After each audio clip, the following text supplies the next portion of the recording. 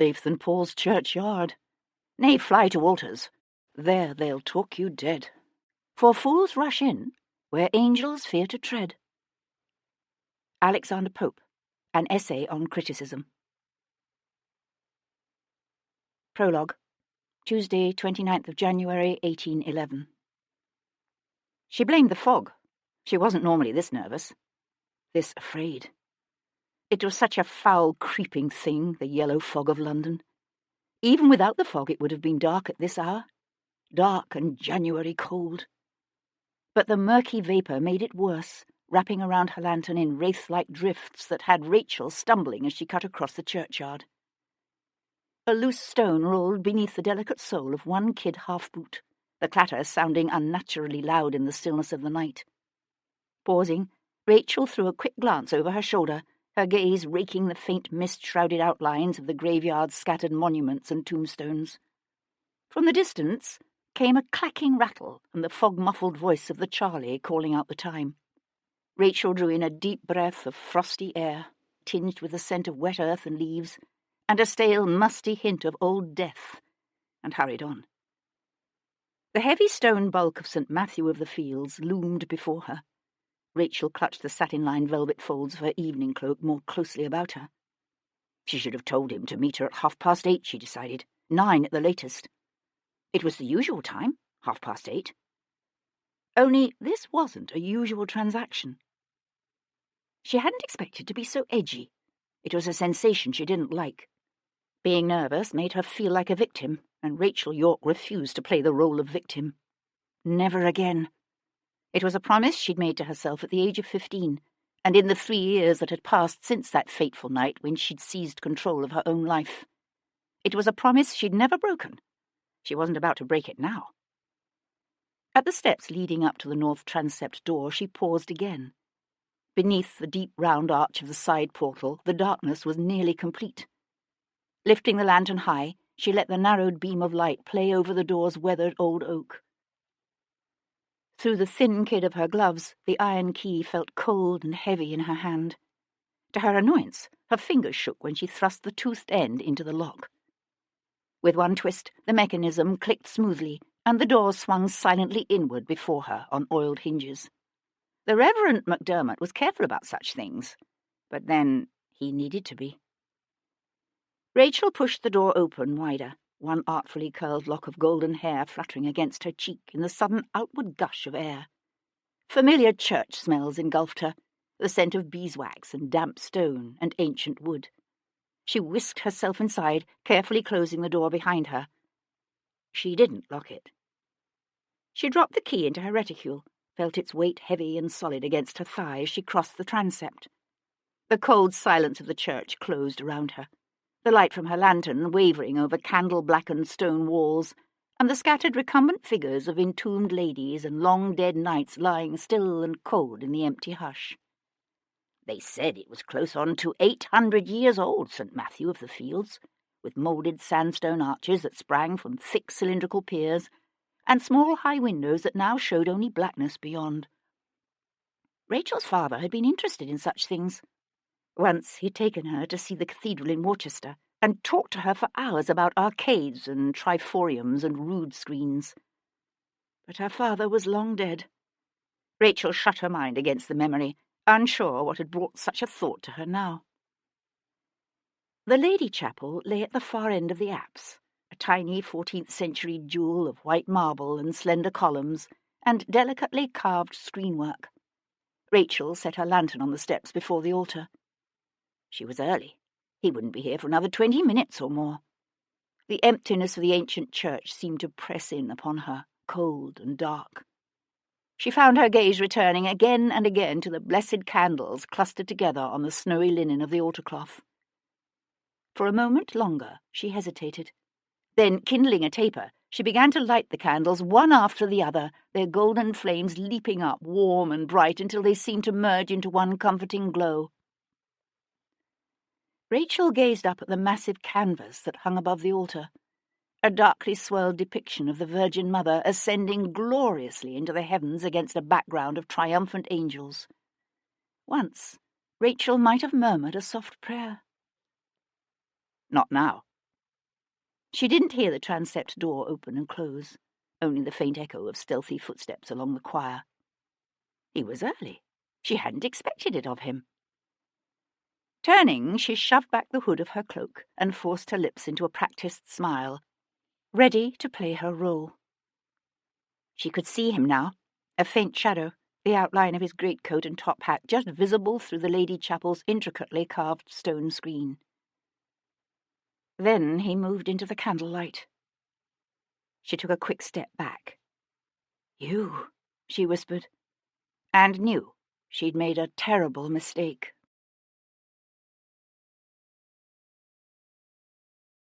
Chapter 1. Wednesday, 30th of January, 1811. Sebastian could hear the tolling of the city's church bells counting out the hour, dull echoes of sound muffled by distance, and the acrid fog that even here hugged the open ground and shrouded the bare, reaching branches of the stand of elms that grew at the edge of the field. Dawn had come, but it brought little warmth or light. Sebastian Alistair St. Viscount Devlin, only surviving son and heir to the Earl of Hendon, propped his shoulders against the high side of his curricle, crossed his arms at his chest, and thought about his bed. It had been a long night, a night of brandy fumes and cigar smoke, of Pharaoh and 21, and a promise made to a sad-eyed woman, a promise that he would not kill, however much the man he had come here to meet might deserve killing. Sebastian tipped back his head and closed his eyes.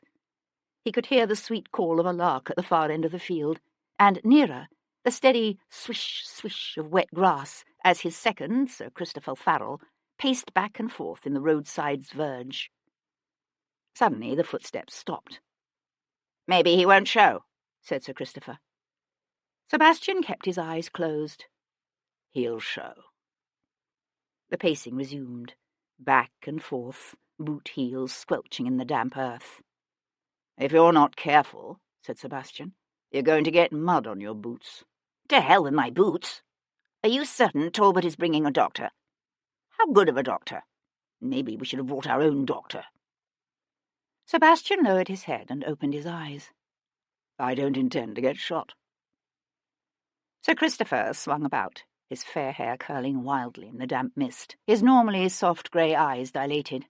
"Right. Well, that's reassuring. Doubtless Lord Firth had every intention of not getting shot when he stood up against Maynard last month. Pity, of course, that the bullet went through his neck." Sebastian smiled. "I'm delighted to see I'm amusing you. This is another of those advantages of having gone to war, is it? Staring with calm disdain into the face of death. Ranks right up there with being rendered irresistibly fascinating to members of the fair sex." Sebastian laughed out loud. Christopher smiled himself, then resumed his silent pacing. A slim, flawlessly tailored figure in buckskins and high-gloss top boots and well-laundered linen. After another moment he said, "I still don't understand why you didn't choose swords. Less chance of someone accidentally getting killed with swords." Lifting his left arm in a fencer's pose, he pantomimed a quick thrust against the cold, misty air. A neat little pink through the shoulder, a bloody scratch on the arm, and honour is satisfied. "Talbot intends to kill me." Christopher let his arms fall to his sides. "So you're just going to stand there and let him take a shot at you?" "Talbot couldn't hit a ship of the line at 25 paces. Sebastian yawned. "I'm surprised he chose it." It was the code duello. As the challenged party, Sebastian selected the weapons, but the choice of distance then fell to the challenger. Christopher scrubbed an open hand across his face. "I've heard rumours. Here he comes," said Sebastian. Straightening, he swung off his driving coat and slung it over the high seat of the curricle. Christopher turned to stare into the opaque distance. "Bloody hell, even you can't see in this fog." "No, but I have ears." "So do I, and I don't hear a thing. I swear, Sebastian, you must be part bat. It's unnatural." A minute or two later, a carriage appeared out of the gloom, a pair of showy blacks pulling a high-perch phaeton containing 2 men, and followed at a discreet distance by a simple gig. The doctor. A tall, lanky man with straight, thinning brown hair and an aquiline nose jumped down from the phaeton's high seat. Across the mist-blown field, Captain John Talbot's gaze met and held Sebastian's for one long moment. Then he turned away to strip off his coat and gloves. "Right then," called the captain's second, a mustachioed military man who clapped his hands together in a false show of heartiness. "Let's get to it, shall we?" "Those rumours I mentioned," Christopher said in an undertone as he and Sebastian moved forward. "They say the last time Talbot fought a duel, he chose 25 paces, then turned and fired after 12. Killed the man. Of course, Talbot and his second swore the distance had been settled at 12 paces all along." "And his rival's second shut up about it when Talbot threatened to call him out for naming Talbot a liar." Sebastian gave his friend a slow smile. "Then if Talbot should have occasion to call you out for similar reason, I suggest you choose swords." "You have the pistols?" said Talbot's second as Sir Christopher walked up to him. A brace of pistols in a blue velvet-lined walnut box was produced, inspected, and loaded by the seconds. Talbot made his choice. Sebastian took the other pistol in his hand, felt the cool, familiar weight against his palm, the deadly hardness of steel against his curled finger. "Ready, gentlemen." Back to back they stood, then began to walk, each step measured to the steady drone of the counted paces. 1, 2... The doctor ostentatiously turned his back, but Christopher stood his ground, his eyes narrowed and watchful, his face pale, anxious. Sebastian knew his friend wasn't only worried about Talbot's intentions, that Christopher had other misgivings. Christopher didn't understand that there was a fine line between seeking death and being indifferent to its occurrence. A line Sebastian had yet to cross. 3, 4... He had an unexpected memory of a misty summer morning long ago on a grassy slope near the hall, when his 2 older brothers had still been alive, and his mother. The air had smelled of the fresh scones they'd brought for tea, and ferns, and the restless sea beating against the rocks in the cove far below. They'd played drakes and dragons that morning, the 4 of them, counting out the movements. 5, 6, as they wove in and out, even his mother, her head thrown back, laughing, the strengthening sun bright on her golden hair. Only his sister Amanda had sat aloof, as she always did, aloof and disapproving and angry for reasons Sebastian never quite understood. 8, 9... The metal of the pistol's trigger felt cold and solid against Sebastian's finger. The wind-swirled mist damp against his cheeks. He forced himself to focus on this moment, this place. The lark called again, from nearer the base of the hill. He could hear the gurgle of a distant stream, the clip-clop of a horse ridden at a slow trot up the road. 10, 11... It was the hesitation in the other man's stride between the 10th and 11th count that warned him. That, and the whisper of cloth rubbing against cloth as Talbot turned. 12... Sebastian spun about and dropped into a crouch at the precise moment that John Talbot fired, so that the bullet, intended for Sebastian's heart, grazed his forehead instead. Then, gun empty and dangling slack in his hand, Talbot had no choice but to stand, body turned sideways, jaw clenched tight, nostrils flaring with each indrawn breath as he waited for Sebastian's shot. Calmly, purposefully, Sebastian raised his pistol, took aim, and fired. Captain Talbot let out a sharp cry and pitched forward.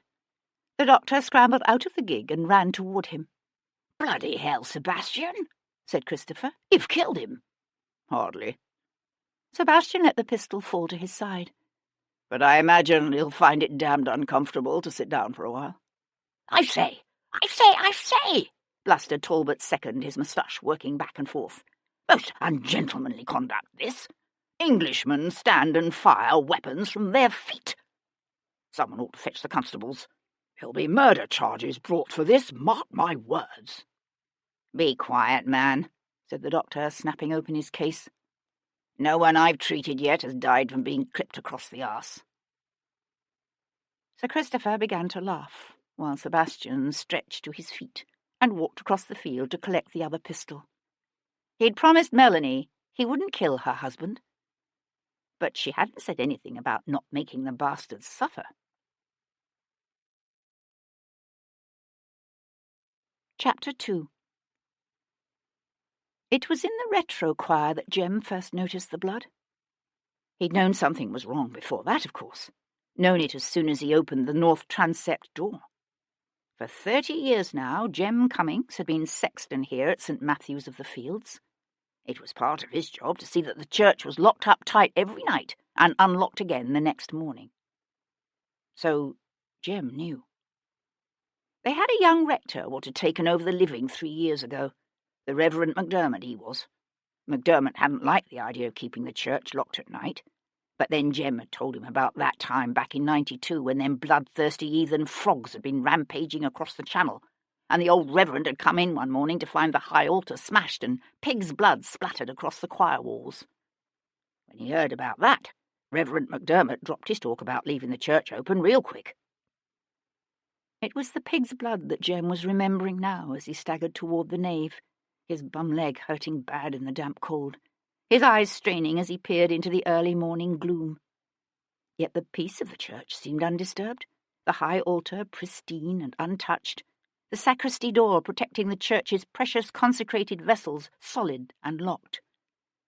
The pounding of Jem's heart began to ease. Then he saw the blood. He didn't know what it was at first.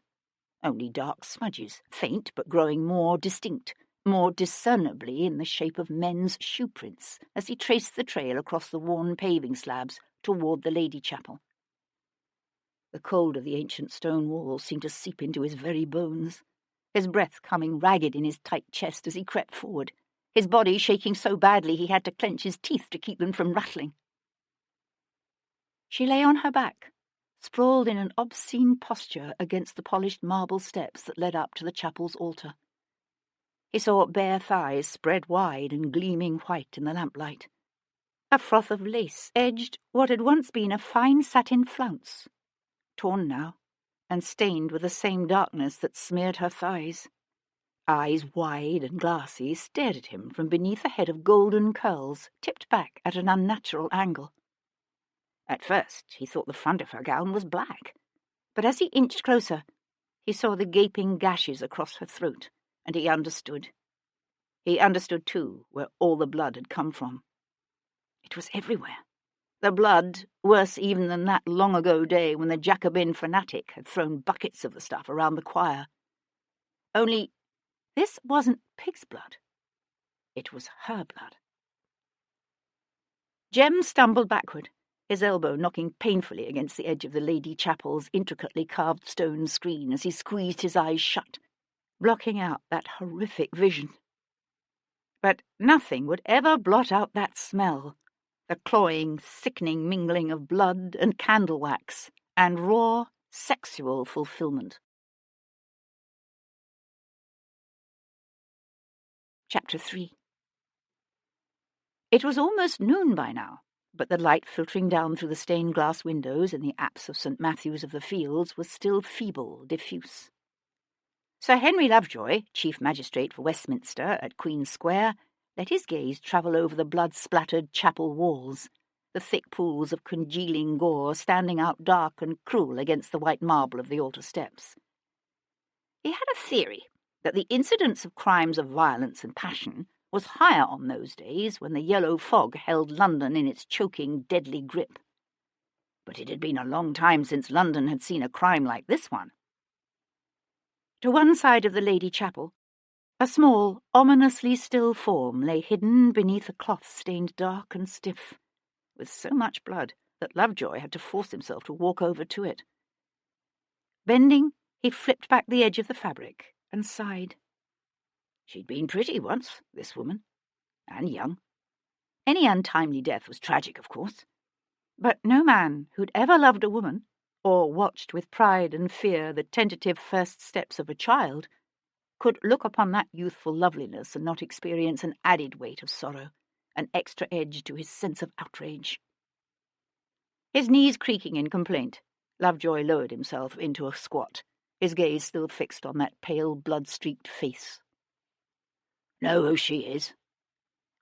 The question was addressed to the only other person in the chapel, a tall, well-built man in his mid-30s, with fair, fashionably dishevelled hair and an intricately tied cravat.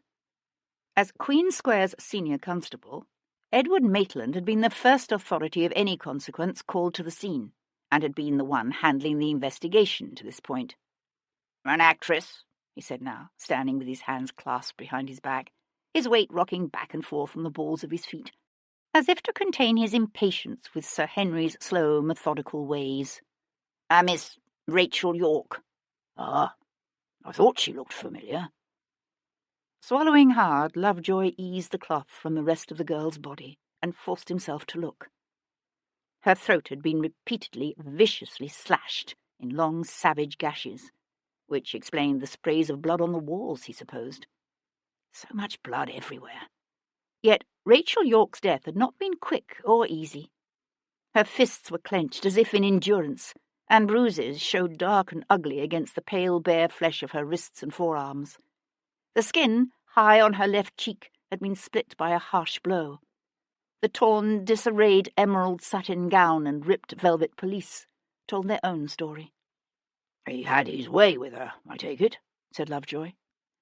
Maitland shifted his weight back onto the heels of his expensive boots and balanced there, his gaze not on the girl, but on the high blue and red stained glass of the eastern window. "Yes, sir. No doubt about that." No doubt indeed, thought Lovejoy. The inescapable tang of semen still hung in the air, mingling with the heavy metallic odour of blood and the pious sweetness of incense and beeswax. He let his gaze travel over the girl's carefully composed limbs and frowned. "She was lying like this when you found her?" "No, sir. She was there, before the altar. Weren't proper to leave her that way, this being a church and all." Lovejoy straightened, his gaze drifting back to those blood-smeared marble steps.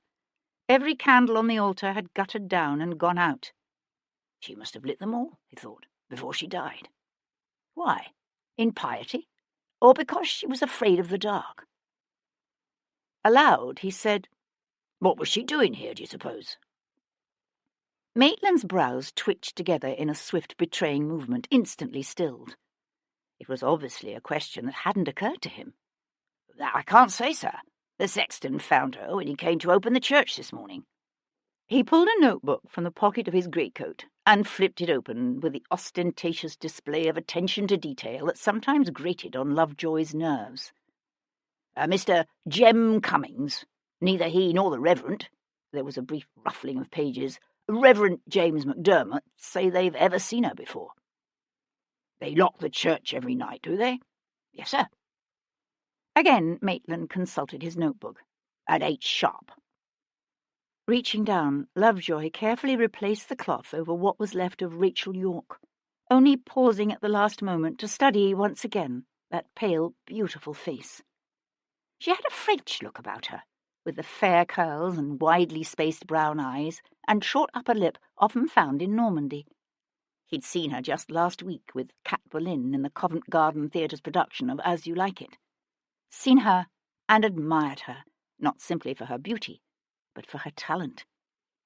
He had a clear image of her upon the stage, her hands held high in the clasp of her fellow cast members as they took their final bow, her eyes bright and shining, her smile wide and triumphantly joyous.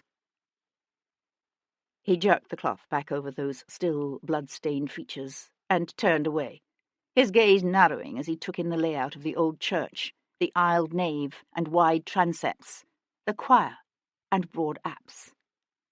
"This Mr. Cummings, does he say he came back here to the Lady Chapel before locking up last night?" Maitland shook his head. "The sexton says he glanced back here from the retrochoir and gave a loud halloo, warning that he was about to lock up. But he didn't actually venture into the chapel itself, sir. And he wouldn't have seen her from the retrochoir. I checked myself." Lovejoy nodded. In the damp coolness of the church, some of the pools of blood had yet to dry. Glossy and thick, they shimmered darkly in the lamplight, and he took care to avoid stepping in them as he walked slowly about the chapel. There'd been so many big, careless feet tramping in and out of the chapel in the past 6 hours that it would be impossible to accurately reconstruct what the floor had looked like before the sexton's arrival. But it seemed somehow disrespectful, a violation of that poor girl lying there against the wall, to be tromping heedlessly through what had once been her life's blood. So Lovejoy tried to avoid it. He stopped in front of the small altar's white marble steps. The blood was thickest here, where she'd been found. A lantern lay on its side, its glass shattered. He twisted around to glance back at his constable. "Any idea who was the last person to use the Lady Chapel?" Once again Maitland thumbed through his notebook. It was all for effect, Lovejoy knew. Edward Maitland could recite the entire contents of his notebook from memory, but he thought it gave weight to his pronouncements to be seen looking up each fact or figure. "We're still checking," he said with a slowness that was again for effect, "but it was probably a Mrs. William Knackery. She's a haberdasher's widow. Comes to the Lady Chapel here every evening at about 4:30 and prays for some 20 to 30 minutes. She says the church was empty when she left, just before 5. Lovejoy lifted his gaze to the blood-spattered walls, his lips tightening into a smile that had nothing to do with humour. "It appears to be a fairly safe assumption to say she was killed here." Warily, Maitland cleared his throat. He always grew uncomfortable when Lovejoy began stating the obvious. "I should think so, sir. Which seems to place our murder between the hours of 5 and 8 last night."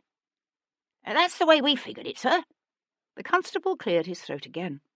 "We found her reticule some 2 or 3 feet from the body. It was open, so most of the contents had spilled out. But her pocketbook was still there, undisturbed, and that's a fine gold necklace and earrings she's wearing. In other words, no robbery." "No, sir." "But you say the reticule was open. I wonder if it simply fell open when she dropped it, or if our killer was searching for something." Lovejoy glanced again around the cold chapel, felt the damp chill of the stones seeping up through the soles of his boots. He shoved his gloved hands deep into the pockets of his greatcoat and wished he hadn't forgotten his scarf. "I'm waiting, Constable." The planes of Edward Maitland's broad, handsome face pinched with puzzlement. "Sir? For you to tell me why you felt it necessary that I come here myself." The frown eased into a self-satisfied smile. "Because we figured out who did it, sir." "Really?" "It was this what told us where to look." Maitland took a small flintlock pistol from his pocket and held it out. "There's no doubt it was dropped by our murderer. One of the lads found it mixed up in the folds of her cloak." Lovejoy took the weapon and balanced it thoughtfully in his hand. It was an exquisite piece of high-grade steel with a polished mahogany grip and a brass trigger guard intricately worked with the design of a serpent wrapped around a sword.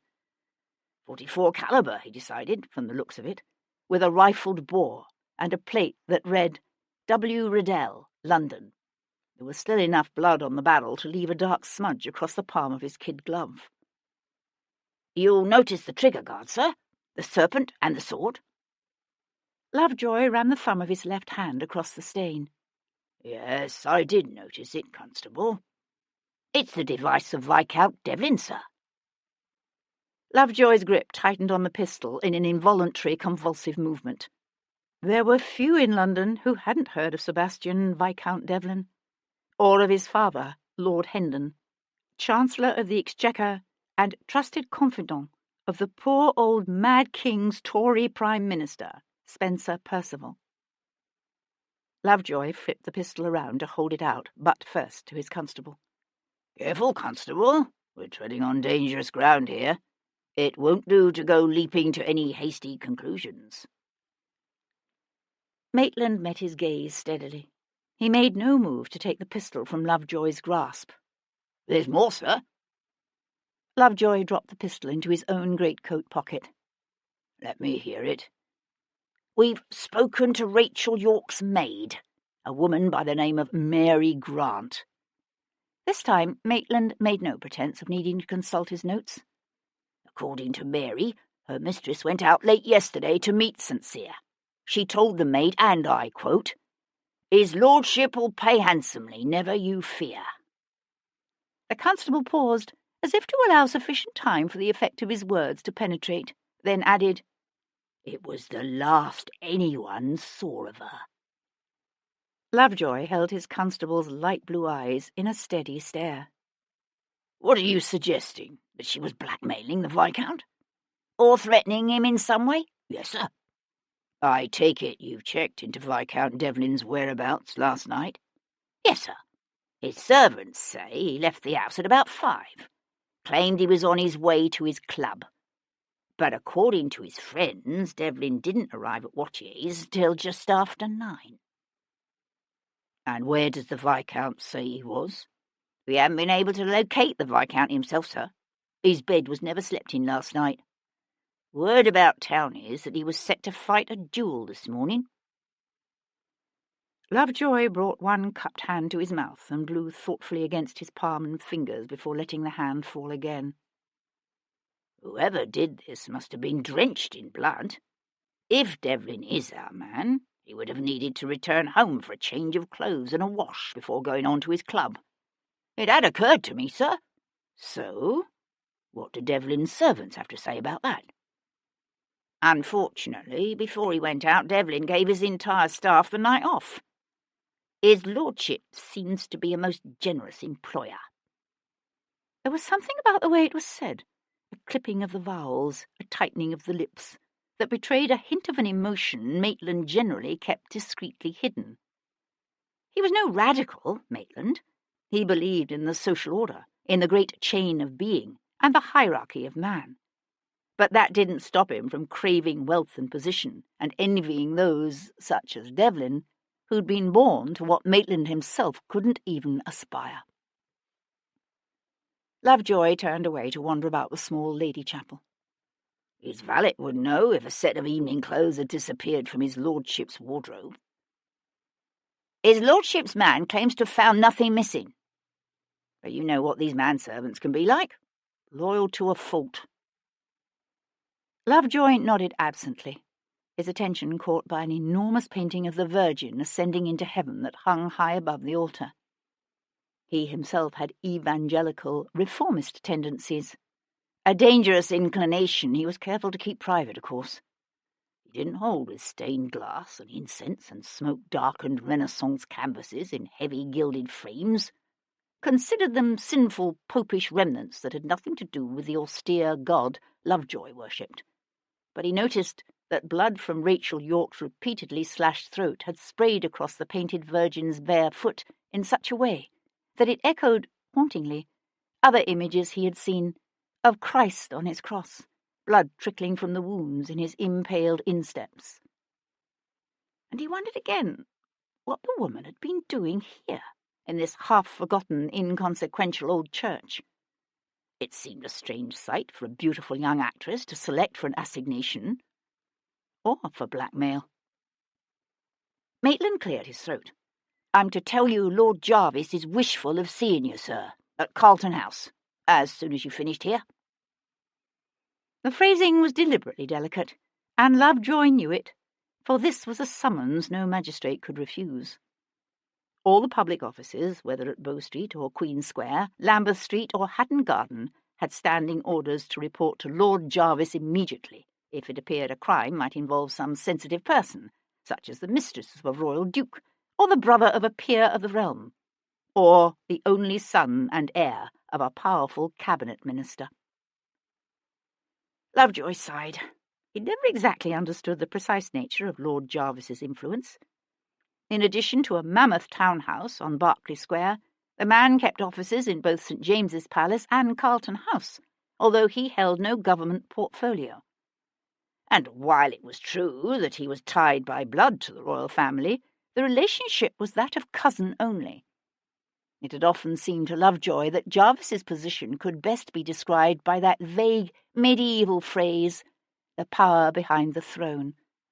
Although how Jarvis had acquired that power, and how he had maintained it through the course of King George's long descent into madness, Lovejoy could never understand. He only knew that the Prince of Wales now depended on the man as much as the king ever had, and that when Jarvis summoned a magistrate, the magistrate went. Lovejoy swung back to his constable. "You've already sent him word of this?" "I thought he'd want to know right away. Devlin's father, being so close to the Prime Minister and all." Lovejoy blew out a long, tense breath that turned into a frosty mist in the cold air. "You do realise the delicacy of the situation?" "Yes, sir." Lovejoy's gaze narrowed as he studied the constable's impassive face. Odd that it had never occurred to Lovejoy to wonder until now about Edward Maitland's politics. But then it had never really mattered until now. Lovejoy tried to tell himself it still didn't matter, that their job began and ended with the need to investigate and solve this murder, and punish the malefactor. And yet, the Earl of Hendon, like Spencer Perceval and the other ministers in the King's cabinet, was a Tory, whereas the Prince of Wales and the men with whom he surrounded himself were Whigs. At any time for the son and heir of a prominent Tory to be accused of such a crime would have been explosive. For the accusation to come now, when the old king was about to be declared mad and the prince made regent, could have profoundly far-reaching implications, not just for the composition of the government, but for the nature of the monarchy itself. Chapter 4.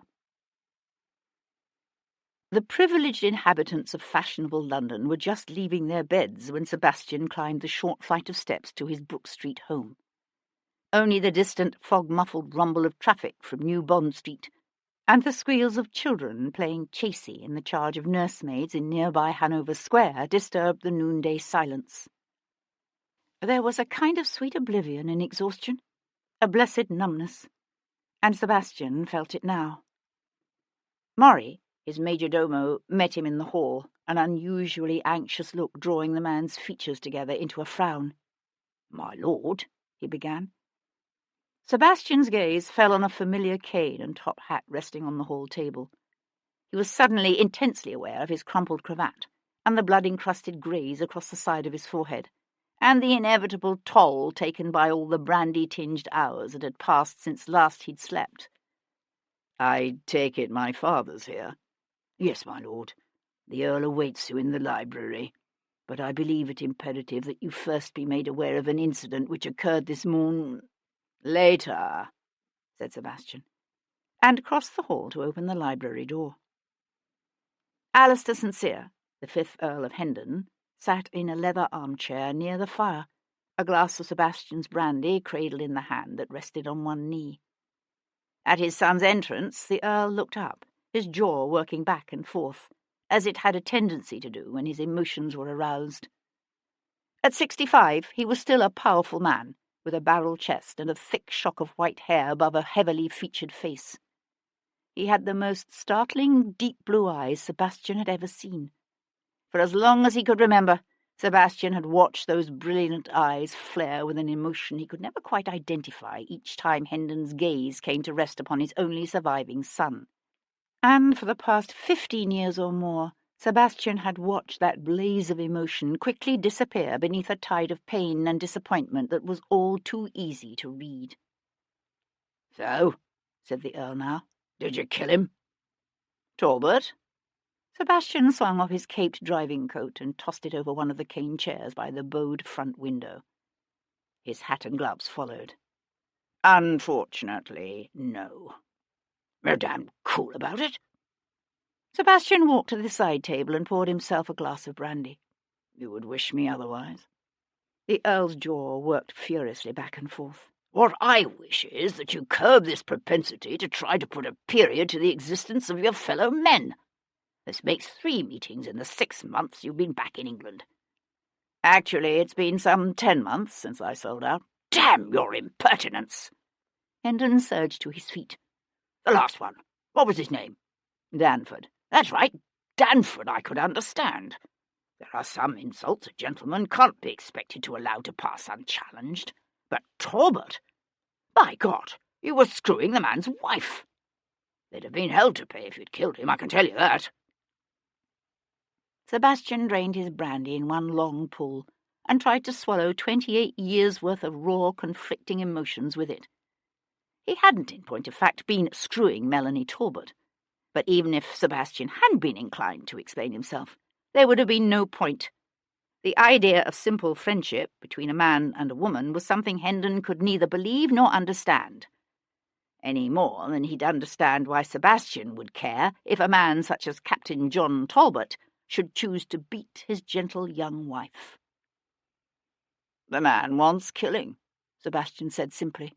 "Why? So you can have his wife?" Turning away, Sebastian went to splash himself another drink. "That was never my intention. What you need is a wife of your own." Sebastian froze, then carefully lowered the brandy carafe. "So we're back to that, are we? If you're going to insist upon continuing this dissolute lifestyle of yours, the least you can do is have the courtesy to ensure the succession before you drink yourself into a decline. Or go out some morning and get yourself shot." "You underestimate me." He turned to find his father studying the gash across Sebastian's forehead through narrowed, troubled eyes. "This one was close. I told you, the man wants killing." The Earl's jaw hardened. "You're 28.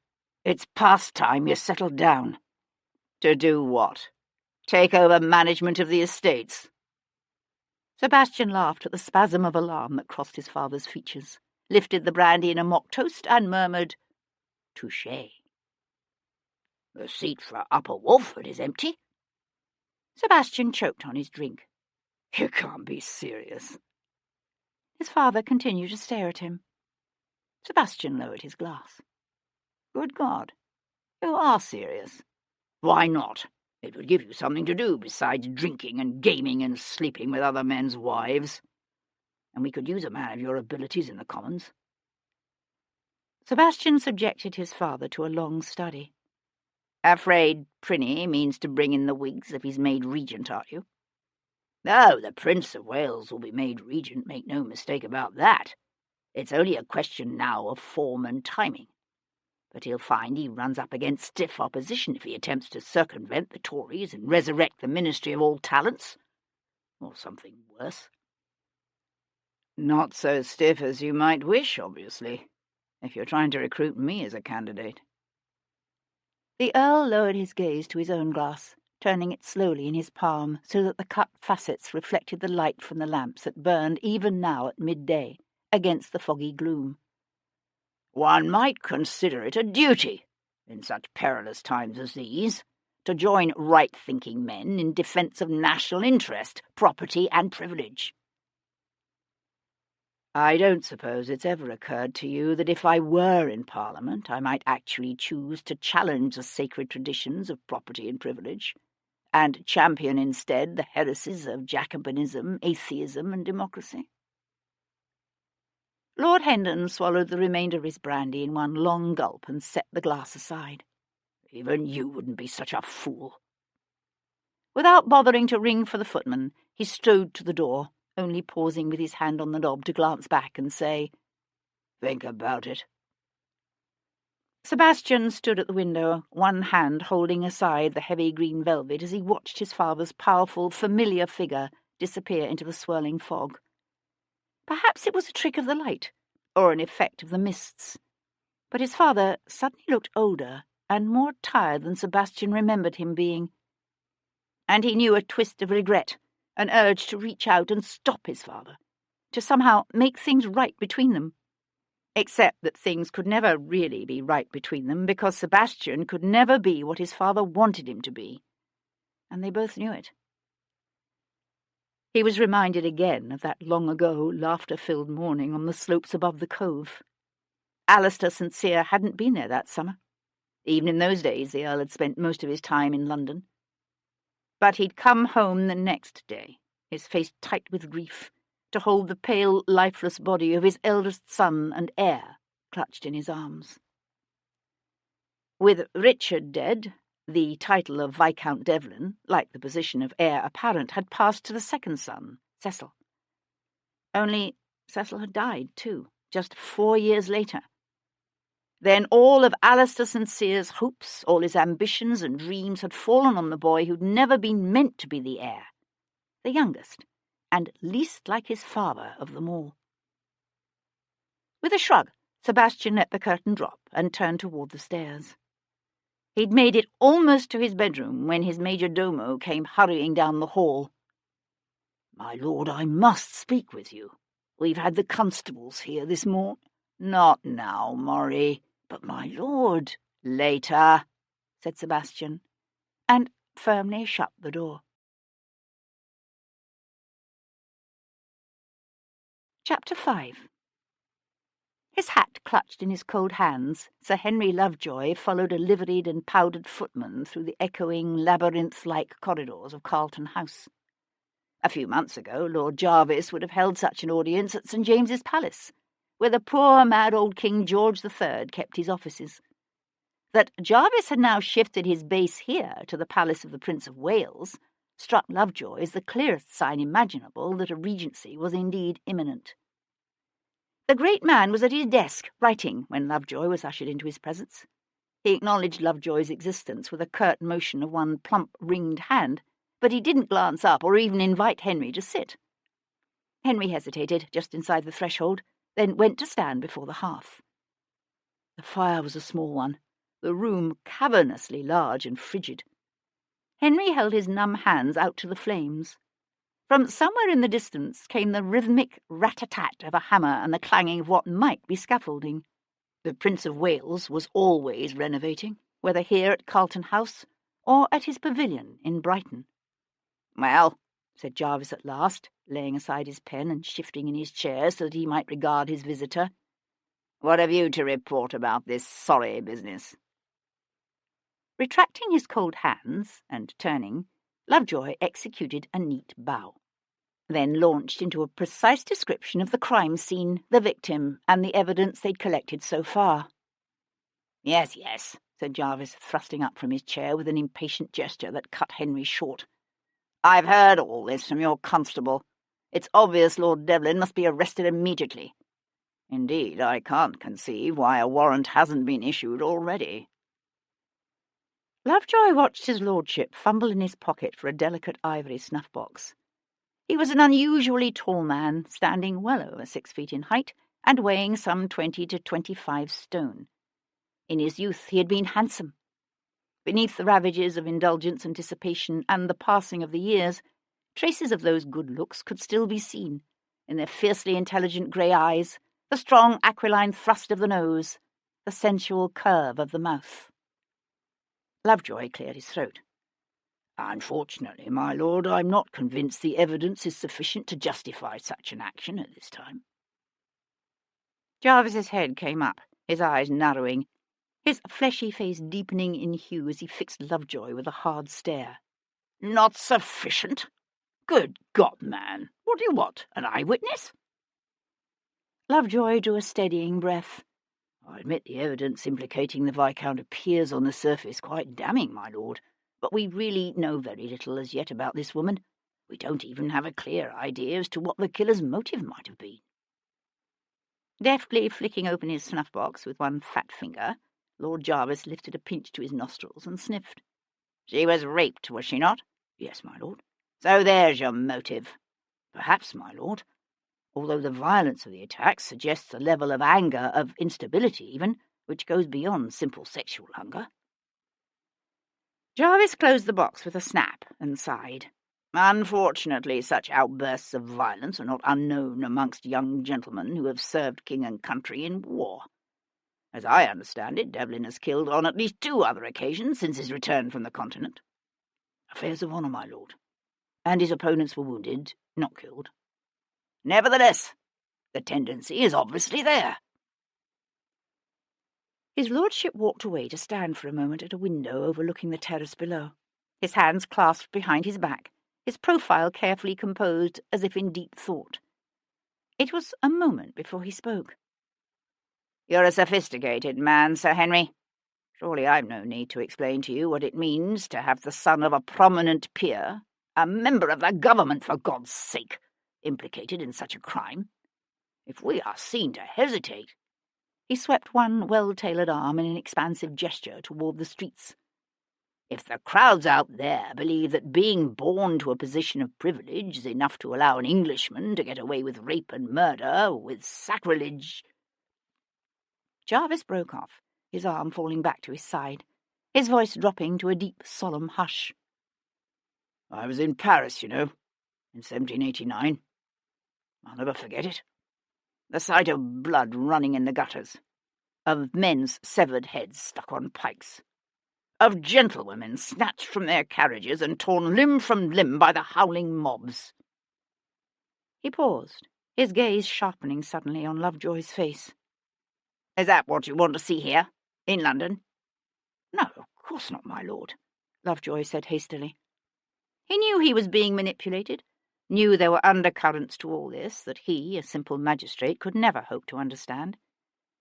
He knew it, yet that didn't stop the chill that touched his soul, the sick dread that clutched at his vitals. It was every Englishman's worst fear that the endless, rampant, mindless carnage of the French Revolution might some day spread across the Channel and destroy everything he held most dear. "If Lord Devlin is indeed innocent of this terrible crime," Jarvis was saying, "he will in due course be exonerated and freed. The important thing is to be seen acting now. These are perilous times in which we live, sir. The news from the war is not good. The masses are discontented and sullen, and easily stirred up by radicals. With His Majesty's health unlikely to improve, and a Regency bill even now before Parliament, the very stability of the realm could be at stake. This is no time to be seen to hesitate, to dither and delay. The Prince of Wales wants Devlin arrested, and he wants it done before nightfall." Jarvis paused. "I trust I can rely upon you to handle the situation with the tact and discretion required." It was never easy bringing a member of the aristocracy to justice. Yet it did happen. It wasn't so many years since the 4th Earl Ferrers had been arrested for the murder of his steward, tried before the House of Lords, and hanged. As heir to the Earl of Hendon, Sebastian St carried the title of Viscount Devlin as a courtesy title only. Lord, he might be called. But otherwise, the title conveyed upon him none of the legal rights of an actual peerage. Until the day he became Earl of Hendon, in his father's stead, Devlin would not, technically, be a peer, and so he would be tried before the King's Bench, like any other common criminal, rather than in the House of Lords. If it came to that, of course. Lovejoy bowed sharply. "Yes, my lord, I'll see to it personally." An unexpectedly winning, almost gentle smile spread across Lord Jarvis's face. "Good man. I knew I could count on you." His hat gripped tightly before him. Lovejoy bowed himself out of the great man's presence. But as he turned to walk down that long, ornate corridor, his footsteps echoing hollowly, his heart feeling strangely heavy in his chest, Sir Henry Lovejoy became aware of a growing conviction that he was being used. Chapter 6. Sometimes dreams of the war still came to him. Dreams haunted by dying children, dark eyes filled with pain and fear and bewilderment, and golden-skinned women, swollen, pregnant bellies ripped open by soldiers' bayonets. Once it had mattered to him which soldiers' bayonets, French or English. It had mattered desperately.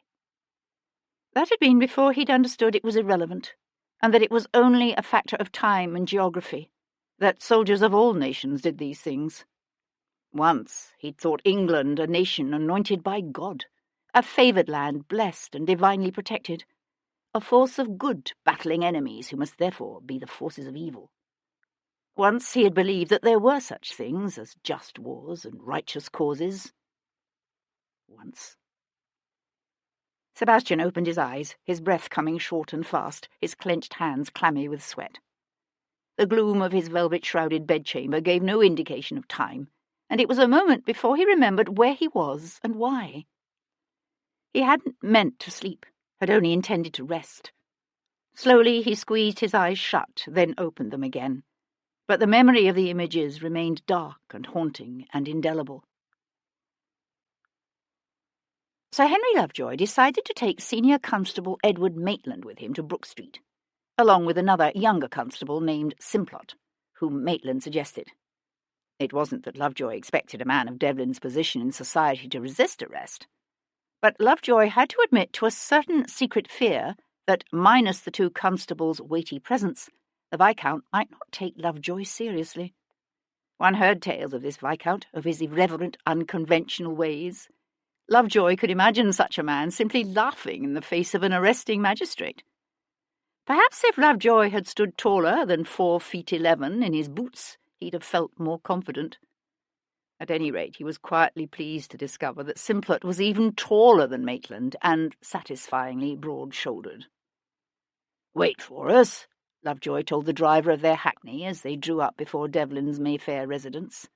The townhouse was an elegant structure with a neat bay window and beautifully proportioned Ionic portico, but it couldn't begin to compare with St. Cyr House, that massive granite pile on Grosvenor Square that would someday belong to Devlin, along with his father's titles, the estates in Cornwall and Devon and Lincolnshire, the interests in mining and shipping and banking. Lovejoy stared up at the townhouse's neat stuccoed facade and wondered what it said about relations between the Earl of Hendon and his only son and heir, that Devlin chose to reside here, in Brook Street, rather than beneath that palatial paternal roof. "His lordship will be finding the lodgings at Newgate a far cry from this," Maitland said in a quiet aside as a stony-faced majordomo bowed them into the hall.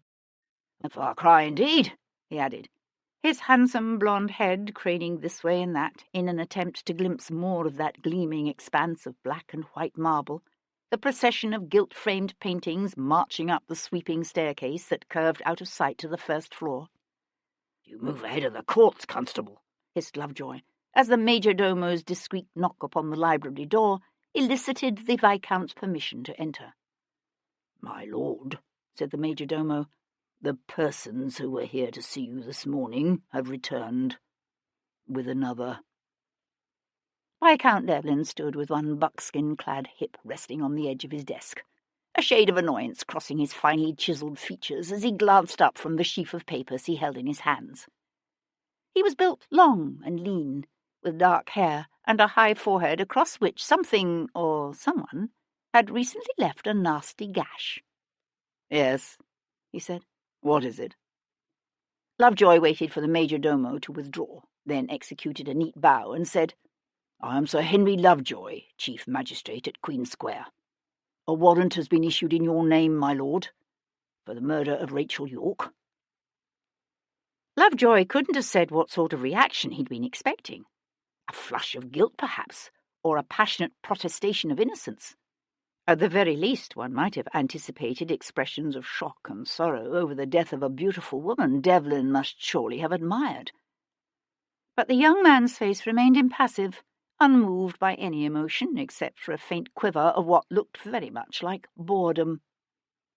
He set aside the papers. "What is this? Some sort of jest?"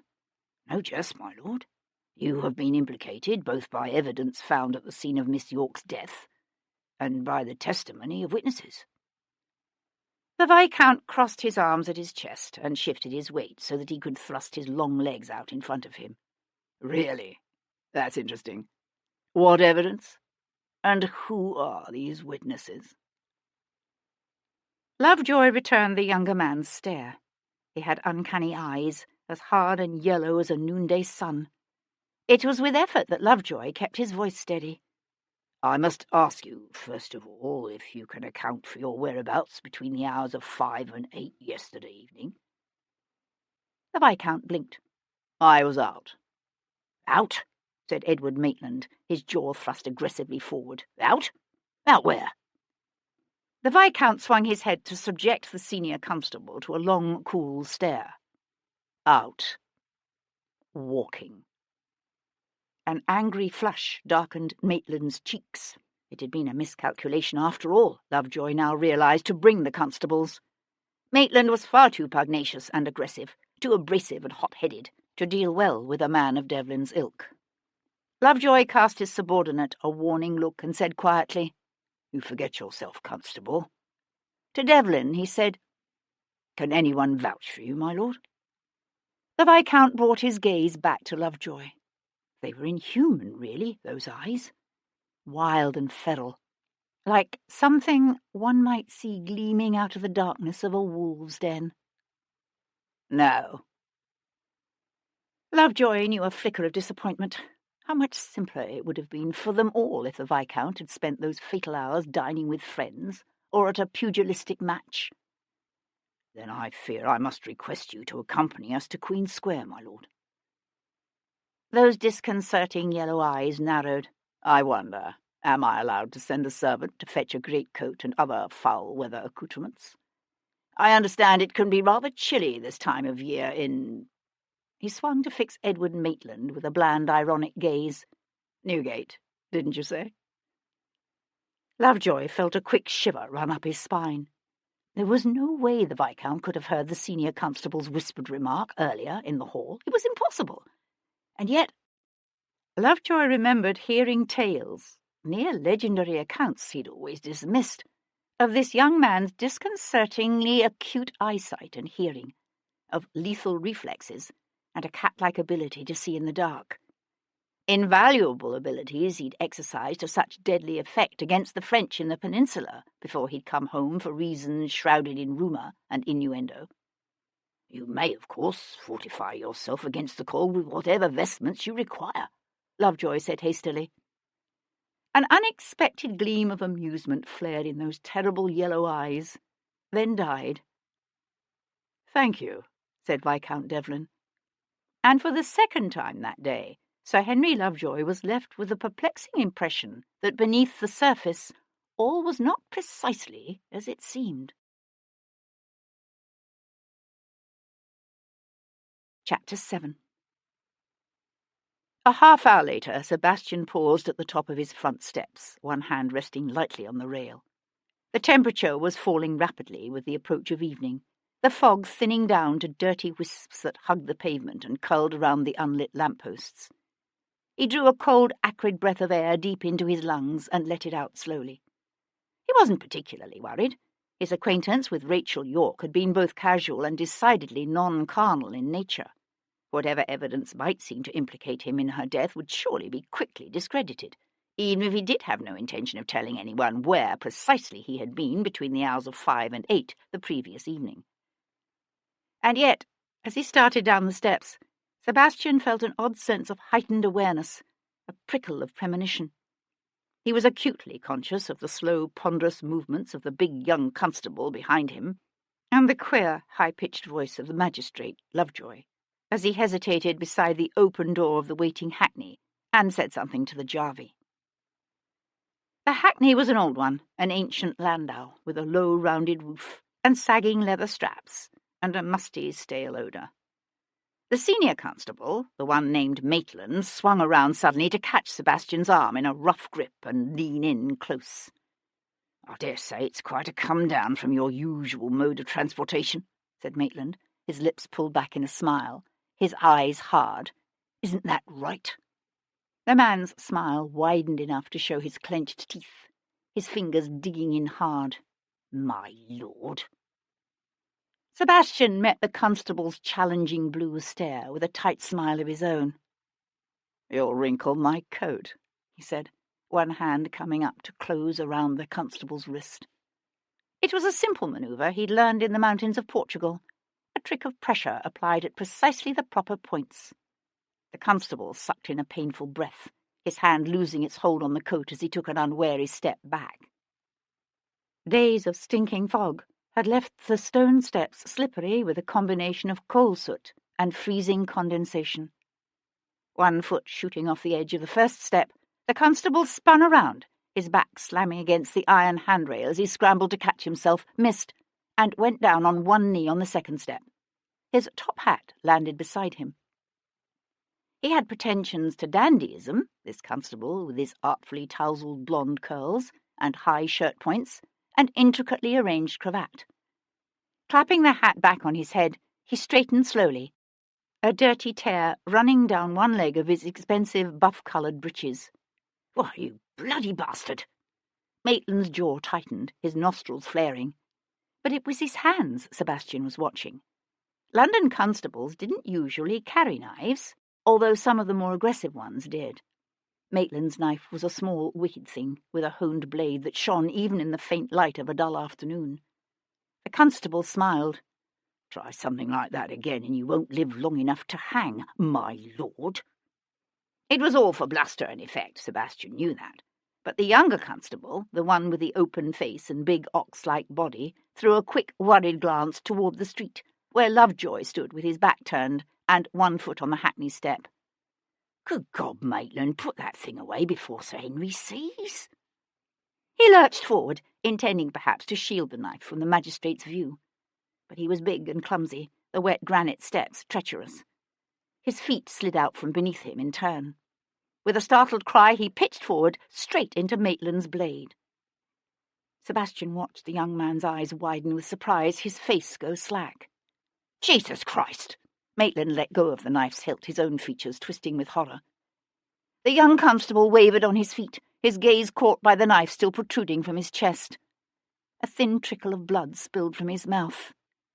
"You've killed me," he whispered, his gaze lifting to Maitland's, his legs buckling beneath him. Sebastian caught the young man as he fell. Blood spilled over Sebastian's hands, down the front of his greatcoat. Lowering the gasping constable to the footpath, Sebastian ripped off his own neckcloth, pressed it to the bubbling wound in the constable's chest.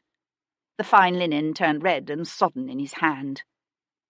"Good God," whispered Maitland, staggering down the last step, his face ashen. "Get a doctor, quickly," snapped Sebastian. Maitland stood with one arm wrapped around the area railing as if for support, his eyes wide and staring. "Bloody hell. Sir Henry, if you would—" Sebastian pivoted on one knee to find Lovejoy standing on the hackney's steps, his little face pinched with shock. "My lord," said the magistrate, "what have you done?" "What have I done?" said Sebastian. Still grasping the railing, Constable Maitland's wide-eyed gaze lifted from Simplot to the magistrate. "He stabbed him," Maitland suddenly shouted. "He stabbed Simplot." Sebastian stared down at the man in his arms. The cold, misty rain had begun to fall, bringing a dark sheen to the paving stones and dampening the greying face of the dying man. Sebastian had seen enough death, from Italy and the West Indies to Portugal, to recognise the signs when he saw them. The man would die, and Sebastian would be blamed for this death, just as he was already being blamed for the murder of a West End actress he had barely known.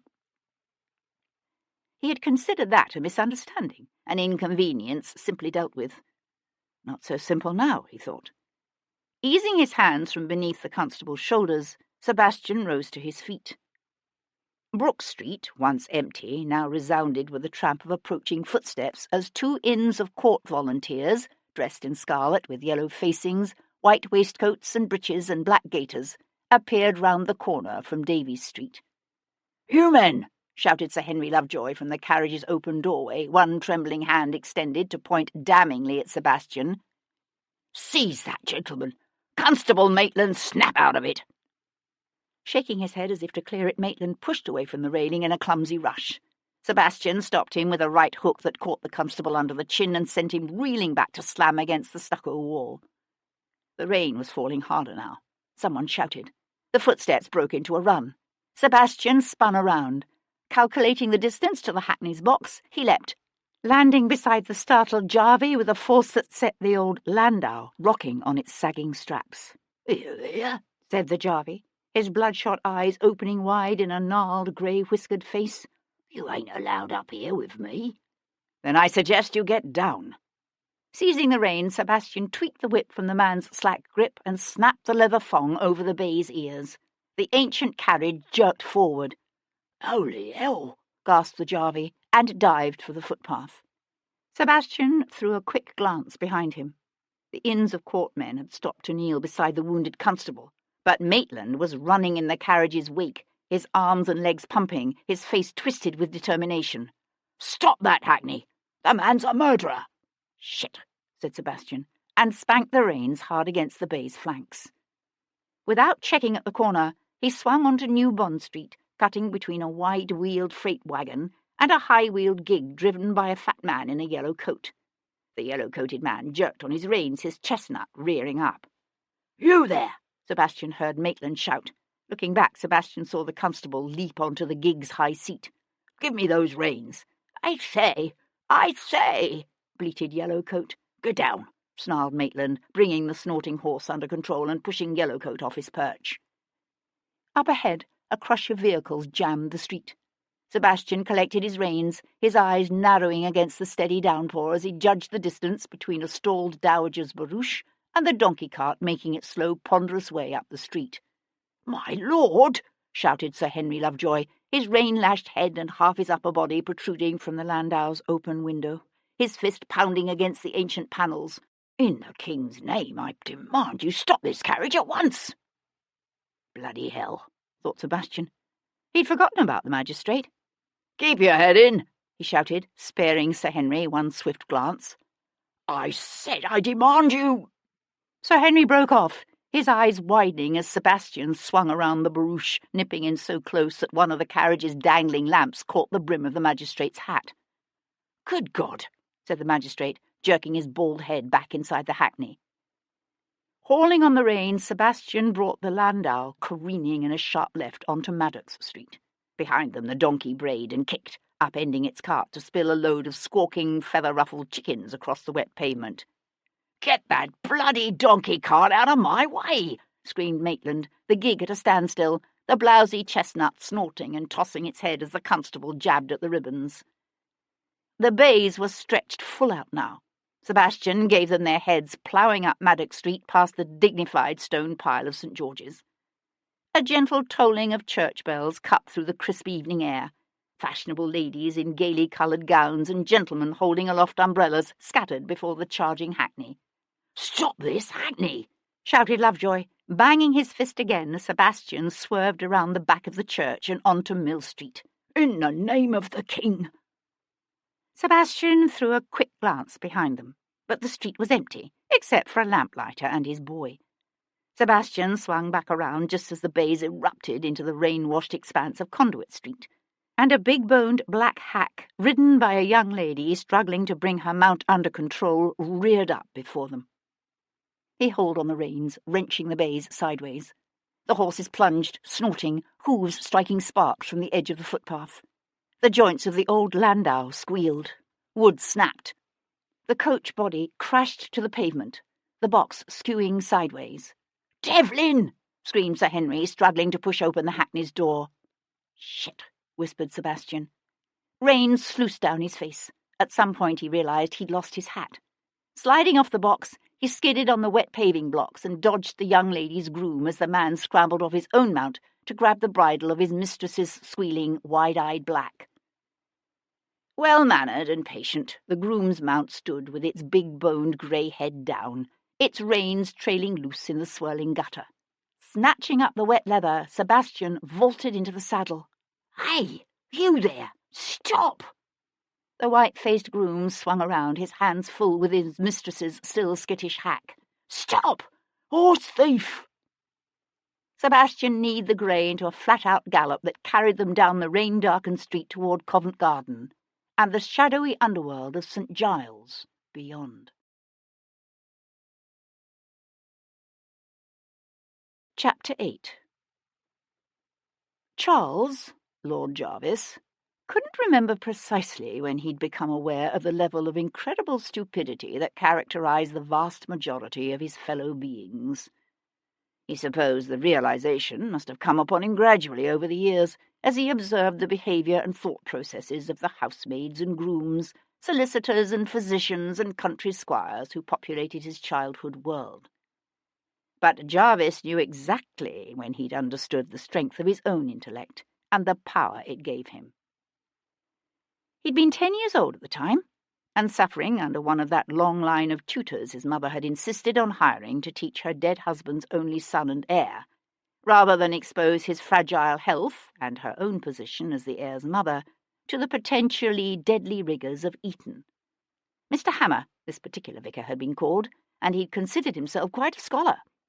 Only vulgar necessity had induced Mr. Hammer to accept such an inferior position as tutor to a young boy, and he lost no opportunity to impress upon his pupil the magnitude of Jarvis's relative ignorance and mental incompetence. And then, one day, he set for Jarvis what was intended to be an impossible task, a mathematical problem that had taken Hammer himself, as an undergraduate at Oxford, a month to decipher. Jarvis completed the assignment in 2 hours. Jarvis's success so enraged his tutor that the man soon found an excuse to punish the boy with a severe beating. But it had been worth it, because in that moment of sweet triumph, Jarvis had understood. He'd understood that most men, even those who were gently born and well-educated, had minds that limped and plodded and tied themselves into knots, and that his own ability to think clearly and quickly, to analyse and discern patterns, and to devise intricate strategies and solutions was not only rare, it was also potentially a very powerful tool. At first, he had expected things in London to be different, but it hadn't taken Jarvis long to learn that essentially the same degrees of imbecility and incompetence existed at the highest echelons of society and government as were to be found, say, at a meeting of the hounds in Middlesex. The man Jarvis was dealing with now, Lord Frederick Fairchild, was typical. He was a duke's son, Lord Frederick, but only a younger son, which meant he'd had to make his own way in life. He'd succeeded fairly well by his society's standards, although a stubborn adherence to Whiggish principles had limited his access to power under the old King George III. Now, with the Prince of Wales about to be named regent, Lord Frederick had expectations that his years of loyal adherence to Prinny were finally to be rewarded. He'd come here, to the chambers the Prince kept aside for Jarvis's use at Carlton House, in a rather transparent attempt to ferret out which position exactly would be his. That he had aspirations of perhaps even being named Prime Minister was an open secret known to everyone in London. "The representatives from the Lords and Commons are to have a conference next Tuesday," Lord Frederick was saying, his gentle grey eyes wide and watchful. "If a compromise on the wording can be reached, I see no reason the swearing-in of the Prince as regent should not take place on the 6th. He paused and looked at Jarvis expectantly. Despite his 70 years, he was still considered a handsome man, Lord Frederick, tall and broad-shouldered, with a trim waist and an enviable, thick, wavy mass of silver hair. A widower, he was quite a favourite with the ladies. He could always be counted on to squire an unescorted matron down to supper, or to solicitously turn the pages of her music when she played. His amiability and social skills kept him amply supplied with invitations to country house parties and the usual whirls of the London season.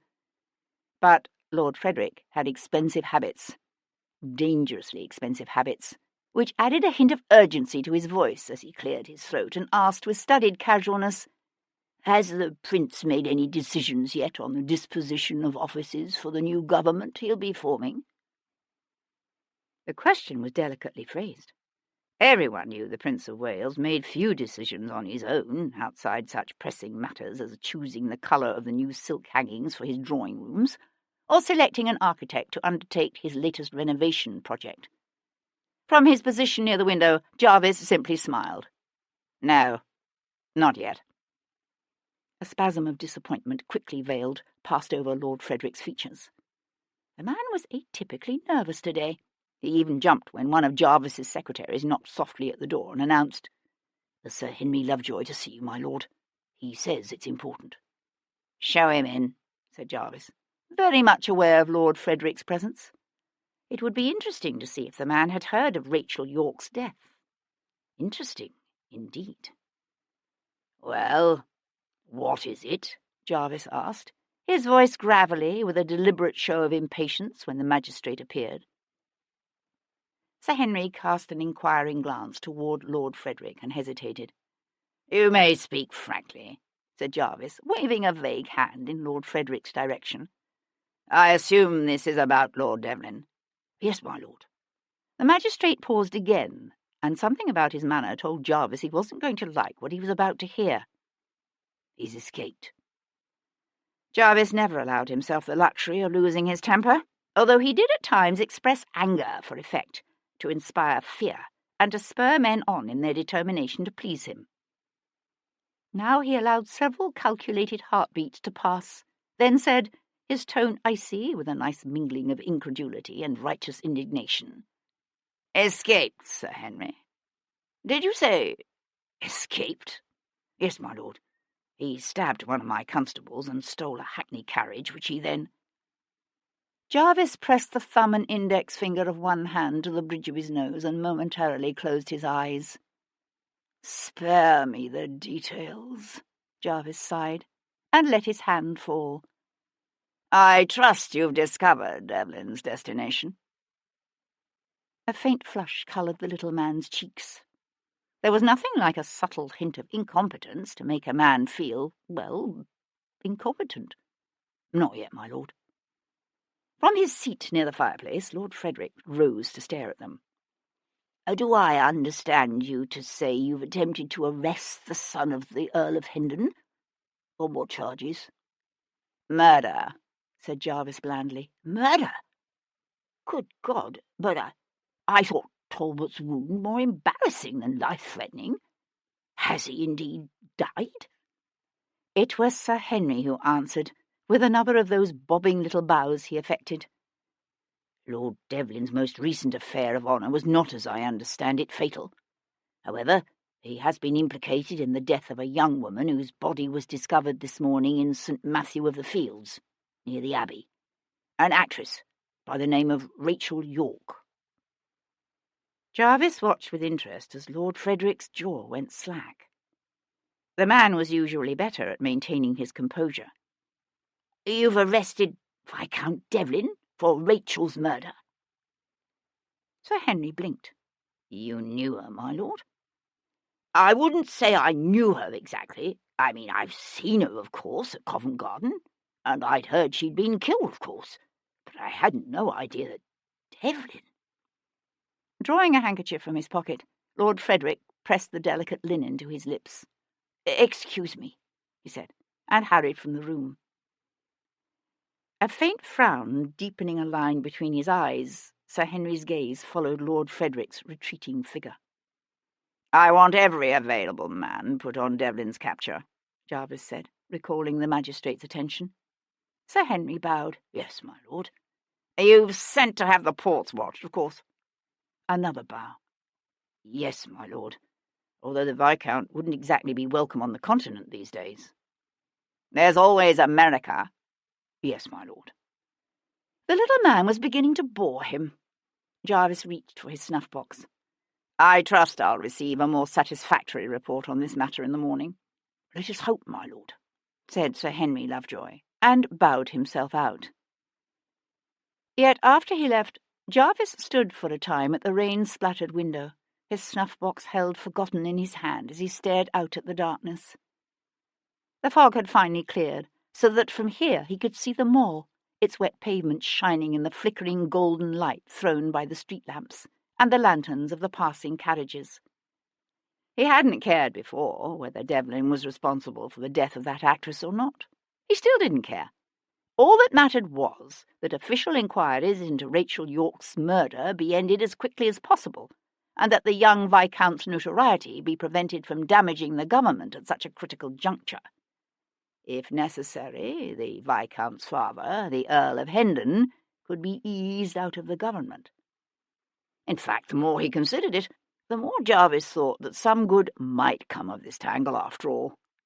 While his staunch Tory sentiments made Hendon more palatable to Jarvis than a man of, say, Fairchild's stripe, the fact remained that Hendon had never been one of Jarvis's supporters. The old fool actually believed that politics could be conducted by the same rules of sportsmanship and fair play as a cricket match on the fields of Eton. If Jarvis could finally get rid of Hendon, managing the prince would be that much easier. Besides, Devlin's precipitous flight from justice and his presumably fatal attack upon an officer of the law certainly suggested an unexpected degree of guilt. The young man needed to be caught soon. Or killed. Jarvis flicked open his snuff-box, lifted a pinch to one nostril, and inhaled deeply. Yes, he rather thought it would be better if Devlin were killed. Chapter 9. The sounds of pursuit had long since faded into the distance. Sebastian slowed the grey to a walk. Darkness was falling fast, the rain easing to a fine mist as the wind rose.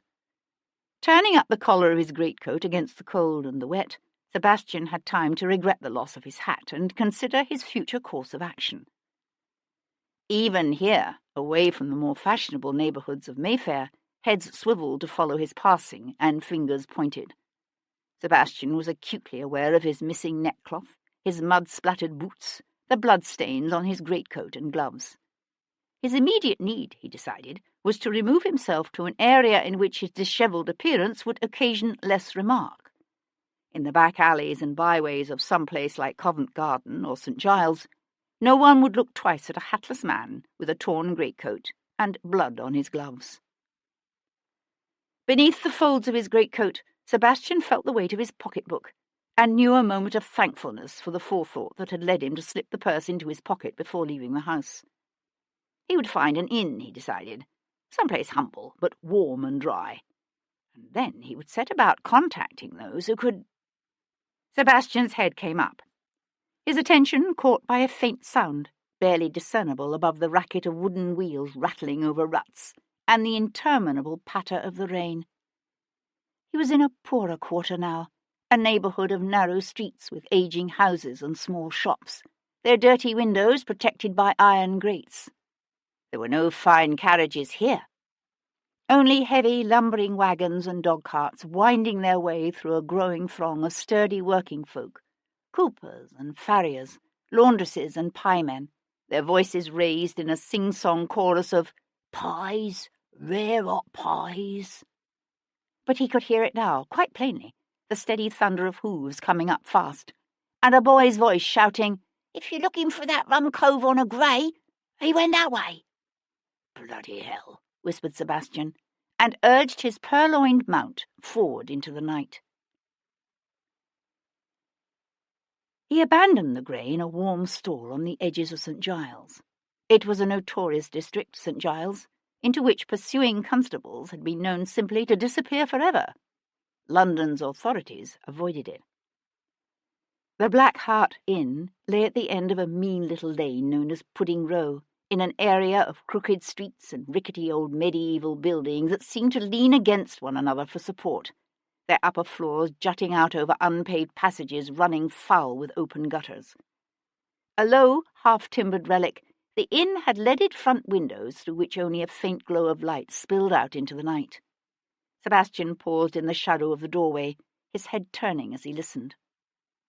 The rain had stopped, but with the coming of darkness, the temperature had plummeted, sending most of London's residents scurrying indoors. He could hear the distant screech of iron-rimmed wheels and the dull monotony of a church bell sounding someone's death knell, and nothing more. Pushing open the door, he went inside. A heavy medley of smells washed over him, of ale and tobacco, of bitter coal smoke and hot grease, and rank, stale sweat. The common room was dark, the guttering dips casting only a dim light that flickered over walls and low-beamed ceilings blackened with age. Men in fustian and corduroy stood with elbows propped on the counter, or lounged about scarred tables and benches. They looked up as Sebastian entered, the roar of their talk and laughter ebbing, their sunken eyes suspicious, watchful. He was a stranger here, and strangers in such places were never welcome. Pushing his way to the counter, he bought a tankard of ale and ordered dinner. The bread would be adulterated with chalk and alum, the beef rancid and gristly, but he would find little better in this district, and he'd eaten nothing since the breakfast he'd shared that morning with Christopher at a public house not far from the Heath. There was a fire at one end of the room. Sebastian made his way toward it, his tankard in hand. The general swirl of noise had resumed, although he was aware of resentful eyes following him, of an air of tense wariness. Furtive shadows moved across the walls as 2 or 3 men sidled quietly from the room. Sebastian was halfway across the sawdust-covered floor, winding his way between packed unwashed bodies, when a boy of perhaps 8 or 10 brushed against him. "A natty lad," said Sebastian, his voice dangerously cheerful as he deftly retrieved his purse from the boy's fist. The unexpected loss of his prize caused the young thief to hesitate, so that, dropping the purse into an inner pocket, Sebastian managed to collar the lad and haul him back around, all without setting down the tankard or spilling a drop of ale. But not a particularly skilled one, I'm afraid. Every eye in the room was trained upon them, and Sebastian knew it. Yet the atmosphere was more one of watchful expectation than of hostility. A market beadle from Covent Garden, a big ponderous man with a stained waistcoat and 3 chins, stood up from a nearby table to wipe the back of one meaty hand across his wet lips. "Aye, he's an Anabaptist, that one." A low ripple of laughter travelled around the room, for it was a name given to young pickpockets who'd been caught in the act, and subjected to the rough-and-ready punishment of being dumped in the nearest pond. "Want we should rechristen him?" The lad kept his chin firm and his gaze steady, but Sebastian felt a shudder travel up the boy's thin frame. For a homeless child, a dunking in a freezing pond on a night like this could mean death. "I've no doubt he could use the ablution," said Sebastian, his words greeted by more laughter. "But the boy's done no real harm." Opening his fist, Sebastian let the thin, ragged cloth of the urchin's shirt slide through his fingers. "Go on," he added, jerking his head toward the door when the boy hesitated. "Get out of here." Instead of running, the boy stood his ground, his dark, unexpectedly bright eyes travelling over Sebastian in open, thoughtful assessment. "On the lam, are you?" Sebastian paused with his tankard halfway to his mouth. "I beg your pardon?" The boy was older than Sebastian had first taken him to be, probably more like 10 or 12, and obviously observant enough to notice that beneath the mud and blood, Sebastian's greatcoat was exquisitely tailored, and of a fine cloth that had been new just hours ago. "What you do? Lose all your blunt and bolt before they could shut you up in the Neverwag? Or did you kill a man in a duel?" One small, bony hand reached out to finger the dark telltale stain on Sebastian's chest. "Me? I think you killed somebody." Sebastian took a long, deep swallow of his ale. "Don't be ridiculous." "Ho! And why else would such a swell cove be stopping at a dive like the Black Art? You answer me that." A prepubescent young girl with thin shoulders and a shank of straight, colourless hair appeared from the back rooms to dump the contents of her tray on the table in front of Sebastian. He stared at the small loaf of suspiciously white bread, the plate of unidentifiable meat awash in ladlefuls of congealing fat, and felt his appetite ebb. "You should tuck that purse of yours somewhere out of sight and out of reach," said the urchin, as Sebastian seated himself at the table. "You know that, don't you? It's like an open invitation, bulging out your coat all obvious like. In fact, it's criminal, I'd say, to be tempting honest lads into mischief like that." Sebastian glanced up, his fork halted halfway to his mouth. "And when were you ever an honest lad?" The boy laughed out loud. "I like you," he said, his gaze drifting to the plate of food before Sebastian. A quiver passed over his features, a spasm of desperate want quickly hidden. "I tell you what, got a proposition for you, I do, if you're agreeable. I could hire myself out to you for, say, 10pence a day, show you the ropes of this part of town. I could be your general factotum. A fine gentleman like yourself shouldn't be without a servant." "True." Sebastian chewed a mouthful, swallowed. "But I'm the strangest creature. I have a decided aversion to being fleeced by those in my employ." The boy sniffed. "Well, if you're dead set on holding that against me," he said, his voice dripping reproach, his feet dragging as he turned away. "Wait a minute." The boy swung back around. "Here." Picking up the hunk of bread, Sebastian tossed it to the boy, who caught the small loaf deftly with one hand. Sebastian grunted. "You're a better catch than a foist." Now, get going. Chapter 10. Cat Boleyn had first met Rachel Yorke on the banks of the Thames on a snowy December night just over 3 years ago.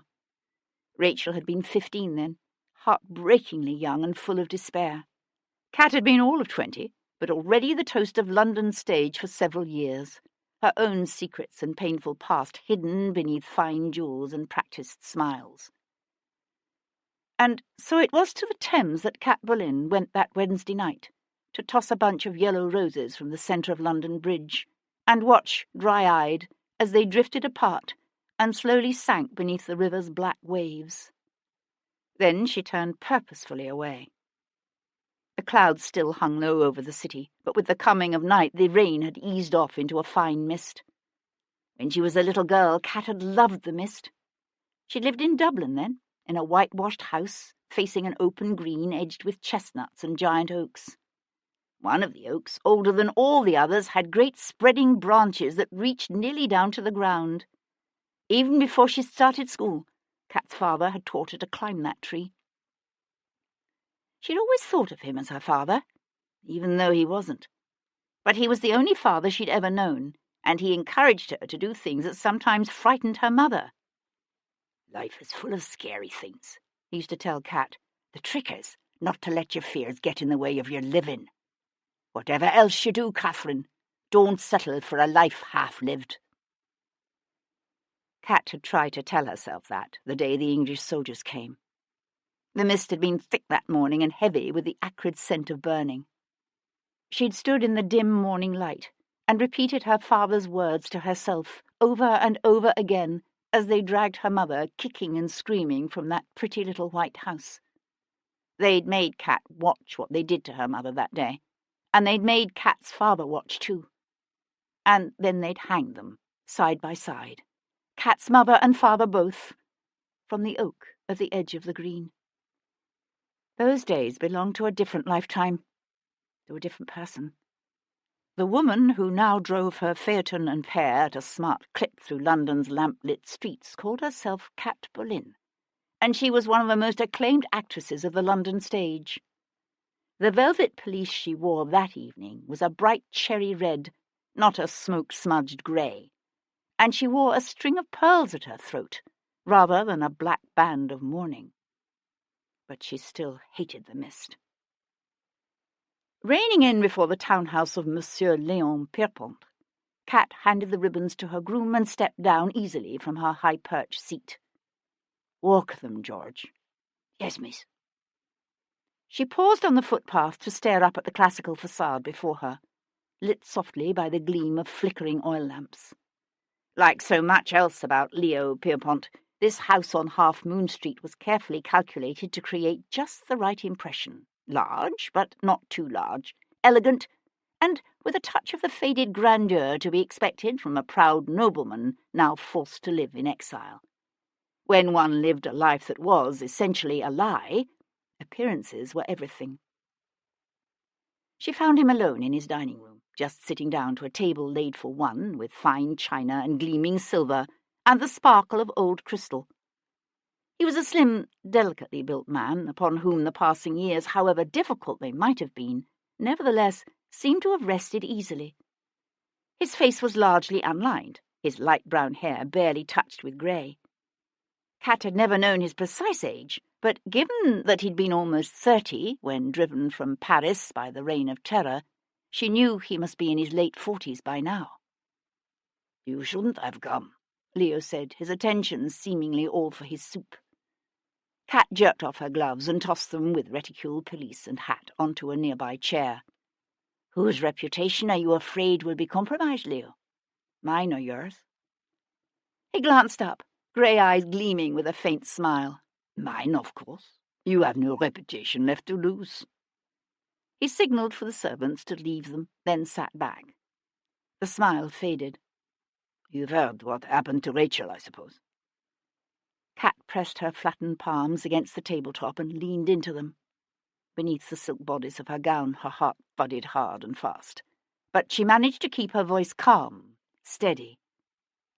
"Did you do it?" If he had, he wouldn't admit it, Cat knew that. But she wanted to watch his face while he denied it. Leo dipped his spoon into his soup and brought it carefully to his lips. Come now, ma petite. Even if I had wanted Rachel dead, do you seriously think I would have killed her in such a spectacular fashion? In a church? From what I understand, the walls were practically painted with her blood. Cat watched his long, slim hands reach for a piece of bread. One of your minions could have got carried away. I choose my minions more carefully than that. So, who killed her? A shadow touched the Frenchman's features. A brief ghost of concern that Cat almost believed might be genuine. I wish I knew. Cat turned away, her quick, long-legged stride carrying her across the room and back again. Leo shifted his weight in his chair and watched her. Ring for another glass, he said after a moment. Have some wine. No, thank you. Then at least stop pacing up and down the room in that fatiguing way. It's not good for my digestion. She hesitated beside the table, but she didn't sit. Who was Rachel scheduled to meet last night? Picking up a knife, Leo calmly spread his bread with butter. No one that I'm aware of. What would you have me believe then, Leo? That she went there to pray? It's what people generally do in church. Not people like Rachel. Cat went to stand before the hearth and stare unseeingly at the glowing coals. There was always danger in this game they played. They all knew that. But whoever had met Rachel last night was more than dangerous. He was evil, and what he'd done could threaten them all. They'll be looking into her death, the authorities, I mean. They could stumble across something. Careful, ma petite, said Leo, reaching for his glass. The walls have ears. He took a slow swallow of his wine, then frowned. But no, I don't think the authorities will learn anything that need concern us. I went past her lodgings this morning as soon as I heard what had happened, but the constables were there. I'll go back tonight and make certain she left nothing that could be incriminating. You could be too late. They might have found something already. Leo huffed a soft laugh. You can't be serious. This is London, not Paris. They're fools, these Englishmen. So afraid of the danger to their liberties posed by a standing army that they'd rather see their cities overrun with thieves and murderers than establish a proper police force. Those constables won't have found anything. Besides, he thrust another piece of bread in his mouth, chewed and swallowed. They think they already know who did it. Cat swung to face him. You said you didn't know who killed her. I don't know who killed her, but the London authorities think they do. He's doubtless under arrest even as we speak. Some vicomte with a reputed propensity for slaughtering his fellow men. He has a strange name, something like Diablo or Devil or... Devlin. Her breath coming uncharacteristically shallow and fast. Cat left the fireplace and walked up to Leo, her gaze searching his face. That's it. He gave her a wide-eyed look, and she knew he was playing with her, had recalled Sebastian's name all along. Ah, I remember now, he said, his head tipping to one side as he smiled up at her. Devlin was one of your protectors once. Is that not so? Before he went off to the wars to fight for king and country against the forces of evil and the Emperor Napoleon. It was a long time ago. Cat swung away and reached for her pelisse. She felt a sudden need to get away, to be alone. Pushing back his chair, Leo came to his feet in one smooth motion, his hand reaching out to close on her upper arm, stopping her, forcing her back around so he could look searchingly into her face. He was so languid, so slender and effete-looking, that one sometimes forgot both how swiftly he could move and what strength those long, thin fingers possessed. She stared blandly back at him, calling upon all her training as an actress to keep her features inscrutable, and willing the rapid, betraying beat of her heart to calm. But he knew her well, Leo. He knew her talents, and he knew, too, this one weakness she refused to admit, even to herself. A wry smile twitched one corner of his lips, then stilled. "When you're only 23, he whispered, his hand coming up to touch her cheek in a movement that was not quite a caress. Nothing in your life was so long ago." Chapter 11. Sebastian spent what was left of the night in a small chamber above the Black Hart's rear court. After one glance at the bed, he took off his boots, spread his greatcoat on a narrow wooden bench, and lay down upon it. He'd known worse in the war, watchful nights spent on a cold, stony ground, or listening to the scuttling of cockroaches across a dirt floor. He did not sleep. When dawn came, he rose from his makeshift bed and crossed to the window overlooking the rubbish-strewn yard below. The morning was raw and bitter cold, but he swung the casement open wide and drew the acrid air deep into his lungs, his thoughts on the events of the evening before. It had always seemed to Sebastian that such moments came in every man's life. Pivotal instants when a chance occurrence or seemingly trifling decision could wrench a man away from what had appeared to be an inevitable future, and send him hurtling in a different direction entirely. Yet it was difficult now to determine precisely when that moment in Sebastian's life had come, with his own flash of quick anger and the constable's misstep.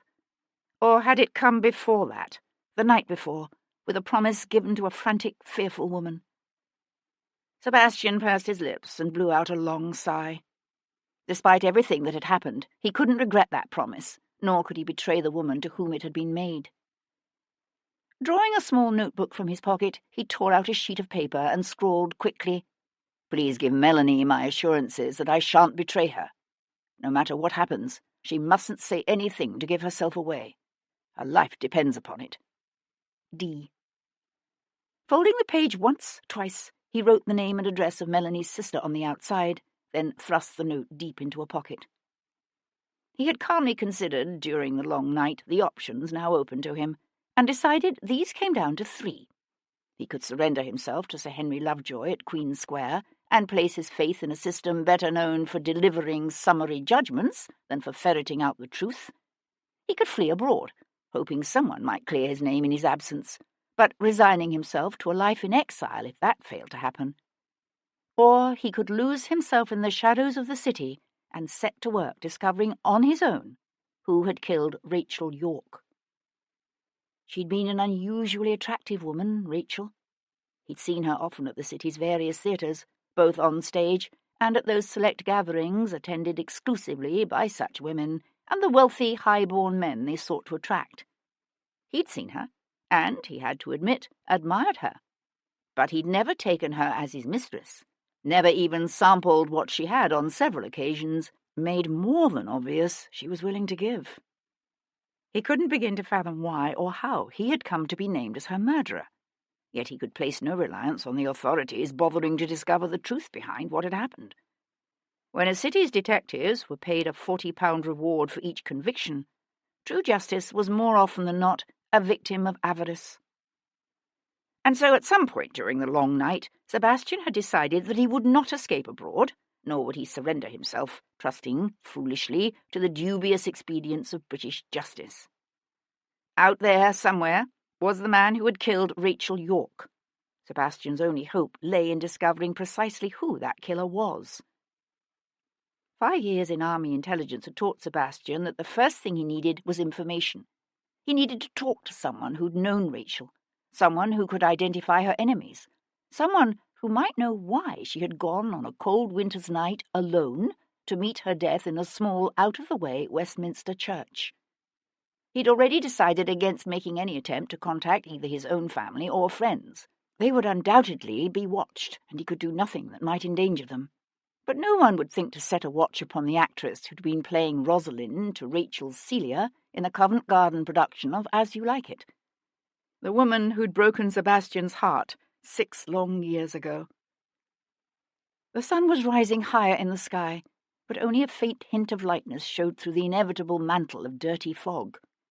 He could hear the rumble of wagons and market carts on their way to Covent Garden, and the whirl of a knife-grinder's wheel in the yard below.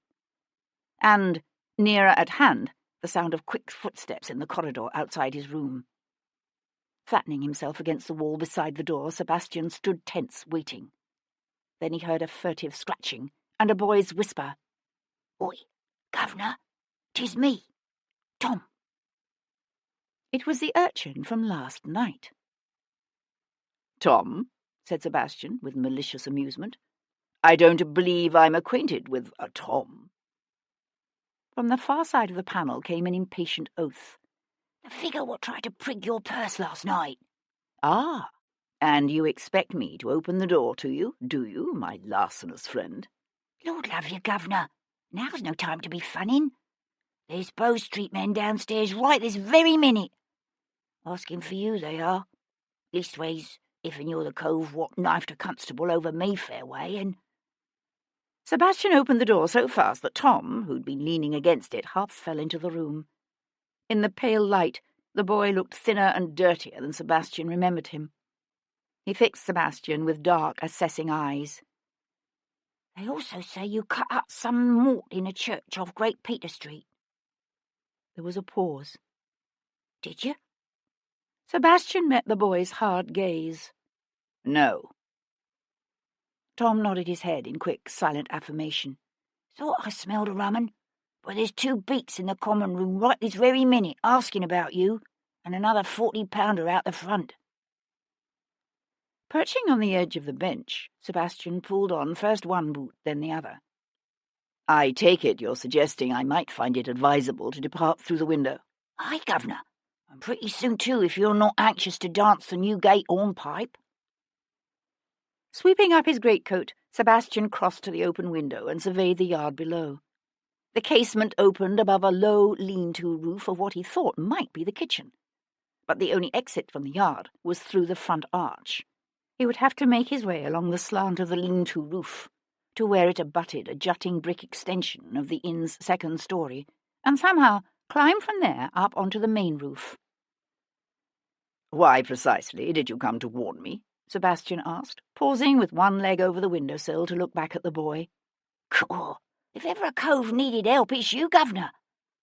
Your altruism, while inspiring, is somehow less than convincing," Sebastian said, and dropped to the sloping roof below. Light and agile as a cat, Tom landed beside him. "I don't know what you means by that exactly, but my offer still stands. For 1 shilling a day, I'm your man. I know these parts very well, I do. If you're set on hiding out around here, you couldn't find a better snapper." "I thought the price was 10 pence, Sebastian said, running along the lean-to roof in a low crouch. "It was. Only, now I know the China Street pigs is after you, the price has gone up." Sebastian laughed, just as a shout went up from the yard below. Chapter 12. Sebastian cast a swift glance toward the yard where a burly, black-bearded man in a voluminous greatcoat stood with his head tipped back and one extended finger pointing damningly toward the roof. "Look, that's him for sure. Stop, I say. Stop in the king's name." "Bloody hell," swore Sebastian. Straightening, he sprinted across the slope of the lean-to, the leather soles of his boots sliding dangerously on the wet slates, the boy 2 paces behind him.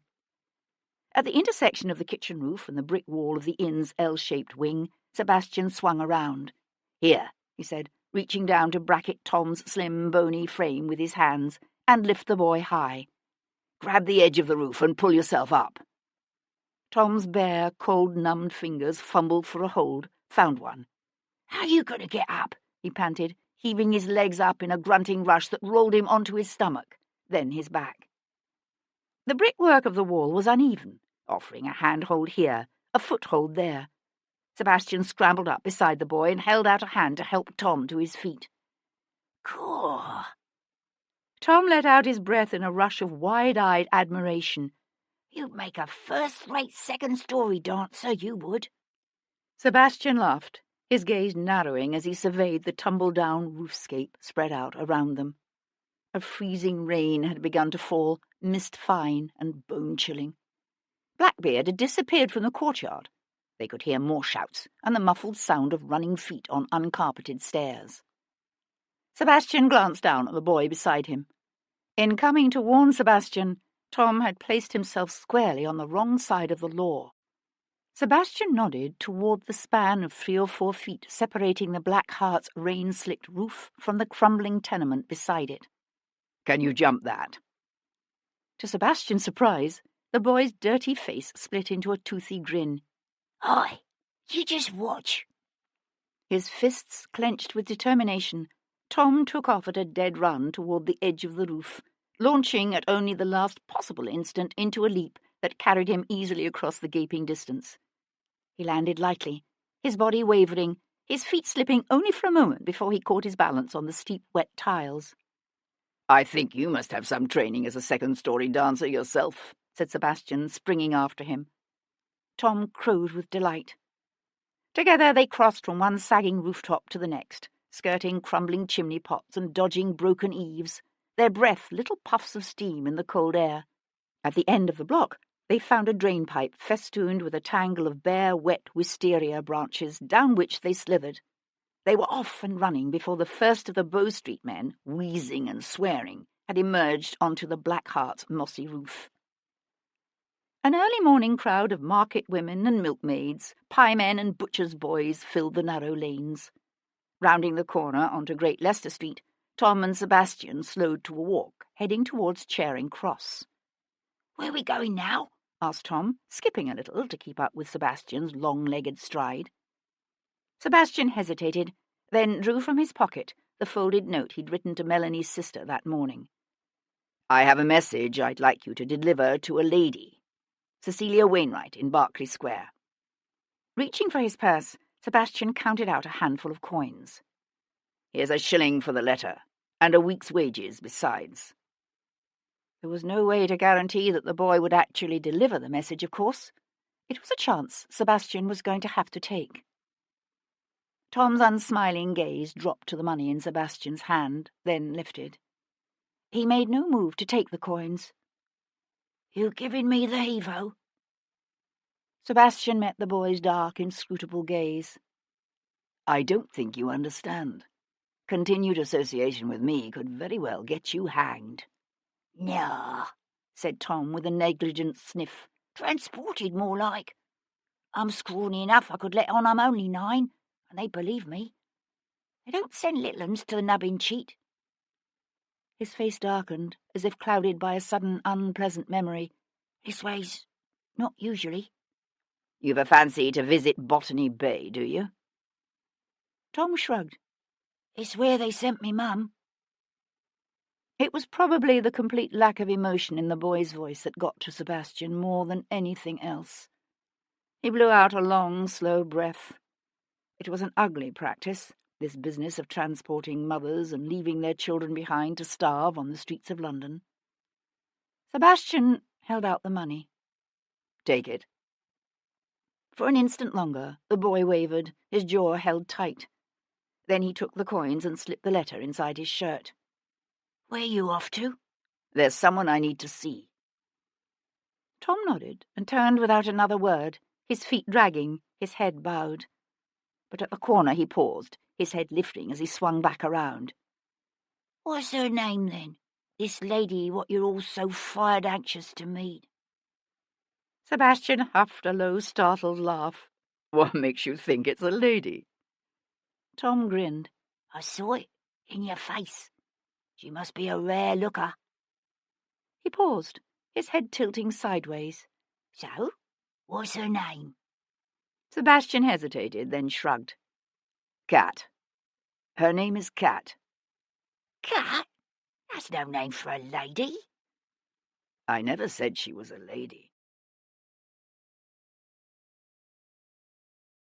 Chapter 13. Lord Stoneleigh slept face down in her bed, his eyes closed, his breathing heavy and even. At some point during the night he'd shoved down the fine linen of her bed covers in a fit of restlessness. Cat Boleyn propped herself up on her elbow and let her gaze travel over the broad, naked back and tight buttocks of the man beside her. He'd be a handsome man, if it weren't for that hint of weakness about the chin. They weren't usually so young, the men she took to her bed. Cat rested her cheek on one palm. She'd been playing the part of this man's mistress for 4 months now. At first she'd found his youthful ardour and the presence he showered upon her mildly diverting, but he was beginning to bore her. And with the prince soon to be made regent, staunch Tories such as Stoneleigh wouldn't be of much use any longer. She was considering setting her sights on Samuel Whitbread, widely expected to be given an important portfolio once the passage of the Regency Bill allowed the prince to form a new Whig government. Yawning softly, Kat slid from Stoneleigh's side. At least the older ones rarely stayed the night. She didn't like it when they stayed. Now she'd have to play the part of the lover again when he awoke, at least until she could get him out of the house. Morning performances were not her best. She slipped her bare arms into a silk wrapper and cast another glance at the tousled blonde head on her pillow. She supposed he thought he had the right, since he paid the rent on the house. What he didn't know was that the agent to whom he sent the rent money every month actually worked for Kat. In the past 5 years she'd managed to buy up the mortgage, not only on this house, but on 3 other such properties. Men were such fools, especially the ones with proud old family names and old money. Quietly letting herself out of the bedroom, she padded down the stairs. The drawing-room was dim, the fire on the hearth unlit, the peach-coloured satin drapes still drawn at the windows. The upper housemaid, Gwen, had obviously expected her mistress to sleep until noon or later. Kat went to throw open the heavy drapes and heard a voice from out of the past say, "You're awake early." She spun about, one hand flying up ridiculously to clutch together the gaping neck of her wrap, as if her naked body hadn't once been as familiar to this man as his was to her, as if he hadn't touched every inch of her with his lips and his tongue and his incredibly gentle, clever hands. Sebastian St, Viscount Devlin, stood beside the empty hearth, one shoulder propped against the mantel, a boot heel hooked over the cold grate. He'd taken off his greatcoat and thrown it onto the back of a nearby chair. In the misty light of another dreary winter morning, he looked unkempt and dissolute and dangerous. A day's growth of beard shadowed his cheeks, and he had a nasty gash across one side of his forehead. She'd seen him, of course, in the 10 or so months since he'd been back in England, seen him in the crowd at the theatre, and once in New Bond Street, but always from a distance. They'd both been careful to keep a distance between them. "How did you get in?"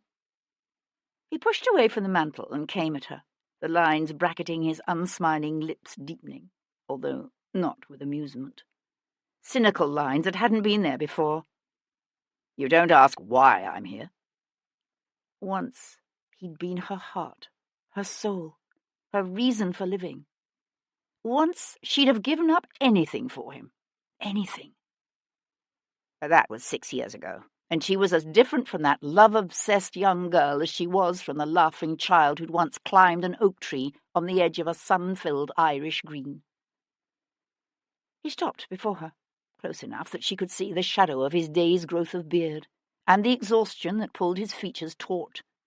Close, but not too close. Still, it seemed, there was to be a distance kept between them. "Do you need money?" she asked, "or simply an introduction to a trustworthy band of smugglers who aren't particular about the identity of the passengers they carry across the channel?" He shook his head. "Do you really think I would run?" No, he wouldn't run. She might not know all that had happened to this man during those brutal years he was away, but she still knew this about him. He appeared to have slept in his clothes. His cravat was gone, and what looked like dried blood stained the white cuffs of his shirt. "You look terrible," she said. The Sebastian she'd known once would have laughed at that. He didn't. His gaze sought hers, captured it. "Tell me about Rachel York." His eyes were as frighteningly animalistic as she had remembered. She swung away to settle down beside the cold hearth and set to work lighting a fire. She told herself it was natural that he had come here to ask about Rachel. She and Rachel had been starring together in the Covent Garden production of As You Like It. He would know that. There was no reason to worry that he knew anything else. "According to word on the streets, Rachel's maid is saying she went to St. Matthew's last night to meet you. Cat glanced back at him. Did she? He shook his head. They say they found your pistol on her body. Really? His eyes opened a fraction wider, but that was the only reaction he betrayed. How curious. When had he become so adept, she wondered, at hiding his feelings? They also say the constable you stabbed still lives, although he won't for long. Did you know? I didn't stab him. Just like you didn't kill Rachel? A corner of his mouth twitched. If you really believed I'd killed Rachel York, you'd be swinging that poker at my head. Cat sat back on her heels, the poker idle in her hands, her gaze on the man beside the window. Why do you want to know about Rachel? Because it seems to me that the only hope I have of working my way out of this wretched tangle is to discover who the hell did kill her. He went to the table where she kept a brandy decanter, poured himself a drink, and knocked it back in one long pull. Any ideas as to who might have wanted to see Rachel York dead? She'd thought about it, of course. Thought about who, besides Leo and his associates, could have been responsible. Rachel hadn't been particularly well liked amongst the theatrical community. She'd been too focused and driven, and too successful, not to stir up petty resentments and rivalries. But Cat could think of only one man angry enough and violent-tempered enough to attack a woman so brutally, so passionately. There is someone. Cat paused, then said the name in a rush. Hugh Gordon. Devlin looked around in surprise. Hugh Gordon? A tall, darkly handsome man with a deep voice and the ability to move an audience to tears with a simple gesture. Hugh Gordon was London's most popular male actor since John Kemble. Rachel caught his eye her first day at the theatre. She was flattered, of course. He helped her career enormously when she was starting out. She may even have fallen in love with him, for all I know. There was talk at one point of marriage, but then he became more possessive, controlling, more violent. You mean he hit her? Cat nodded. She left him after about a year. Devlin reached for the decanter. I don't imagine a man with Hugh Gordon's amour-propre would take kindly to that. He threatened to kill her. You think he could do a thing like this? I honestly don't know. He poured another drink, then simply stood there, regarding it thoughtfully. What about the men in her life since Gordon? Beside her, the coals glowed red-hot with warmth. Cat kept her gaze trained on the fire. She's had flirtations with a number of men, from Lord Grimes to Admiral Worth, but I don't think any man has had her in his keeping. She was aware of his assessing gaze upon her. Do you know what part of the country she was originally from? Some village in Worcestershire. I don't remember the name. Her father was the vicar there, but he died when she was about 13, and she was thrown onto the parish. They apprenticed her as a housemaid to a local merchant. Cat paused. It was one of the things the two women had in common, the similarity of their pasts, the shared memory of wheals left by a whip on bare, tender young flesh, of rough hands, bruising, struggling, frantic wrists, the sharp thrust of pain, and the dull, endless ache of a humiliation and degradation that went on and on. Cat set aside the fireplace tools with a clatter and stood up. When she was 15, she ran away. He was watching Cat closely. He knew some of what had happened to her after her mother and father had been killed, more than she'd ever told anyone else. That's when she came to London. Of course, said Cat, keeping her voice steady, like all young girls hoping to start a new life. It was an old story of young women, sometimes girls as young as 8 or 9, tricked into the flesh trade by the legion of procuresses who preyed on the innocent and the vulnerable. Rachel had fallen into one's clutches before she'd even left the stagecoach. You met her when she started at the theatre? Cat shook her head, a soft, sad smile tugging at her lips. We met on London Bridge. It was December, if I remember correctly. A few days before Christmas. I talked her out of jumping. And found her work as an actress? Kat shrugged. She was bright, with a good accent, and exactly the kind of face and body men like. She was a natural. So what was she doing at St. Matthew's of the Fields on Tuesday night? Do you know? Kat shook her head. I wouldn't have said she was religious. He came toward her, those strange amber eyes fixed uncomfortably on her face. What aren't you telling me? Kat gave a soft, practiced laugh. I can't think what you mean. He reached out, his fingertips hovering just above her cheek, as if he'd meant to touch her, then thought better of it. You're afraid of something? What? She forced herself to stand very, very still. Of course I'm afraid. Rachel and I share many of the same friends and associates. She watched his lips move as he spoke. The Kat Boleyn I knew didn't scare so easily. Maybe you didn't know her as well as you thought you did. Obviously not, he said dryly, and turned away. How well did you know Rachel? I was probably closer to her than anyone, but even I didn't know her all that well. Kat paused, struggling to put some of what he needed to know into words. Rachel might have been only 18, but life had scarred her, toughened her. There was a calculating side to her. She could be cold, ruthless even if she had to be. You two had much in common, did you not? The stab of hurt his words brought was so swift and unexpected it nearly stole Kat's breath. She hadn't thought he still possessed the power to touch her heart, hadn't thought that anyone did. She glanced toward the hall.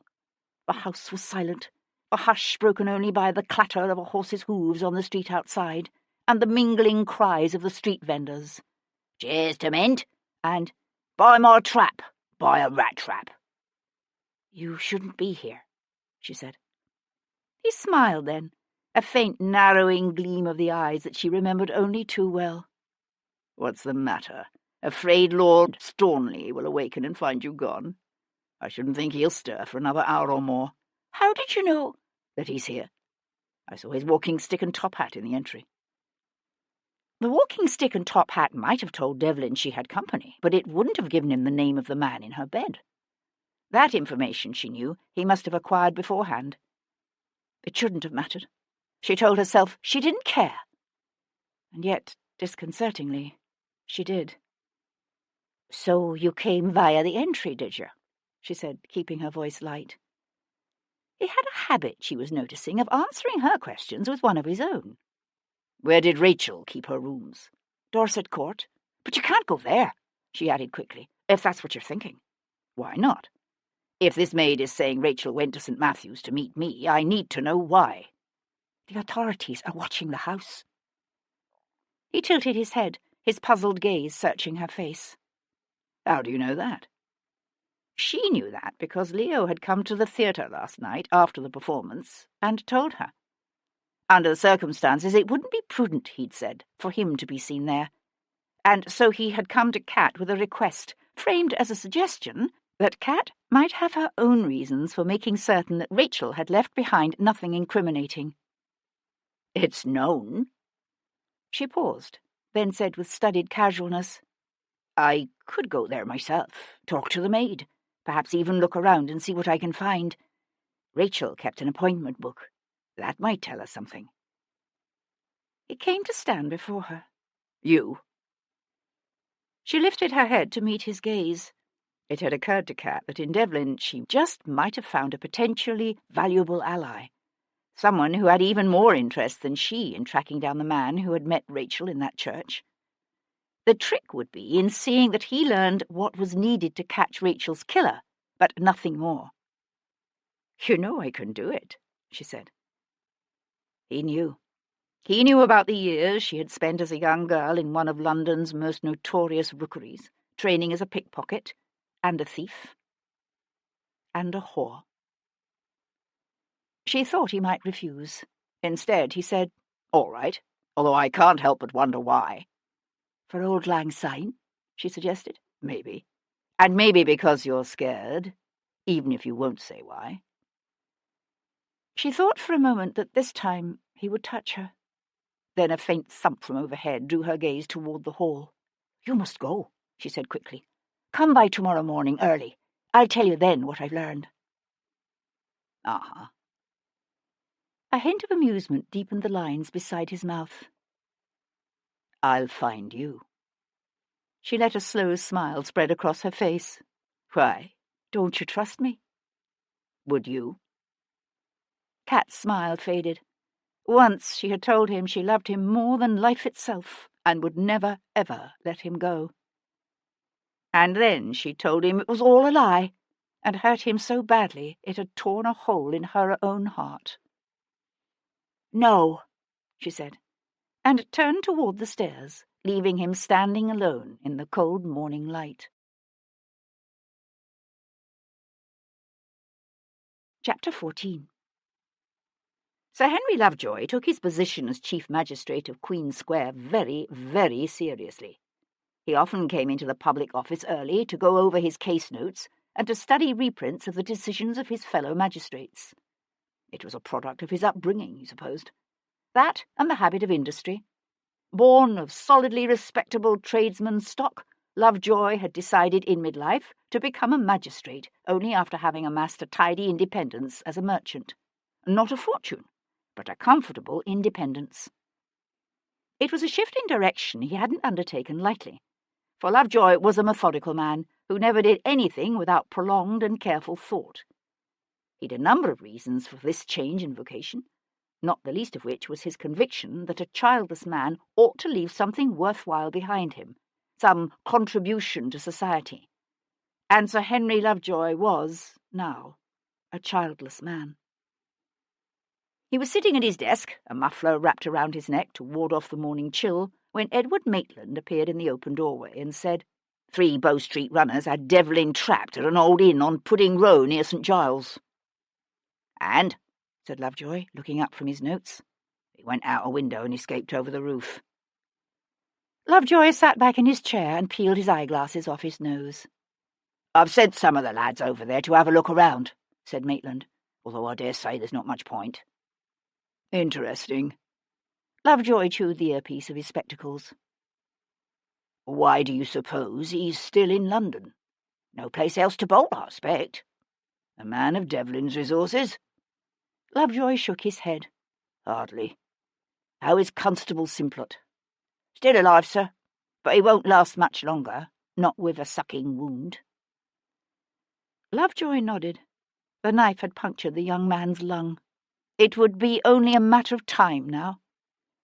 Tipping his chair forward, Lovejoy searched amongst the litter on his desk. "What, precisely, have you discovered about this Rachel York? What is there to find out?" Lovejoy pressed his lips together and refrained from pointing out that if he'd known the answer to that question, they wouldn't have needed to discover it. "You searched her rooms, of course?" "First thing yesterday morning, when we spoke to the maid." Maitland shrugged. "There was nothing of interest. I left one of the lads there, like you ordered, to watch the place overnight." A waste of time and resources, his tone said clearly, although he would never voice such a thought aloud. Lovejoy gave up looking for his schedule. "When am I due in court this morning?" "At 10, sir." "Not enough time," muttered Lovejoy. "I'll have to clear my docket for this afternoon, then." "Sir?" said Maitland. "There are certain aspects of this case which disturb me, Constable. It warrants looking into further, and I intend to begin by viewing that unfortunate young woman's rooms myself. Something is going on here. I might not know what it is yet, but there's one thing I do know." Lovejoy stuck his spectacles back on his nose. "I know. I don't like it." Chapter 15. Lady Amanda Wilcox didn't discover that her brother Sebastian was wanted for the murder of an actress named Rachel York until the day after his infamous flight across London. With the season not yet properly underway, she had opted for a quiet evening at home in the company of her 16-year-old daughter Stephanie. Neither her son Bayard nor his father, both of whom had presumably heard the news, having spent the night on the town, bothered to inform her of the scandal. And so it wasn't until Thursday morning, when she came down for breakfast and found the Morning Post folded beside her place, as per her staff's standing instructions, that Amanda learned of the social disaster looming over her family. She was still at the breakfast table, drinking a cup of tea and staring at the post, when her father, the Earl of Hendon, was announced. He hurried into the breakfast parlour, still wrapped in his street coat and hat, and bringing with him an unpleasant medley of smells, freezing rain and coal-smoke-choked fog. His fleshy face was haggard, his mouth slack, his eyes red-rimmed and puffy. He fixed her with a desperate stare and demanded without preamble, "Has he contacted you? Has he?" "If you mean Sebastian," said Amanda, pausing to take a calm sip of her tea, "I should rather think not." Hendon swung away, one hand coming up to shield his eyes, such a great sigh rumbling from his chest that she was embarrassed for him.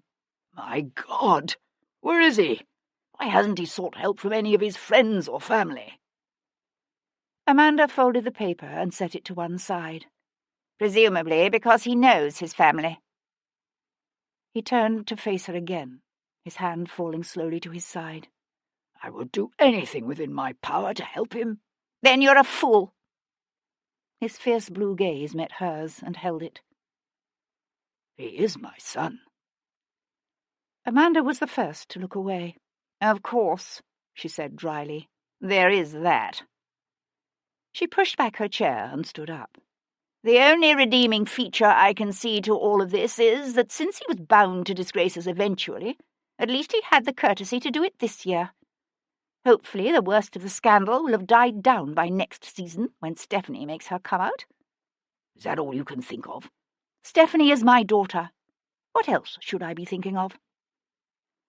He regarded her thoughtfully for a long, intense moment. "I always knew you and Sebastian weren't close. I suppose that was inevitable, given the number of years between you.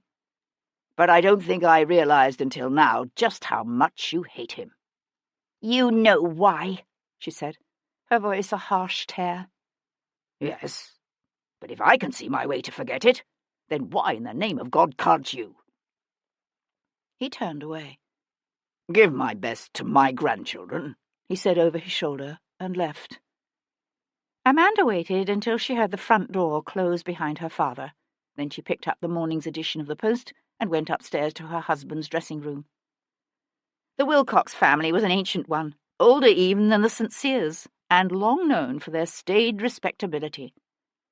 Far from squandering his wealth on the turf or at cards in the manner of so many of his peers, Martin, the 12th Baron Wilcox, had taken what had once been merely a comfortable land-based inheritance, and by judicial investments in a trading company and various other profitable wartime speculations, turned it into a sizable fortune.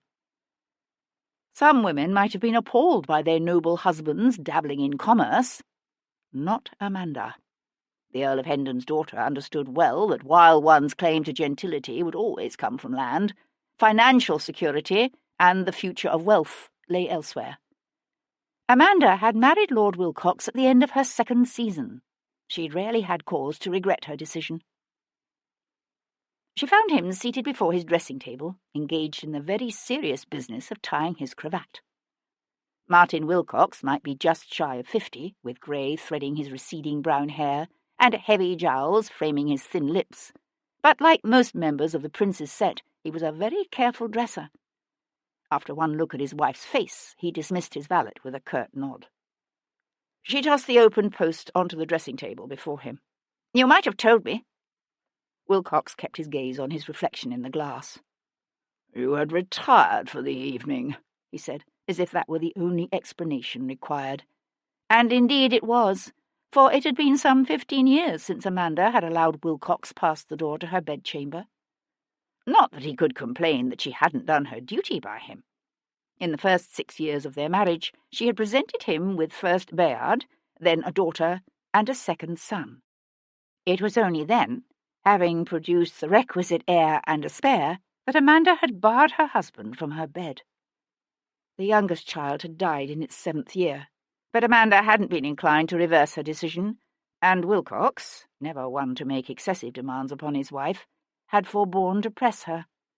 Bayard was healthy enough, in body at least, if not in mind. "My father was here this morning," she said, going to stand in the centre of the room, her arms crossed at her chest. And?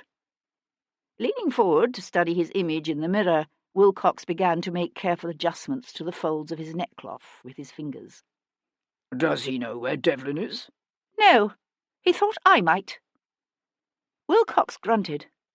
If your brother has any sense, he's fled the country by now.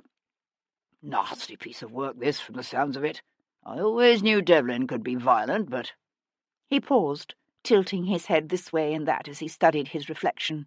I must say I never expected something like this. The scandals he's forced us to endure in the past were nothing compared to this. Amanda let out a scornful huff. Don't be ridiculous. Sebastian didn't murder that woman. He glanced up, his gaze meeting hers in the mirror, his habitual faint smile curving his lips. So certain, my dear? You do realize who this dead actress was, don't you? Opening a Chinese lacquered jewel box, Wilcox considered its contents, then selected a diamond and 2 gold fobs. Martin always wore too much jewellery.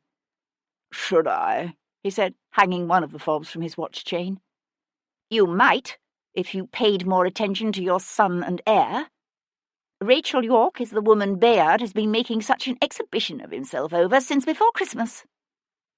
Wilcox slipped the ring on his finger. So?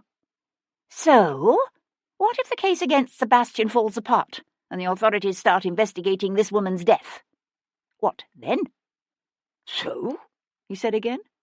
There's no harm in a healthy young man admiring a beautiful woman, especially when the woman in question trades on that beauty and uses it to entice and to entrap. If the authorities are going to suspect every London buck who ever lusted after that woman, believe me, they'll have a very long list. Amanda started to say something, then didn't. Besides, he continued, if anyone asks, I've only to tell them that Bayard was with me Tuesday night. Amanda stared at her husband's bland, untroubled face. And if he really did do it, Martin? You're worried about the scandal my brother has caused. What if it turns out to be Bayard? Wilcox stood up, his jowly face slowly darkening. What precisely are you saying? That you think your own 21-year-old son capable of a crime you don't believe your rake hell of a brother could have committed? Amanda met his angry gaze, her own jaw tight. You and I both know what Bayard is like. I told you, said Wilcox, with more force than usual. Bayard was with me.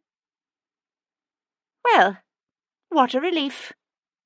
We've nothing to worry about then, she said dryly, and left the room. Chapter 16. He possessed a knack, Sebastian had discovered during his years in the army, for play-acting, for accents and mimicry and all the subtle nuances of behaviour and attitude that could be used to impersonate and deceive. He also knew that, in general, people saw what they expected to see, that men, looking for an absconding nobleman, wouldn't peer too closely at a humble vicar or an honest shopkeeper in cheap linen and a poorly cut drab coat. And so, after leaving Cat Bullen's elegant little townhouse, he made his way to the rag fair in Rosemary Lane, where he bought a set of second-hand clothes, a drab topcoat, and a rusty black round hat. He stopped at several small shops where he made an assortment of other purchases. Then, wrapped in his new topcoat, with the round hat pulled low to hide his tawny eyes, he took a room at a respectable but simple inn called the Rose and Crown, and set about transforming himself into someone else entirely. Sebastian tipped his head first one way, then the other, surveying his reflection in the small mirror above the washstand. Mr. Simon Taylor, he thought he'd be called. He had little sense of style, Mr. Taylor, with his badly cut hair, old-fashioned coat, and poorly tied cravat. With practised care, Sebastian used chalk dust to add a few streaks of grey to his dark, newly chopped hair. After months of drifting aimlessly, of living a life at once privileged and predictable, and always inevitably, unbearably boring, he was conscious of a faint stirring of interest, of excitements such as he hadn't known since he'd left the army 10 months before. He found Hugh Gordon in a corner booth of the crumbling old red-brick pub known as the Green Man, that had been popular with the theatrical crowd since the days when Elizabeth was queen. The actor was alone, a tall, elegant man drinking a pint of ale and eating a simple ploughman's lunch. His entire posture spoke of self-possession and arrogance, and a pronounced desire to be left alone. Shuffling up to the table, Sebastian pulled off his hat and held it awkwardly, humbly even, before his breast. "Mr. Hugh Gordon?" Gordon looked up, his dark brows drawing together into a frown. Even off stage, his manner was theatrical, his voice stentorian. "Yes?" Sebastian tightened his hold on his hat brim. "Pardon me for being so bold as to introduce myself, but I am Taylor, Mr. Simon Taylor." Sebastian brought the inflection of his voice up at the end, in the manner of one so unsure of himself that even simple sentences come out sounding like questions. "From Worcestershire? They said at the theatre I might find you here." Reaching out, Gordon took a slow sip of his ale. "So?" Sebastian swallowed, working his Adam's apple visibly up and down. "I'm endeavouring to locate a young relative of my mother's, a Miss Rachel York. I was hoping you might be able to provide me with her direction." "Do you mean to say you haven't heard?" The timbre of his voice was deep and rich, the intonation flawless. If Gordon hadn't been born a gentleman, he'd certainly done a good job of cultivating both the image and accent. Sebastian looked confused. "I beg your pardon?" "She's dead." "Dead?" Sebastian staggered as if reeling beneath the shock and sat down on the bench opposite the actor. "Good heavens! I had no idea. When did this happen?" "They found her in an old church off Great Peter Street, near the Abbey, yesterday morning. Someone had slit her pretty little throat." There was no sorrow in the statement, only a faint lingering of animosity that Sebastian noted with interest, although he was careful to keep all trace of the observation off his face. "Oh, this is dreadful. Any idea who did it?" "Some knob." Gordon stuffed a forkful of beef in his mouth and spoke around it. "Oh, so they say." "I am so sorry. This must be very hard for you." Gordon paused with another forkful halfway to his face. "For me? What's that supposed to mean?" "I was under the impression that you and Rachel were—" Sebastian cleared his throat. "Well, you know." Gordon grunted. "Your information is out of date, my friend. There have been any number of gentlemen who've visited her pleasure palace since me. I can tell you that." It was a crude and decidedly unlover-like expression. Sebastian drew a deep breath, his chest lifting in a soulful sigh. "My mother always feared the girl would end up as common Haymarket wear." Gordon snorted. "Nothing common about Rachel. Hell, a man would need to be a lord or a bloody nabob at least to get past her ivory gates these days." And there, thought Sebastian, lay the source of at least some of this man's resentment toward his former mistress. When she'd been young and just starting out in the theatrical world, Gordon's status as one of the titans of the stage must have made him seem powerful, even godlike to her. But once Rachel had established a reputation of her own, and attracted the attention of some of London's wealthiest noblemen, she'd obviously decided she could do better than a common actor, especially one with a tendency to use his fists on her. Gordon took a long, deep drink from his tankard. She used to talk about the day their noble heads would end up on pikes, and how London's gutters were going to run with their precious blue blood. He gave a low, mirthless laugh. She changed her tune quick enough, didn't she, when they started buying her silks and pearls? So, Rachel York had sympathized with the aims of the French Revolution. Interesting, thought Sebastian. He shook his head soulfully. And now one of these noblemen has murdered her? So they say. Although, if you ask me, the authorities ought to be taking a closer look at that bloody Frenchman. She had a French lover? Lover? Gordon shoved the last of his bread in his mouth, chewed once or twice, and swallowed hard. I don't know if I'd call him that. although the man was paying the rent on her rooms all right. What man is this? One of those bloody emigres. Claims to be the son of a count or some such nonsense. The flawless accent slipped for a moment, allowing a hint of Geordie to peek through. Pushing away his plate, the actor leaned back and dusted the crumbs off his fingers. Man by the name of Pierpont. Leo Pierpont.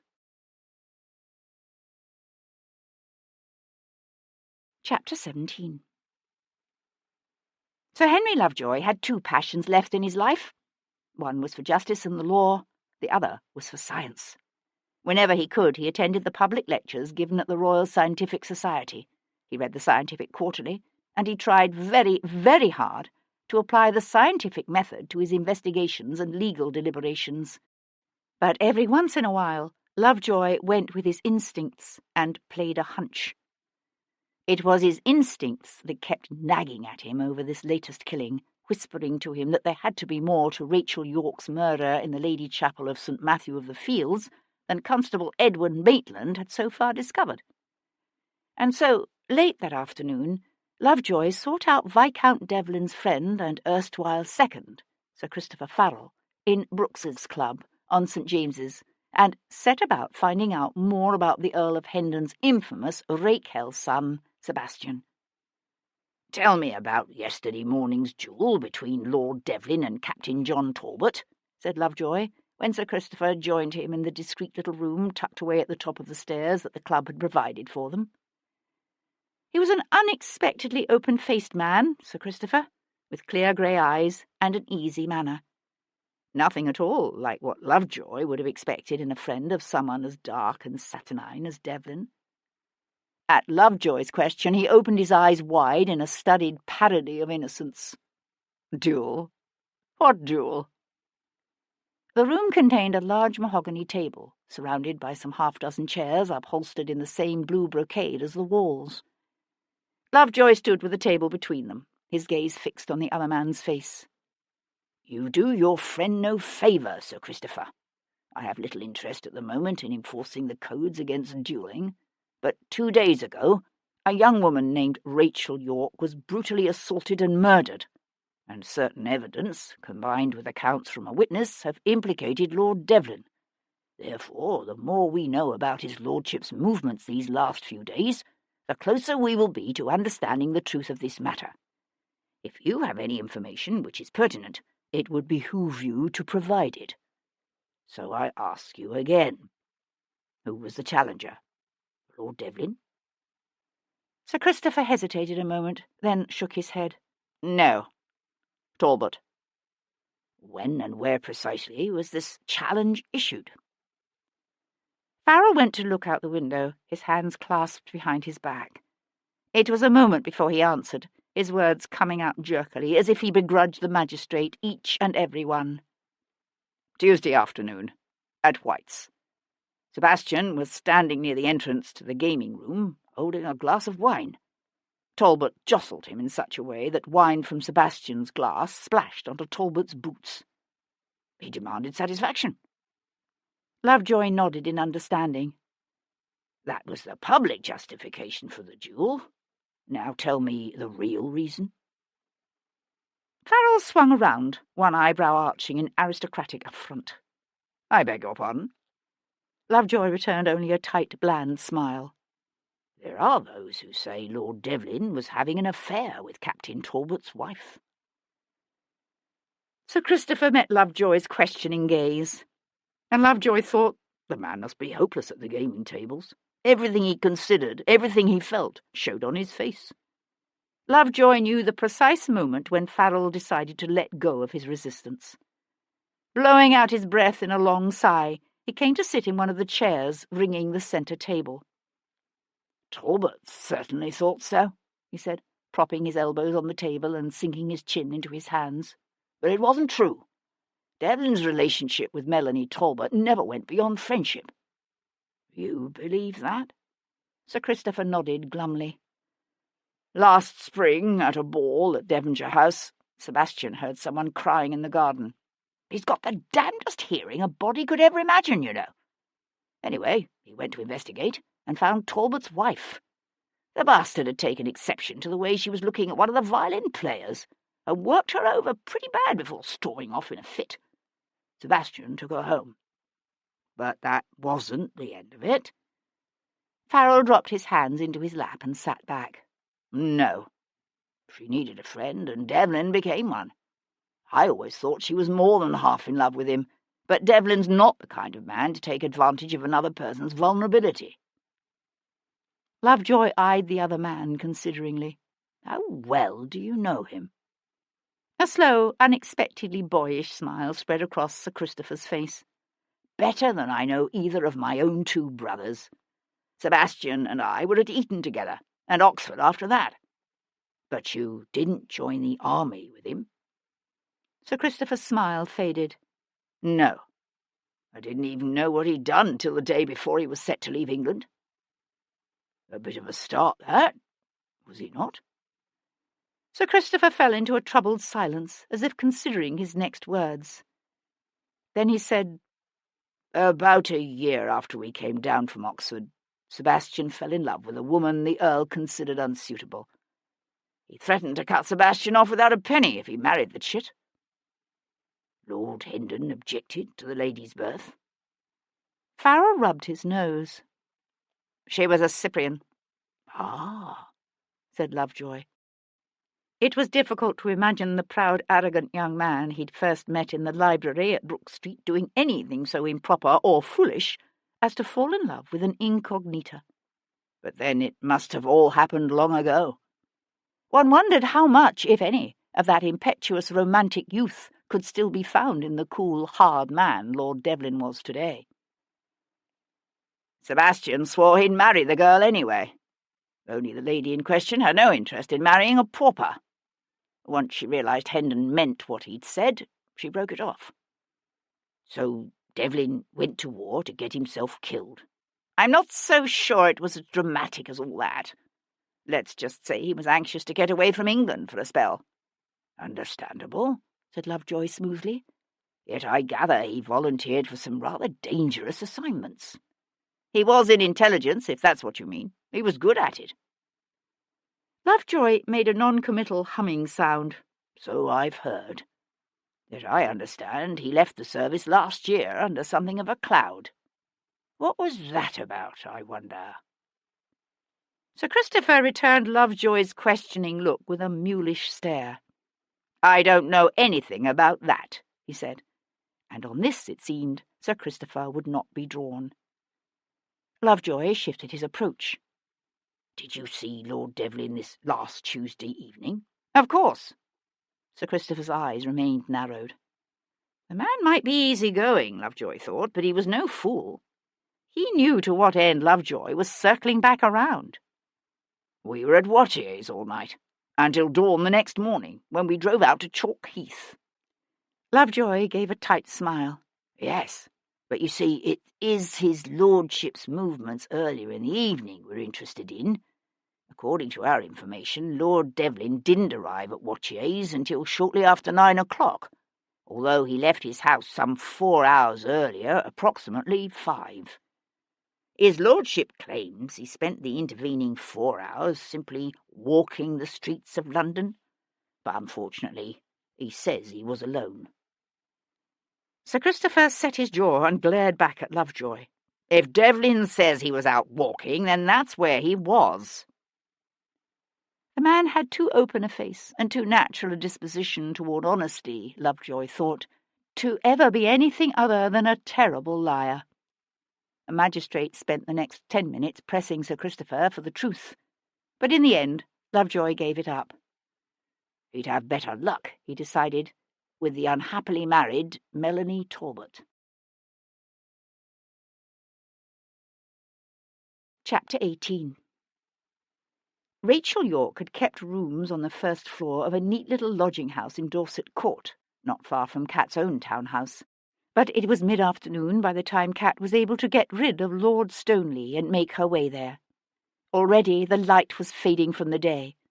As she climbed the long flight of stairs from the ground floor, a hard sleet began to fall, striking the window at the end of the wide hall like a flurry of small pebbles.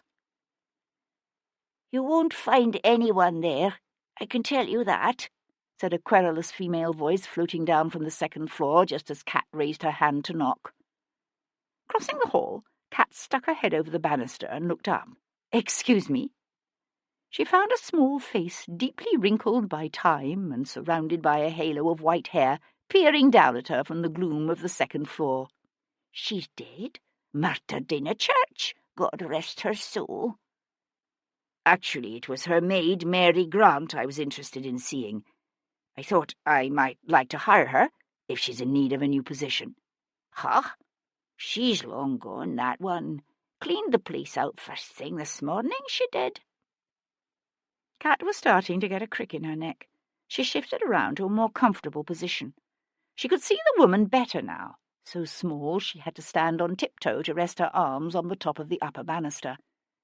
Her purple satin gown was of a style one might have seen in the previous century, although it looked new.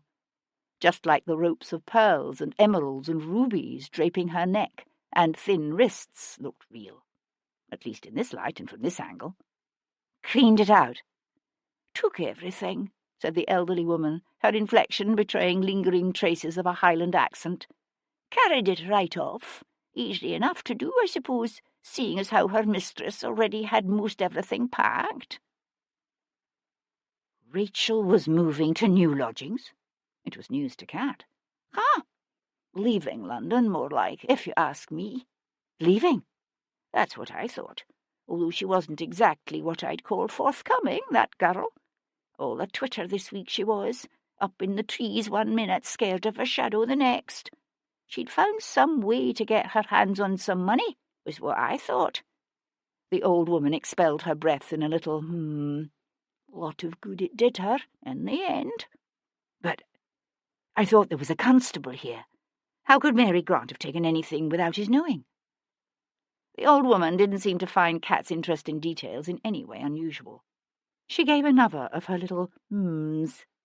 "That one. He left at first light, he did. And good riddance to him, too. Let me tell you the number of people we've had tramping up and down these stairs. Why, it's worse than what it was when that girl was alive." "I suppose you have had the authorities here?" Cat allowed her voice to trail off encouragingly. "Aye, 3 times. At least I assume that's who they were. And then there was that young man who had a key." Cat felt a quickening of interest. A young man with a key? None of Rachel's men, as far as Cat knew, had been young, and Rachel never gave any of them keys. One of her cousins, I suppose. The elderly woman laughed, a ribald cackle that echoed eerily down the darkening stairwell. "One of her lovers, you mean? No need to pull your punches with me, young woman. I cut my eye teeth long ago." Cat smiled up at her. "Come here regularly, did he?" The woman sniffed. "Not him. Never seen him before." This time, Cat kept her smile to herself.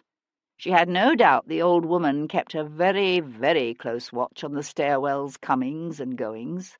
"If you ask me," said the woman, "he was here looking for something he didn't find." "Really?" "Aye.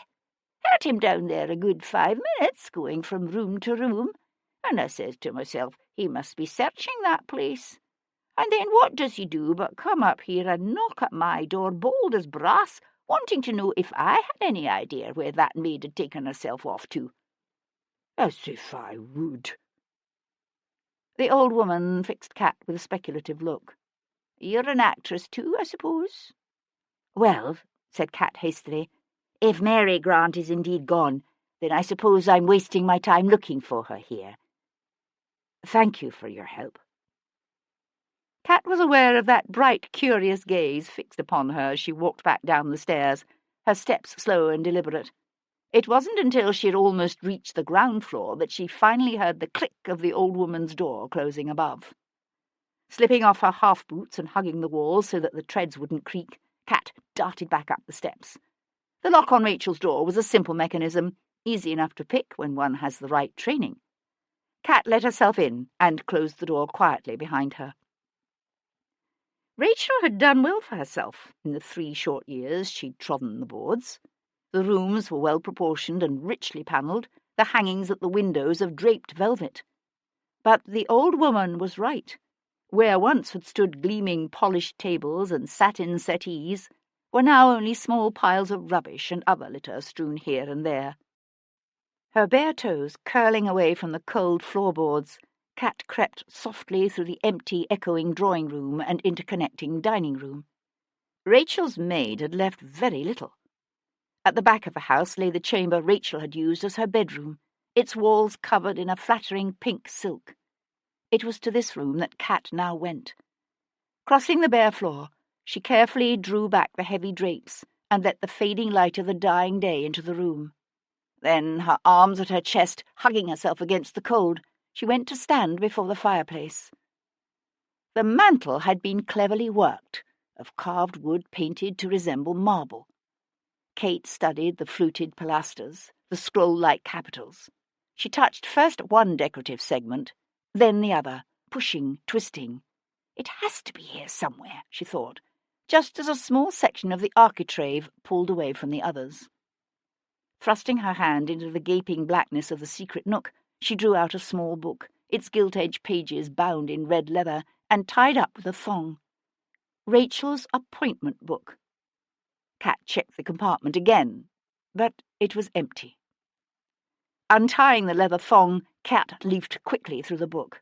She would need to tear out some of the pages, she realized, before she gave the book to Sebastian. It would be too dangerous to let him see anything that might somehow link Rachel back to Leo. Cat could only hope enough would be left to provide Sebastian with some clue to the identity of Rachel's killer. The distant sound of the door from the hall opening brought Cat's head up with a jerk. "Mother Mary," she whispered beneath her breath, and thrust the small book into her reticule. A man's voice came to her, high-pitched and sharp with angry incredulity. "What in the name of God has happened here? I ordered a watch set on this place." Shoving the secret compartment closed, Cat darted through a side door to the back cupboard, off which opened the steep, narrow flight of service stairs. "We left a man here overnight, sir," said another voice, a younger man's voice, at once defensive and conciliatory. "You said nothing about continuing the watch after that." Hopping inelegantly on one foot, Cat slipped on first one boot, then the other, her elbow thumping the stair door back against the wall, as she momentarily lost her balance and wavered. "What was that?" Cat's head jerked around as the urgent, high-pitched words echoed through the empty rooms. "What? I didn't hear anything." The first voice was moving. "There's someone here, in the back. Quick!" Cat didn't wait to hear more. Her half-boots clattering on the bare steps, her reticule clutched in her hand. She fled. Chapter 19. The ruse of simple Mr. Simon Taylor from Worcestershire wasn't going to work with a man such as Leo Pierpont. Sebastian and Pierpont didn't exactly move in the same circles, but the émigré knew Lord Devlin on sight, and a poorly cut coat and a few streaks of grey at the temples would be unlikely to prove an adequate disguise.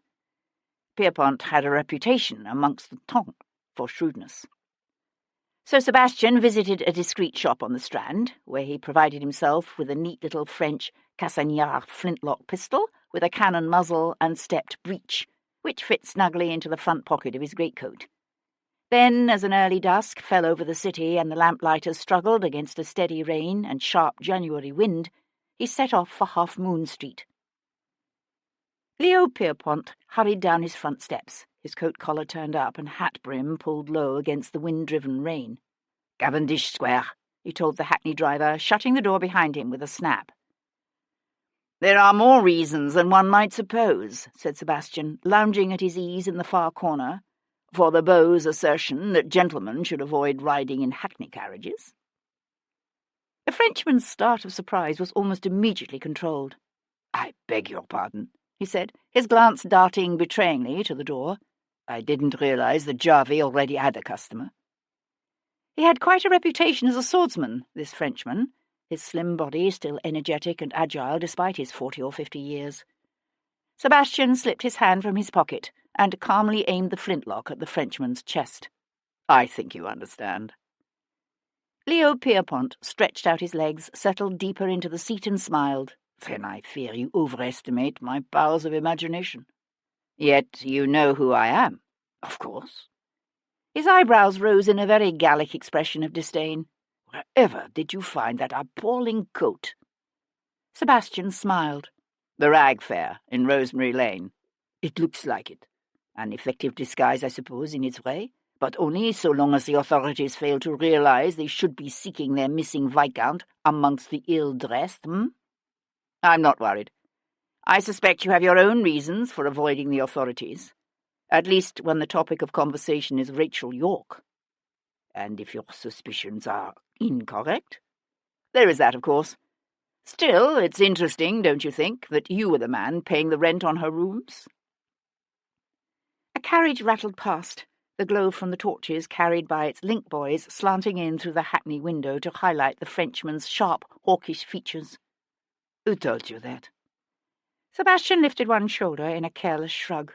"Information is easy enough to come by, when one uses the right means of persuasion." The Frenchman regarded him dispassionately for a moment. "Am I to guess why you've chosen to approach me on this matter?" "I should think the reason obvious." Pierpont opened his eyes wide. "Good God! What are you suggesting? That I killed Rachel? What do you imagine to be my motive, I wonder? Not lust, surely. Given the details you've discovered about our arrangement, it's obvious I could have had the girl any time I chose. Why rape her in a church?" Sebastian studied the other man's carefully composed features. Had Rachel been raped? "Yet you seem to have shared her with others," said Sebastian, keeping his voice deliberately bland. "Was that generosity willing, I wonder? Or not?" "What do you think? That I killed Rachel in a fit of jealous passion?"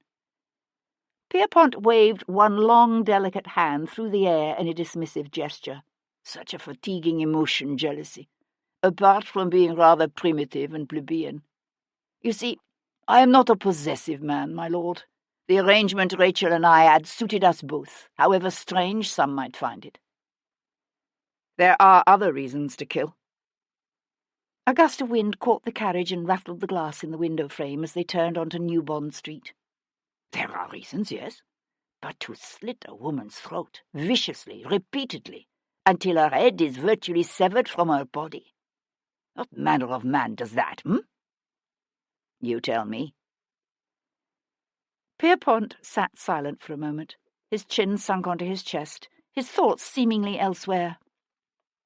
"When I was a young man, I watched my father's head roll in the Place de la Concorde. Did you know that a decapitated head remains conscious for some 20 seconds after it is separated from its body? 20 seconds. Think about that. It's a long time, no? Do you think Rachel knew that? That horror?" Sebastian listened to the rattle of the carriage wheels over the cobbles, the jingle of the harness. He hadn't known that about Rachel's death either. He thought about that vibrant, beautiful young woman, thought about her alone and afraid in that church, her life's blood ebbing away.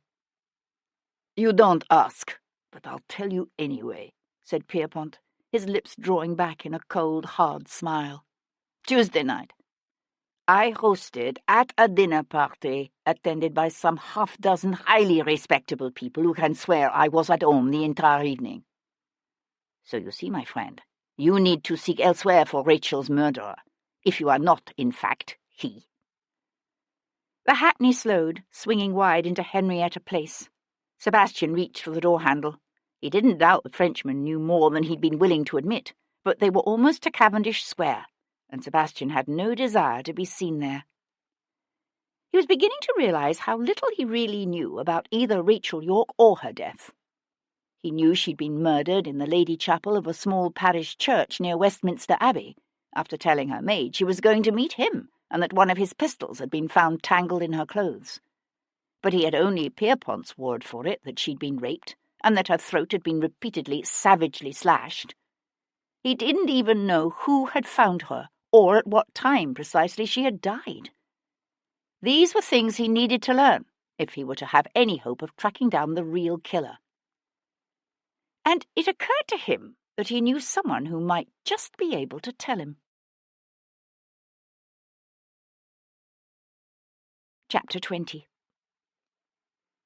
By the time he reached the narrow medieval lane that wound its way around the base of Tower Hill, the wind was blowing in sharp, angry gusts that flapped the wooden signs overhead and sent the rain slashing sideways.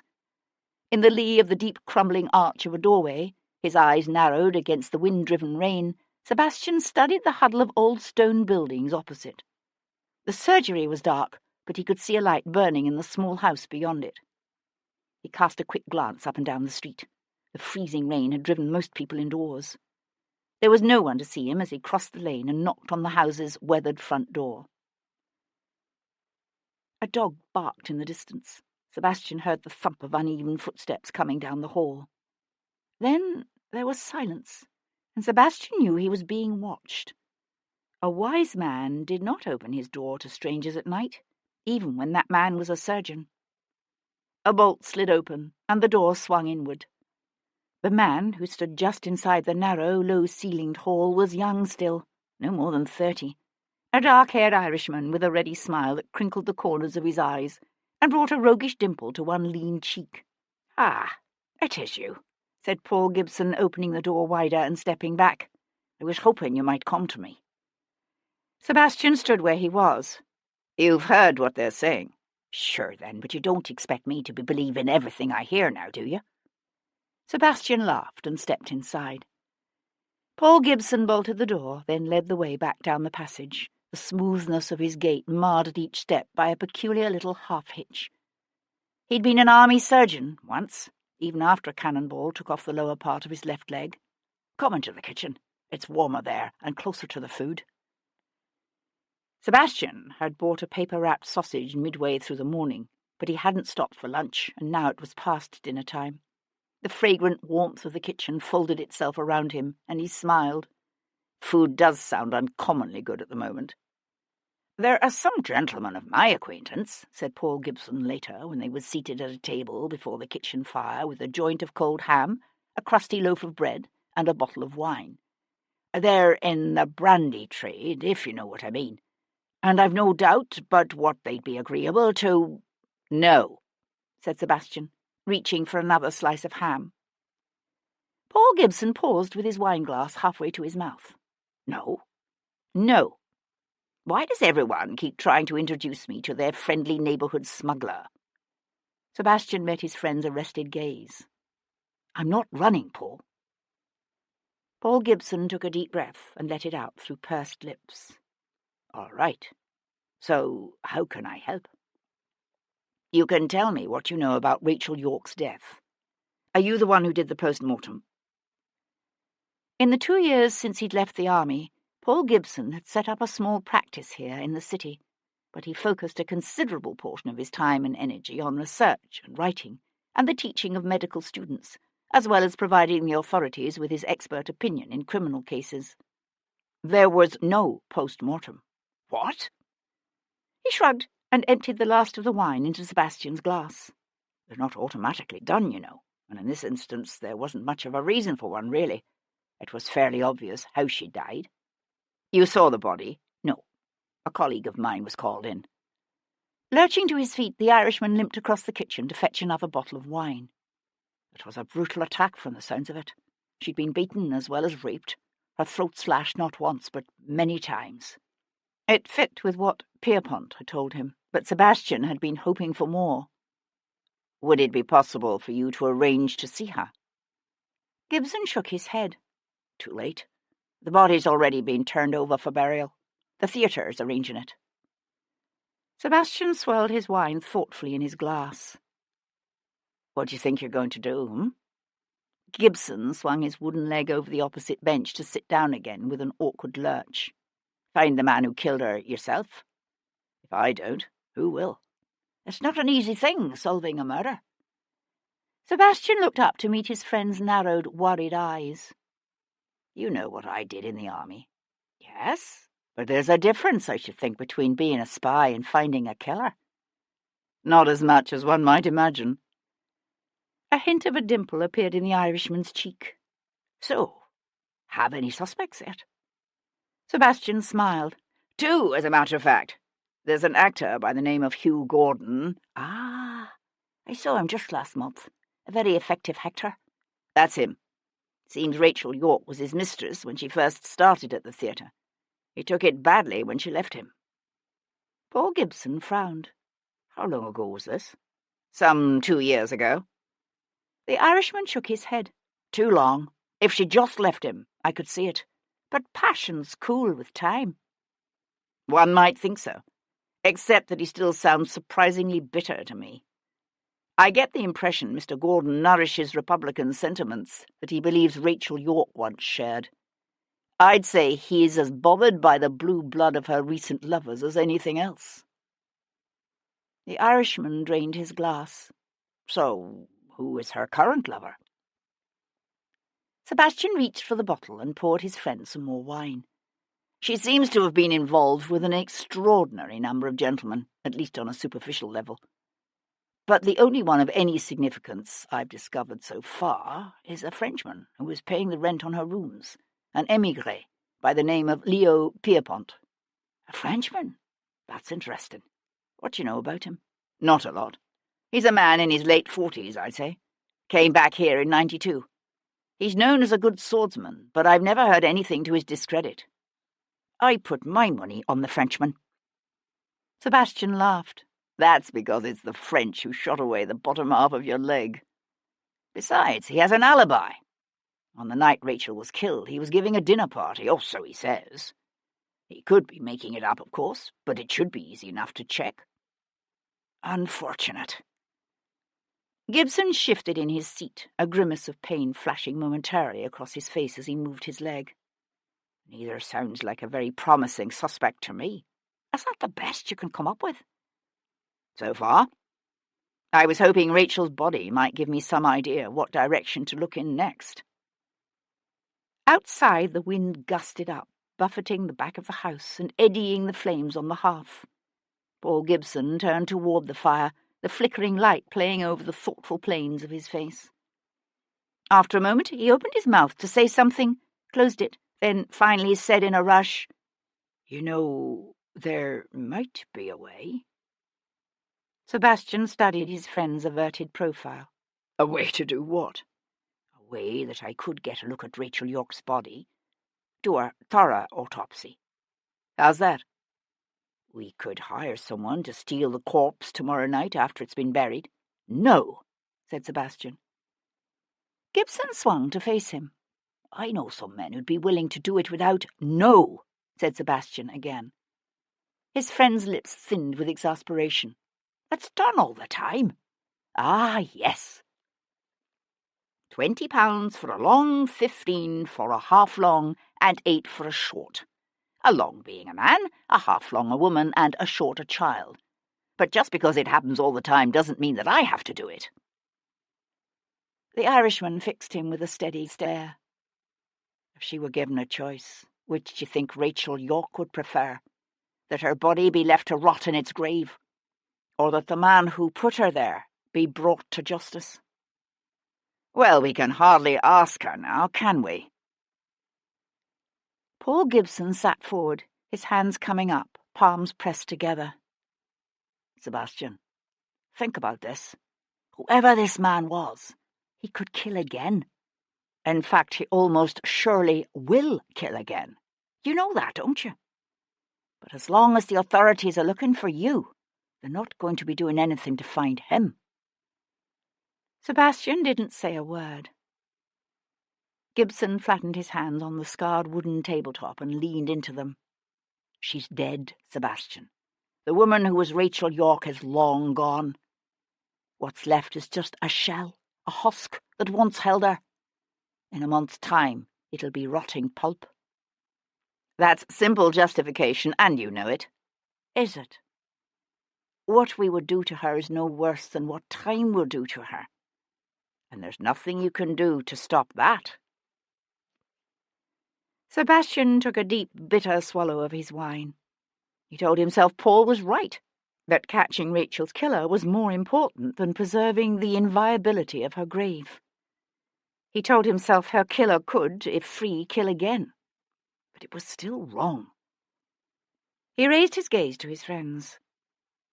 "How soon can you set it up?" Paul Gibson let his breath out in a quick huff. "The sooner the better.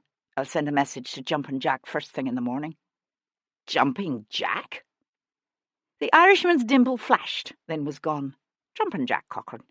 A gentleman in the resurrection trade, I have reason to know." "I won't ask how you know him." Gibson laughed. "He got his name when one of the stiffs he was sliding out of its coffin suddenly sat up and started talking to him. Old Jack jumped out of that grave real fast." "You're making that up," said Sebastian. "Not a bit of it.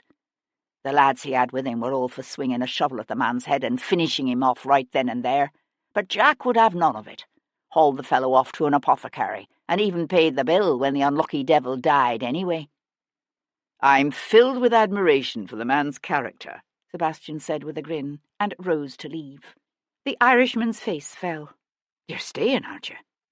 Sebastian shook his head. "I put you in enough danger as it is, coming here. I've a room at the Rose and Crown near Tothill Fields. They know me there as Mr. Simon Taylor from Worcestershire." Gibson walked with him to the front door. "I'll let you know when everything's arranged." He paused, his face thoughtful, as he watched Sebastian button his scruffy topcoat up under his chin. "You do realise, of course, that we could go through all of this and still not learn anything useful." "I know it." "You're only assuming that the man who killed that poor girl was someone she knew. It might not be, you know. She could simply have been in the wrong place at the wrong time. You might never find who did it." Reaching out, Sebastian paused with his hand on the edge of the door and looked back at his friend. "No, but at least I'll have tried." Gibson met his gaze, his face unsmiling and drawn with worry. "You could still leave, and spend the rest of my life running?" Sebastian shook his head. "No. I'm going to clear my name, Paul, even if I have to die trying." "You could die trying and still not succeed." Sebastian settled his hat lower on his forehead and turned into the icy blast of the night. "It's a chance I'm just going to have to take." Chapter 21. Sebastian stood alone in the shadows and watched as Cat Boleyn separated herself from the knot of laughing pretty women and hot-blooded predatory males clustered around the stage door. Golden lamplight pooled on gleaming wet pavement. The wind gusted up, sharp and bitter, and brought with it a rush of smells, of fresh paint and sweat-dampened wool, and the thick grease of cosmetics. Theatre scents, evocative of a time long past when he'd believed, really believed, in so many things, like truth and justice and love. He'd been 21 that summer, not long down from Oxford, and still drunk on the wonders of Plato and Aquinas and Descartes. She'd been barely 17, yet in her own way so much older and wiser than he. He'd fallen hopelessly, wildly in love with her, and he had believed, truly believed, that she loved him. Ah, how he had believed. She'd told him she'd love him until the end of time, and he had believed her, and asked her to marry him. And she had said yes. It was still raining, but softly now. He watched her walk quickly toward him, the hood of her cloak raised against the drizzle, her gaze turned toward the hackney stand at the end of the street. "You should be more careful," said Sebastian, falling into step beside her. "Now is not a good time to be out alone at night." She gave no start of surprise, only glancing up at him from beneath the shadow of her hood. "I refuse to live my life in fear," she said. "I should think you'd remember that about me. Besides," a soft smile touched her lips, "do you think I didn't know you were there?" He thought she probably had. He remembered that about her, too, that while most people were hopelessly, cripplingly blind in the dark, Kat's night vision was unusually sharp. Not as good as Sebastian's own, but sharp. She made a move toward the nearest hackney. He caught her arm, drawing her on up the street. "Let's walk." They turned their steps towards the West End, part of a crowd of playgoers straggling home through the lamp-lit darkness. Snatches of light and laughter tumbled from the quickly closed doors of taverns and coffee-houses, music halls and brothels. From a darkened, urine-drenched doorway, a streetwalker hissed at him, her eyes bold, desperate, haunting. Sebastian looked away. "What can you tell me about Leo Pierpont?" he asked. Pierpont? The rain had stopped now. Kat pushed back her hood. What is he to do with anything? He was paying the rent on Rachel's rooms. She was silent for a moment, and he remembered this about her too, the way she carefully thought things through before speaking. Who told you that? Hugh Gordon. Pierpont didn't deny it. You've spoken with him? We shared a hackney ride, said Sebastian, and smiled softly at the familiar way her brows drew together in thought. It's a curious arrangement, don't you think? For one man to be paying the rent on a woman's rooms, while knowing she continues to receive other male visitors. Unless, of course, he's acting as her pimp. Again that pause, as she thought through what he had said and considered her response. Some men like to watch. Sebastian knew a surge of unexpected and unpleasant emotions. He wanted to ask how she knew this about Pierpont, if she too had entertained the Frenchman by allowing him to watch her make love to other men. Instead, he said, "Well, that's certainly one alternative that hadn't occurred to me. Your experience in such matters is more valuable than one might realize." She halted abruptly, her chin jerking up, her eyes flashing. She would have swung away, back toward the theatre, if he hadn't caught her arm. "I'm sorry. That was an unforgivable thing to say." She met his gaze. He couldn't begin to interpret the dark shift of emotions he could see in her eyes. Yes, it was. She removed her arm from his unresisting grip and walked on again. A silence fell between them, filled only with the soft swish of the soles of her half-boots gliding over wet pavement and the whisper of old, old memories. He let his gaze travel over the achingly familiar line of her profile, the arch of her neck. Her nose was small and turned up at the end like a child's, her mouth wide, too wide, her lips full and sensuous. A seductive combination of innocence and sin. There had been other women in his life since Kat Bullen, beautiful, intelligent women, including one in Portugal he might even have fallen in love with if Kat Bullen hadn't always been there, like a shadow across his heart. And he wondered suddenly if he'd approached her this morning because she'd known Rachel York and could give him the information he needed, or if he had turned to her now for some other reason entirely, a reason his mind sheered away from. She said, "You haven't asked if I had a chance to speak with Rachel's maid?" A carriage dashed past, the coronet on its panels glistening with wet, the air filling with the scent of hot pitch from the link boys' torches. Sebastian watched it disappear into the distance, flames wavering against a black sky. "Did you?" "No. She's gone. Vanished, along with virtually everything in Rachel's rooms that was movable." He brought his gaze back to her face. "I thought you said the constables were watching the house." "Only through the night, according to the elderly Scotswoman who lives upstairs. She also told me a young man came to Rachel's rooms the morning after she was killed." "A young man?" "A young man with a key, looking for something, or so it seems. He went through Rachel's rooms, then popped upstairs to ask our inquisitive neighbour if she knew where Mary Grant had gone." "Searching for what, I wonder?" "This, perhaps." Pausing beneath the flickering light of a street lamp, she drew something from her reticule and held it out to him. It was a small book, bound in red calfskin and tied up with a leather thong.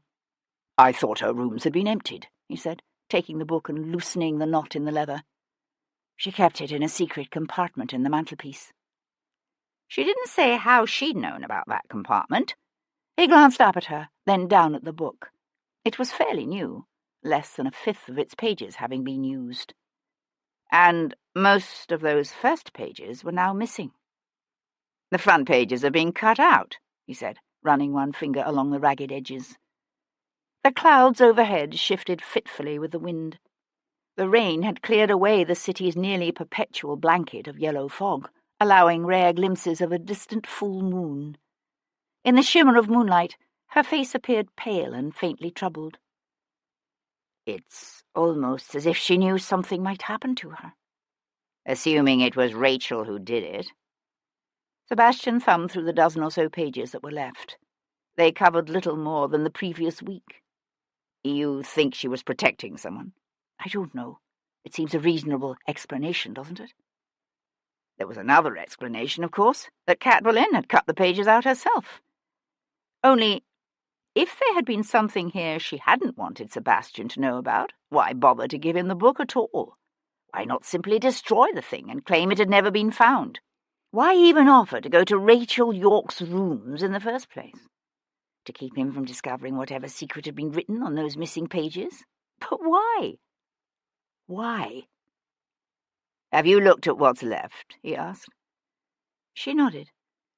I've put notations beside the names I recognized. Most of them are people connected in some way with the play. Any of them have a reason to wish Rachel harm? Not that I'm aware of. Besides, we had a performance the night she died. We were all at the theatre. Here was an aspect of Rachel Yorke's murder that hadn't occurred to him. All of you, except for Rachel. Why wasn't she there? Her understudy went on in her place. Rachel sent word at the last minute saying she was ill. Did she do that often? No. I can't think of another instance. Rachel was never ill. Sebastian glanced quickly through the remaining pages. They mainly contained notations for meeting with the likes of hairdressers and seamstresses. But one name appeared on virtually every day. Who's Giorgio? I think it might be Giorgio Donatelli. He helped design and paint the scenery when we did the School for Scandal last year, but he's become increasingly popular as a portrait painter since then. He's had commissions from the Lord Mayor and several members of the Prince of Wales's inner circle. I don't know why Rachel would be seeing him. What do you know of him?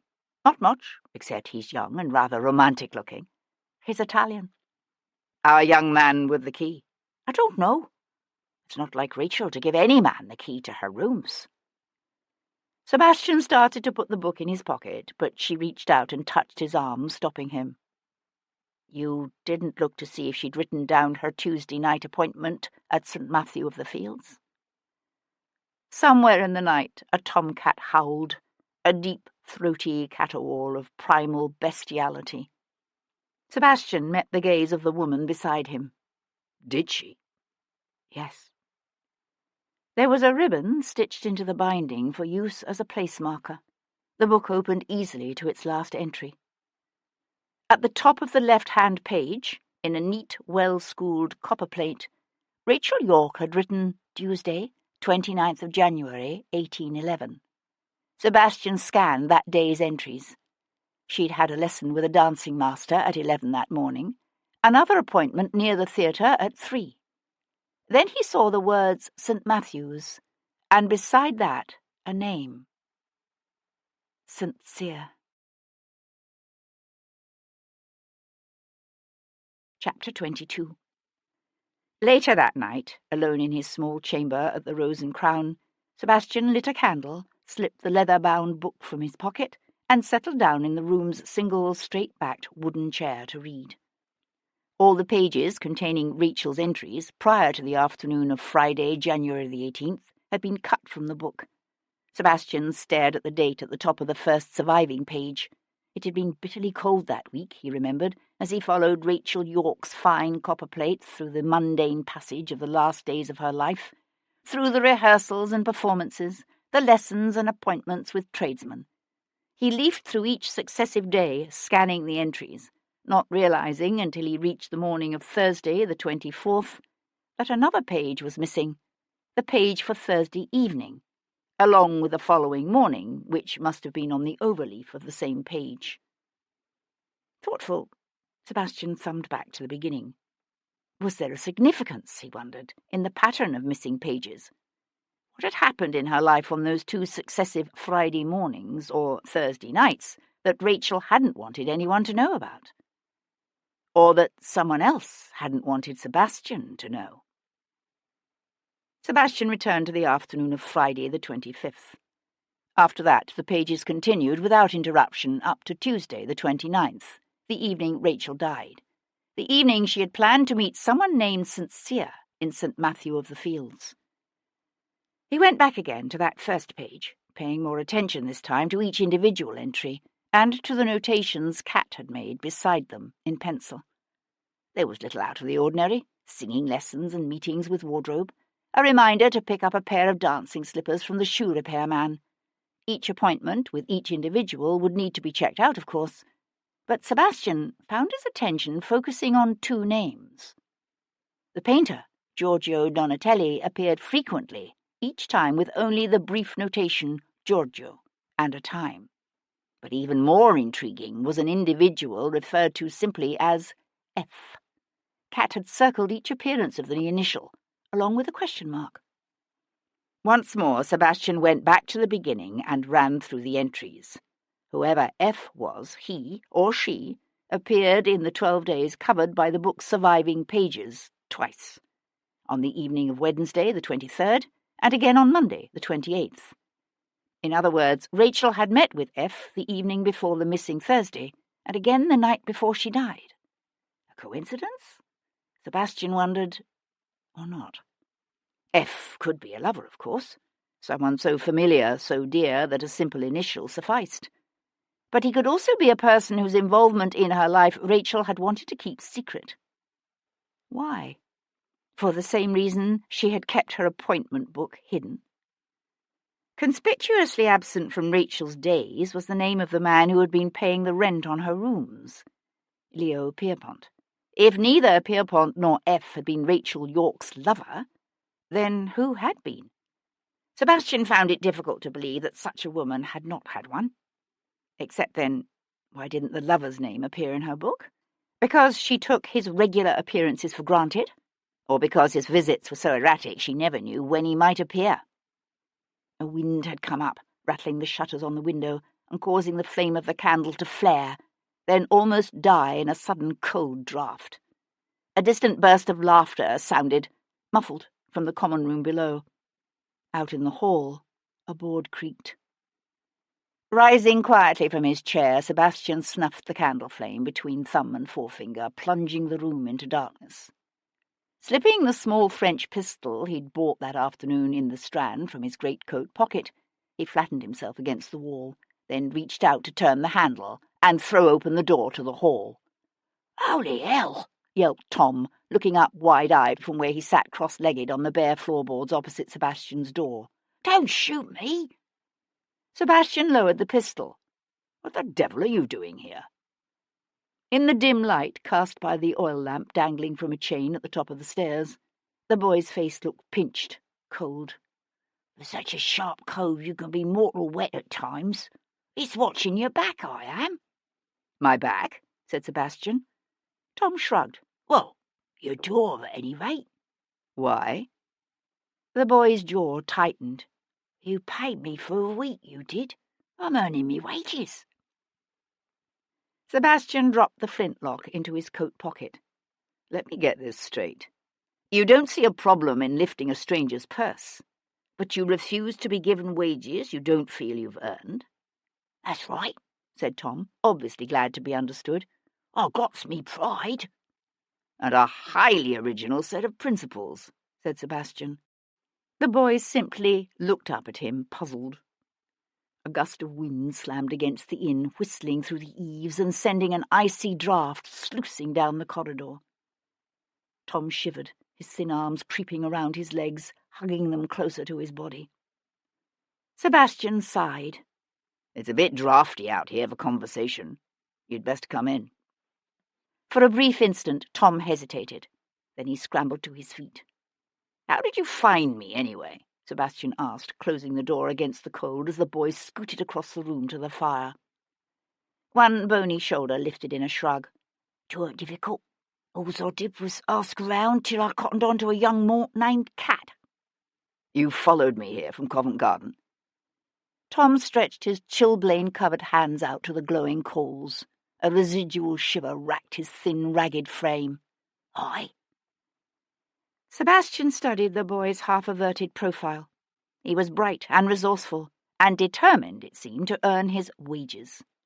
Sebastian thought about all the names and appointments in that little red book, and an idea began to form in his mind.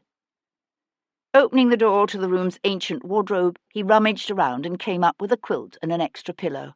"Here," he said, tossing the bedding toward the boy. "You can sleep by the fire. Tomorrow we'll see about getting you a room over the stables." Tom caught first the pillow, then the quilt. "You mean you're keeping me on?" "I've decided I can use an associate of your talents." A wide, toothy smile broke across the boy's face.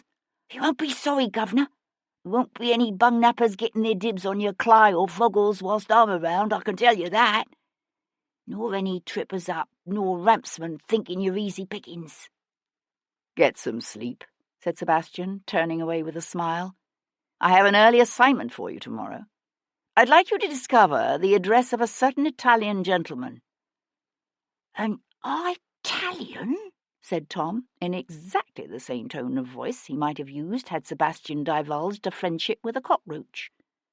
"That's right, an Italian." Sebastian slipped the pistol from his pocket and placed it, along with his pocketbook, beneath his pillow. "A painter, to be exact. A man by the name of Giorgio Donatelli." The dreams are rarely the same.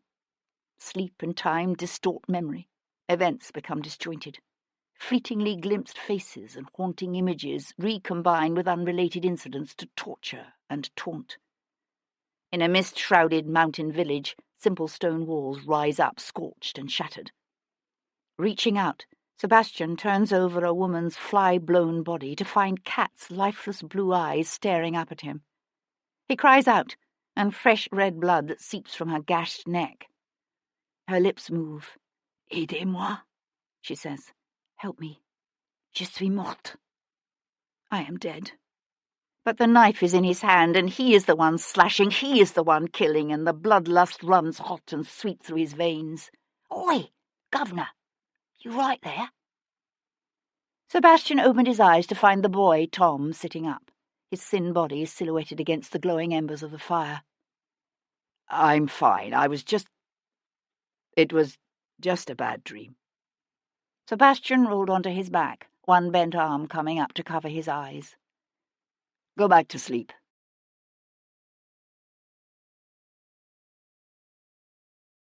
Chapter 23. The following morning, Sebastian sent the boy off with a full stomach and a suit of warm clothes that included a top-coat and new boots. He half expected the urchin to disappear back into the seething slums from which he'd come.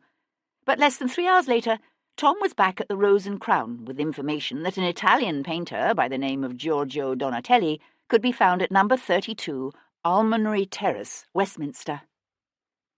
"What's this then?" said Tom, eyeing Sebastian as he wound a roll of padding around and around his torso. Sebastian, who had made another visit that morning to Rosemary Lane and a variety of small shops, pinned the end of the padding and reached for his new, considerably larger shirt. "Today I'm Mr. Silas Beaumont, a plump, prosperous, but not particularly well-bred merchant from Handstown, who is interested in having his daughter's portrait painted. While I am discussing the possibility of engaging Mr. Donatelli for this all-important task, you will poke around the area and discover what his neighbours have to say about our friend Giorgio." He balanced a set of spectacles on the end of his nose and affected an earnest, if somewhat vapid, look. "All in the most discreet fashion, of course." Tom sniffed. "Take me for a flat, do you?" "Hardly." By winding 2 cravats around his neck, Sebastian managed to make his neck look twice its normal size. His hair was as grey as an old man's, and the judicious application of theatrical cosmetics had deepened the lines of age on his face. "While you're at it, you might see what you can find out about a woman who used to visit Mr. Donatelli fairly regularly. A young, attractive woman with golden hair.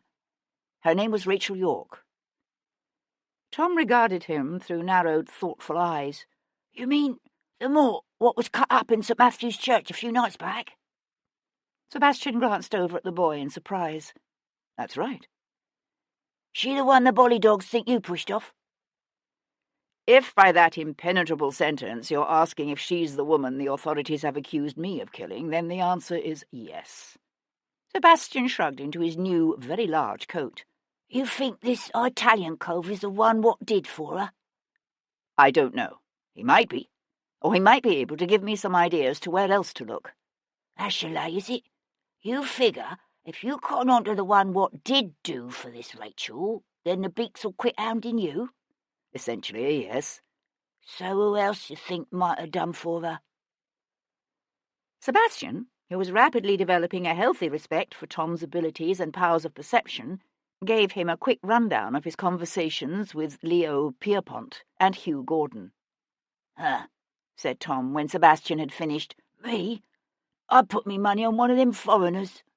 You might be right, said Sebastian, reaching for his new walking stick. But I think it best to keep an open mind. The neat two-storey brick building at number 32 Almonry Terrace didn't fit Sebastian's image of a struggling artist's garret. The living quarters occupied the ground floor, while a small hand-lettered sign beside an external stair pointed upward to the studio. Donatelli was doing well indeed for a man who had been painting theatrical scenes just the year before. Sebastian took the stairs with the ponderous effort one might expect of a fat, self-indulgent merchant. At the top of the steps, a door set with uncurtained small panes of glass showed him a large room lit with an unexpected flood of light by an abundance of large windows, all likewise uncurtained. In the centre of the room stood a young man, palette and brush in hand, his posture one of studied thought, as he stared at a large canvas on an easel before him.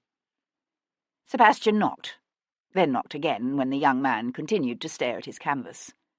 After a third knock, Sebastian simply opened the door and walked into a blast of warm, turpentine and oil-scented air. "Hello there," he said with hearty vulgarity, clapping his hands together in the manner of men coming in from the cold. "I did knock, but nobody answered." The young man swung around, a lock of dark hair falling across his brow as he looked up, distracted. Yes? Romantic, Cat had called him. Sebastian had thought it an odd description at the time, but he understood it now. Tall and broad-shouldered, the Italian was like a handsome shepherd or a troubadour from a Venetian painting of 2 centuries before. Curly chestnut-coloured hair framed a face with large velvet brown eyes, a classical nose, and the full, bowed lips of a Botticelli angel. "I'm looking for a Mr. Giorgio Donatelli," said Sebastian. There were not 1 but 3 braziers burning in the room, he realised. Donatelli obviously missed the warmth of Italy. Already Sebastian was beginning to regret the second neckcloth and the padding around his middle. Reaching out, the painter rested his brush and palette on a nearby table. "I'm Donatelli. Name is Beaumont." Sebastian puffed out his exaggerated chest and struck a self-important pose. "Silas Beaumont, of the Beaumont Transatlantic Shipping Company." He fixed the artist with an expectant stare. "You've heard of us, of course?" "I believe so," said Donatelli slowly, obviously not willing to risk offending a potential patron with an affront to the man's image of self-importance. "How may I help you?" The artist's English was good, Sebastian noticed, very good, with just enough of an accent to increase that air of romance. He'd obviously been in England a very long time. "Well, it's this way, you see. I was talking to the Lord Mayor the other day about how I was wanting to find someone to paint my daughter Suki's portrait. She's 16 now, my Suki, and anyway, he suggested you." "You needn't have put yourself to the trouble of coming here," said Donatelli, casting an anxious glance around the studio like a housewife flustered to have been caught behind on her cleaning. Sebastian waved away the suggestion with one gloved hand. "I wanted to see some of your work. More than just the 1 or 2 pictures you might choose to trot out for my inspection. Never buy a horse without getting a good look at the stable, I always say." He cast an inquiring eye about the room.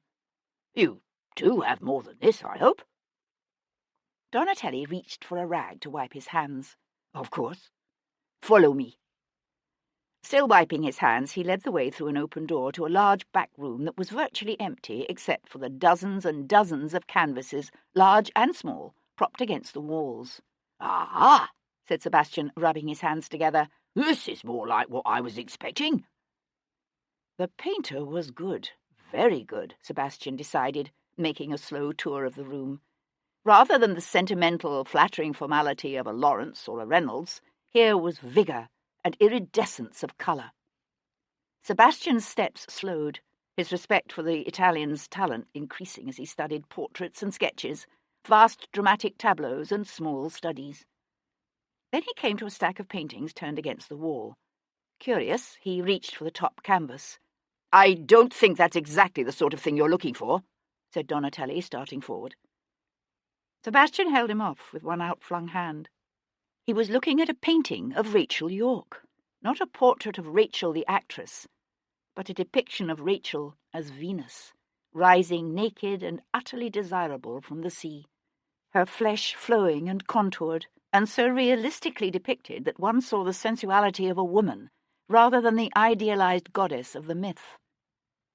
"No, but I do like this. It's so very—" Sebastian paused.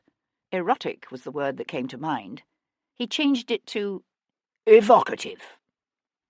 Donatelli, who had been watching him with anxious eyes, relaxed. "Hold on," said Sebastian with a sudden pronounced start. He leaned forward as if to study the painting more closely. "Goodness gracious! Isn't she that actress? The one who was recently killed?" "Yes." The word came hissing out on a pained exhalation of air. "Sad business, that." Sebastian shook his head and tutted in the manner of old Mr. Blackadder, the apothecary his father used to call in whenever one of the servants took ill. "Very sad. One has to wonder what the world is coming to these days."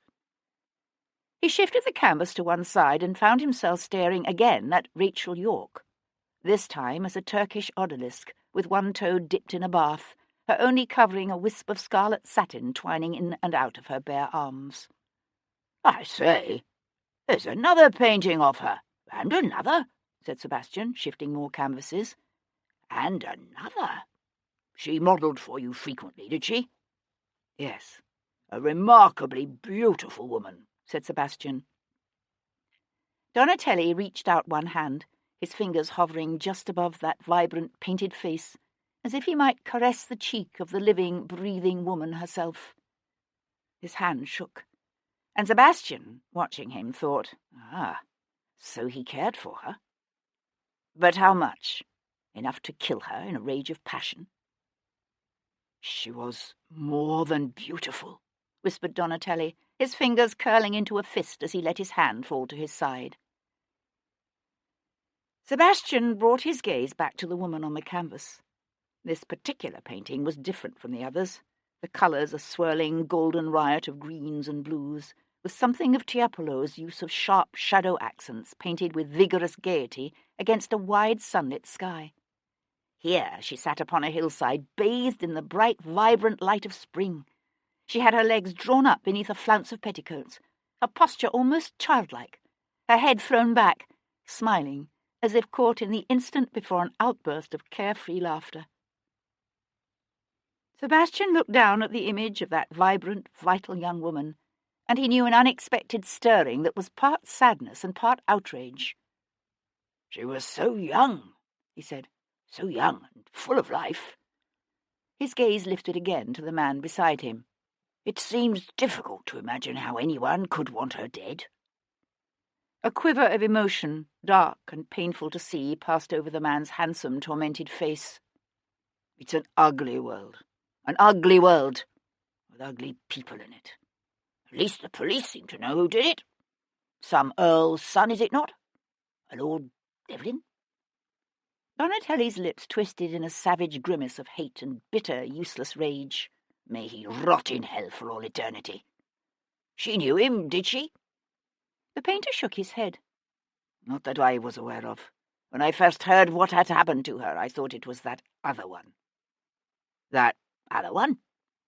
Donatelli sucked in a shuddering breath that lifted his chest and flared his nostrils wide. "He's been following her for weeks, months maybe, hanging around outside the theatre door, waiting across the street whenever she came here, watching her. Everywhere she went, he was there. She didn't report him?" Donatelli shook his head. "I wanted her to go to the authorities, but she said it wouldn't do any good. You know what they're like, these aristos. To them we are little better than animals, things to be used and thrown away." The vehemence of his words took Sebastian by surprise. He was remembering what Hugh Gordon had said about heads on pikes and blood running in the gutters, and he wondered if perhaps Gordon was wrong, that Rachel hadn't abandoned her more radical ideas after all, ideas Donatelli obviously shared. "What's his name, this nobleman?" Sebastian asked. He thought for a moment that the artist wasn't going to answer him. Then Donatelli shrugged, his jaw thrust forward in a determined effort to control his emotions, and told him. "You're looking mortal queer," said Tom when they met up at the local tavern for a pint of ale and steak and kidney pies. "What did this Italian cove have to tell you, then?" It seems Rachel York used to model for him. Sebastian pushed through the crowd around the bar and led the way to an empty table in a quiet corner. "So, how did you go on?" Slipping into the opposite bench, Tom wrapped his hands around one of the pies and twitched his shoulder in a careless shrug. "He's a foreigner. People around here don't seem to have much to do with him. Although they noticed the girl all right. She must have been some looker, that Rachel." "She was." Sebastian ate silently for a moment, then said, "Any other women visit his studio frequently?" "Not so's anyone noticed." Tom took a large bite of pie and spoke around it. "Think it was tapping her?" "Possibly, but I'm not sure. Don't talk with your mouth full." Tom swallowed, hard, his eyes widening with the effort. "So we didn't learn nothing from all this?" "Oh, we learned something." Sebastian took a deep draught of ale and leaned his shoulders back against the wall. "According to our painter friend, a man was following Rachel about for months. A gentleman, to be precise." Tom polished off the last of his pie and set about licking his fingers clean. "Did he tell you this cove's name?" "Yes. His name is Bayard Wilcox." Something in Sebastian's tone caused the boy to stop with his last finger halfway to his mouth. "Know the bloke, do you?" Sebastian drained his tankard and stood up abruptly. "Quite well, as a matter of fact. Bayard is my nephew." Chapter 24. Charles, Lord Jarvis, paused in the doorway of the princely dressing-room and watched His Royal Highness George, the Prince of Wales, pivot, first one way, then the other, as he studied his reflection in the series of ornate, gilt-framed looking-glasses that lined the room's silk-covered walls. Several of the prince's boon companions, Lord Frederick Fairchild among them, lounged at their ease about the cavernous crimson and gold room, their discussions ranging from the use of champagne in boot polish to the newest opera dancers to catch their fancy. A dozen ruined cravats lay scattered across the chamber's richly hued Turkey carpet, while the prince's man hovered at the ready with another armload of starched white linen neckcloths, should the prince's present endeavour be no more successful than the last. Prince George might require the assistance of 2 footmen to shove his corpulent body into his coat, and a mechanical contrivance to hoist him into the saddle, but he always insisted on tying his own cravats. "Ah, there you are, Jarvis," said the prince, looking up. Jarvis, who had spent the past half-hour trying to soothe the wounded dignity of the Russian ambassador, simply bowed and said, "Sir." "What's this Lord Frederick is telling me about Spencer Percival and his damned Tory government pushing for restrictions on our regency?" The prince's full, petulant mouth puckered into a frown. "Restrictions? What restrictions?" Jarvis shifted a crumpled shirt and torn satin waistcoat from a gilded chair shaped like a lotus blossom and sat down. "A temporary restriction only," he said blandly, "to be lifted after 1 year." "A year?" "The doctors insist the king continues to improve," said Lord Frederick, his voice tight with worry. It was the Whigs' greatest fear that mad old King George III might recover before they were able to return to power. "There are those in the Commons who are saying a regency may not be necessary after all." "What do you think?" said George, whirling to face his friends. It took Jarvis a moment to realise that the question referred not to his father's health, but to the prince's latest attempt at executing a complicated new knot for his cravat. Sir John Bethany, an ageing roué with full ruddy cheeks and a girth to rival the prince's, hauled out his quizzing glass and subjected his friend to a long, thorough inspection, while the prince waited in an agony of suspense. "Brummel himself could do no better," said Bethany at last, letting the quizzing glass fall. The prince's face broke into a wide smile that collapsed almost at once. "You're just saying that." With an impatient oath he ripped off his latest creation and began again, one eye cocking back toward Jarvis. "Our powers will be the same as the king's, of course?" Jarvis cleared his throat. "Not quite, sir, but you will be allowed to form a government." "I should rather think so," interjected the prince, "although it will need to be announced before you are sworn in by the Privy Council."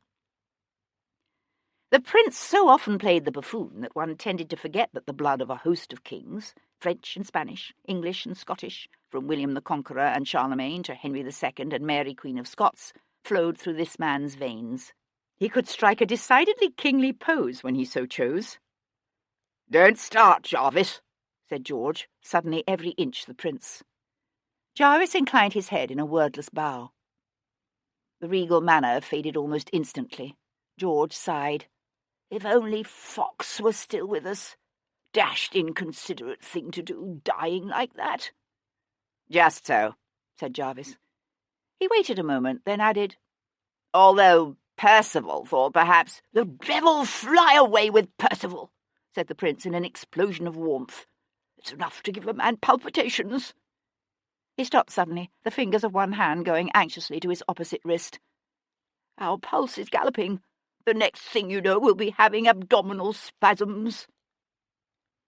Jarvis rather thought the prince's abdominal spasms could be traced to the mountain of buttered crab he'd consumed the evening before, and the 2 bottles of port with which it had been washed down, but he kept the observation to himself. "It's really far too early in the day for such discussions," said the prince, his hand shifting to the royal belly, a spasm of distress contorting his fleshy features. "It's dangerous for the digestion. I will lie down for a spell." "And your appointment with the Russian ambassador, sir?" The prince looked genuinely puzzled. "What appointment?" "The one scheduled for half an hour ago." "He's still waiting." "Cancel it," said the prince, one hand coming up to shade his eyes, as if the light had suddenly become too much. He tottered toward a nearby divan shaped like a crocodile padded with crimson satin. "Do close the drapes, someone. And bring my laudanum. Dr. Herberdon says I must have a dose whenever I feel anxious to avoid any danger of agitation of the blood." His thoughts kept carefully to himself, Jarvis personally went to draw the drapes. Short of the old mad king effecting a miraculous recovery sometime in the next week, the Regency Bill would pass, and this indolent, pleasure-loving, spendthrift prince would be sworn in as regent. But as much as the Prince of Wales might find the image of himself as regent flattering, his experience with the squabbles and intrigues of politics was as limited as his interest. Jarvis was confident that in the end, and given the right set of circumstances, the prince would be only too happy to be guided by others' wisdom. Solicitously turning down the lamps, Jarvis ushered the prince's companions from the room and quietly closed the door.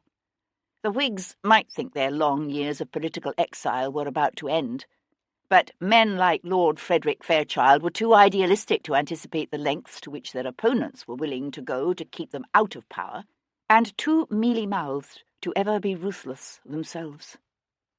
In government, one needed to be ruthless, and very, very clever.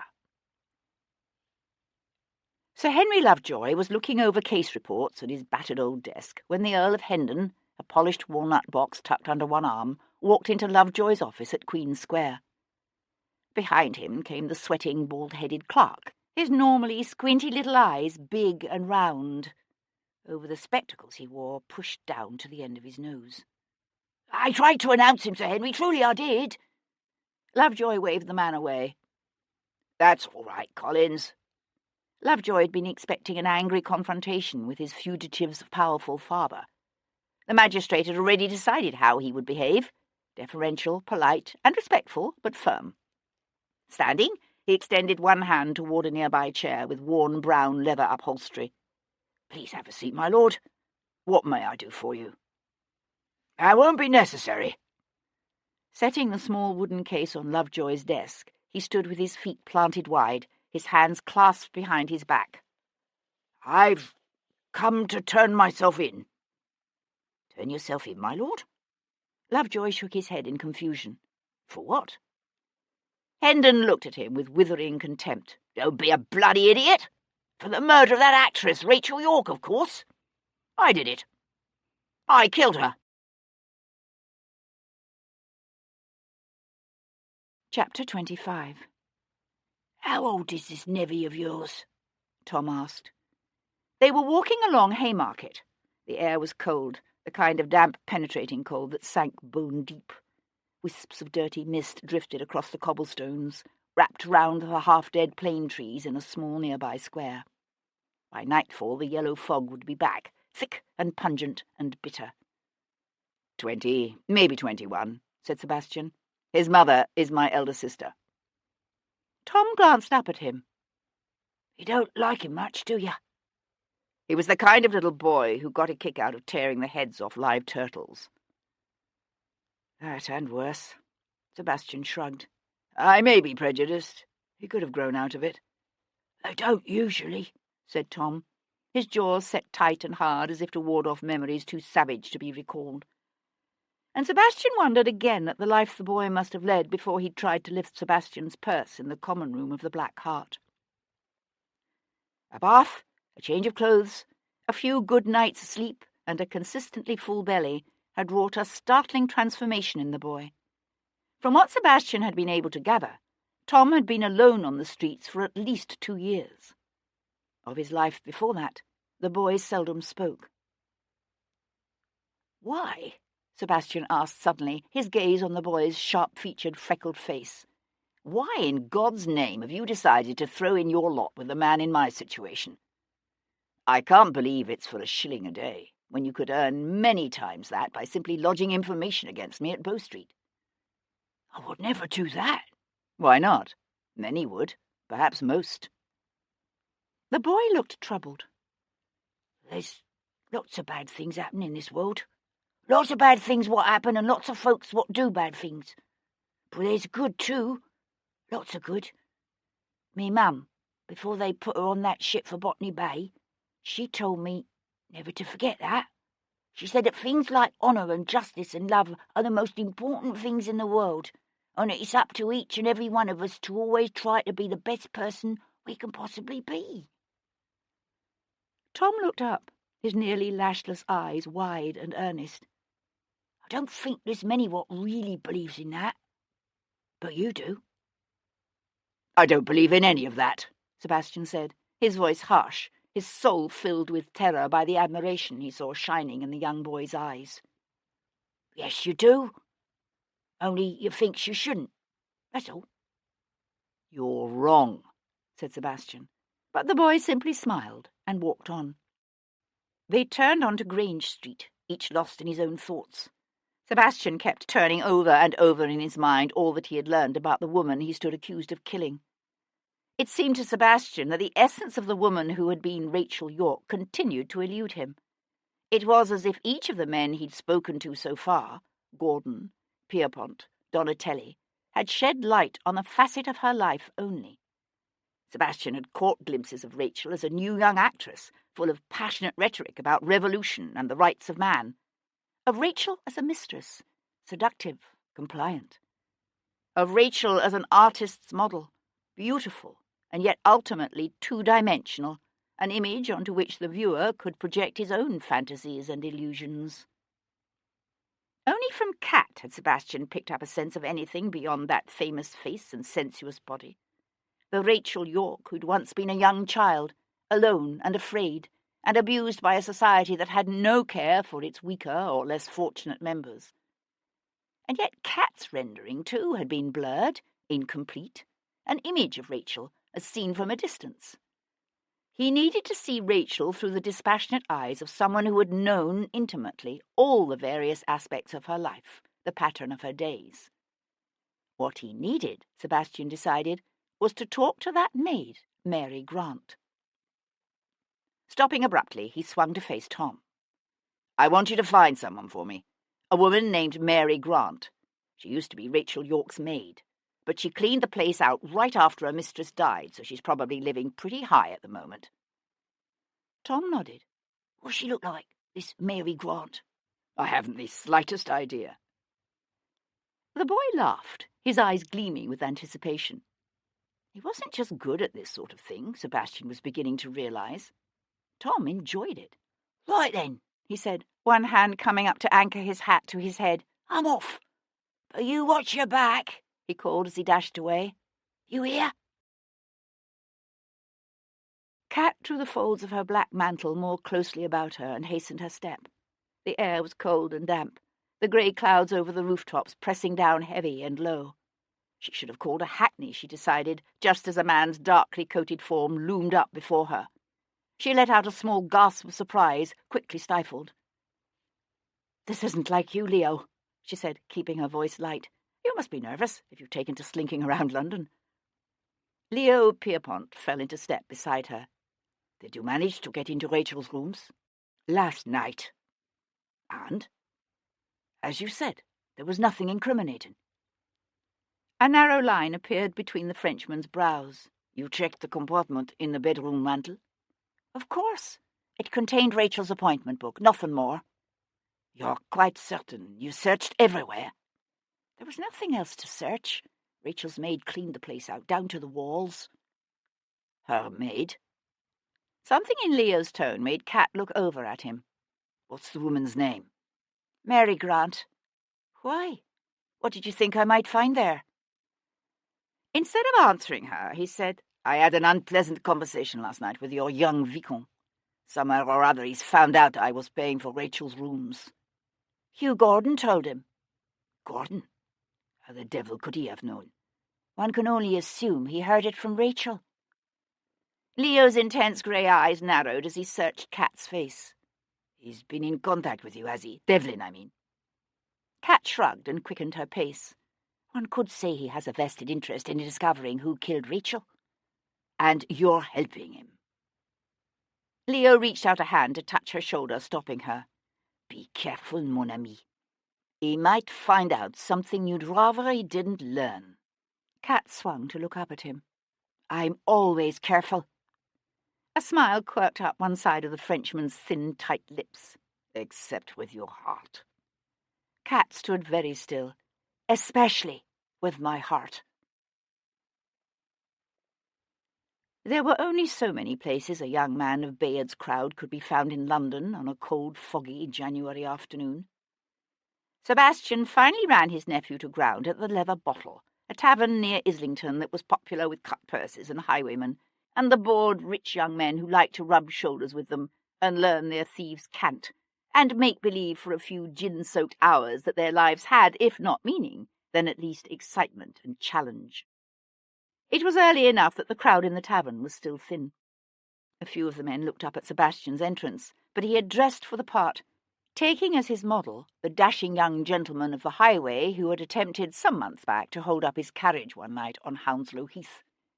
Bayard was at the bar, laughing and talking too loudly with 2 or 3 of the gangly, socially maladroit young men with whom he tended to associate. Bayard was very much his father's son, brown-haired and weak-chinned, and already inclined, even at his young age, to run to flesh. Ordering a glass of Blue Ruin, Sebastian leaned in close to his nephew and poked the muzzle of the Cassignard between his ribs. Bayard froze. "That's right," whispered Sebastian, his voice pitched low and rough. "This is a pistol, and it will go off if you do anything, I repeat anything, stupid." Bayard's eyes rolled frantically sideways. "No, don't turn around. And stop looking like you just shit your pants or some such thing. We wouldn't want to alarm your friends now, would we? You need to smile." Bayard gave a sick giggle that came out sounding more like a half-choked hysterical sob. "Who are you? What do you want from me?" "We're going to walk together very slowly to that table over there near the far corner. You're going to sit down first, and I'm going to sit opposite you, and we're going to have a nice little chat." Sebastian reached for his drink, but the muzzle never left Bayard's side. "Walk, Bayard." Bayard walked, his legs trembling and unsteady. "Now, Sit. Bayard sat. Sebastian took the rickety, straight-backed chair opposite. The light in the tavern was murky, the few small windows obscured by grime, the tallow dips dim and foul-smelling. A heavy odour of sweat and tobacco and spilled gin filled the air. Now, said Sebastian, smiling, you need to try very, very hard not to forget that I have a gun pointed at your crotch. Bayard nodded, his eyes widening as he got a good look at Sebastian for the first time. Good God, it's you! Whatever are you doing in that rig? You look like a bloody bridal cull. Sebastian smiled. An appropriate get-up, don't you think, for one in danger of cutting a caper upon nothing? Sebastian watched, bemused, as Bayard's fear slowly dissipated beneath the onslaught of a deep and powerful fury. I heard it was you, he said, enunciating the words through clenched teeth. You who killed her?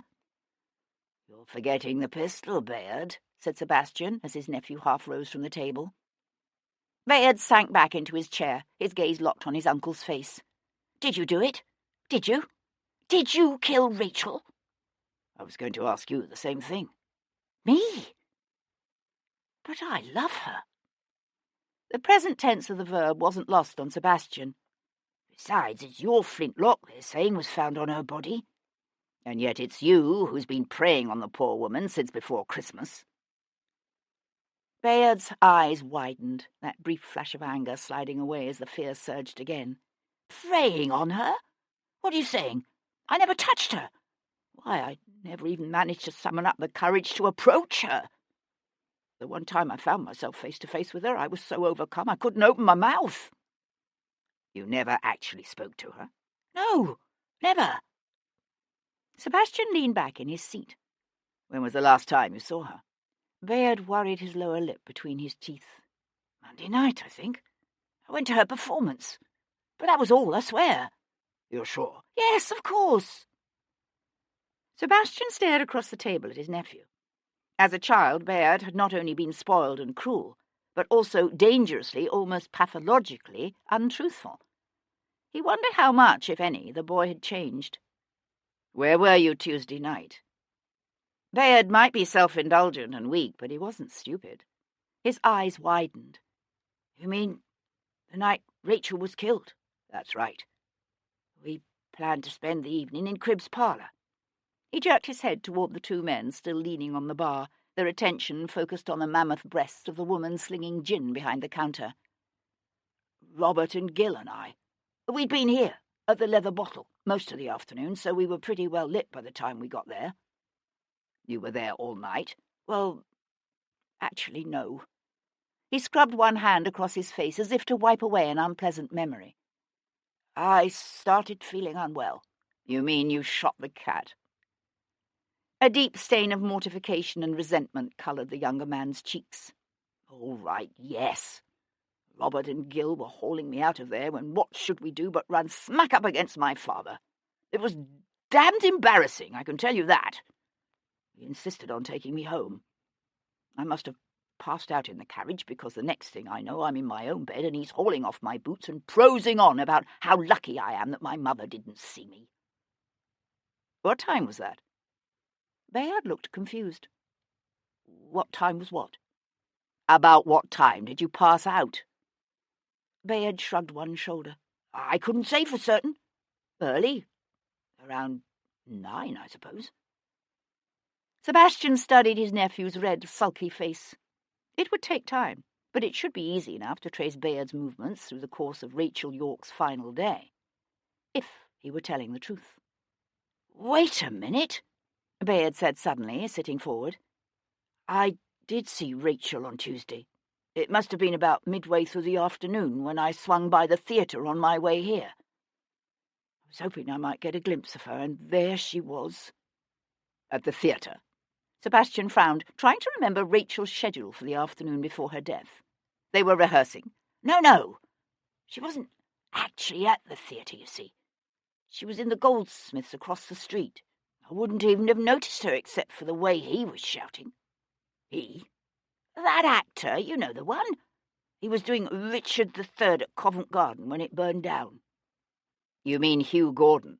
Yes, that's him. You're certain? said Sebastian, frowning.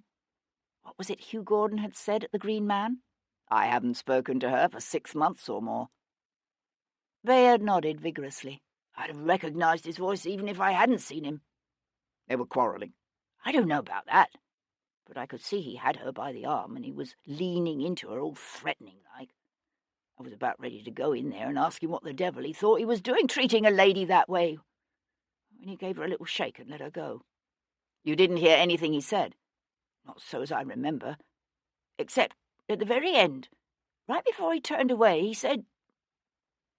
Bayard broke off, a strange arrested expression narrowing his eyes and slackening his jaw.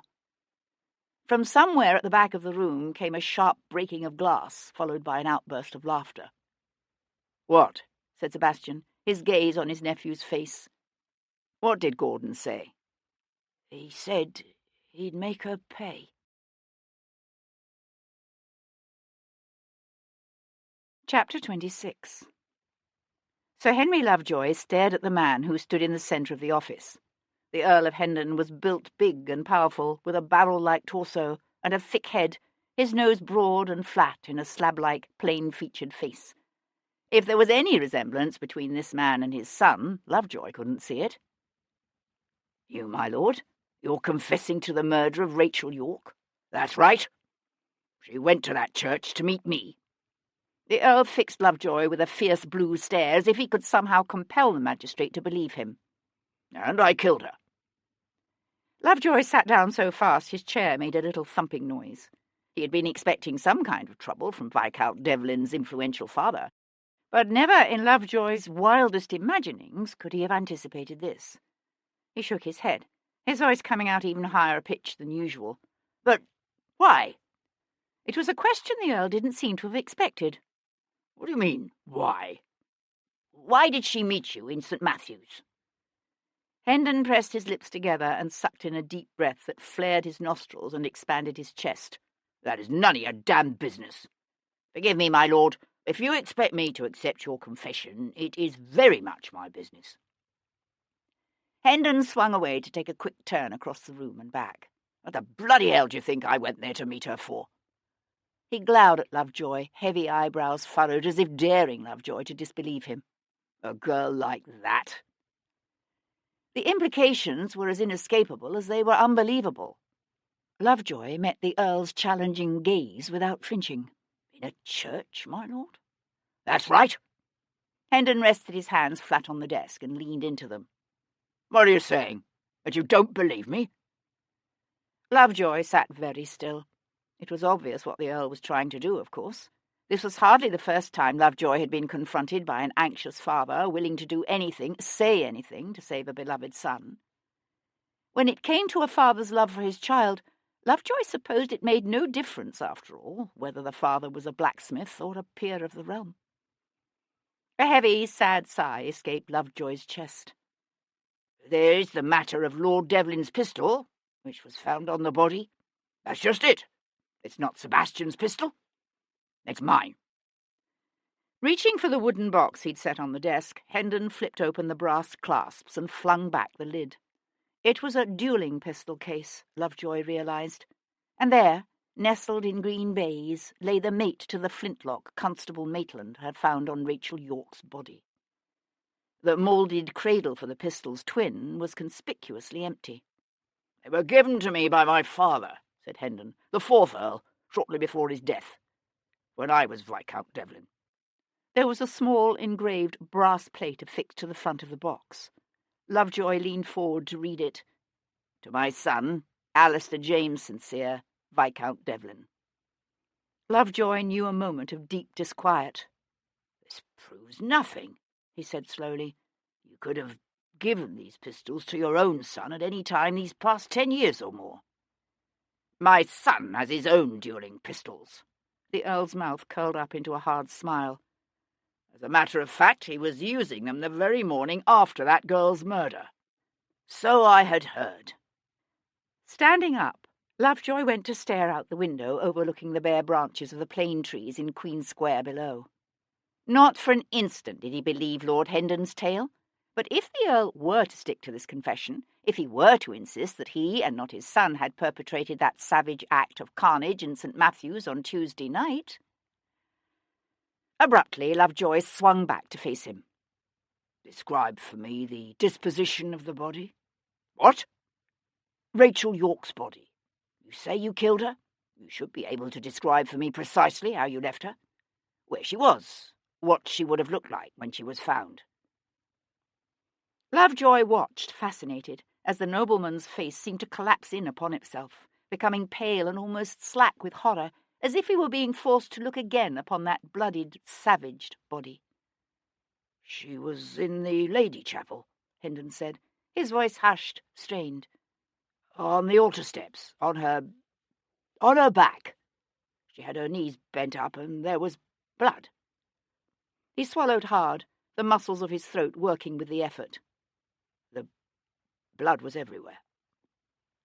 Reaching out, Lovejoy wrapped his hands around the wooden back of his desk chair and gripped it hard. "What was she wearing, my lord?"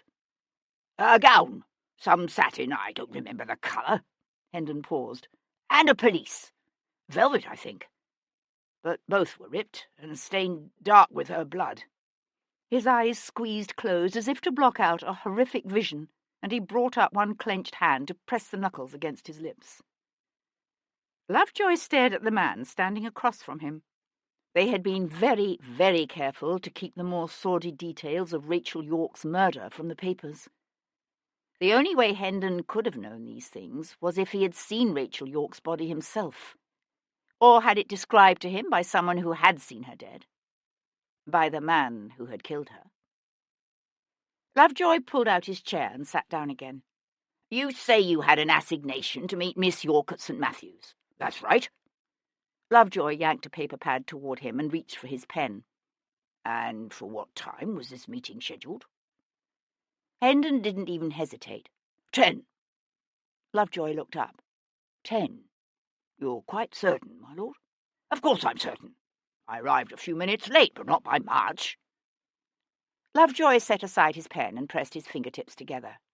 So you arrived at St. Matthew's a few minutes after 10, and walked inside to meet her.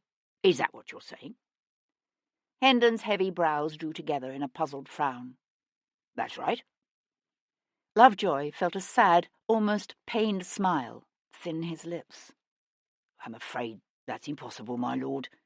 Miss York was killed sometime between 5 and 8 o'clock, which is when St. Matthew's of the Fields is locked every evening. What are you talking about? Lord Hendon's fleshy face turned a dark, angry colour, his voice booming out so loud that he brought the clerk, Collins, scurrying to the door in alarm. I arranged to meet that woman in St. Matthew's at 10, and the door in the north transept sure as hell wasn't locked when I got there. Lovejoy held himself very still. With all due respect, my lord, I believe you are attempting to protect your son by taking the blame for Rachel York's murder yourself. Reaching across the desk, Lovejoy closed the lid on the dueling pistols case and drew it toward him. You'll understand our need to keep this, of course. No doubt it shall prove to be a valuable piece of evidence. Lovejoy hesitated, then said it anyway. At your son's trial. Chapter 27. By the time Sebastian reached Cat Bullin's townhouse in Harwick Street, the fog was so thick the street lamps were little more than murky hints of dim light, and the familiar bitter stench of soot choked the cold evening air. It would be a dark night, a good night for smugglers and housebreakers. And grave robbers. He pushed the thought from his mind.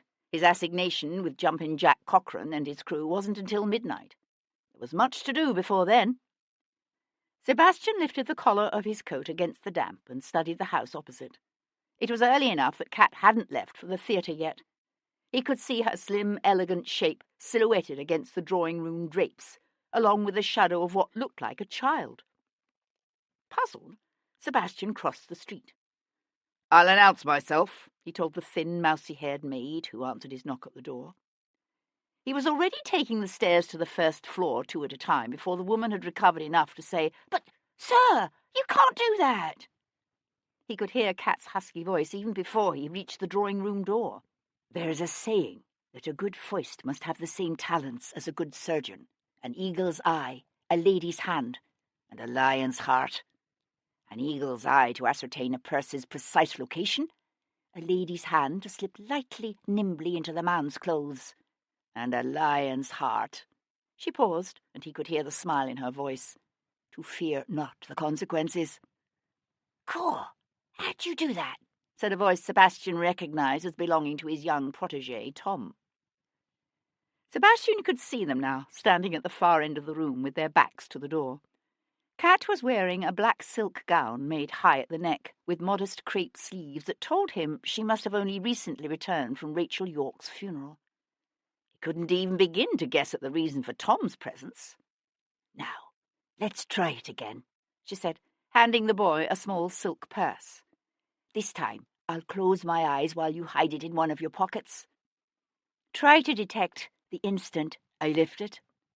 She squeezed her eyes shut. Tom tucked the purse deep into his pocket. "Ready?"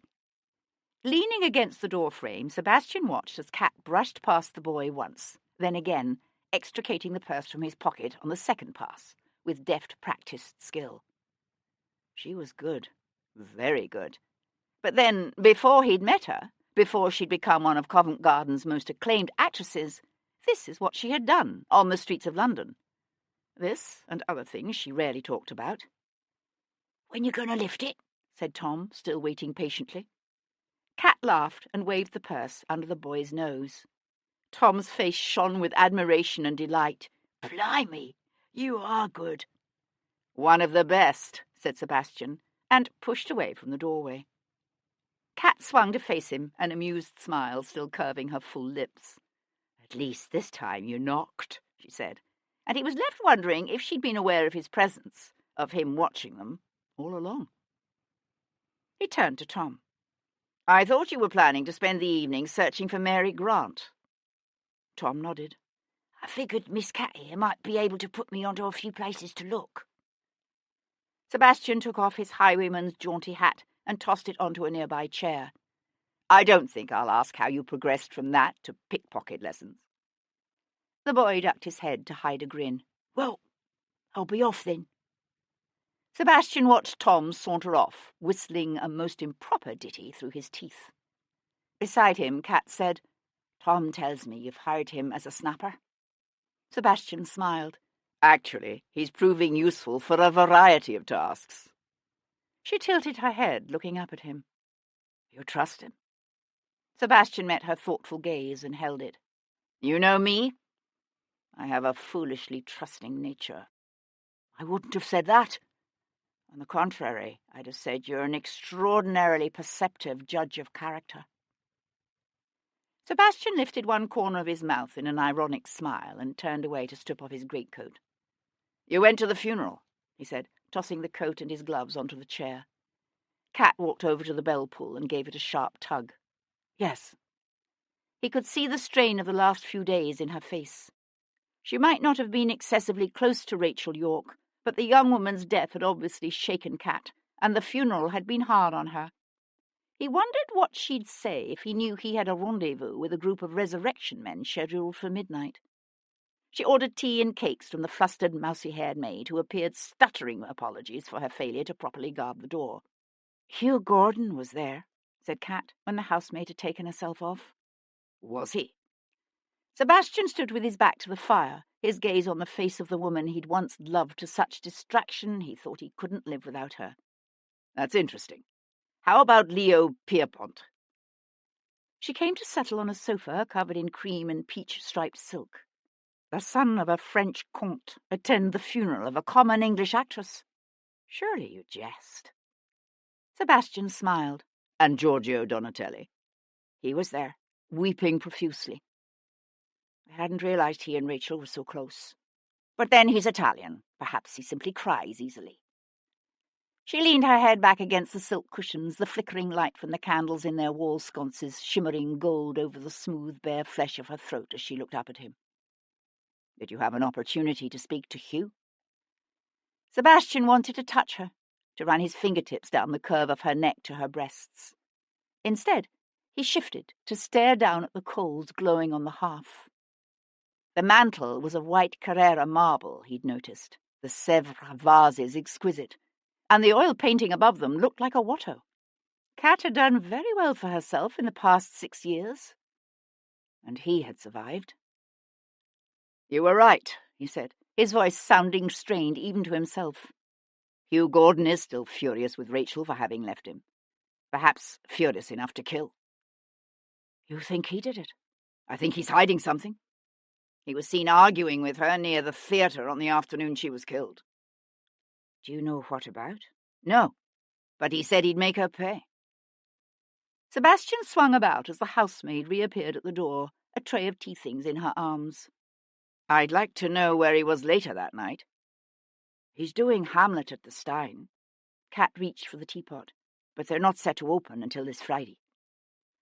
Sebastian waited until the maid had withdrawn again. Then he said, "I also had the opportunity to make the acquaintance of the painter, Giorgio Donatelli. It seems Rachel was modelling for him." Cat glanced up from pouring the tea. "Nothing ominous there, perhaps, unless she was sleeping with him too." "He is a very beautiful man, and Rachel liked beautiful men." Sebastian reached to take the cup from her hand. He was very, very careful not to let his fingers brush hers. "According to Donatelli, Bayard Wilcox has been following Rachel around since before Christmas." "Isn't he your nephew?" "Yes, he is." "Did she never tell you about it?" "She did mention once or twice that some nobleman was watching her, although she never told me his name. She tried to laugh it off, but I thought she was being less than honest with herself, that he was making her nervous." Cat took her own cup into her hands. "Is he capable of such a thing, do you think? A crime of such passion, such violence?" Sebastian brought his cup to his lips and nodded. "Except that he says he was with friends until just before 9 that night, at which point he passed out drunk and had to be carried home by his father." "But you don't believe him?" She said it as a statement, not a question. "I learned long ago not to trust anything Bayard tells me. But in this case it should be easy enough to find out if he's telling the truth or not." Cat sat back, her gaze on the cup she held idle in her lap. "You do realize, of course, that it's possible Rachel didn't know her killer. It could be anyone at all." "I don't think so. If she'd been found in the streets or even in her rooms, then I might believe that. But she went to that church on Tuesday specifically to meet someone. I know it wasn't me." "So who was it?" "It couldn't have been some cousin named Sincere." Sebastian shook his head. "No. They weren't a family that tended to breed the Sinceres. His father had several cousins he disliked intensely, but they all lived up north in Yorkshire or someplace. And it was not a common name. I keep coming back to that appointment book. Whoever removed those pages did it to prevent something from being known. And yet the book was left so that it could be found. Why?" "But the book was hidden." "Yes. Except you knew where to look for it. It's conceivable others could have as well. Pierpont, for instance. He was paying the rent on her rooms. He might very well have a key." She sat silent for a moment as if considering this. "The woman upstairs described the man she saw the morning after Rachel's death as young. Pierpont must be almost 50. He could have sent someone." Cat thrust aside her teacup and stood up. "You think Pierpont killed Rachel?" Sebastian watched her walk over to straighten one of the drapes at the front window. It was a fussy thing to do, not at all like her. Why not? He was involved with her. For some men, that's all the reason they need, if the woman decides to try to walk away from them, or if she should suddenly become infatuated with a beautiful Italian painter. Cat turned to face him again. "When I was at Rachel's lodging house, the Scotswoman who lives upstairs told me she thought Rachel was planning to leave London." "You think it's true?" "I don't know. Rachel certainly never said anything about it. But this woman seems to have the impression Rachel was about to get her hands on a lot of money." "Money?" Sebastian set aside his empty cup. "I wonder if she was blackmailing someone." Hardly had the words left his mouth when a thought occurred to him. A thought at once inevitable and so terrible as to take his breath. And he knew by the way Cat's eyes flared wide that the possibility had come to her at almost exactly the same time. "No," he said, before she could give voice to it. "But no," he said again, walking up to her. "You're wrong. I know my father. He might be able to kill, given the right provocation, but not like that. He could never kill like that." Her head fell back, her wide, beautiful eyes dark and troubled as she looked up into his face. It wasn't simply something Sebastian was saying. He truly believed Hendon could never have raped Rachel York on those altar steps, or left her dying in a sea of her own blood. And yet the name St. Cyr had been there in the dead woman's small red leather book. And the gentleman who'd been stalking her for so many months wasn't only Sebastian's nephew. Bayard Wilcox was also the Earl of Hendon's grandson.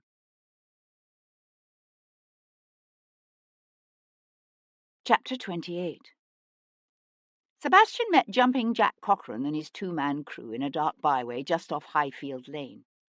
A cold wind had come up, tossing the bare branches of the elm trees and silhouetting against a storm-swelled sky the church's spire just visible above the slate roofs of the nearby row of houses. "Don't keep what you're so feverish to tag along," said Jumping Jack, hawking up a mouthful of spittle that he shot downwind.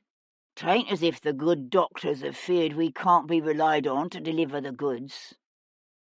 The grave robber was an incredibly tall, lean man, somewhere between 40 and 60, with deep-set, narrowed eyes and raw-boned features, and a good 2 weeks of greying beard grizzling his cheeks and chin. But he was a natty dresser, with a bright red kerchief tied around his neck and striped trousers that showed only a hint of mud round the cuffs. The resurrection business was a lucrative one.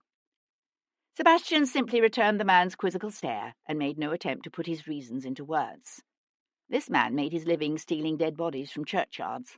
He would never be able to understand the compulsion that had brought Sebastian here, the belief that his responsibility for the desecration of Rachel York's grave somehow obligated him to be there to witness it. They left the resurrection men's cart and horse in the care of one of the lads and set off down a narrowed, darkened alley. They walked softly, their long-handled tools wrapped in sacking to prevent them from clanking together. In a nearby yard, a dog began to bark, deep, throaty howls that blew away with the wind. They kept walking. Rachel York had been laid to rest in the churchyard of St. Stephen's, an ancient sandstone pile that rose up suddenly before them. Hundreds of years of internments had raised the level of its graveyard so far above the street that the swelling soil had to be contained by a stone wall some 3 feet high. And still it bulged out, pestilent, and seemingly filled to bursting. Along the top of the wall ran a high iron fence topped with a menacing row of spikes. But at the end of the alley lay a narrow side gate half overgrown with ivy, which someone had been paid to leave unlocked. The same person had obviously been compensated for oiling the gate's hinges. No telltale squeak shrieked out into the stillness of the night as they slipped quietly inside. A foul stench hung in the air, dank and vaguely, sickeningly sweet.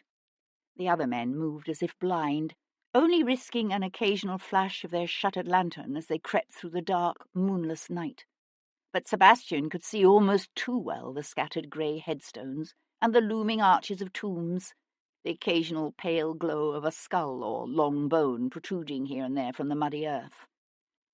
The cold night air filled with sounds, the wind rising through the bare branches of the trees, the stealthy, muffled padding of feet on a muddy path, and the hushed, strained breathing of nervous men.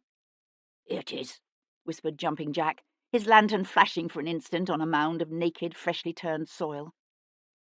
Unwrapping their tools, the 2 men set to digging, shovels scraping softly as they sank deeper and deeper into the earth. The stench was stronger here. Lifting his head, Sebastian realized it came from the long, half-filled trench of the poor hole, half lost in the gloomy shadows of a far corner. In the distance, the dog was still barking. From somewhere nearer at hand came the slow, steady drip, drip of water. The thwunk of metal striking wood echoed around the yard. Jumping Jack let out a grunt of satisfaction and said, "Got it." Sebastian forced himself to look down into that dark hole. The resurrection men were experts at their business. Rather than exhuming the entire coffin, they'd simply dug down to the head. Using one of the shovels as a pry, Jumping Jack levered open the top of the casket. Then the young boy with them, a stocky lad of about 16 named Ben, jumped down into the hole. Wheezing a string of curses under his breath, he slowly eased what was left of Rachel York from the coffin, the still, white-clad body showing ghostly pale against the darkness of the turned earth. Squatting down beside the corpse, Jumping Jack slipped a knife from the sheath at his side and began with swift, practiced strokes to cut away her shroud. Sebastian's hand reached out to grip the man's arm, stopping him. "What are you doing?" Jumping Jack hawked another mouthful of spittle, his pale eyes glittering in the darkness as he spat into the gaping hole beside them. "Ain't no law agin carting a dead body through the streets, but you can win yourself 7 years in Botany Bay if you're caught with a stiff in grave clothes." Sebastian nodded and took a step back. They stripped the body of everything except the band wound lengthwise around her head to hold her jaw closed. Then, leaving the naked body lying in the muddy path, they shoved the grave clothes back into the coffin, closed the lid, and quickly shoveled the earth back onto the empty grave. "You there, Ben," said Jumping Jack, squatting down to grasp the body's bare white shoulders. "Grab her feet." Sebastian collected the shovels and the lantern while the other 2 men lifted the body between them, one bare arm flopping down to drag limply in the mud as they set off toward the gate. From somewhere in the distance came the cry of the watch. 1 o'clock, and all is well. They carried Rachel York's body into the small stone outbuilding behind Paul Gibson's surgery, and laid her on a flat granite slab with drains cut around the outer edges in a way that reminded Sebastian, uncomfortably, of an ancient sacrificial altar he'd once seen in the mountains of Anatolia. He paid Jumpin' Jack £15, which was the going price for a half-long, and more than a good housemaid could earn in a year. As the resurrection men's cart rattled off into the night, Paul Gibson thrust home the bolt on the outside door, then limped over to hang his oil lamp from the chain suspended above the table. Golden light flooded the room, throwing the 2 men's shadows tall and unnaturally thin across the rough plaster of the wall behind them. "Nasty piece of work, this," he said after a moment. Sebastian had to force himself to look down at what lay on the slab before them. Rachel York had been a beautiful woman, her body long-limbed and gracefully made, slim of waist and hip, with full, ripe breasts. Now her soft flesh was deadly pale and smeared with the mud from her grave. But he could see other marks, bruises left by hard fingers digging into her wrists, more bruises on her arms, her cheeks, and ugly slashes across her neck so deep that one might almost imagine her attacker's objective had been to sever her neck. Reaching out, Paul Gibson untied the band around her head, and her jaw fell open. Sebastian looked away. "It would have been better if I could have examined her before she was bathed and laid out and dumped in the mud," Paul said. "Much will have been lost." Sebastian didn't like the way the small, stone-walled outbuilding smelled, or the way it felt. He knew a sudden, driving urge to get away. "How long will it take?" Paul Gibson reached for what looked like a butcher's apron and tied it around his neck and waist. "I might be able to tell you something in the morning, although, of course, the full post-mortem will take longer." Sebastian nodded, the smell of death so thick in his nostrils that each breath became a labour. He realised that Paul Gibson was looking at him strangely. "I don't suppose you've heard," said the doctor. "Heard what?" "This afternoon, your father walked into the Queen Square public office and confessed to the murder of Rachel York." Chapter 29. Sebastian had been about 9 years old when he'd begun to realise that there was something different about him, that most people couldn't overhear whispered conversations held in distant rooms, or read the titles of the books on the shelves of the library in the dark of the night, or from across the room. Sometimes he wondered if most people experienced the world around them a little bit differently from their fellows, if the assumption of commonality was simply an illusion. Once he'd met a man who thought a yellow dog was the same colour as the swath of vivid green spring grass in which the dog played, and who swore the grey cloth of his suit was blue. It had been a stray remark made by Sebastian's sister Amanda that had first made Sebastian aware of the fact that most people couldn't see colours at night, that for them darkness reduced the world to a shading of greys through which they moved almost blind. He'd found his ability to see in the dark particularly useful when he'd undertaken the special assignments for the army during the war. He found it useful now as he slipped over the garden wall of St. Cyr House on Grosvenor Square and crept toward the terrace. Alistair St. Cyr, the 5th Earl of Hendon, slept in a massive Tudor tester bed that had once belonged to the 1st Earl's great-grandfather. He came awake slowly, lips pursing in his sleep, eyelids fluttering open, closed. Open. He sat up with a rasping gasp, jaw slack, eyes flaring wide as he took in the clusters of candles burning on the bedside table and along the mantel. His gaze lifted to where Sebastian leaned against the bedpost with his arms folded across his chest, and he let out a sigh of relief. Sebastian! Thank God! I've been hoping you'd come to me. Sebastian shoved away from the bedpost to stand with his arms at his side, anger thrumming through him. What the bloody hell did you think you were about, walking into that public office and trying to convince people that you're the one who killed Rachel York? The expression on Hendon's face was one Sebastian had never seen before, a strange mingling of grief and worry, and what looked very much like guilt. Because I'm the one she went to meet that night. Tuesday, St. Matthew's, St. Cyr. Oh, Jesus, whispered Sebastian, one hand coming up to shade his eyes. Hendon thrust aside the bedclothes and stood up, a powerful figure of dignity despite nightshirt and cap. But I swear to you, she was already dead when I found her. Sebastian huffed a laugh, his hand falling back loosely to his side. What do you think? That I'm going to believe you've taken to rape and murder in your old age? Turning, he went to crouch before the fire and stir up the coals on the hearth. He felt the heat fan his cheeks, lick at the graveyard chill left deep within his being. A whirl of disparate, incomprehensible facts suddenly clicked into place, making perfect, awful sense. So it was your pistol they found, he said, his gaze on the flames before him. A cough rumbled deep in the older man's chest. I took it with me, just in case. I didn't even realize I'd dropped it until I arrived home and found it missing. I thought about going back, looking for it, but... He hesitated. I couldn't bring myself to do it. I guess I was hoping I'd lost it someplace else. Sebastian threw another shovelful of coal on the fire and watched it lay there, dark and smouldering. And why, precisely, were you meeting Rachel York alone in a Westminster church in the dead of the night? I can't tell you that. Sebastian twisted around, one knee pressing into the hearthrug. You what? Wordless, his father stared back at him, that strange mingling of emotions shading his brilliant blue eyes.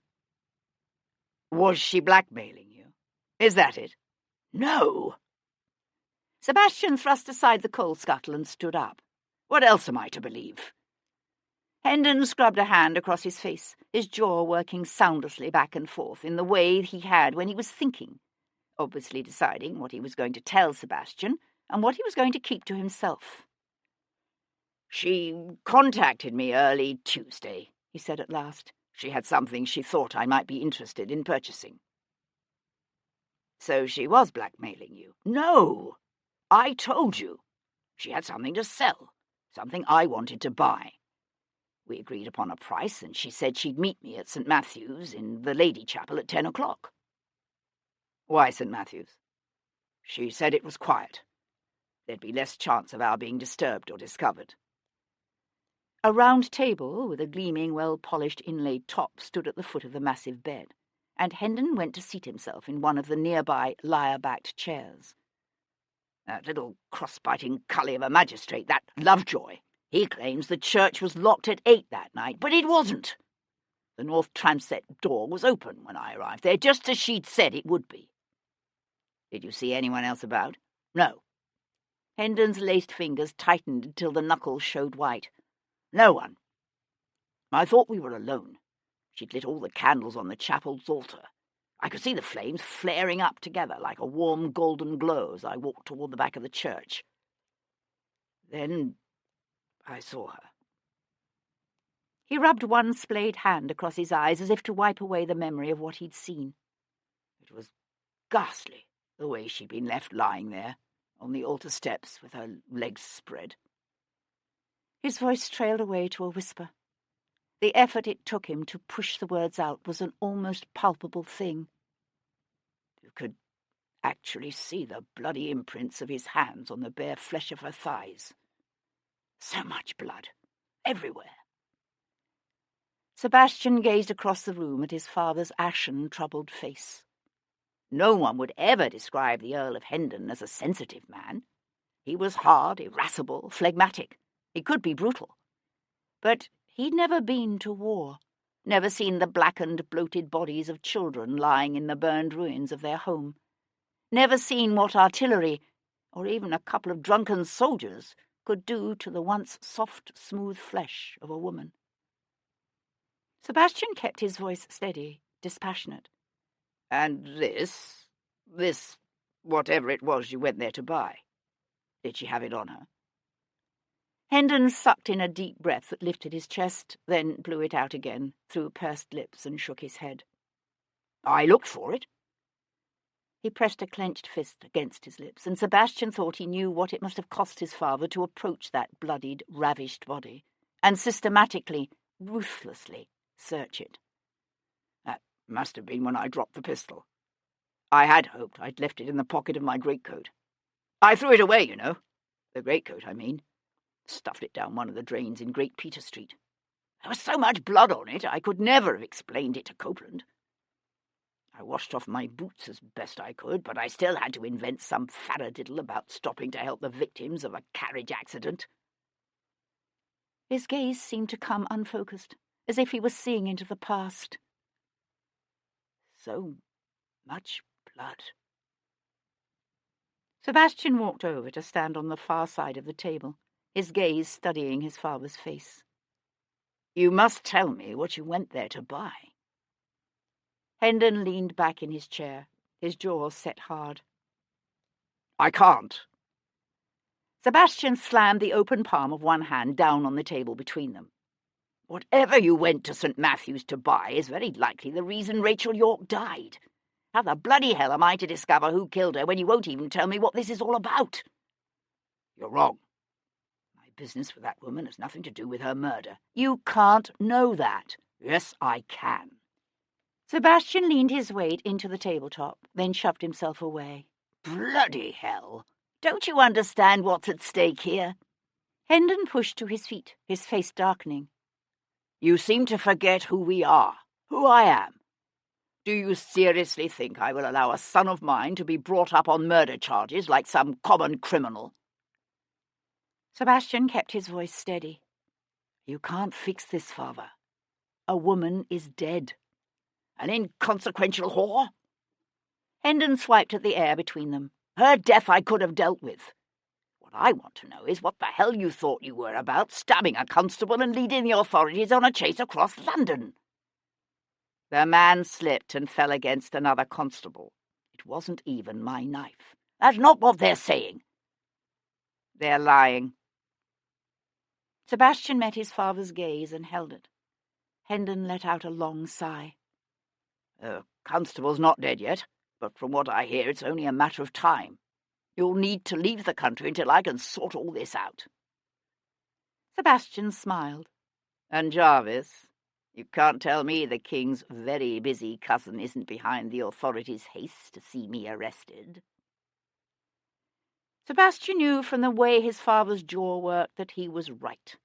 United the two men might be in their hatred of the French, republicanism, and Catholics, but Hendon was far too much a stickler for the preeminence of rules and propriety to ever find favour with a Machiavellian schemer like Jarvis. "I can take care of Jarvis." Sebastian pressed his lips together and said nothing. "I've made arrangements," Hendon said, pushing up from the table, "with the captain of a ship I'm not running. Hendon went to jerk open a small drawer in the bureau on the far side of the bed. There is no shame in temporarily removing yourself from harm's way. The big old house seemed to stretch out around them, painfully familiar, and suddenly unexpectedly dear in the hushed stillness of the night. I'm not running, Sebastian said again. I'm going to stay here and find out who killed that woman, and why. Hendon turned, a flash of what might have been fear flaring in his eyes. He hesitated, then thrust out his hand. Here, at least take this. Sebastian glanced down at the banknotes in his father's big, blunt-fingered, outstretched hand. I don't need money. Don't be a bloody ass. Of course you need money. It was true. His various purchases at the rag fair and in Haymarket had seriously depleted his funds, and he would need more in the days to come. He took the money and turned toward the window, only to pause as a thought occurred to him. Leo Pierpont claims he was hosting a dinner party the night Rachel York was killed. Can you find out if it's true? Pierpont? The French émigré? What the hell's he to do with this? Maybe nothing. Maybe everything. Can you find out? That expression Sebastian could never quite read was back on his father's face. For God's sake, Sebastian, this is madness. If you won't leave the country, then at least lie low until it all blows over. I'll hire the best Bow Street has to offer. They'll track down the real killer. Just concentrate on keeping yourself safe. Sebastian gave a soft laugh and turned to fling up the sash. I'm afraid you'll find that the best of Bow Street is already busy. He threw one leg over the sill, then paused to glance back at his father's tense, troubled face.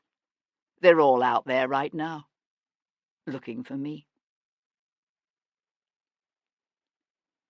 The next morning, the clouds hung low and heavy, and there was a bite to the air that spoke of snow before nightfall. Turning up the collar of his greatcoat against the cold, Sebastian set off on foot toward the city, walking briskly to keep warm.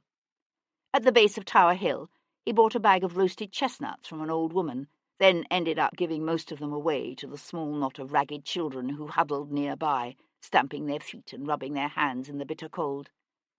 He knew they'd always been there, these bands of half-starved urchins, just like the desperate mothers clutching their wailing, dying infants, and the homeless, helpless old men and women.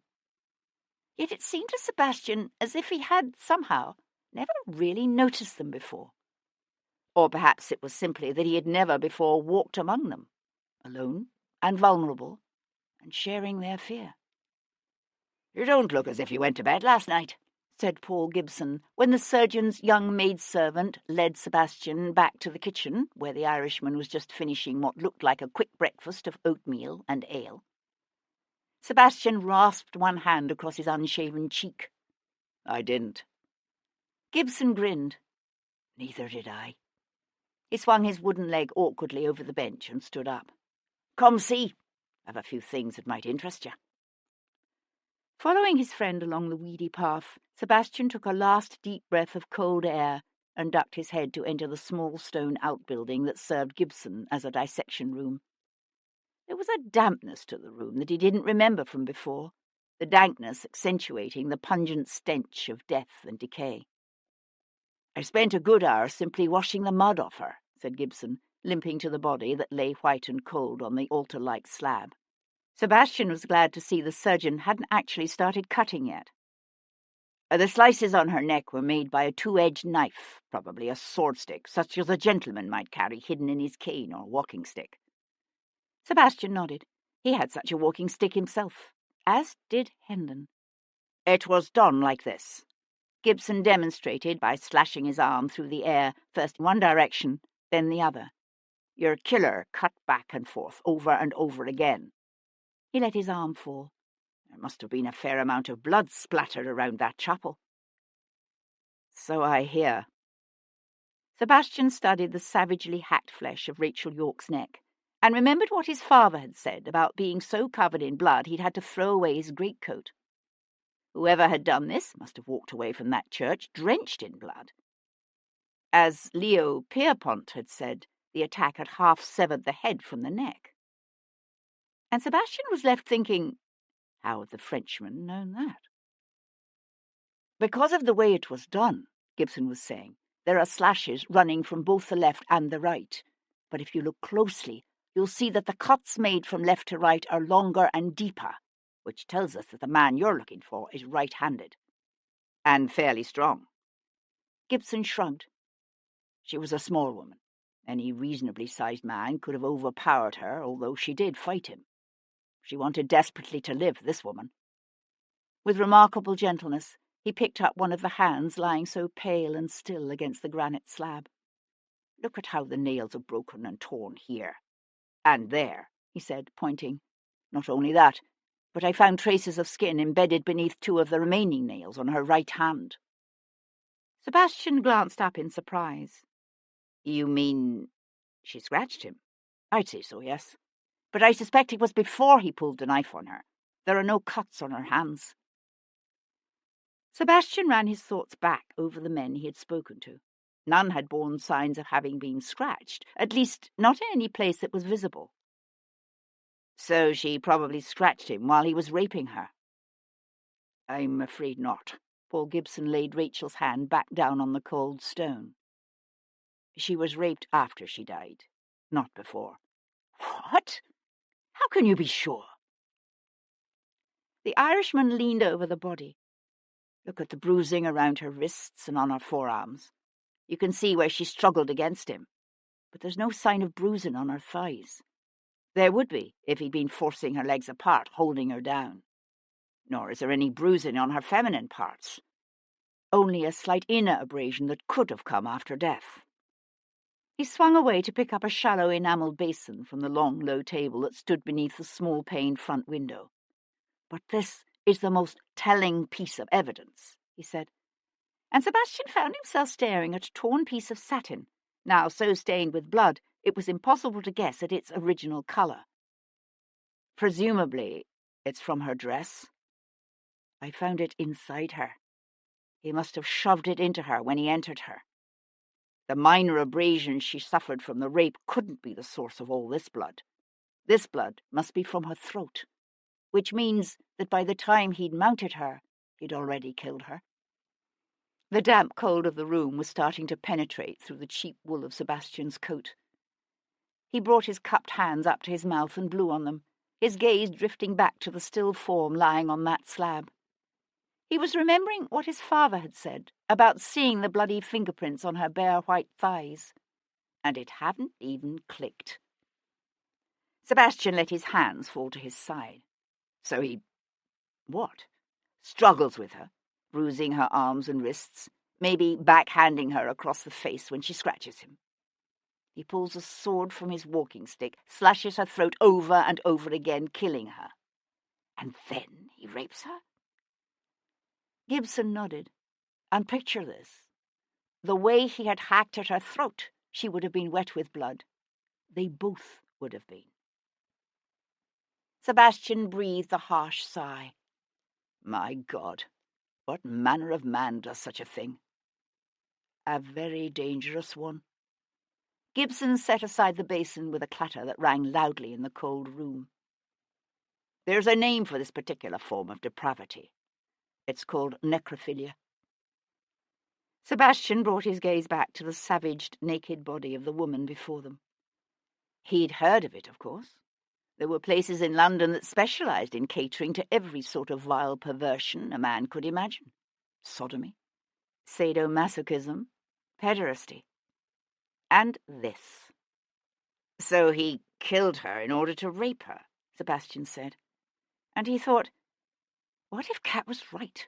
What if Rachel York was killed by someone who didn't even know her? What if her death had nothing at all to do with who she was, with the men who had moved through her life, or even with the mysterious rendezvous she had scheduled that night with the Earl of Hendon? How could Sebastian hope to find her killer, then? Perhaps, said Paul Gibson. Then again, some men are sexually stimulated by the act of killing. His soft grey eyes grew troubled with the shadow of old, ugly memories, his voice dropping to a pained, torn whisper. as we both know. Sebastian nodded, not meeting his gaze. It was something they'd both seen too many times during the war, the brutal lust of soldiers, still bloody from battle, and turned loose on the hapless women and children of a conquered city, or a farm that simply happened to have the misfortune to lie in the army's path. There was something about the act of killing that could bring out everything primitive and not quite human within a man. Or was that kind of thinking a misconception, Sebastian wondered, born of human arrogance? Because this particular brand of selfishly cruel destructiveness was all too peculiarly human. Many beasts in the wild killed for food, for survival, but there were none who killed for the sadistic sexual pleasure of it. So he could have killed her for some other reason entirely, and found the whole experience so exciting that he felt compelled to ease his lust on her dead body. The doctor nodded. The inner abrasions are slight. He must have already been very excited when he entered her. He hesitated, then said, "There is one other thing which may or may not be pertinent. Did you notice the scars on her wrists?" Sebastian leaned forward to study the blurred, faded outline of old scars encircling each of her wrists like bracelets. Sebastian had scars like that himself, from his days in Portugal, a legacy of 12 painful, bloody hours spent twisting his wrists against the tight bite of a binding rope. And look at this. Reaching beneath one shoulder, Gibson rolled the body so that Sebastian could see the faint lines of white scars crisscrossing her slim, beautiful back. Someone took a whip to her. How long ago, would you say? I'm not sure. Gibson eased the body back down. At least several years ago, I'd say. He was moving around the room now, assembling instruments on a tray. I might have more to tell you in a day or two, when I've had a chance to do the actual autopsy. Sebastian nodded, his gaze caught by the still, beautiful features of the woman before him. Her skin had been pale, even in life. Now, in the cold morning light, she looked nearly blue, her full lips a surprisingly dark purple. I want to rebury her when you're finished, he said. Gibson came to stand beside him. He had stopped clattering his surgical tools. All right. Sebastian kept his gaze on all that was left of Rachel York. Less than a week ago she had been nothing to him, a name on a playbill, a pretty face only. Even after he'd been accused of her killing, his thoughts had all been for his own survival, his desire to find her killer driven by his own needs, not hers. But at some point in the last few days he realized that had changed. Rachel York had been less than 19 years old when she died, a young woman, alone and defenseless, battling to survive in a society that used and discarded its weak and unfortunate as if they were somehow less than human. And yet she had stubbornly refused to allow herself to become a victim. She had struggled against the odds, fought back, brave and determined, until some man had cornered her in the Lady Chapel of an ancient deserted church and done this to her. The world was full of ugliness. Sebastian knew that. Ugliness and ugly people. But you couldn't let them win, those men who took what they wanted with never a thought or care for the ones who suffered and died as a result. You could never stop fighting them. Never let them think that what they did was right or somehow justified. Never let them triumph unchallenged. You'll have justice, he whispered, although the woman before him was long past hearing, and he'd lost his belief in an all-knowing, benevolently attentive God long ago, on some battlefield in central Spain. Whoever did this to you won't get away with it. I swear it. He was suddenly aware of Paul Gibson standing beside him, a strange expression quirking up one corner of his lips. And here I thought you'd given up believing in either justice or righteous causes. I have, said Sebastian, turning toward the door. But his friend only smiled. Chapter 30. The snow began before midday. Sebastian walked through crooked medieval streets. Ice filmed over the water standing in the open gutters. A ragged woman hurried past him, her shawl-wrapped shoulders hunched against the weather, her breath white in the cold, dank air. He walked until the smell of the river was thick in his nostrils, and seagulls cried overhead. Beneath his feet, the cobblestones turned slippery with the snow that fell in great wet flakes from out of a yellow-white sky. Cutting between a boarded-up warehouse and a high stone wall, he climbed down a short flight of ancient steps to where the Thames stretched out before him, thick and brown and wide, the wind strong enough now to kick up little whitecaps and fill the air with the scent of the distant sea. Even with the cold and the snow, the river teemed with boats, lighters and culls and barges and hoys, heading downriver to Gravesend and the open sea beyond.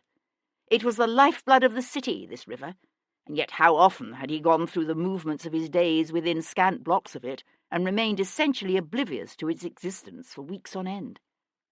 He'd known it was there, of course, yet because it intruded so little on his life, it was easy to ignore, like the distant wailing of hungry children in the night, or the muffled rumble of the parish carts making their early morning rounds, collecting the endless supply of white-wrapped bundles that fed the poor-holes of St. Stephen's and St. Andrew's, St. Pancras, and the Spitalfields churchyard.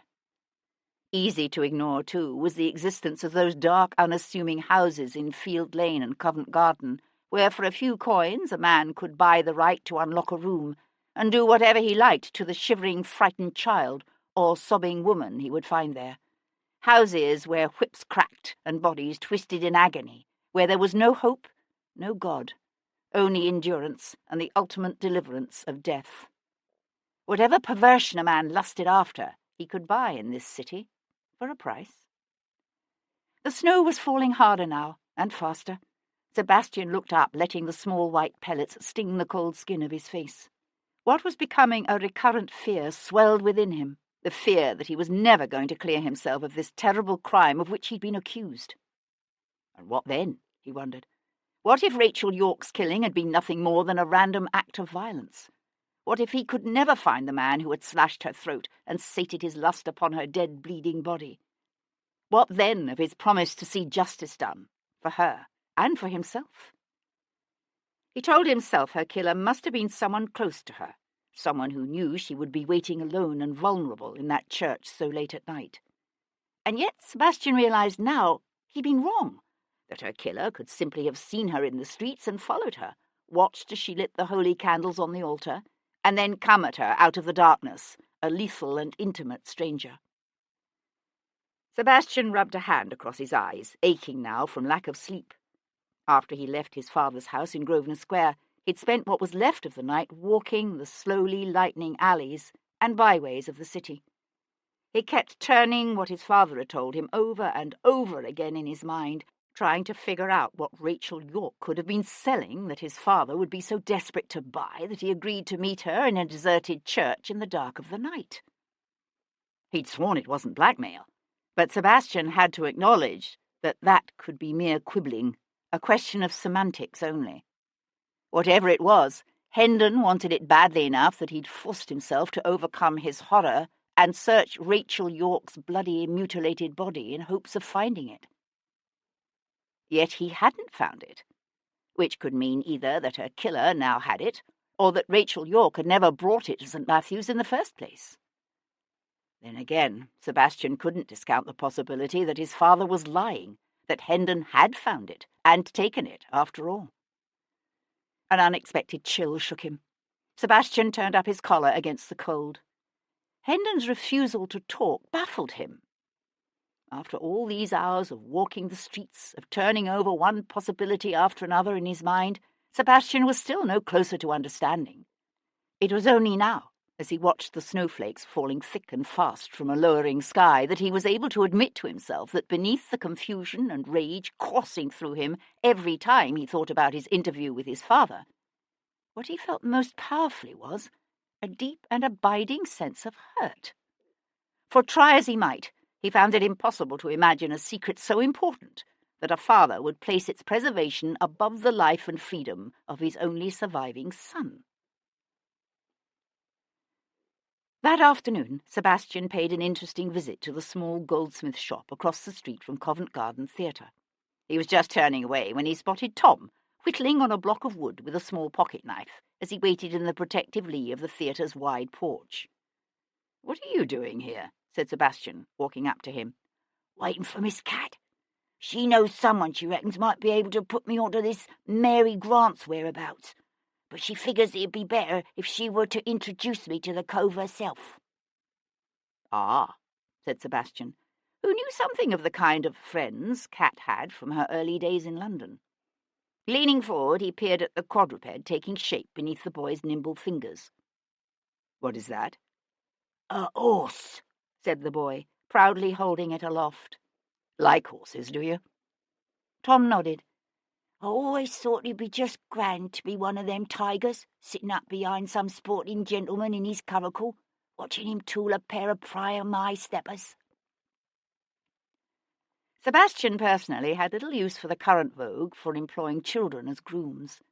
But as he looked down into the boy's shining eyes, he found himself saying, "Once I fight my way clear of this wretched mess I'm in, I could take you on as a tiger, if you're interested."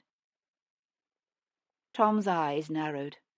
His face was wary and guarded against disappointment, but his breathing had quickened, his jaw going slack with awe. "You got a curricle?"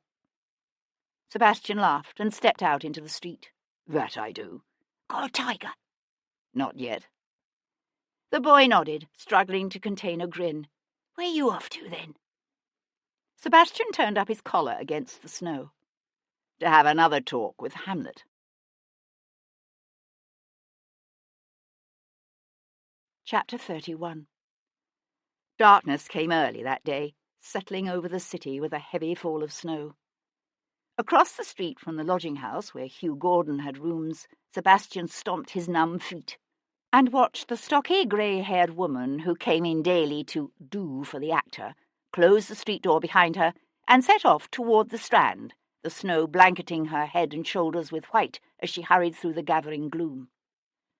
Sebastian waited while a coal cart trundled by, followed by a brewer's wagon. Then he crossed the street, with each step easing himself into the persona of Cousin Simon Taylor from Worcestershire. By the time he stood outside Gordon's door, his shoulders had slumped, and he was twisting his hat anxiously in his hands as he waited for Gordon to answer his knock. "Oh, it's you, is it?"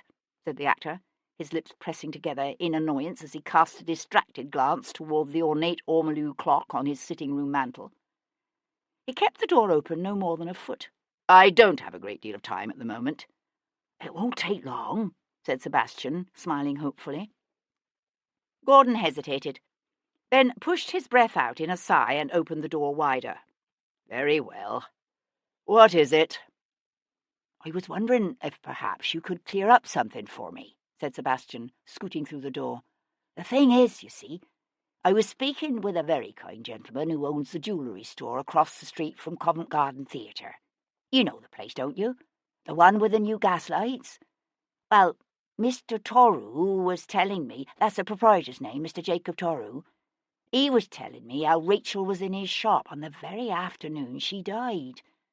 But what I find confusing, you see, is that while you told me you hadn't seen Rachel for the better part of 6 months, Mr. Toru says you came in his shop that same afternoon and confronted Rachel." Sebastian fixed the actor with an anxious gaze. "Actually, accosted is the word he used." Hugh Gordon returned Sebastian's stare with a bland look. "Obviously, the man is mistaken." "Well, one might think so. Except he's a particular fan of yours, is Mr. Toru," Sebastian continued, smiling amicably as he seated himself, without invitation, on a high-backed settee covered in burgundy brocade. "He says he hasn't missed a one of your performances in the past 5 years. And I gather that Cousin Rachel was one of his best customers, if you know what I mean. So, of course, when he read the next day about what had happened to Rachel, he remembered the incident. Though I must assure you that he has no intention of telling the authorities about the arguments, or the way you seized Rachel's arm and threatened to kill her." Gordon stood in the middle of his ornate burgundy and lace-draped sitting-room, his eyes narrowing thoughtfully as if he were beginning to reassess his attitude toward Rachel's cousin Simon.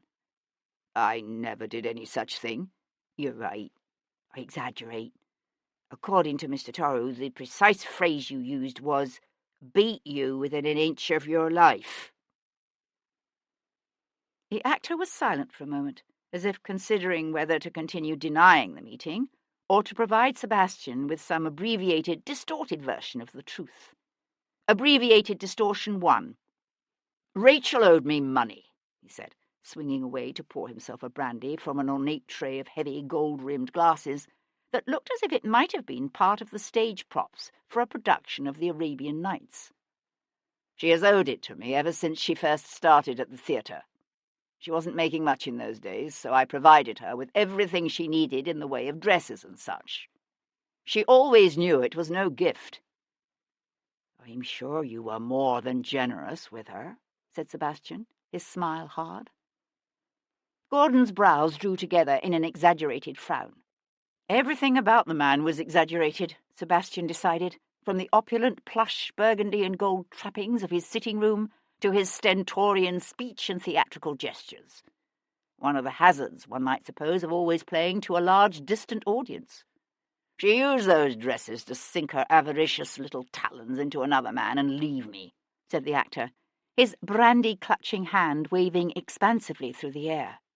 What would you expect me to do? Just forget it. You seem to have forgotten it for the better part of 2 years. Gordon shrugged. A man has expenses. Sebastian studied the actor's gaunt cheeks and shadowed, preoccupied eyes.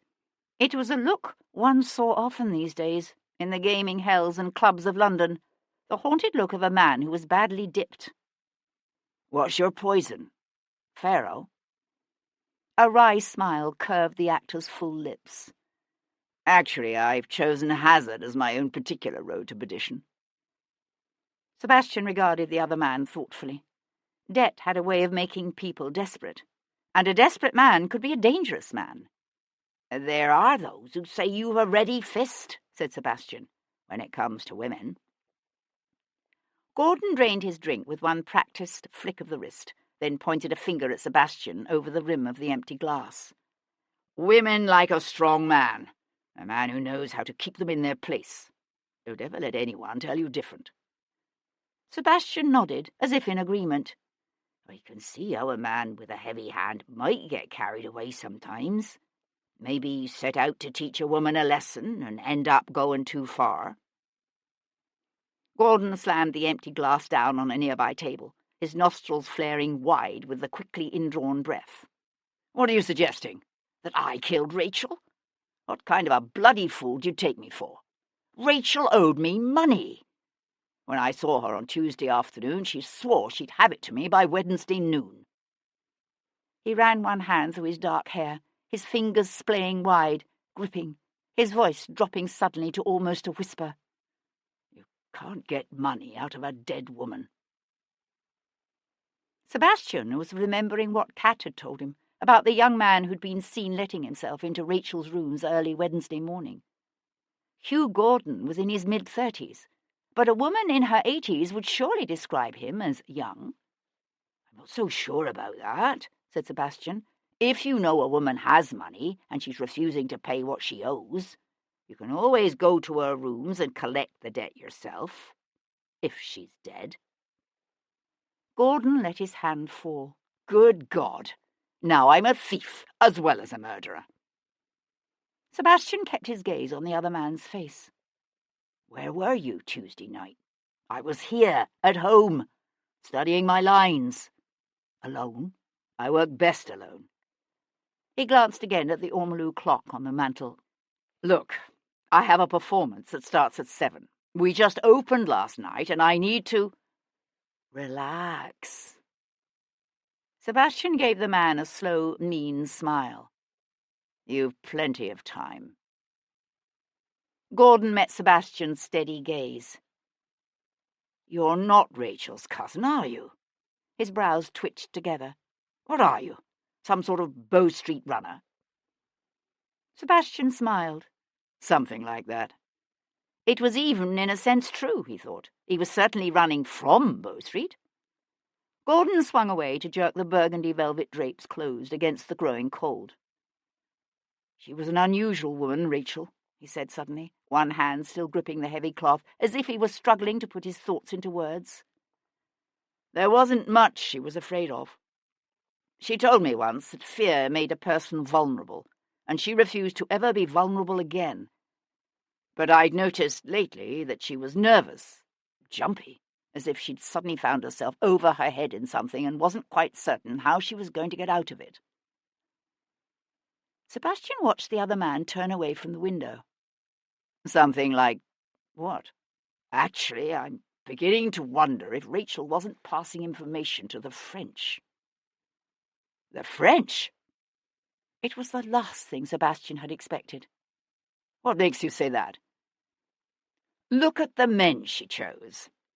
Hugh Gordon brought his hands up together in a gesture reminiscent of Moses preaching to the masses, and Sebastian knew then that the affectation of a confidence suddenly shared was an act, that whether it was true or not, this was information Hugh Gordon had deliberately decided to impart, probably with the specific intention of deflecting suspicion from himself. "Usually there's a pattern with women. One will go after men with money, another likes the pretty boys, the dandies and pinks, while another is mad about any man with a title. Not Rachel. The men she selected tended to work in the Foreign Office, like Sir Albert, or they were close to the king, like Lord Grimes. Once she even had an admiral in tow." Admiral Worth. Sebastian had heard his name, along with that of Sir Albert and Lord Grimes, and others whispered in the streets. As he ran through the names, he realised it was true, that Rachel Yorke's noble lovers shared this one common trait. All were privy to information which could prove very useful if it were to fall into the wrong hands. "You make no secret of having shared Rachel's Republican principles," said Sebastian. "Have the French ever approached you?" He expected angry denials and heated patriotic rhetoric. Instead, Gordon met Sebastian's questioning gaze and said simply, "However much I might wish to see changes here, I'm still an Englishman. I would never betray my own country." "But you think Rachel could?" Gordon lifted one shoulder in a shrug. "Rachel had a lot of anger in her, a lot of hate, both because of the things that had been done to her in her own life and because of what she saw happening to others around her. She spent one afternoon a week working as a volunteer at St. Jude's Foundling Home. Did you know that? She used to say that Napoleon might have betrayed the revolution, but what the French had was still better than what most people have here." Sebastian studied the other man's high-browed, aesthetic face. Hugh Gordon was an actor, a man who made a living out of making people believe a lie. Not for an instant would Sebastian ever trust him, but for all his posturing, his words had a ring of sincerity to them, and that terrible weight of plausibility that can come with an unlooked-for truth. Outside, the wind gusted up, driving a flurry of snow against the window-pane with a violence that sounded unnaturally loud in the sudden silence. He realised Gordon was watching him with narrowed, assessing eyes. "You don't believe me, do you? Yet you have by now surely verified that what I told you before was true, that Leo Pierpont was paying the rent on Rachel's rooms." "What would you have me believe? That Leo Pierpont acts as Napoleon's agent?" "Nothing as simple as that. Leo Pierpont is what I think they call a spy master." Sebastian pushed to his feet. "Leo Pierpont's family lost everything they owned fleeing the revolution 20 years ago." Gordon gave a tight little smile. "Pierpont fled the revolution and the Republic. But France is no longer a republic now, is it?" The point was well made. The bloody, fervent days of the Republic and the year, too, belonged to the past. Lately, more and more émigré families have been making their peace with France's new emperor, swearing allegiance to the new government of France and reclaiming old estates. Sebastian eyed the other man, assessing. "It's an easy enough accusation to make. Where's your proof?" "Men as good as Pierpont don't leave proof." "Indeed. Yet the last time I spoke to you, you would have me believe Leo Pierpont was Rachel's lover." Hugh Gordon's smile widened into something at once genuine and vaguely scornful. "Actually, I believe I said the authorities would do well to look into Rachel's association with him. I don't recollect calling him her lover. That was your own assumption." Chapter 32.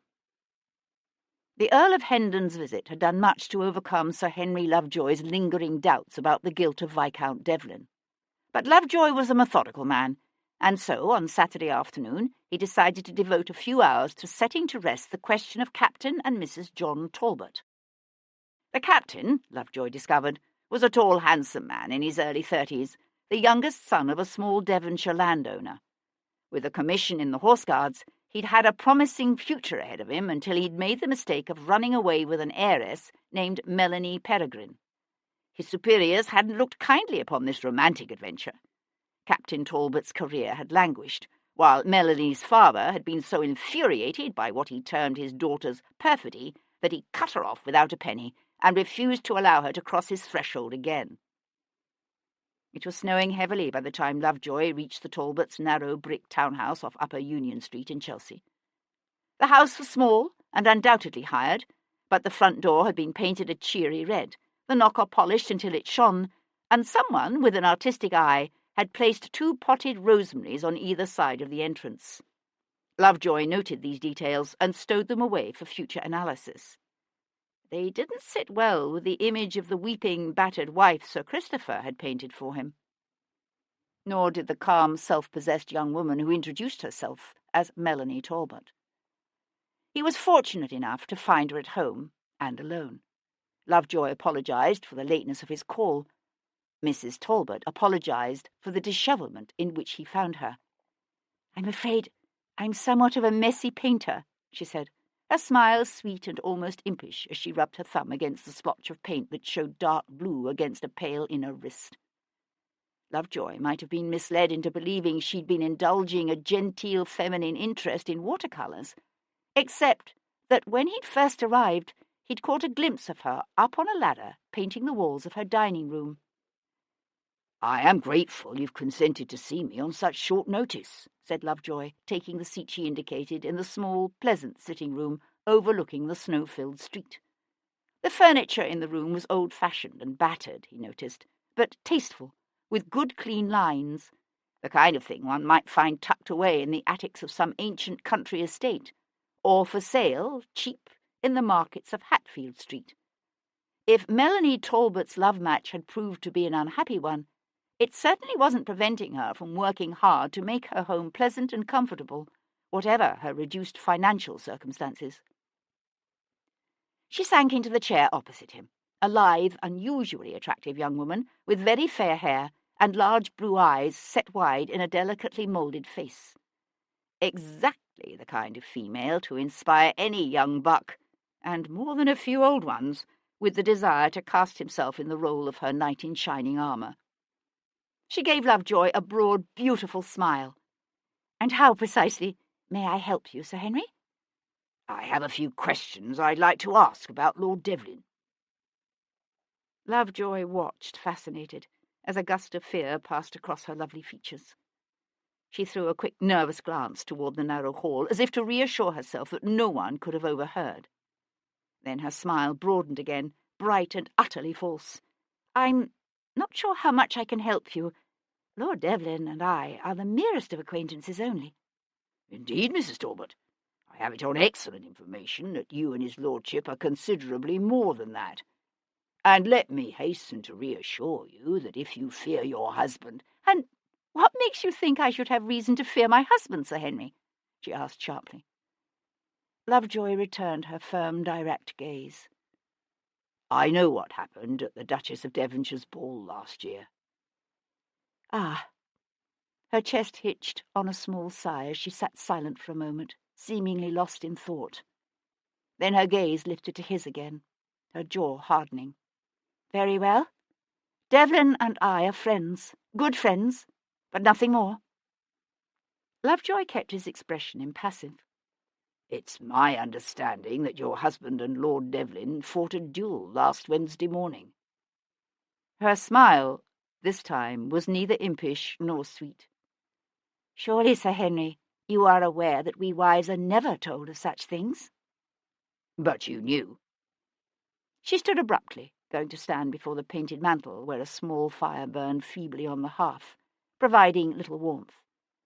"You must understand, Sir Henry," she said, her gaze on the fire. "I promised my husband I would sever all contact with Lord Devlin." Lovejoy studied the slim taut line of her back. "And when did you make this promise?" "On Monday last." "You didn't see Lord Devlin on Tuesday?" "No, of course not. I am a good and obedient wife. That's what's expected of a woman, isn't it?" she said, the sneer in her voice as much for herself as for the society in which she lived. "So you wouldn't be able to tell me where his lordship spent that evening?" "No." She swung to face him, and he was shocked by the strength of the emotion he could see in her face. "But I can tell you how he did not spend Tuesday evening. He didn't spend it murdering that poor woman you found in St. Matthew of the Fields." "So sure, Mrs. Talbot?" She pushed out a harsh breath, her eyebrows twitching together in thought. "Who told you about the Duchess of Devonshire's ball?" "I'm afraid I can't say." "But you know? You know what brought Sebastian and me together?" Lovejoy nodded, noting her unconscious use of the Viscount's first name. "He'd just come back from the war." She paused. "We both had demons we needed to deal with. I like to think that I helped him at least half as much as he helped me." "The demons a man brings home from war can sometimes drive him to do terrible things." She shook her head. "The kind of demons that haunt Lord Devlin aren't the sort that drive a man to rape and murder." She paused, then pushed on resolutely, her head held high. "I would actually have given myself to him, if he'd have had me. Does that shock you, Sir Henry? There was a time I would have been shocked by it. Only—" She swallowed, then shook her head and left the rest of the sentence unsaid. "But he wouldn't. So tell me, Sir Henry, is that the kind of man who rapes a woman in front of an altar?"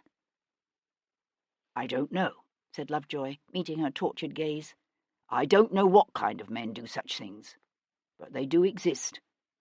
He nodded toward the snowy darkness. "One of them is out there right now, walking around. Perhaps it's Lord Devlin. Perhaps it's someone else, some man buying a sausage at his local pub, or perhaps sitting down to dinner with his wife and family. And no one who knows him thinks he's capable of such a terrible thing. But he is. He is."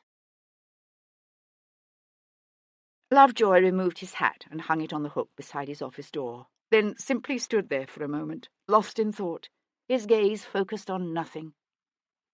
They were back again, all those niggling little doubts about Lord Devlin's guilt, that feeling that there was more going on in the death of Rachel Yorke than any of them had yet grasped.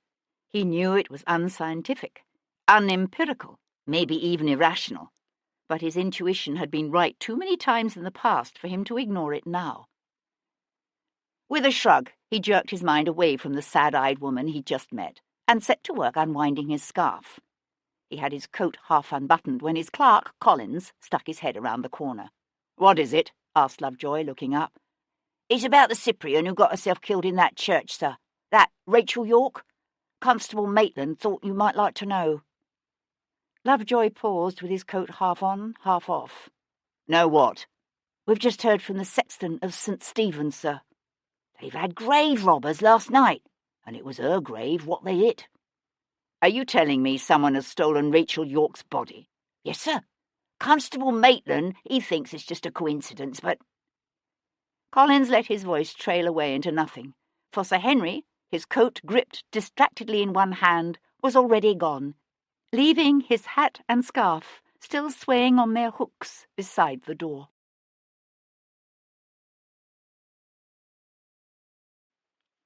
Chapter 33. By the time Sebastian neared Half Moon Street, the darkness was complete, The snow, a heavy, dirty white blanket that seemed to smother the city. But at the French émigrés' elegant townhouse, golden light blazed from every window. Thick straw buried the granite setts that paved the street, and a red carpet stretched down the entry steps to the footpath. It was just past 6, but already a crowd had begun to gather, ragged men and women and children huddled together against the cold. Some muttered darkly, but most were laughing and joking in excited anticipation. They were something of a spectacle, these grand galas put on by the Tonne. Not quite as entertaining as a hanging, but considerably more magnificent than a balloon ascension. "Monsieur Pierpont's having a ball tonight, is he?" asked Sebastian, snagging a half-grown lad in livery who came rushing past, his face flushed with self-importance. "Hi, a masquerade," said the boy, his eyes bright with as much excitement as if he were to be one of the guests. Sebastian watched the boy dash off, then stood for a moment as a part of the crowd, his gaze drifting from one blazing window to the next. He kept turning over in his mind what Hugh Gordon had told him, that Rachel Yorke might have been passing information to the French through Leo Pierpont. If it was true, if Rachel Yorke had been involved in some kind of underhanded game with the French, then it cast her killing in a different light entirely. And if it was true, then what was Sebastian's father doing meeting with her, in secret, in the dark, deserted lady chapel of an out-of-the-way Westminster church? It was just minutes to curtain time. Kat was hurrying down a backstage corridor when a strong hand closed around her arm from behind, drawing her back into the shadows. "Sebastian!" Kat cast an anxious glance up the hall. "Why are you here? Someone might see you." "I need a costume." In the dim light of the oil lamp at the end of the corridor, she could see the rough cut of his coat, the touches of grey he'd added to his dark hair. "I'd have said you were already fairly effectively disguised." "I had something a bit more elegant in mind. Something in silk or satin." "Satin?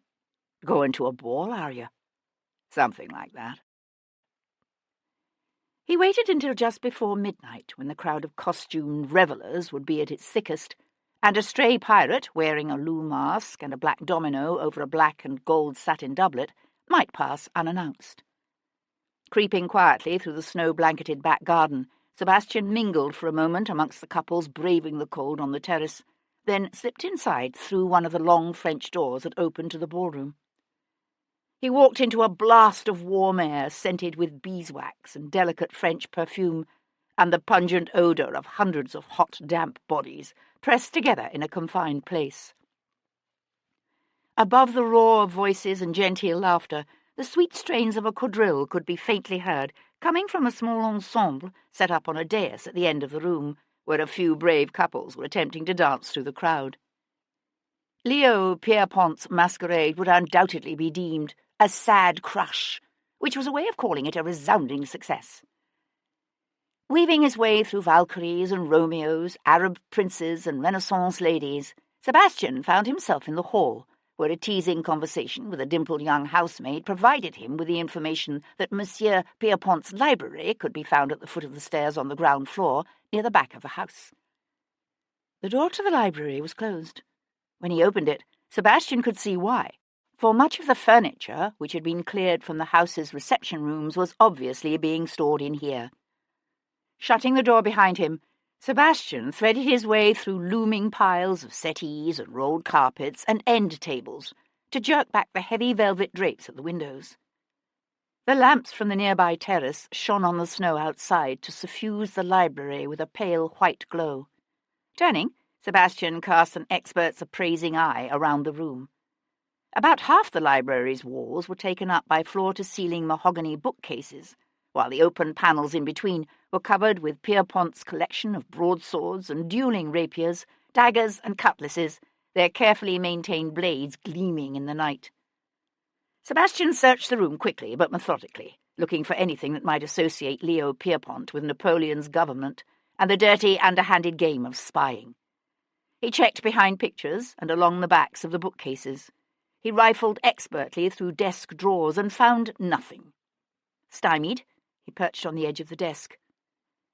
His gaze fell on a small carved wooden box sitting on the desk's green leather top.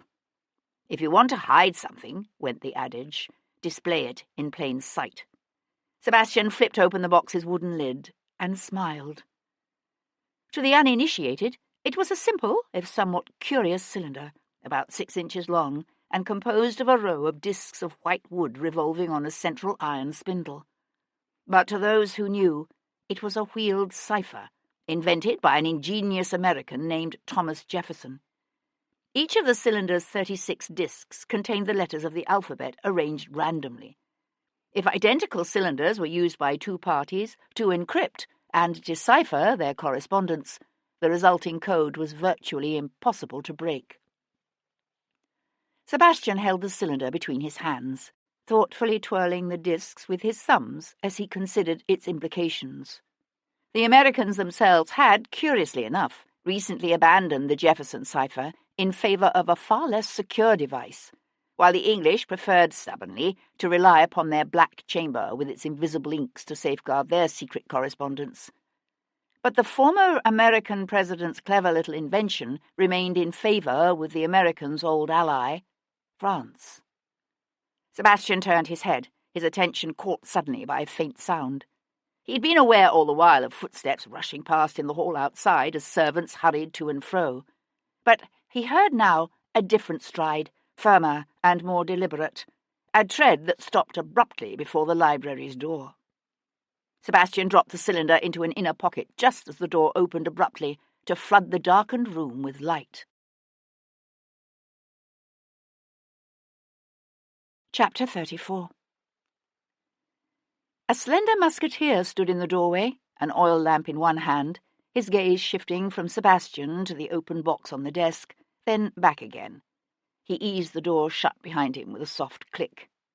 "You have strayed far from the party, monsieur," said Leo Pierpont, setting the oil lamp he carried on a nearby table. "My apologies."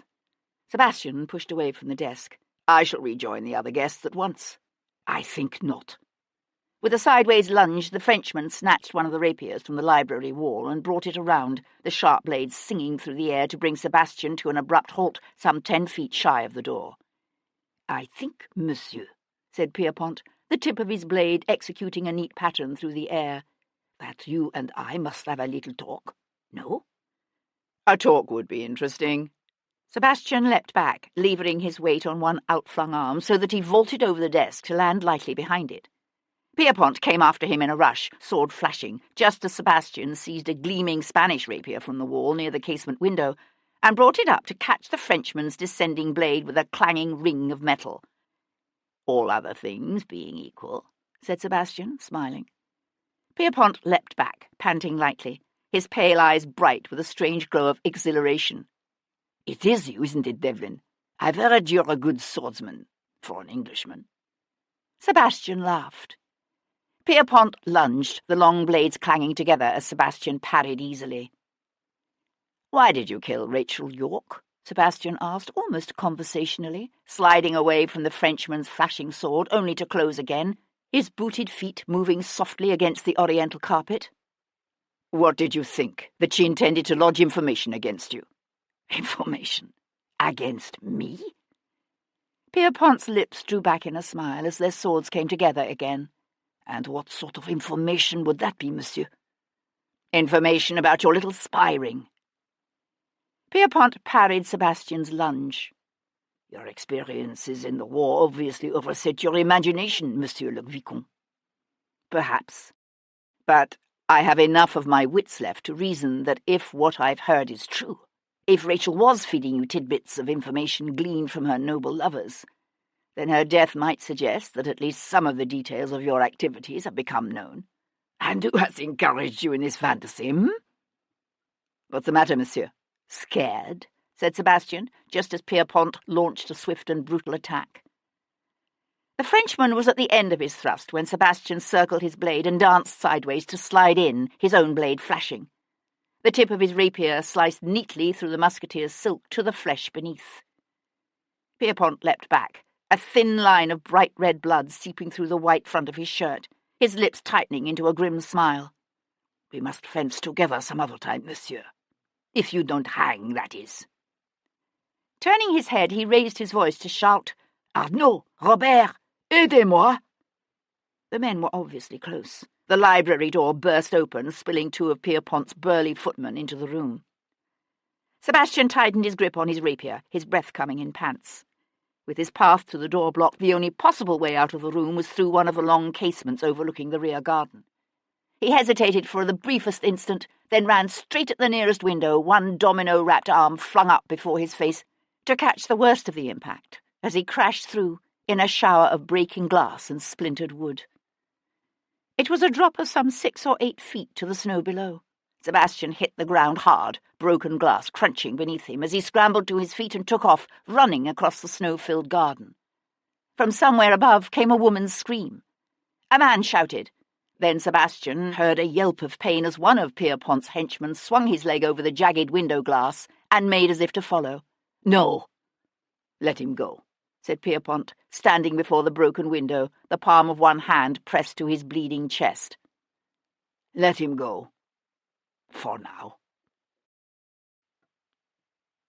The Earl of Hendon was in a big, overstuffed armchair beside his library fire, a well-worn, leather-covered volume of Cicero lying open on his lap, when Sebastian walked in, the black loo mask dangling from one finger. "Good heavens," said the Earl, after only the briefest of hesitations. "You look as if you've just fought the Battle of the Spanish Main. And lost." Sebastian swiped at a trickle of blood running down his cheek and laughed. Hendon was a master of the British art of unemotional calm. Only his tense lower jaw and subtly increased breathing betrayed any hint of shock or anxiety.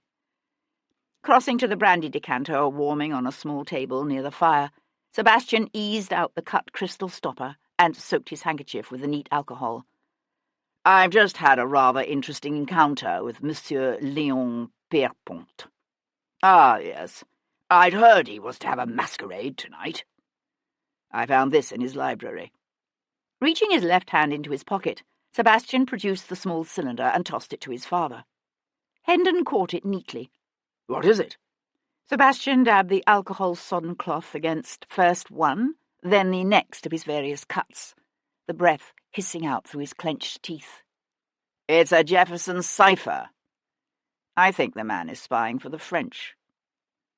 Sebastian watched his father's broad, plain-featured face for some flicker of surprise. There was none. "You don't strike me as being particularly shocked by the possibility." Setting aside the cylinder, Hendon folded his hands calmly on the swell of his stomach. "About a year ago, a certain gentleman, whose name is irrelevant, allowed Monsieur Pierrepont to catch him in a potentially embarrassing escapade." "Exactly what kind of escapade?" "A sexual one. The gentleman involved, let's call him Mr. Smith, shall we, has somewhat unusual tastes. Tastes he'd prefer not to be made public." Sebastian pressed the handkerchief against the cut on his cheek and held it there. "And he wisely realized the need to confess the entire sordid tale and ask for guidance. I discussed the matter with Lord Jarvis, and between the two of us we decided we could use Mr. Smith." "You mean as a double agent, feeding selected information to the French via Pierrepont?" Sebastian tossed the blood-soaked cloth aside and poured himself a drink. "Yes." The Earl shoved up from his chair and went to stand before the fire. "The French will always have spies, and their spy masters in London. It's better for us if at least some of the players are known. That way they can be watched, and the flow of potentially damaging information can be managed, to some extent." "And Rachel York? Was she passing information to Pierrepont?" Hendon's face went suddenly ashen. "Good God! Who told you that?" "The same person who told me about Pierrepont. Is it true? Was Rachel one of Pierrepont's spies?" "I don't know." Sebastian fixed his father with a hard stare. "Are you sure? She wasn't blackmailing you into passing government secrets to the French?" Hendon's blue eyes flashed dangerously, his fists clenching at his sides. "My God! If you were anyone but my son, I'd call you out for that." Sebastian slammed down his drink. "What else am I to think?" The Earl stood very still, his jaw working back and forth in thought. He let out a strained sigh, then said, "That morning, the Tuesday she died, Rachel York came to me. She said she had in her possession a certain document that she was willing to sell. What sort of document? Hendon hesitated. What was it, damn it? The Earl's face had taken on an odd ashen quality. An affidavit providing detailed proof of an indiscretion committed by your mother. My mother? Sebastian knew an odd sense of dislocation. His mother had died long ago in a yachting accident off the coast of Brighton the summer he was 11. A kaleidoscope of memories from that time swirled around him, of sun-sparkled sea and a woman's sweet laughter, and a deep, profound sense of loss. He pushed them away. Were you able to obtain this document? No, I told you. The girl was dead by the time I reached the chapel. I looked for it, but she didn't have it on her. The coals on the hearth hissed, the sound seeming unnaturally loud in the sudden, strained silence. You do realize, don't you, said Sebastian, that this document was very likely the motive for the killing? Don't be ridiculous. Hendon fumbled in the pockets of his dressing gown and came up with his pipe and a pouch of tobacco. The disclosure of its contents would embarrass me, but no more. How much were you willing to pay for it? £5,000. Sebastian let out a low, soundless whistle. There are those who would consider £5,000 more than sufficient motive for murder. Hendon didn't say anything, just set about the business of filling his pipe. Sebastian watched him tamp down the tobacco, his features set in hard, uncompromising lines. And it came to Sebastian how little, in some ways, he really knew his own father. And if the man who killed Rachel York has this document now, what then? Hendon shook his head. I don't think she brought it with her to the chapel. More likely than not, she was planning to try to hold out for a higher price. Sebastian supposed it possible, but it wasn't particularly likely, given what he'd heard about Rachel's nervousness and her plans to flee London. A deep disquiet bloomed within him. There was too much going on here that he didn't understand, that he needed to understand, if he were to have any hope of catching Rachel's killer. Did she tell you how she got her hands on this affidavit? No. You didn't ask? Of course I asked. She refused to say. Hendon swiped one of his big beefy hands across his lower face. Good God! If she was working for Pierpont, then in all likelihood she got the document from him. But you don't know. No! She could have another purpose, you know. If it were to become known that you were buying incriminating documents from a French spy, you'd be ruined. Hendon stuck the stem of his pipe in his mouth and bit down on it hard. It won't become known. Lighting a taper, he held it to the pipe's bowl, his cheeks hollowing as he sucked hard, then blew out a stream of thin blue smoke. You asked me to look into Pierpont's activities last Tuesday night. And? He did have a dinner party at his house that night. It was arranged hastily, for he'd only just returned from the country that morning. So he couldn't have killed Rachel. Not necessarily. According to one of the guests, Pierpont excused himself and was absent for a considerable period of time, somewhere around 9 or 10. Long enough to get to Westminster and back? Perhaps. Sebastian swore softly and crudely. Why the hell didn't you tell me about this affidavit from the very beginning? Well, I thought it irrelevant. I still think it irrelevant. What does it matter why Rachel York was in that church? Some brute simply happened upon her there alone and took advantage of it. He raped her and then he killed her. It happens all too frequently these days. Except that she was raped after she was killed. Hendon's mouth went slack around the stem of his pipe. Good heavens! What manner of man would do such a thing? Someone who enjoys killing, said Sebastian. He made his way back to the Rose and Crown, through crooked byways filled with sparkling white snow that crunched audibly beneath each step. A few stray flakes still floated down, lazy and peaceful in the night. It was as if, between them, the darkness and the snow hid all that was ugly, all that was horrible and dangerous about the city. so that he was aware suddenly of the beauty of the row of ancient stone arches fronting a nearby shop, and the intricate fretwork of an old timber-framed Tudor house beside it. And he wondered which was more real, the ugliness or the beauty. He let out a soft sigh, his breath white in the cold air, as he turned over and over in his mind what he'd learned that night about his father, and about Leo Pierpont and Rachel York. He wondered why a woman like Rachel York would have allowed herself to be drawn into the dangerous shadow world occupied by men such as Leo Pierpont. What had driven her? Political convictions? Greed? Or had she somehow been coerced into acting against her will?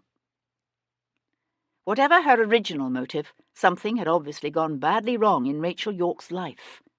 According to her neighbour, Rachel had been packing to leave London. The money she had hinted at, obviously, was to have come from Hendon, but it wouldn't have been enough to lure away a woman on the threshold of a promising stage career.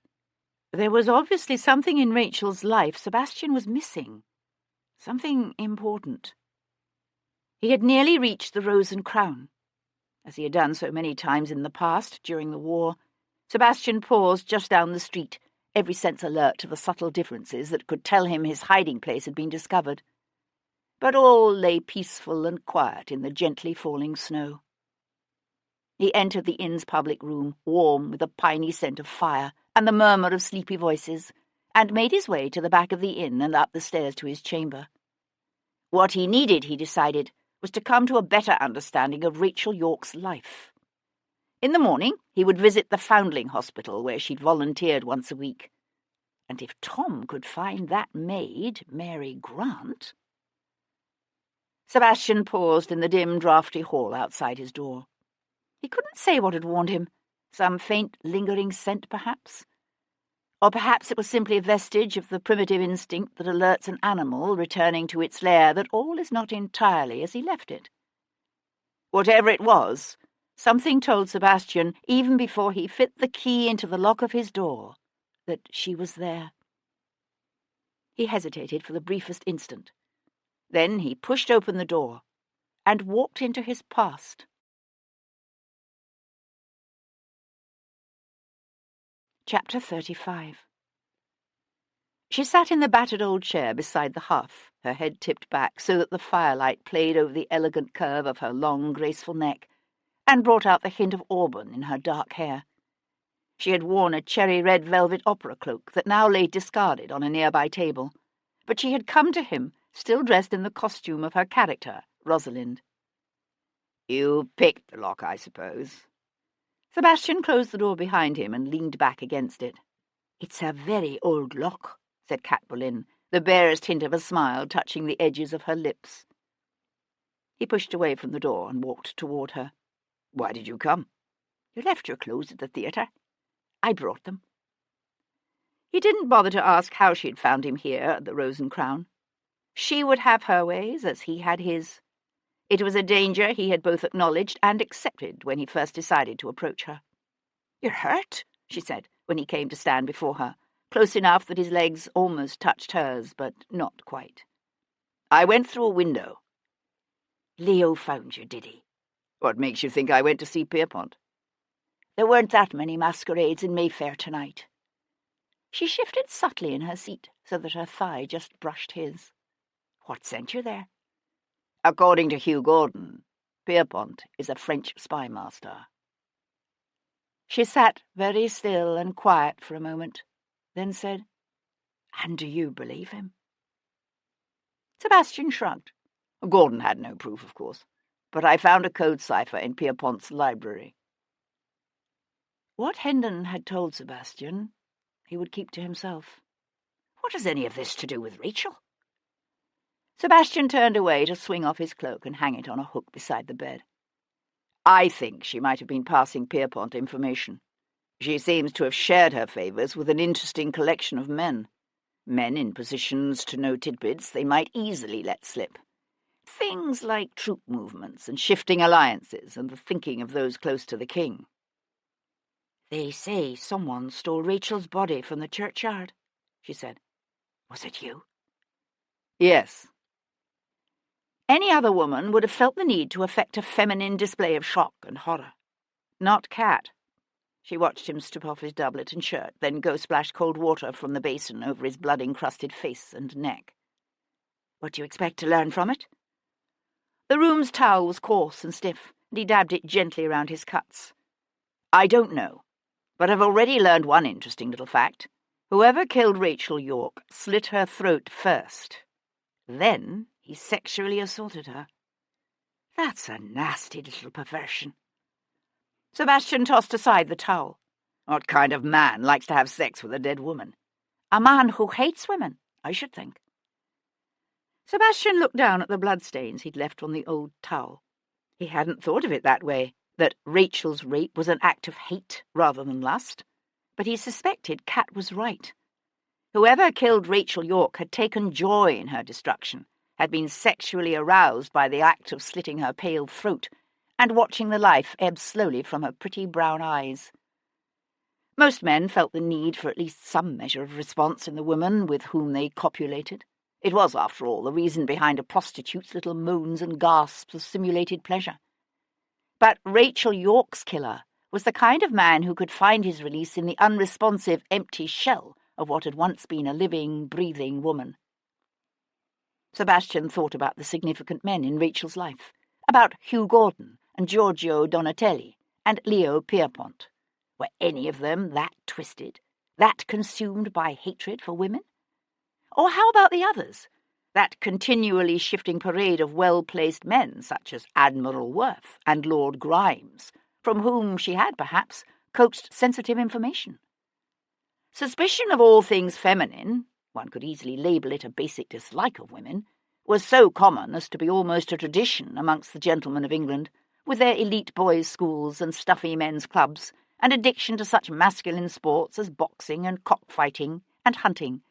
But it didn't lead most of them into murder and mutilation. What kind of man crossed that line? When did mistrust and dislike shade into something darker, something dangerous and evil? Sebastian listened to the flutter of the wind beneath the eaves. He knew it again, that fear that he was never going to find Rachel York's killer, that the man who had slit her throat and indulged his lust on her dead, bloodied body was some chance stranger, a random shadow from the night that Sebastian was never, ever going to track down. He heard a whisper of movement, a rustle of cloth. Cat came to stand before him, her touch gentle as she cradled his face between her hands. "You'll find him," she said softly, as if he had spoken his fears out loud. "You'll find him." And even though he knew she spoke out of a need to reassure rather than from conviction, he found comfort in her words. Comfort, and the echo of an old but never-forgotten desire in her touch. He caught her to him, his fingers twisting in the dusky fall of her hair. His mouth sought and found hers, her breath coming now as rapid and shallow as his. He kissed her eyes and touched the smooth, warm flesh of her neck, and felt his body quicken with a need that was more than physical. With increased urgency, his lips captured hers again. A shower of hot coals settled with a murmur on the hearth beside them as he bore her down on the bed, her arms wrapping around his neck, her body rising up to meet his touch. Fevered hands tore away cloth, found the pleasures of smooth, warm flesh beneath sliding fingers. And in that moment he didn't care about the nature of her association with Leo Pierpont.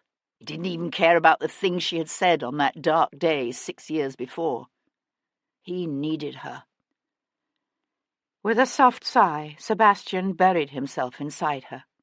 They moved as one, slowly at first, the tempo rising as he felt the coldness and the fear inside him fade away into the gentle rhythms of her body, and the warmth of her keening breath mingling with his. Afterward, he lay on his back in the firelight softness of the night.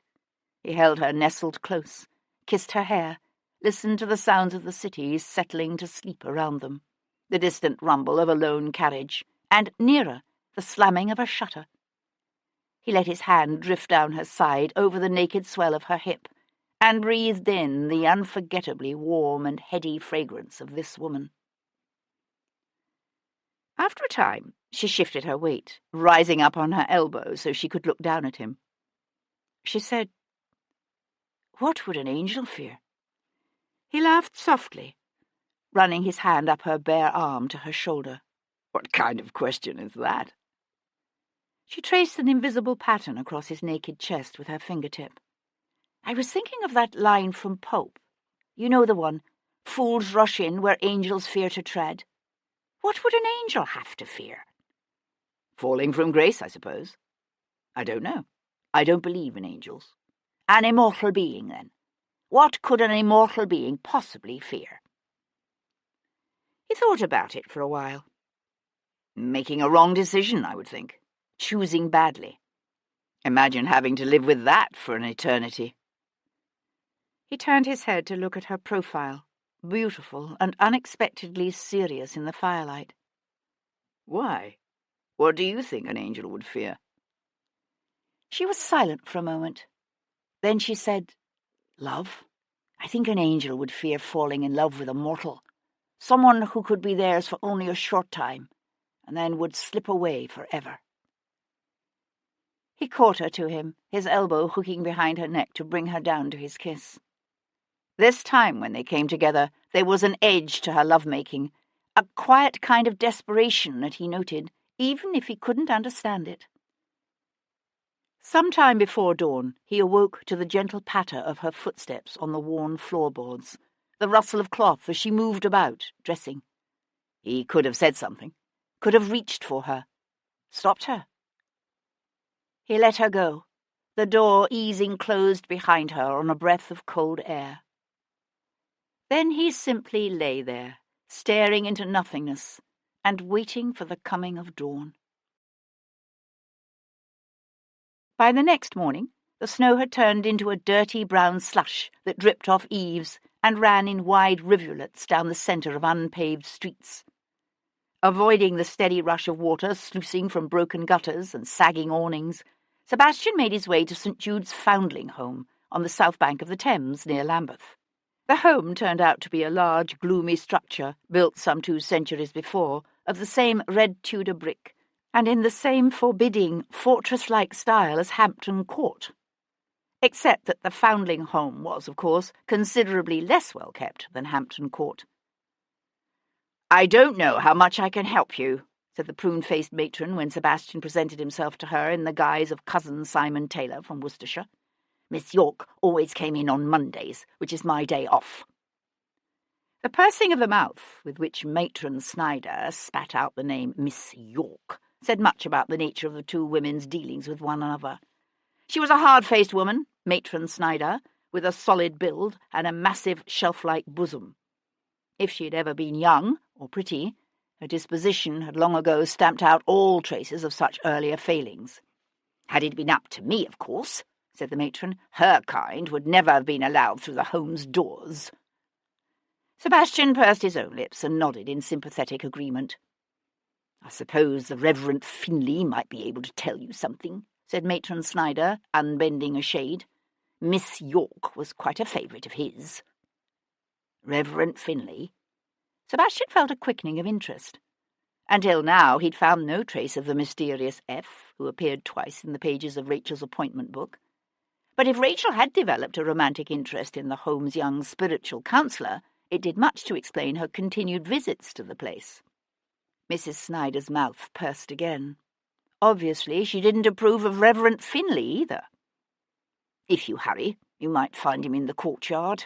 He often visits with the children there on Sunday mornings before services."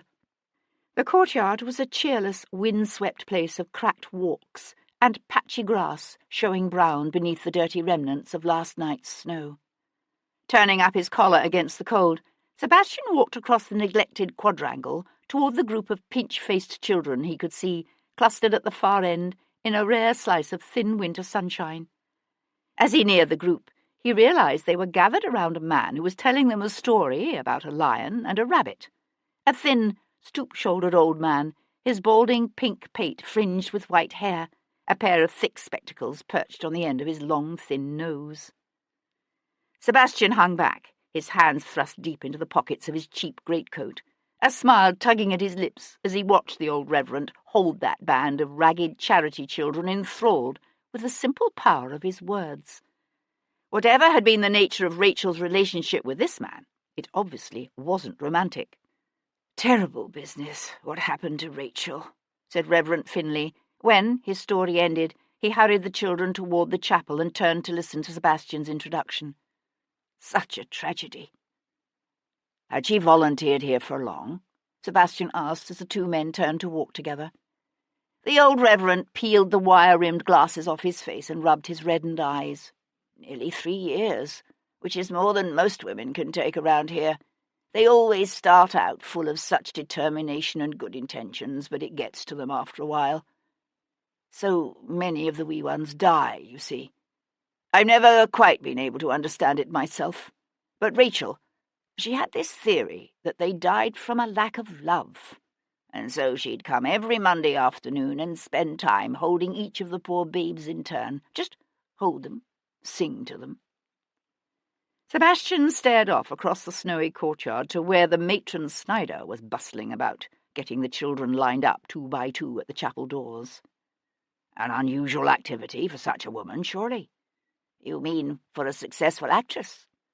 The old reverend lifted one thin shoulder in a shrug. "Rachel was an unusual woman.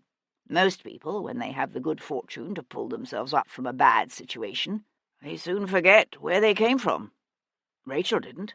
But Rachel was never a foundling. No, but she knew what it was like to be a child alone and friendless in this world." The reverend paused, his features pinched and troubled.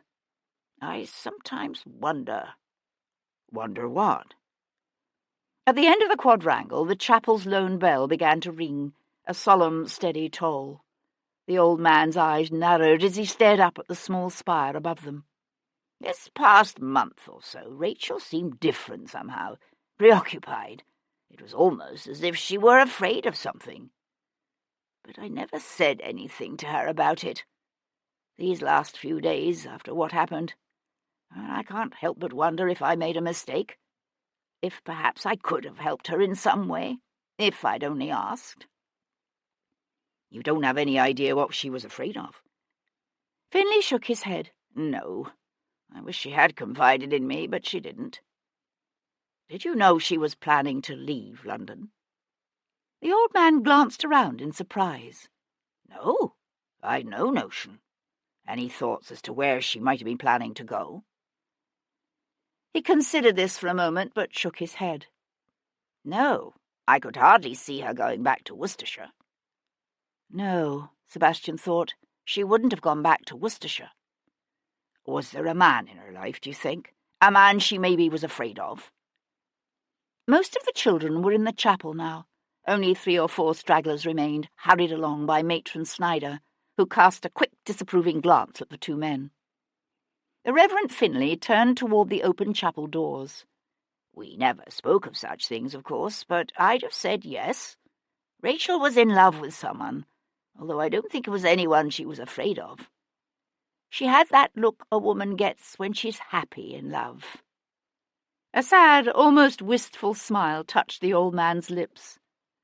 "You might think I'm too old to recognize that look, but we were all young once, you know." Sebastian walked through the cold, wind-blown streets of Lambeth to the banks of the Thames, where he took a scull that carried him across the river to the steps just below Tower Hill. From there it was but a short distance to Paul Gibson's surgery. He found his friend wrapped in a tattered quilt and sitting in a cracked leather armchair beside the parlour fire, his staring gaze fixed on the glowing coals. "Leg bad, is it?" said Sebastian, sinking onto the ragged chair opposite. "A wee bit." Gibson looked up, his eyes bright with the unholy fires of the opium eater. It was an addiction far too many wounded men carried home with them from the war. Normally the Irishman could keep his compulsion under control, but there were times when the memories of what he'd seen in the war would loom unbearable, or the remnants of shrapnel in his leg would twist and bleed, and he would disappear for days into a drug-induced fog. "But I've finished your post-mortem, never fear." "And?" Gibson shook his head. "Nothing more, I'm afraid. If she'd been brought to me directly, there might have been some sort of evidence, but as it is—" Sebastian nodded, swallowing his disappointment. He'd known it was a long shot. "I was wondering if you could get in touch with Jumpin' Jack for me." "Cochrane." Gibson huffed a soft laugh. "Looking to steal another body, are you?" Sebastian grinned and shook his head. "It's information I'm interested in this time.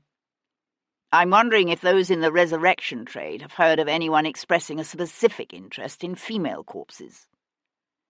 Paul Gibson nodded thoughtfully. "Think to come at your man from that angle, do you? It's worth a try." Sebastian pushed to his feet, his hand grasping his friend's shoulder for a moment before he turned toward the door. "I'll drop by again in a few days. See how you're getting on." He was reaching for the knob when Gibson stopped him by saying, "There is one thing my more complete examination of the body did reveal. It may or may not have a bearing on your investigation." Sebastian swung back around. "What was that?" "Rachel York was in what the ladies refer to as a delicate situation." Sebastian felt a sudden twist deep down in his gut. He thought about what the Reverend Findlay had told him, about Rachel York coming to St. Jude's Foundling Home every Monday afternoon to hold the babies and sing to them so that they wouldn't die from lack of love. Had she known? And if she had known, what must her last thoughts have been when she felt her killer's knife slash across her throat again and again? "How far along was she?" Sebastian asked, his voice oddly hoarse. "Almost 3 months, I'd say. Enough that she would surely have known she was carrying a child." Chapter 36. Sebastian was nursing a tankard of ale in the public room at the Rose and Crown when Tom burst in from the street, bringing with him a blast of icy air scented with coal smoke. "I found her," he said, his voice high and tight with exultation. "I found your Mary Grant, and she must have done very well with that stuff she lifted from her old mistress. Very well indeed, 'cause she's living as high as you please, in Bloomsbury no less." Rachel York's erstwhile maid had taken rooms in a lodging-house facing a respectable street just south of Russell Square. By the time Sebastian got there, the sky was a flat white that promised more snow before nightfall. Conscious of a surge of anticipation and hope he tried to damp down, Sebastian climbed the neat staircase to the first floor. The door was to his left, as Tom had said it would be, but when Sebastian rapped sharply on the freshly painted panels, it creaked open beneath his touch. "Miss Grant," he called, his voice echoing in the stillness. He pushed the door open wider and stepped inside. He was standing in a parlour filled with the cherrywood furniture and gilt-framed mirrors and expensive oddities that had once belonged to Rachel York. All had been thoroughly, savagely ransacked. Mirrors and pictures had been torn from the walls and smashed. Chairs lay overturned, their stuffing spilled out across the rumpled rug. Drawers had been pulled from their bureaus, their contents strewn about in what appeared to have been a wild, frantic search. Sebastian closed the door behind him with a snap that sounded unnaturally loud in the early afternoon hush. He walked from one room to the next. Impossible to know what the intruder had been searching for, or if he had found it. But when Sebastian entered the bedroom, he thought he knew at least part of the answer to that question. For here, only half the room lay in disarray. The rest had not been touched. Sebastian walked to the chest of drawers that stood on the far side of the room, its bottom 4 drawers still intact. Lacy, feminine things spilled from the top drawer where it lay broken on the carpet. It was the logical place to have begun a search of this kind. Women were always tucking secret things away amongst their undergarments. Whoever Mary Grant's intruder was, he was obviously new to this game.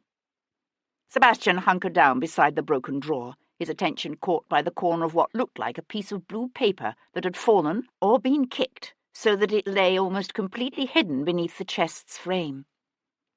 Easing the edge of the paper from beneath the wood, Sebastian found himself holding a blue envelope, across which someone had written in a bold, masculine-looking scrawl, "Lord Frederick Fairchild."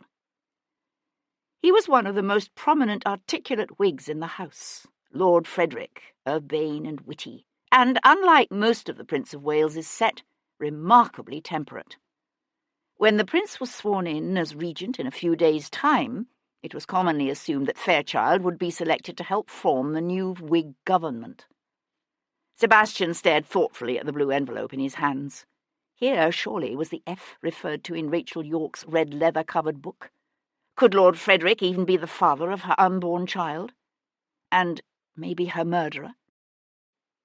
The room was cold, the fire on the hearth having been allowed to burn itself out. The sweet scent of lilac water hung heavy in the air, but beneath it, Sebastian caught a hint of another odour, a sharp, metallic stench only too familiar to any man who'd ever gone to war. With a sense of profound foreboding, he tucked the envelope into an inner pocket and stood up. The door to the dressing-room stood half ajar. One hand on the pistol in his greatcoat pocket, Sebastian crossed the room to push the door open wider, and found himself looking at what was left of Mary Grant. Chapter 37. She lay sprawled on her back, her eyes wide and sightless, her torn, bloodied clothes shoved up to reveal flesh gleaming pale and naked in the fading light. Her throat had been hacked so savagely that her head had nearly come off. Sebastian stood just inside the doorway, his gaze travelling around the small wainscoted room. He hadn't seen the Lady Chapel at St. Matthew of the Fields after Rachel Yorke's killer had left her there, but he imagined it must have looked much like this. The blood splattered high and wide across the surrounding walls until it ran down the panelling in thin rivulets, the killer's bloody handprints standing out stark and damning on the bare white flesh of the dead woman's spread thighs. There was nothing Sebastian could do for this woman now, but he crouched beside her anyway and touched his fingertips to her blood-stained cheek. She was still faintly warm. He sat back on his heels, his hands gripping his knees as he gazed down into those pale, unseeing eyes. She was younger than he'd expected her to be, probably no more than 25 or 30, with flaxen hair and a sallow complexion, and the kind of sharp, small features one saw often on the streets of London. She must have thought she was a downy one, awake on every suit. She'd seen a chance to take everything that had once belonged to her mistress, the fine furniture, the expensive clothes and jewels, and she'd seized it. She must have thought she'd hit upon a way to set herself up for a good long while. Except that all she'd really done was set herself up for murder. Sebastian stared at the bloody handprints on Mary Grant's thighs. The pattern was the same for both women. First the kill, then the sexual assault. It spoke of a man driven to murder by a desire to slake a peculiar, sick kind of lust. Except that the link between the two women could only mean that their killings weren't random. Whoever had killed Rachel Yorke had not come upon her simply by chance in the Lady Chapel of St. Matthew of the Fields. He had sought her out, and then he had tracked down her maid, Mary Grant, and killed her too. But why? Why? What if the sexual use of the women's bodies had been not the reason for the killing, but an effect, a release of the excitement and bloodlust generated by the act of killing? Mary Grant could have been killed because she surprised her murderer in the act of searching her rooms, or because she had known something that might have identified him as Rachel Yorke's killer. Or had the killer marked both women for death for some other reason entirely? Sebastian fingered the envelope in his pocket. Whether it had been dropped by mistake or been left deliberately so that it might be found, the involvement of a man such as Lord Frederick Fairchild in this affair was ominous. The two women had been linked to a French spy ring, while Lord Frederick was the man most likely to be named the next Prime Minister of England when his dear friend the Prince of Wales took over as regent. A whisper of movement brought Sebastian's head jerking around, but it was only the heavy satin drapes at the window, shifting in a sudden draught. He could hear the wind outside picking up now. It would be dark soon. He pushed to his feet. He knew the urge to cover Mary Grant's bloody, abused body, to shield her from the staring, assessing eyes that would in time find her, but he forced himself to turn away and leave her rooms essentially the way he had found them. He was letting himself out the street door when he brushed past a stout matron who paused to look straight up into his face. And in that brief instant, before he turned away to hurry down the front steps, he recognized her and saw in turn the flicker of recognition in her eyes. "My lord," she called after him. "That is you, isn't it? Lord Devlin?" Sebastian kept walking, his hat pulled low, his shoulders hunched against the cold. But his heart had begun to pound, and he was cursing silently to himself. Her name was Mrs. Charles Lavery, and she was the widow of a colonel who'd served with Sebastian in the peninsula. She would think for now that she had been mistaken, that she'd simply seen a stranger who happened to remind her in some vague way of the young Viscount she'd once known. She'd tell herself she was silly not to have noticed sooner the shabbiness of his clothing, the touches of grey where his hair showed beneath his hat. But when they found Mary Grant's body, as they surely would, Mrs. Lavery would recall this chance encounter and tighten the noose around Sebastian's neck. "I don't get it," said Tom, his small face pinched with the effort of assembling his thoughts. They were in a hackney carriage, the light from the street lamps flickering over the worn leather upholstery as they turned down Pall Mall, heading towards St. James's. "Lord Frederick is a Whig," said Sebastian, struggling to explain early 19th century English politics in a way that might make sense to a child of the streets. But for the last 20 years or so, the Tories have dominated the government. Tom shoved his fists deep into the pockets of the warm coat Sebastian had bought him, and made a rude noise through his nose. "Not much to choose between the lot of 'em, if you was to ask me." Sebastian smiled. "In many ways you're right. But in general, the Tories see themselves as staunch defenders of the country's established institutions, such as the monarchy and the Church of England, which means they're against any kind of change, especially things like religious toleration and parliamentary reform." "Things the Whigs is for?" "Basically. And unlike the Tories, the Whigs are against continuing the war with Napoleon." Tom looked up in surprise.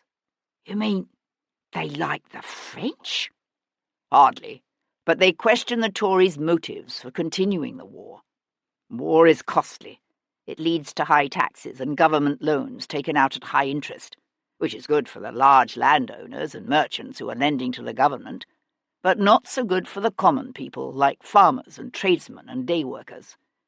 If the Whigs come to power, we'll very likely see a peace treaty with France." Tom nodded, his eyes bright with understanding. "So what you thinking? That this Lord Frederick's been playing some underhanded game with the French, and he off them two women because they threatened to squeal on him?" "Perhaps. Or perhaps it's simply in someone's best interest to make it appear that way." "Meaning the Tories?" said Tom. The boy was surprisingly quick. Sebastian nodded. "That's right." "Your dad's a Tory, ain't he? Chancellor of the something or another?" Sebastian glanced sideways at his young friend. "Who told you that?" "Miss Cat." "Ah." They were nearing the recital rooms on Ryder Street. Faint strains of a violin could be heard, barely discernible above the rattle of carriage wheels and the clip-clop of horses' hooves. Leaning forward, Sebastian rapped on the front panel, then settled his hat low over his eyes and wound his scarf carefully about his lower face as the Jarvie cut in close to the curb and pulled up in the shadowy netherworld between two street lamps.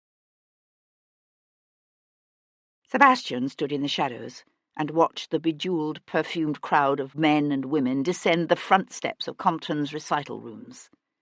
Even in this rarefied collection of expensively dressed gentlefolk, Lord Frederick stood out, a handsome, urbane figure in flawless white linen and an inimitably cut coat. Laughing and talking amongst themselves, the small, self-absorbed group had just reached the footpath and turned toward the mall, probably intending to sup at Richard's, when Sebastian stepped forward, a dark figure half hidden in shadow. "Lord Frederick?"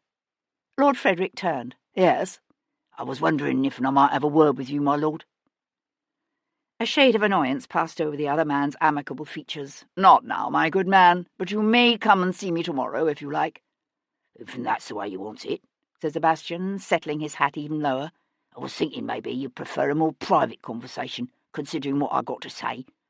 But I could come by your house in the morning, if and you don't mind your family finding out about your dealings with Rachel Lord Frederick took a quick step forward, his breath hissing out in a warning as he threw a glance back over his shoulder, as if to make certain his friends hadn't heard. "For God's sake, keep your voice down." Sebastian simply stared back at the man, expectantly. Lord Frederick hesitated, then said curtly, "Excuse me one moment." Turning toward his friends, he said with a wide smile, "Go on without me. I'll catch up with you later."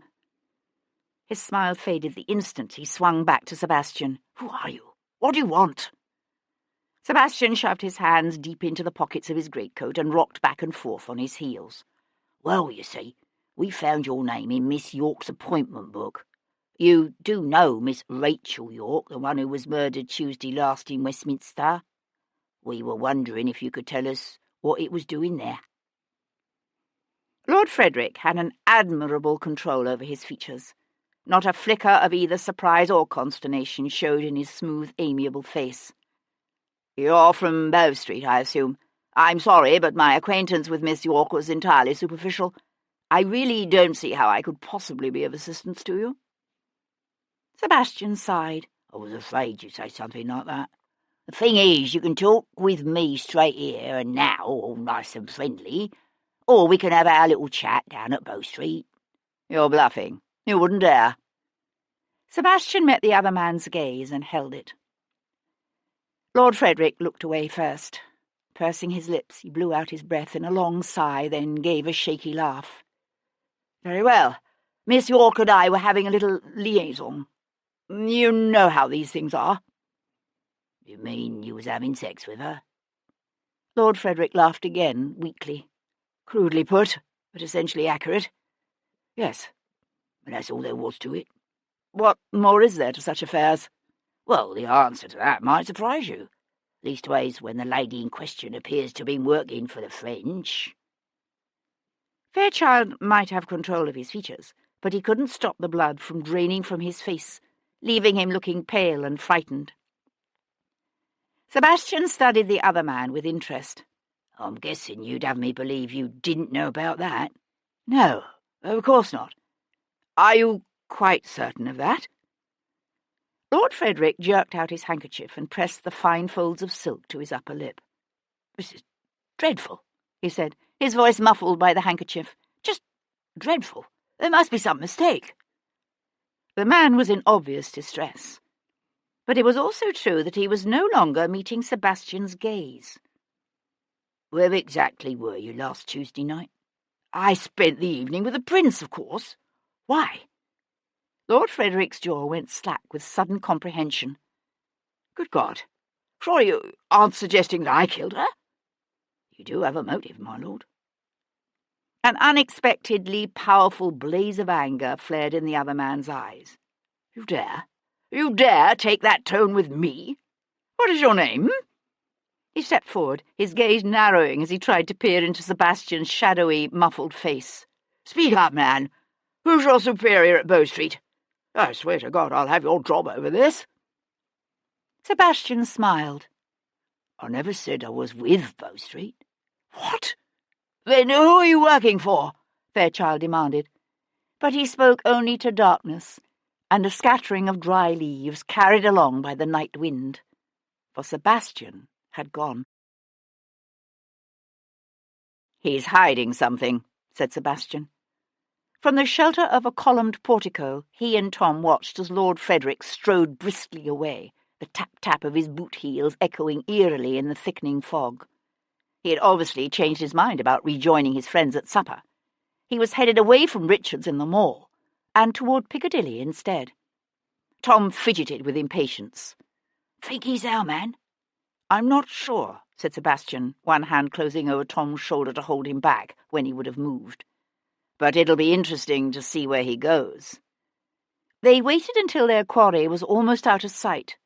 Then Sebastian squeezed the boy's shoulder and let him go. "Now," said Sebastian.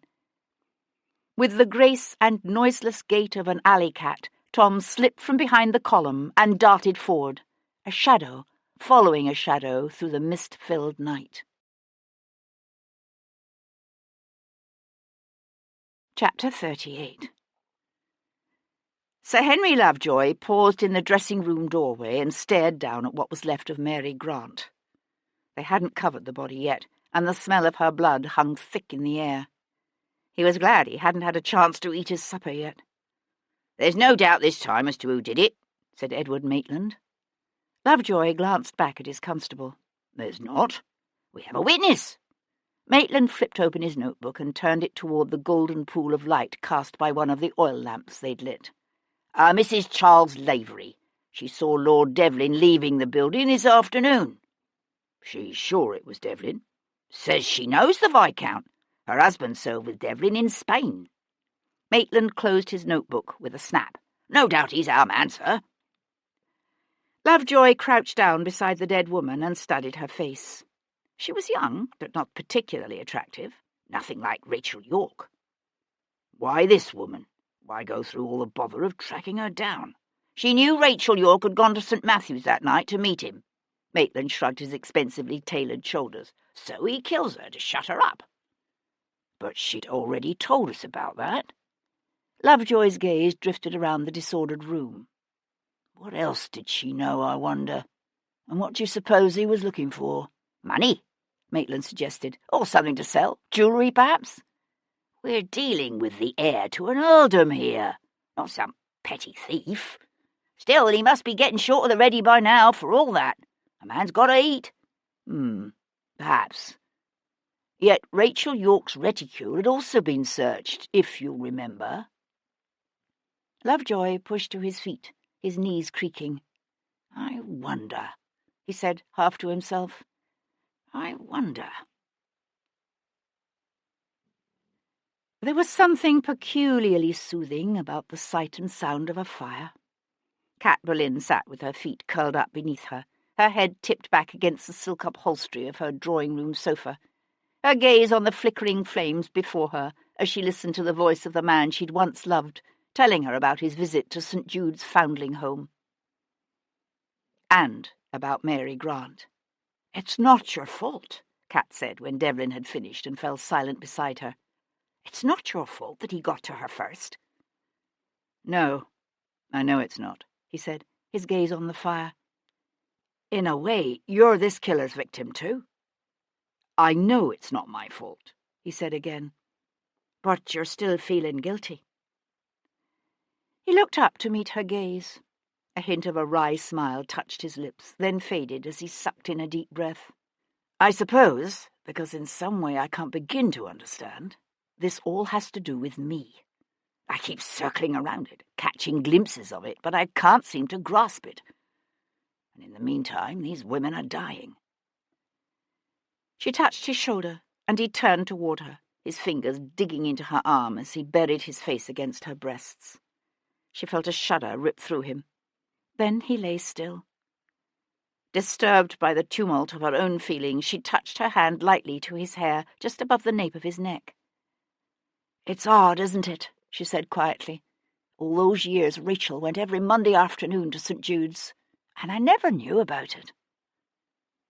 He shifted so that his cheek lay against the bare flesh of her chest, where it showed above the bodice of her gown, and his hand rested high on her stomach. "She was with child. Did you know?" Cat's fingers stilled in his hair.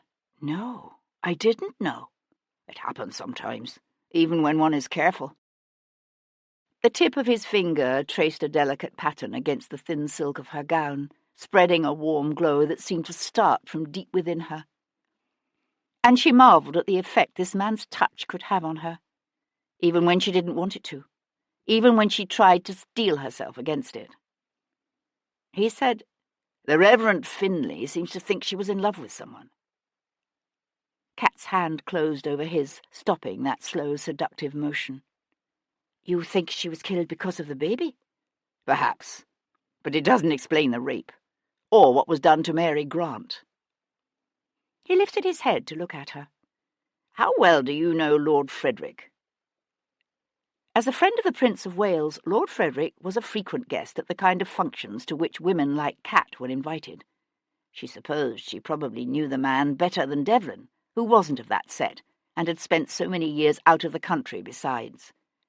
She linked her fingers with Sebastian's, although even that simple touch filled her with a confusion of feelings she didn't want and didn't need. "I wouldn't have said he was capable of that kind of violence," she said, after a moment's thought. "In fact, I'd say he's one of those rare men who actually likes women, if you know what I mean. The kind who enjoys women's company, who likes talking to them about such things as fashion and music and art. He has a daughter, Elizabeth, who married the Earl of Southwark's eldest son just last month. You can tell by the look on his face whenever he talks about her how much he adores her." "She's his only child, isn't she?"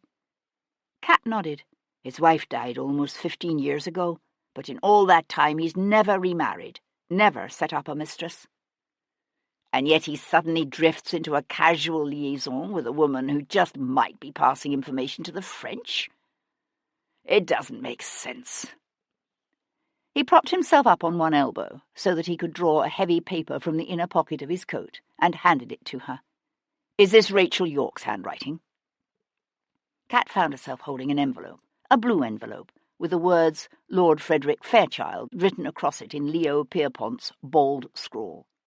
"No," she said, handing the envelope back to Sebastian and meeting his gaze squarely. "At least, I don't think so. I don't recognize it." He tucked the envelope away. "Where did you get it?" she asked. "I found it in Mary Grant's rooms." "Empty?" "Yes." He ducked his head, his lips brushing the tender flesh just below her collarbone, his hands going a-roving to all the secret places that made her heart race and her breath catch. All the places he had discovered so long ago and apparently not forgotten. She'd thought she could hold her heart aloof. She'd meant to hold her heart aloof, but an unexpected, unwanted flood of tender emotions and deep, unacknowledged wants brought the sting of tears to her eyes and lent an urgency to the hunger with which her body rose up to meet his. The next morning, Sebastian received a message from Paul Gibson to the effect that a certain gentleman of their acquaintance had some information Sebastian might find interesting. This gentleman had agreed to meet Sebastian in Green Park at 10 that morning at the southeast corner. Wary of a possible trap, Sebastian arrived at the rendezvous early, only to find the park's open fields populated by nothing more than a dozen dairy cows and their attendants. Not until 10:30 did the tall, cadaverously thin man appear, wearing striped trousers and a jaunty red kerchief, and bringing with him a faint, indefinable odour of decay that seemed to emanate from him with each step. Jumping Jack Cochrane hawked up a mouthful of phlegm, spat, then wiped his mouth with the back of his hand. "I hear you's looking for some non-medical gent what's interested in buying half-longs." "That's right," said Sebastian. He counted out £5, folded them into a roll, and handed it over.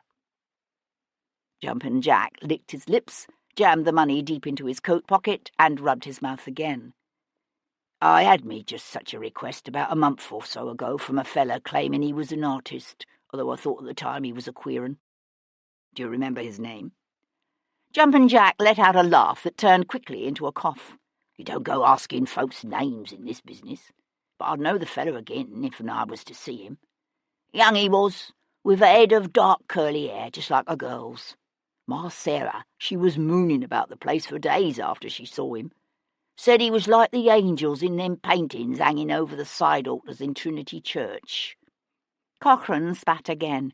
"You'd think the girl 'ud have more discretion, her being a proper Englishwoman and him some heathen foreigner."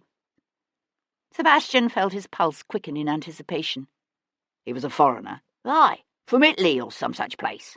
Or so he said. They all sound pretty much the same to me." "Where did you deliver the goods? Do you remember?" "Aye, Almonry Terrace it was, in Westminster."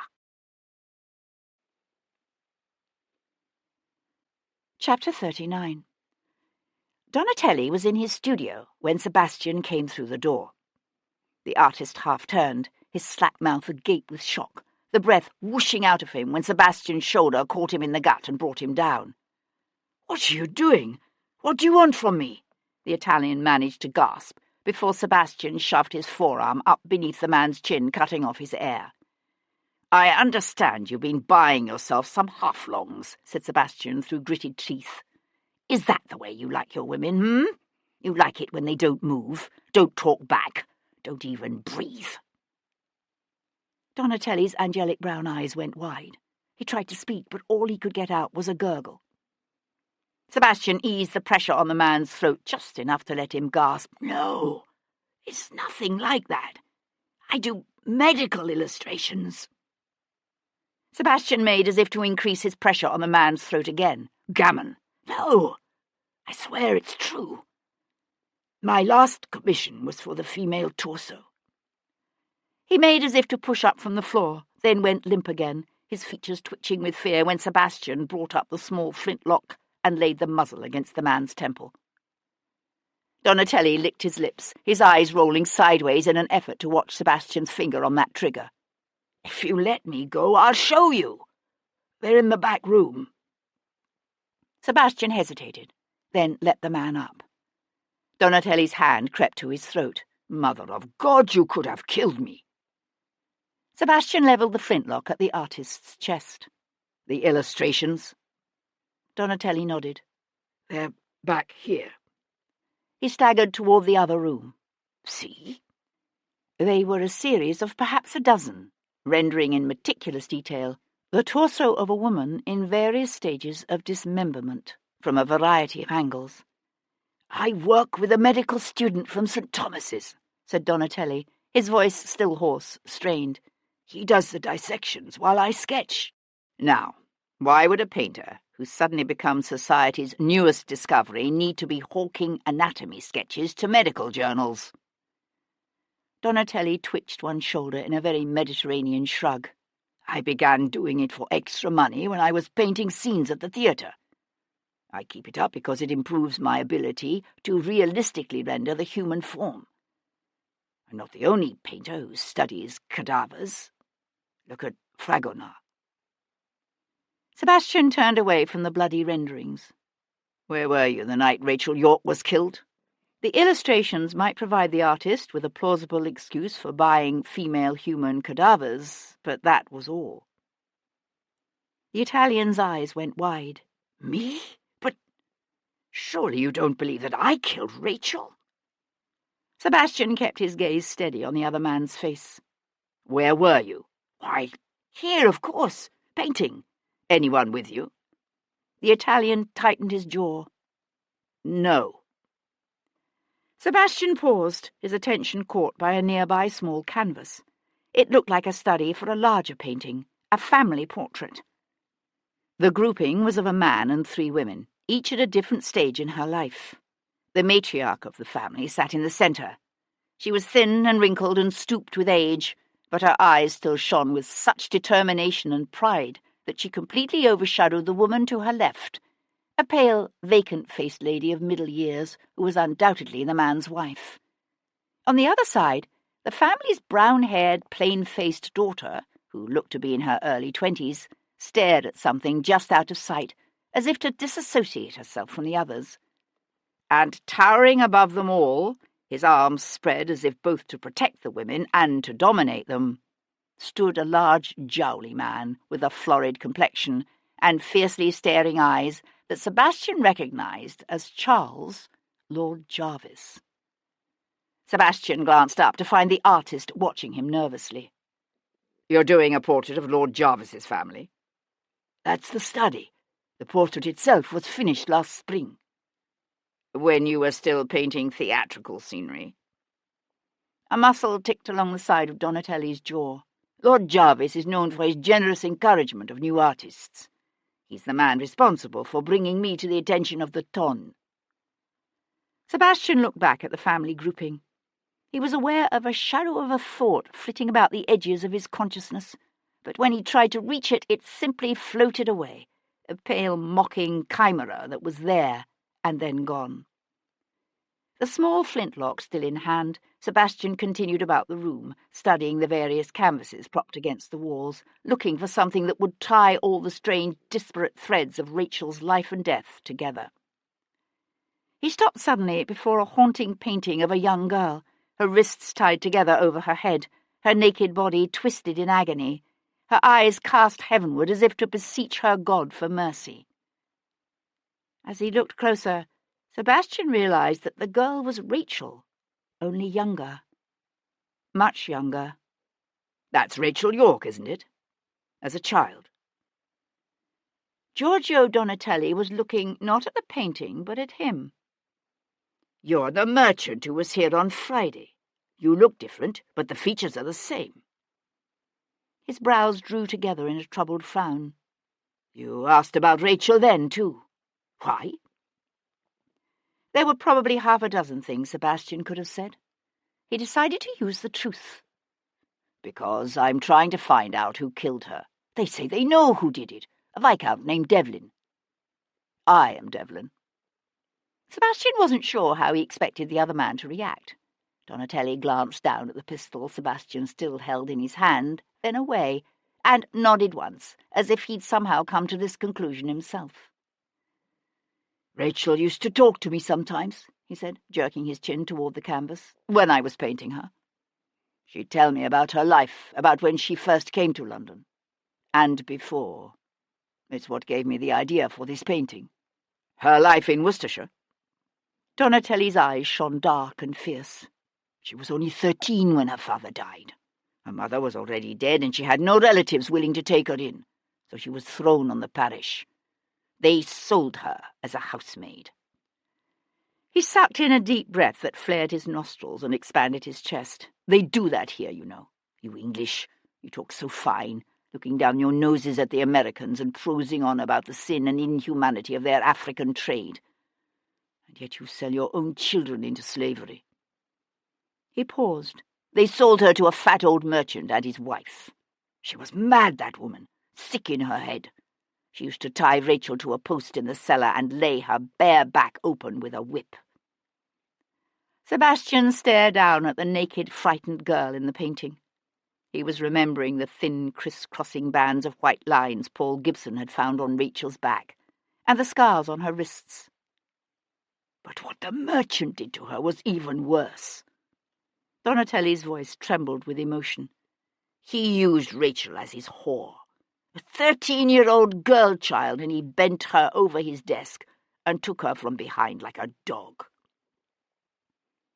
A woman who's been through something like that, I wouldn't think she'd have much use for men, said Sebastian softly. She learned to do what she needed to survive. Did you know she was planning to leave London? Donatelli's gaze shifted away. No, she never mentioned it. But you knew she was with child. It was said as a statement, not a question. To Sebastian's surprise, Donatelli's eyes went wide, his lips parting as if on a sudden gasp of fear. How do you know that? I know. Who was the father? You? No. Who then?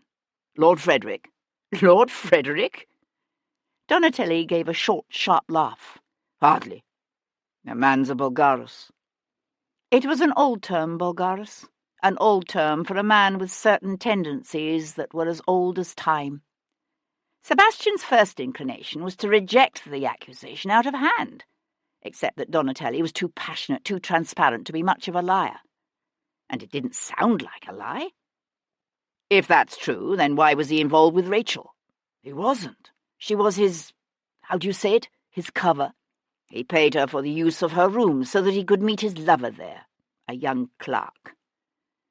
It was a common enough ruse, especially amongst those in espionage and government, cover up one secret by disguising it as another, a secret so spicy and naughty that if anyone should happen to discover it, they'd never think to look beyond it to the real, more dangerous truth it was intended to disguise.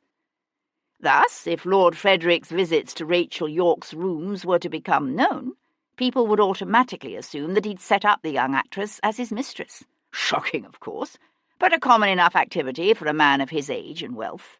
Society would titter and gossip about it, but no one would ever think to look beyond it, to the real secret that would destroy him if it were to become known. The problem with those kinds of arrangements, however, was that they left one vulnerable to blackmail, and blackmail was often a motive for murder, except that it was hard to imagine a man whose tastes ran to young male lovers being so physically aroused by the act of killing as to rape the dead bodies of his female victims. Sebastian's gaze fell on another of Donatelli's paintings, the one of Rachel as an odalisque preparing for her bath. For the first time, he noticed that the painting also contained the figure of a man peering out at her from behind a nearby planting of pleached orange trees. "Tell me again about Bayard Wilcox," said Sebastian suddenly.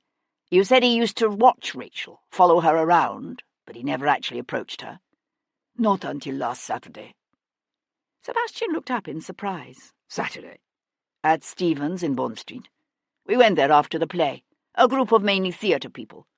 At about 11:30, Bayard arrived with some of his fellow aristos." Donatelli's angelic features quivered with remembered revulsion and disgust. "They were falling down drunk, propping each other up, laughing like idiots. Then Bayard, he saw Rachel. He went quiet all of a sudden and left the others to come lean against a nearby column and stare at her in that way he had. His friends tried to pry him away, but he wouldn't budge. So they started teasing him.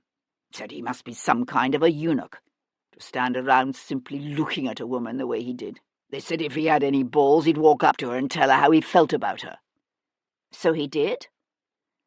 Donatelli nodded. "Walked right up and told her he wanted to fuck her, in those exact words." She threw her punch in his face. What did Bayard do? "I've never seen anything like it. One minute he was blubbering all over himself, saying she was like a goddess to him, and how he couldn't think of anything but what it would be like to have her naked and beneath him. Then she threw the punch in his face, and it was as if he turned into someone else. I mean, his face actually changed. His eyes scrunched together, and his lips curled back, and his skin grew dark. It was as if he were possessed by someone else, someone evil." Sebastian nodded. He knew what Donatelli was talking about. He'd seen that kind of a change come over Bayard even when he was a boy. "If we hadn't been there," Donatelli was saying, "I think he'd have killed her on the spot with his bare hands. We had to physically hold him back until his friends finally dragged him away. You could still hear him screaming when he was outside, spewing the most vile obscenities, saying he was going to kill her." "He said that he wanted to kill her?" Donatelli nodded, his face ashen and strained. "He said he'd rip her head off." Chapter 40. Normally, Sunday was the only day of the week when Charles, Lord Jarvis, spent any time at home. He would shepherd his mother, wife, and daughter to church in the morning, and then he'd sit down with them for a traditional English Sunday dinner before retreating to one of his clubs, or to the chambers set aside for his use in Carlton House or St. James's Palace. But a condition his doctors called inflammation of the heart, but which Jarvis himself considered little more than heartburn, had kept him in bed that Monday under the care of his caustic, sharp-tongued mother, who ran his household, while his wife retreated farther and farther into her own misty dream worlds, and his daughter was off, tilting at windmills and meddling in things she refused to believe were none of her affair. It was one of the ironies of Jarvis's existence that his life was filled with women. In addition to his mother, wife, and daughter, who lived with him, Jarvis was far more involved than he would have liked in the lives of his two sisters, weepy, hair-brained Agnes, forever needing his help to tow her useless husband and son out of Dun territory, and Phyllis, who, while no more intelligent than her sister, had at least had the wit to marry well. Women, in Jarvis's opinion, were generally even more profoundly brainless and foolish than most men. True, there were some exceptions. Females with astonishingly rational, quick minds who tended to be either embittered and sour or sarcastic and irreverent, and who irritated him even more than their empty-headed sisters. His deep and abiding hatred of the French notwithstanding, Jarvis had to agree with Napoleon in this, if nothing else. The only two things women were good for were recreation and reproduction. Which was a thought that brought him back, as it often did, to Annabel, his wife. She'd been a fey, pretty little thing when he'd married her, a thin slip of a girl with sparkling blue eyes and a merry laugh, and a handsome dowry. But she'd proved a severe disappointment. She'd managed to produce only one living daughter, and a sickly, weak son before succumbing to a series of yearly miscarriages and stillbirths that the doctors claimed had ruined her health and overset the balance of her delicate mind. Jarvis knew better. Annabel's mind had never been balanced. But whatever hopes he might have had that her precarious health would soon carry her off proved misplaced. She lived on, year after year, forbidden by her doctors from providing him with the release his body still occasionally craved, and unable to produce the son he needed to replace David, lying now in a watery, unknown grave. Yet of all the women in his life, it was his daughter Hero who tended to cause Jarvis the most grief.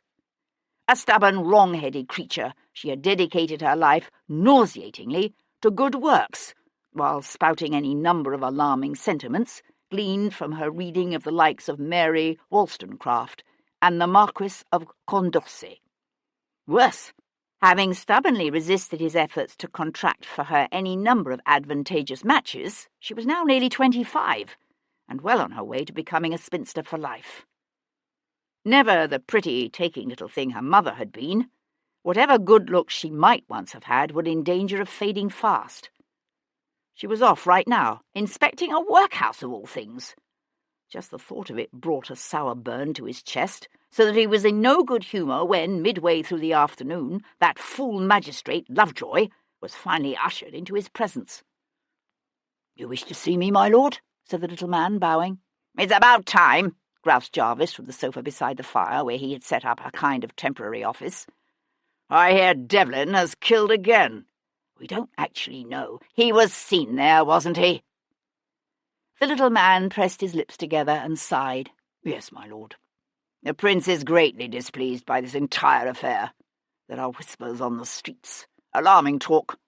They're saying it's reached the point that noblemen in this country can kill with impunity, that common folks' women are no longer safe even in their own homes.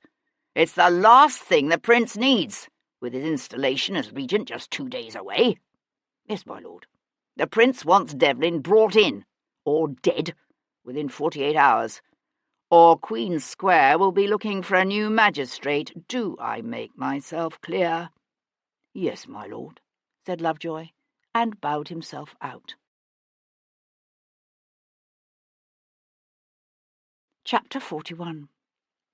It was just past noon when Sebastian reached his sister's townhouse on St. James's Square. "My lord," said Amanda's butler, his eyes widening in surprise and fear when he answered the door to Sebastian's peremptory knock. "Bayard's still at home, I presume," said Sebastian, brushing past the man and heading for the stairs. "I believe Mr. Wilcox is in his dressing-room, my lord, if you care to wait in the—" "My lord!" bleated the butler, but Sebastian was already taking the stairs 2 at a time. Sebastian flung open the dressing-room door without warning to find Bayard in his shirt-sleeves, his neck craning back at an awkward angle as he struggled with one of the monstrously wide cravats he affected. He spun about, his jaw going slack, his eyes opening wide. "Devlin!" Sebastian caught him in an angry rush that sent a chair flying and took the 2 men across the room to slam Bayard's back up against the wall, hard enough to drive the air out of him in a painful huff. "You lied to me," said Sebastian, pulling his nephew away from the wall, then slamming him back against it a second time. "You said you'd never gone near Rachel York. Now I hear you threatened to kill her at Stephen's in Bond Street." Bayard's voice wheezed, his chest jerking with the effort to draw breath. "I was foxed. I didn't know what I was doing, let alone what I was saying." "You were foxed the night she died, too. How do you know what you did then?" "I would never hurt her. I loved her." "You said you were going to rip her head off, Bayard. Then a few days later someone comes bloody close to doing exactly that. I still remember the turtles, Bayard." Bayard's mouth sagged, his eyes opening wide with horror. "Is that what happened to her? How do you know that? Oh, God, it's not true, is it?" Sebastian tightened his hold on his nephew's arms, lifting him up until his feet barely touched the floor and holding him there. "What about the other one, Bayard? Mary Grant. Why did you go after her, too?" The mystification on Bayard's face was so complete that Sebastian knew a moment of misgivings. "Other one? Who the devil is Mary Grant?" A woman's voice cut through the sudden thick silence. "Let him go," said Amanda. "Let him go, or I swear to God, Sebastian, I'll bring the constables down on you." Sebastian swung his head to stare at his sister. She stood in the doorway, a tall, middle-aged woman with the inescapably proud bearing of an earl's daughter. She had their mother's colouring and slim, graceful stature, but enough of their father's blunt, heavy features that by the age of 40 she resembled the Earl far more than the beautiful, ethereal woman who had once been the Countess of Hendon. Sebastian hesitated, then eased his grip on Bayard's arms to let the boy slump against the wall. Bayard stayed where he was, his shoulders pressed against the panelling, his mouth slack, his breath coming hard and fast. "You knew, didn't you?" said Sebastian. "You knew he killed that girl." Bayard wiped a shaky hand across his loose, wet lips. "I didn't. Why won't you believe me?" Sebastian kept his gaze on his sister's face. "You knew, and yet you kept quiet about it. And now he's killed again." "I tell you I didn't kill her," said Bayard. "I didn't kill anyone." Amanda's gaze shifted to her son, her face set so cold and hard that for a moment Sebastian knew a stirring sympathy for his nephew. She had always looked at him this way, even when he was a little boy, pathetic in his hunger for her love. "Leave us." "But I swear to you I didn't kill anyone." "Leave us now, Bayard." Bayard's throat bulged with the effort of swallowing. He hesitated a moment, his mouth working as if he were trying to say something. Then he ducked his head and pushed away from the wall, brushing past his mother in an awkward, ungainly rush from the room. Amanda watched him stumble toward the stairs, then brought her gaze back to Sebastian. "The incident in Bond Street means nothing," she said. "A boy's wild talk, that's all." "Is that all it was? You know what he's like, Amanda. You've always known, even if you didn't want to admit it." "You make too much of a schoolboy's wild ways." "A schoolboy!" Amanda walked over to right the chair that had been knocked sideways in the struggle. "Know this, Sebastian. I will not allow my son to be destroyed as a result of the inconsequential death of some worthless little bit of muslin who deserved everything she was given." "My God, Amanda, we're talking about a human life." Amanda's lip curled in disdain. "We don't all have such a mewling weakness for the dregs of society. One would think you would have learned your lesson after your experience with that light-skirt who used you for such a fool 6 years ago. What was her name? Anne Boleyn? No, wait. That was another man's whore. Yours was named—" "Don't," said Sebastian, taking a hasty step toward his sister before drawing himself up short. "Don't start on Cat." "Good heavens!" Amanda's eyes widened with wonder as she searched her brother's face. "You're still in love with her." Sebastian simply stared back at her, a faint betraying line of colour heating his cheeks. "You're seeing her again, are you?" She gave a shrill laugh. "You never learn. What does she think is in it for her this time, I wonder? A chance to play the grieving widow at your hanging?" "I won't die for your son, Amanda." The amusement faded from Amanda's face. "I tell you, Bayard had nothing to do with that light-skirt's death. He was with his friends until 9 o'clock when Wilcox picked him up and brought him home. He never went out again." "That lie might satisfy the authorities this time, but he'll do it again, Amanda. And then what? For how long do you think you can protect him?" An angry flush darkened her cheeks and deepened the sparkle of animosity in the brilliant blue eyes that were so much like their father's. "Get out of my house!" The sound of loud knocking, followed by excited voices, and a rough shout echoed up the stairs. Sebastian turned toward the commotion, his lips pulling back into a hard smile. "You might not have called the constables my dear sister, but it appears that Bayard did." Chapter 42. There were only 2 constables, both on the wrong side of 40, one tall and bone-lean, the other slow and fleshy. The first was halfway up the stairs when Sebastian's fist caught him under the jaw with an audible smack that closed the man's mouth and sent him arm-wheeling backward. "I say, blustered the second, just before Sebastian buried his fist in the man's soft gut. His eyes widened, and he doubled over with a wheezing whoomph.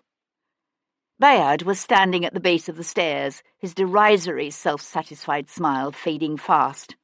"You little bastard," said Sebastian, and punched him too, just for the bloody hell of it, on his way out the door. After that, Sebastian spent the next several hours attempting to disprove Bayard's alibi, only to discover that Bayard and his two companions had indeed spent the afternoon and evening of the previous Tuesday getting conspicuously and roaringly drunk at the Leather Bottle in Islington. Their subsequent arrival at Cribb's parlour, followed by their hasty departure, had been equally spectacular and memorable. In fact, the doorman distinctly remembered helping to load the insensible young gentleman into his father's carriage. He even remembered the time, for the city's church bells had begun to toll 9 o'clock, just as the carriage pulled away. Tom found Sebastian in a coffee-house near the Rose and Crown, a tankard of ale cradled in his left hand, a blood-stained handkerchief wrapped around the knuckles of his right. "What'd you do to your hand?" "I hit something." "A bone box, you mean?" Tom said with a grin, and slid onto the opposite bench, a paper-wrapped Cornish pasty clutched in one fist. "Find out something on your nevvy?" Sebastian took a long, slow swallow of ale. "That he has an ironclad alibi." Tom looked up from tearing the paper off his pasty. "A what?" "An alibi. Veritable proof that he was somewhere else at the time of the crime. In this instance, passed out insensible in his father's arms." Sebastian stretched back on the bench. "My pool of suspects is rapidly diminishing. Bayard had the motive and means, but not apparently the opportunity to commit murder. Giorgio Donatelli had the opportunity, but no motive that I can see. Apart from the fact that nothing we've learned about the man suggests he's capable of such extreme violence. Lord Frederick claims he was with the Prince of Wales at the time of the killings, and while I haven't had a chance to verify that, I would assume at any rate that a man of his inclinations would be unlikely to indulge in our killer's particular form of necrophilia." "Necro what?" Sebastian glanced over at the boy's open, inquisitive face. "Never mind that one." "There's still the Frenchman," said Tom. He paused to take a bite of his pasty, but swallowed quickly before continuing. "And that actor, Hugh Gordon. All you got is his word for it that he was home studying his lines that night." "A love affair that went bad 2 years ago seems an unlikely motive for murder. But you're right, it wouldn't hurt to look into his movements that night. Why don't you ask around, see if any of his neighbours remember seeing him that night?" Tom nodded and swallowed the last of his pasty. "I got something interesting on your Lord Frederick. He went to see a friend last night, a young friend what has rooms in Stratton Street over Marylebone way." Sebastian drained his tankard and pushed it aside. "Who is he?" "Folks around there didn't seem to know. I take it he hasn't lived there long, so I followed him this morning. And? His name is Davis, Wesley Davis. Turns out he's a clerk at the Foreign Office." It was the hour of the fashionable promenade in Hyde Park, the hour when everyone with pretensions to being anyone was careful to be seen there, walking, trotting sedately along the Row on a showy hack, or bowling up the avenue in a suitably stylish curricle, phaeton, or barouche. The weather hadn't been particularly favourable lately, but that morning's bleak sunshine had melted what was left of the snow, helped along by a stiff wind that was still blowing hard enough to keep away the stinking yellow London fog. Society's finest were out in droves, bundled up to their stiff upper lips against the cold. Sebastian kept his hat pulled low and his scarf wrapped about his lower face, but his scruffy appearance still attracted more attention than he would have liked as he waited patiently beside the footpath, some 20 yards away from where Lord Frederick had paused to speak to a fawning matron and her blushing young daughter. He might be nearly 50, and a younger son, but Lord Frederick was still considered quite a catch for all that. His wife had, unfortunately, left most of her considerable fortune tied up in trust for their daughter, but everyone knew that the chances were more than even that the man would be made Prime Minister in just a few days' time. True, he'd shown no disposition to remarry in all the years since his wife's tragic death, but the recent marriage of his dearly loved only daughter had raised hopes in the bosoms of the metropolis's mammas, as well as among more than a few of society's more attractive widows. Surely, they realised, the need for female companionship would at long last inspire Lord Frederick to look about him for a wife, especially when one considered the pressing need for someone to play the part of his political hostess. Of course, they didn't know about the existence of one Mr. Wesley Davis of Stratton Street. Smiling smoothly, Lord Frederick extricated himself from the clutches of the two ambitious ladies, tipped his hat, bowed, and continued up the footpath. He wore buff-coloured doeskin breeches and a many-caped garrick, and carried an ivory-handled ebony walking-stick that swung idly in one hand as he headed toward Park Lane. Sebastian fell into step beside him. "I've a flintlock in me pocket big enough to blow a hole in your gut the size of a dinner plate, so don't you be getting any fancy ideas about hollering out or trying to skewer me with the fancy little sword you've got hidden in that cane of yours," Sebastian added, when the man's fist tightened around his walking-stick. Fairchild relaxed his hold on the stick's ivory handle, but his expression remained calm and defiant. "Surely you don't expect to get away with armed robbery in broad daylight in the middle of Hyde Park? I don't want your bongs and giggles. All I wants is for us to have a little chat. Over there." Sebastian nodded toward a wooden bench set back amongst the shrubbery, beneath that chestnut tree. Lord Frederick hesitated a moment, then stepped off the footpath into the long wet grass. "Sit down, real easy like," said Sebastian, when Fairchild reached the bench and turned to look back expectantly. "And drop that walking stick. That's right. Now, kick it over here." Keeping a watchful eye on the man on the bench, Sebastian reached for the cane at his feet. The mechanism that released the ivory handle from the ebony shaft was easy enough to find. The shaft fell away with a well-oiled hiss, revealing a gleaming, two-edged blade. "Nasty little piece of work, this," he said, in his own voice and diction. Lord Frederick set his handsome square jaw. "The streets are dangerous places these days."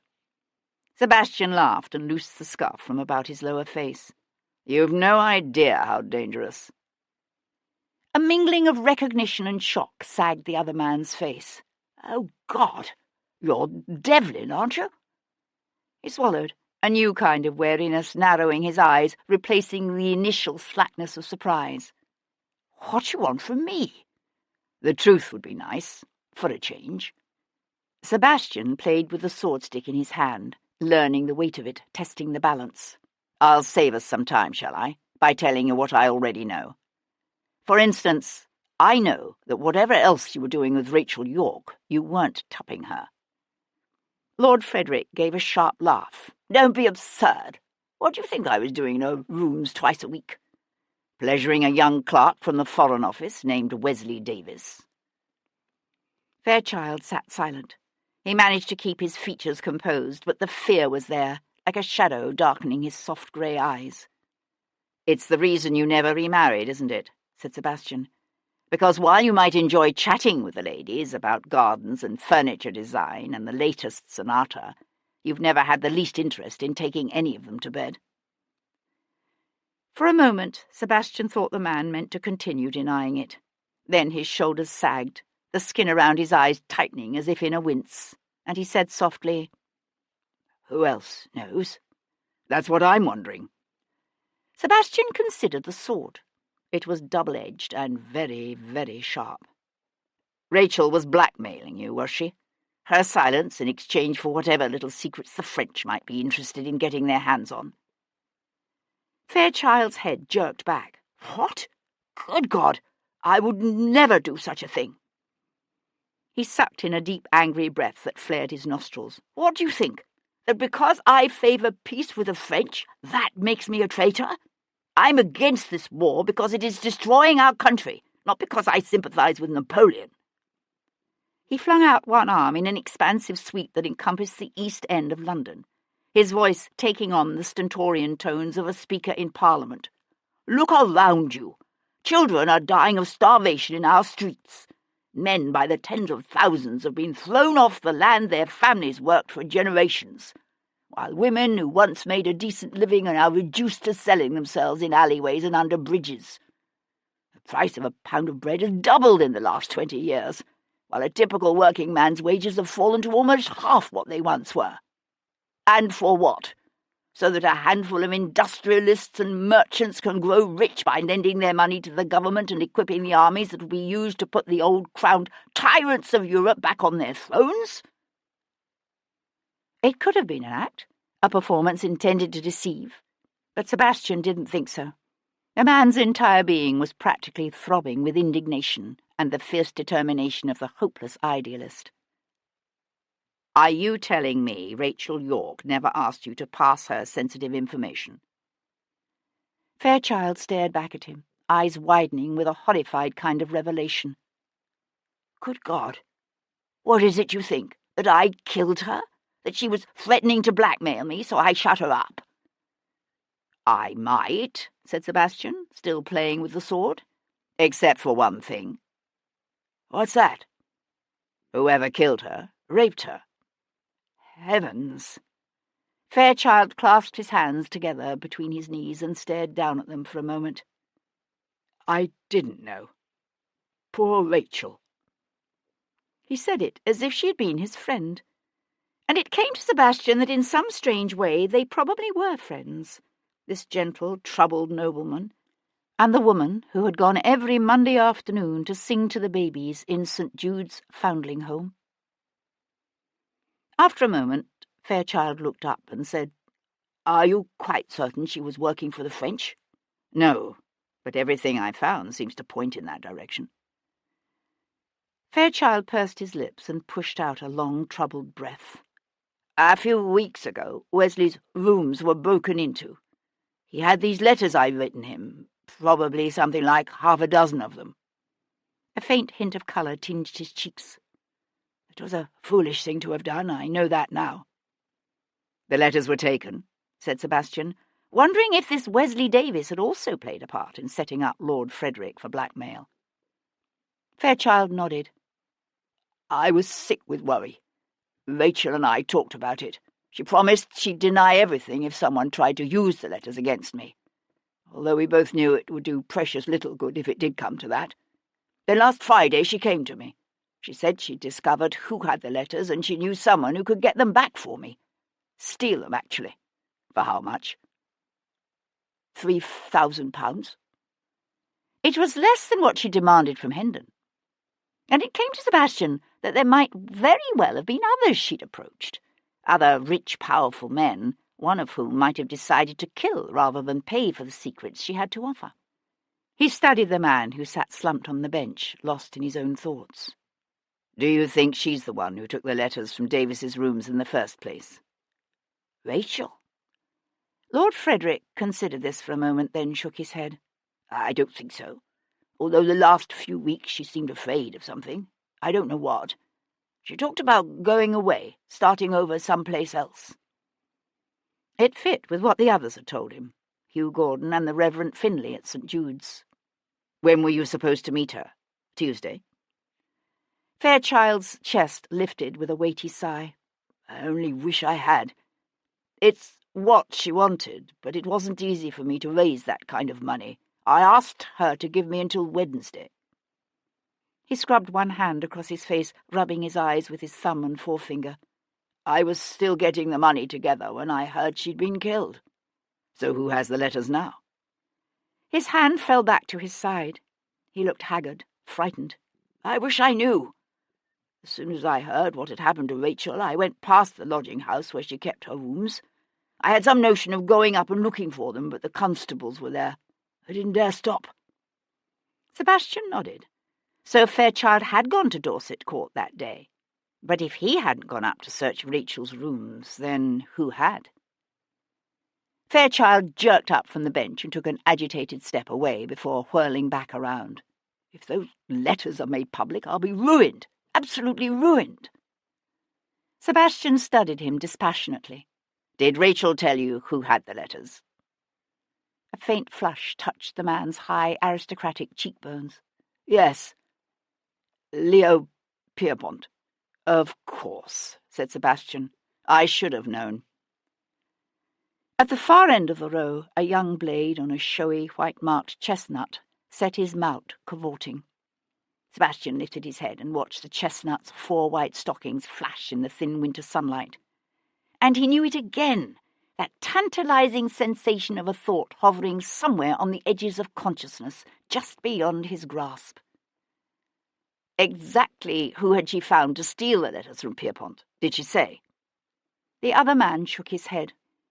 All I knew was that it had to be done while Pierpont was out of town for the week at Lord Edgeworth's country house down in Hampshire. She was hoping to be gone by Thursday before Pierpont had a chance to come back and find the letters missing. I could be wrong, but had the impression— Yes? He's the one she was afraid of. The one she was running away from. Sebastian glanced down at the gleaming blade in his hands. The sword-stick was a common enough weapon amongst London's noblemen. Sebastian's own father carried one, while Leo Pierpont was known to have an extensive collection. Sebastian slid the blade back into its sheath with a quiet hiss. Lord Edgeworth had hosted a party at his Hampshire estate the week before. Sebastian knew, as a part of that set, Pierpont had undoubtedly been invited. But if he'd been planning to spend the week, something must have changed his mind, for he'd come back in time to host a dinner party on Tuesday night. The night Rachel York was killed.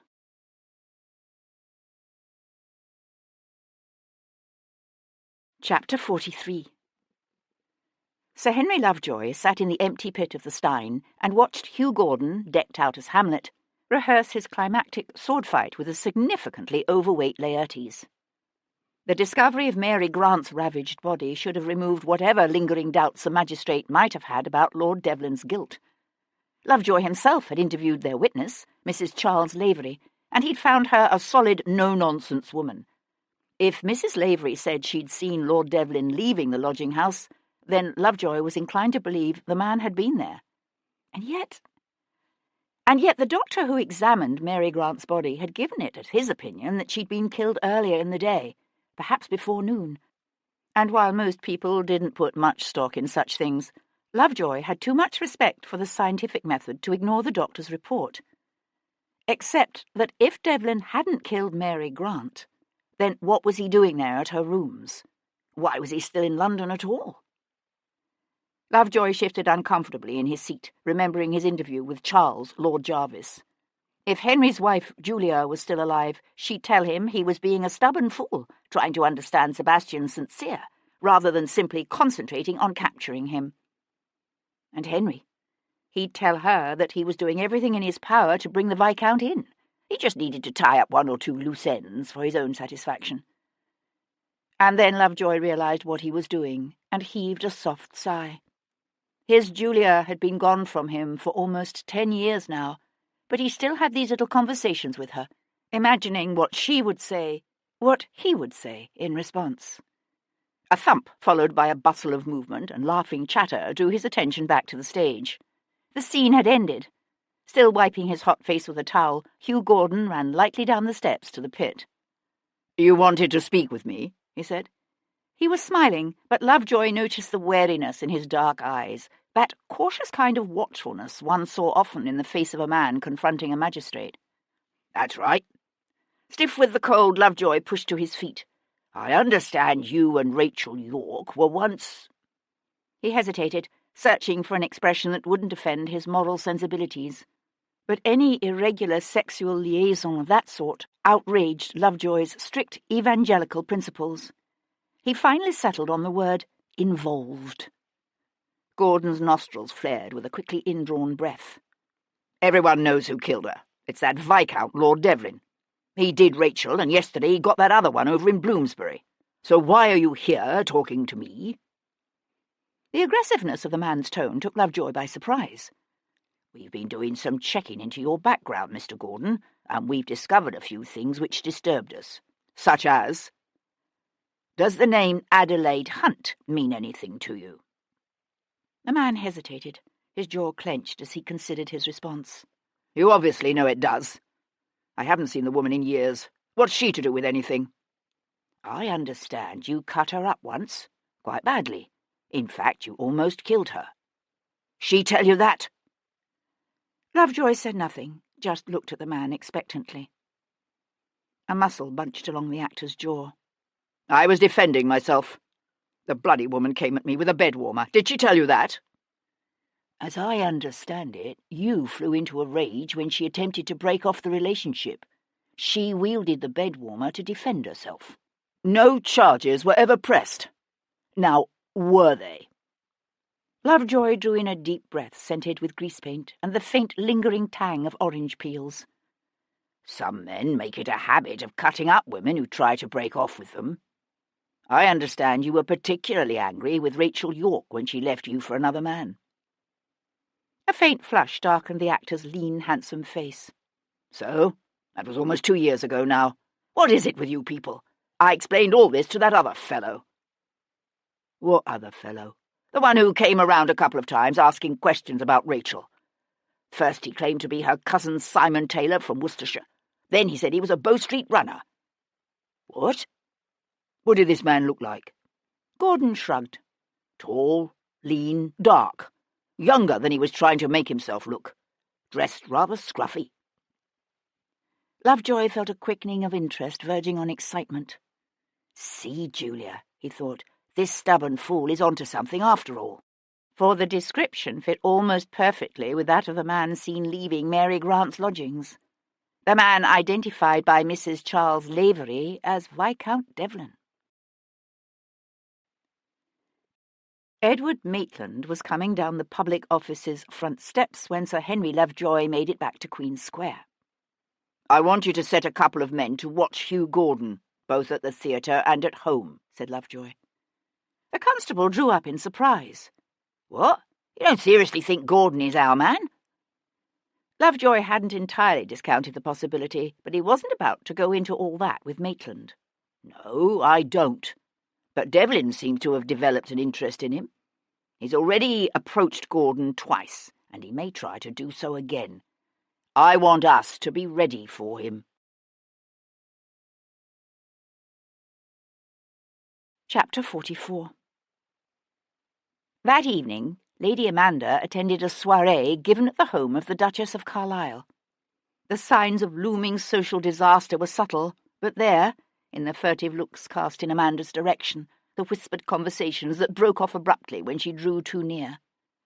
Amanda felt a cold anger hardening her heart as she moved with easy determination amidst the steely-eyed matrons and turbaned dowagers.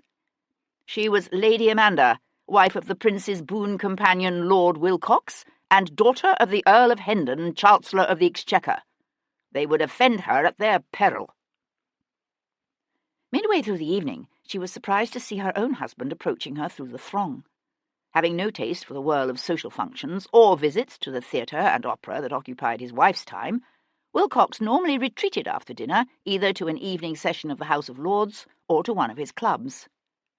"Something wrong, dear?" she said in a smiling aside as she lifted a glass of champagne from a passing servant's silver tray. "Has Sebastian's latest exploit resulted in your being blackballed from White's, or has Boney landed at Dover?" Wilcox's habitual placid smile was firmly in place, but his eyes were grave. "Bayard tells me his uncle paid you a visit this afternoon."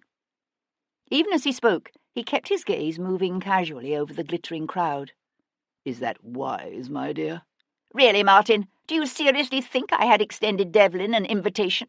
Suggested he might want to hide out in the carriage house, or perhaps pose as one of our footmen?" "No, I suppose not." For one telling moment, Wilcox's smile slipped. "Where the devil is he hiding, anyway?" "He didn't happen to mention it. But unless I miss my guess, he's taken refuge with that light skirt he made such a fool of himself over when he first came down from Oxford." Wilcox swung his head to stare at her.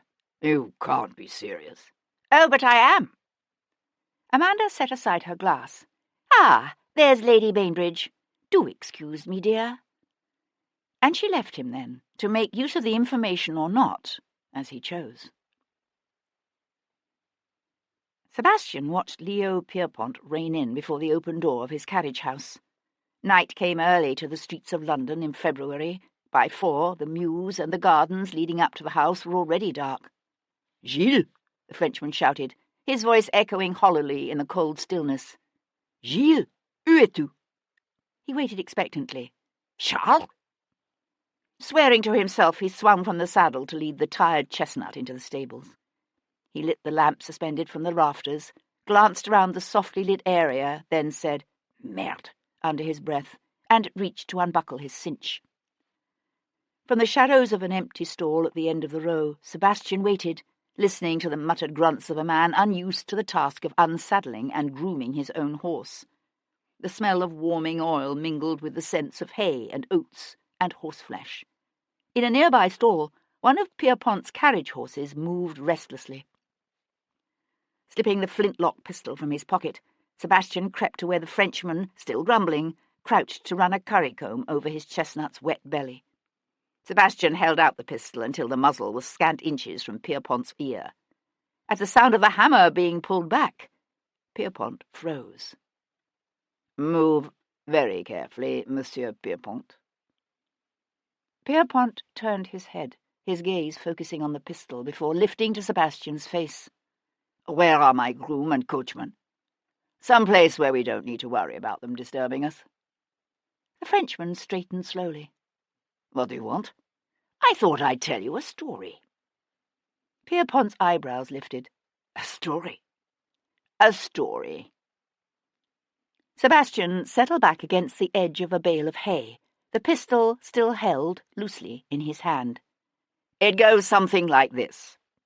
Once upon a time, in a place we'll call Windsor Castle, there lived a mad old king." "How original." "Yes, isn't it? Anyway, while our king slips deeper and deeper into his own mad world, his Houses of Parliament, in nearby London town, are busy negotiating the details of a bill that will make the king's eldest son regent, meaning he will rule in his father's place." "This is fascinating." Pierrepont leaned against a nearby wooden post and crossed his arms at his chest. "I do hope there is a point to it. I'm getting there. The story has a villain, you see. A man named Napoleon." "Of course. The villain is always a Frenchman." Sebastian smiled. "Napoleon's country has been fighting a war against our old mad king for close on to 20 years.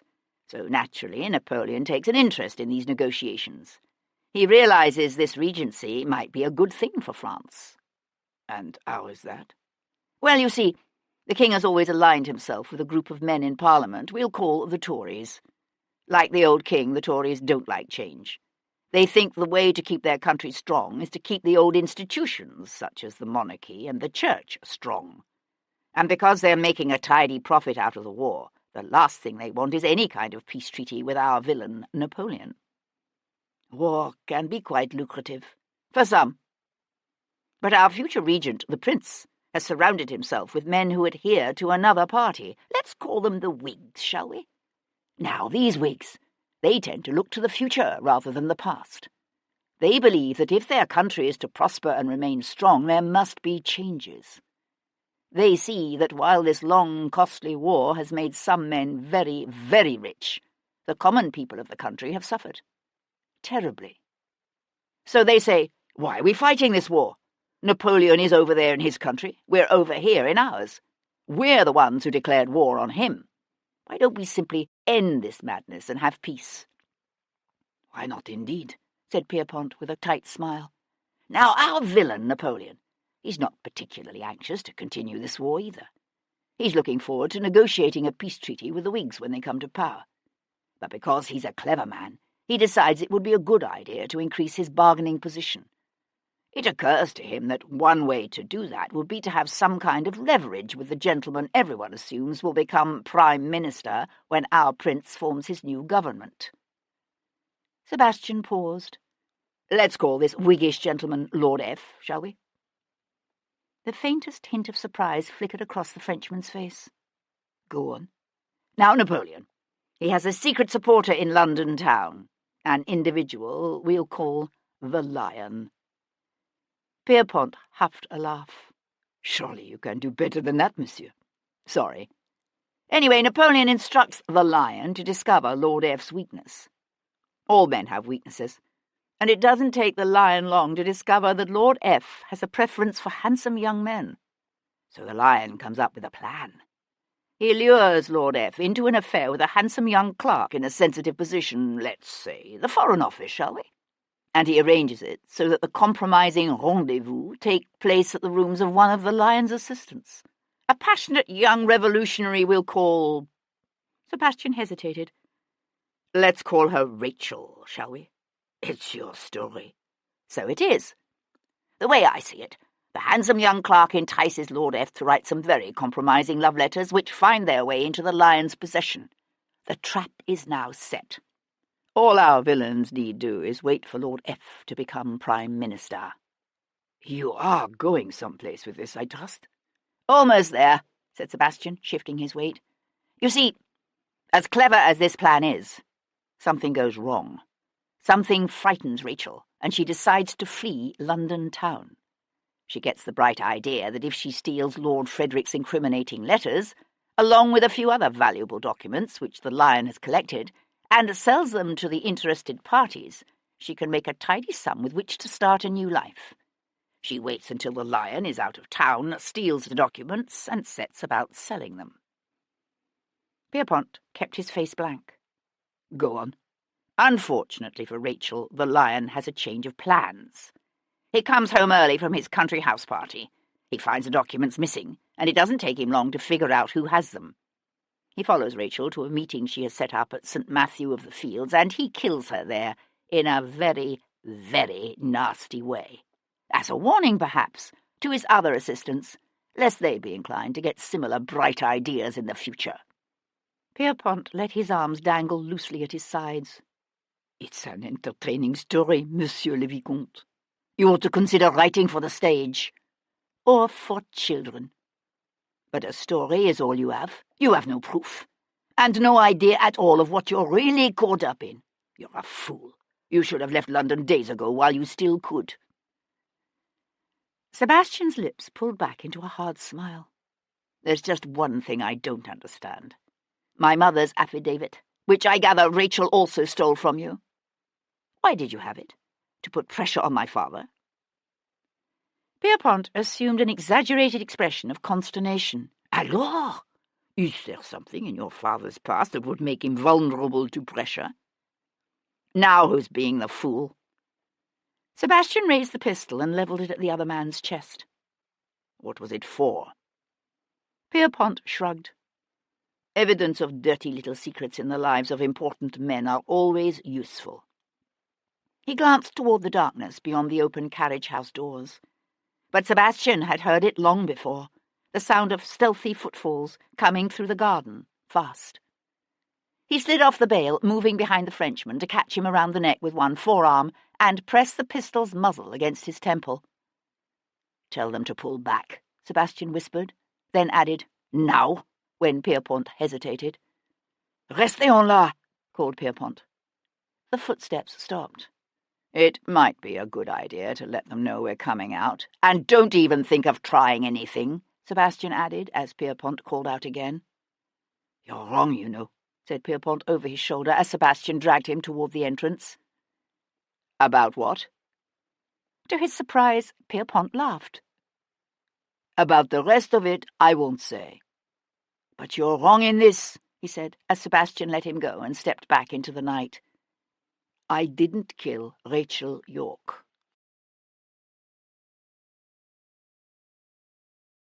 Chapter 45. A day of relative inactivity had left Jarvis feeling restless and impatient for the events to come. In less than 36 hours, the Prince of Wales would be sworn in as regent. Tomorrow would be an entertaining day. Most entertaining. Sometime after midnight, he set aside the report he'd been reading and stretched to his feet. The house lay empty and silent around him, all the troublesome women of his life having long ago retired to their respective rooms. Making his way down to the library, he poured himself a glass of brandy, then went to unlock the upper right-hand drawer of his desk and ease it open. It wasn't often that Jarvis allowed himself the luxury of gloating, but he indulged himself now, sliding the paper out to hold it for a moment in his hands. Smiling softly to himself, he was just closing the drawer again when he heard his daughter's voice. Is something wrong?" He looked up to find her standing in the doorway, one hand cupped around the flickering flame of her chamber stick to shield it from draughts. She was a tall woman, Hero, too tall, in Jarvis's way of thinking, and far too thin, with narrow hips and no bosom. She had mousy brown hair she wore unstylishly long and straight, and lately she'd taken to pulling it back in a severe style more suited to some evangelical missionary than to a young lady of fashion. But she'd let it down tonight, and in the golden glow of the candlelight it struck him suddenly that his daughter might actually be passably pretty, if she'd only try. He frowned and said, "What's wrong is the way you've taken to doing your hair.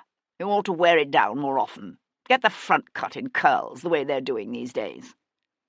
She gave a startled trill of laughter. "I'd look ridiculous in curls, and you know it. And I wasn't talking about me." Her smile faded into a look of concern. "Are you certain you're all right?" Jarvis had been blessed with a particularly winning smile. He'd learned long ago to use it to reward and cajole and mislead. He used it now and saw the lines of worry on his daughter's face ease as she smiled back at him. "I'm fine, child," he said, and turned the lock on the desk drawer. Chapter 46. Kat closed her eyes and smiled. The years of artifice and practised calculation, of determinedly holding herself aloof, had slowly obliterated the memories. She had forgotten what it could be like, forgotten the warm inner glow of joy that could come from palms sliding over beloved, sweat-slicked skin. Forgotten, too, the stomach-clenching thrill of seeing familiar dark shoulders rise above her, the breath-catching delight of strong fingers capturing her hand to hold her a willing prisoner while soft lips went a-roving. She'd forgotten that beyond mere physical sensation and release, far beyond it, lay rapture and a union so spiritual in essence as to reach the sublime. The night around them lay quiet and dark, filled only with the ragged twining of their breath and the crackle of the fire on Kat's bedroom hearth. Hands trembling, she clutched Sebastian's tensing body to her, her legs tightening around his waist as she felt the shudders start to rip through him, heard him say her name in a tortured cry, felt his body pulsing so deep within her own.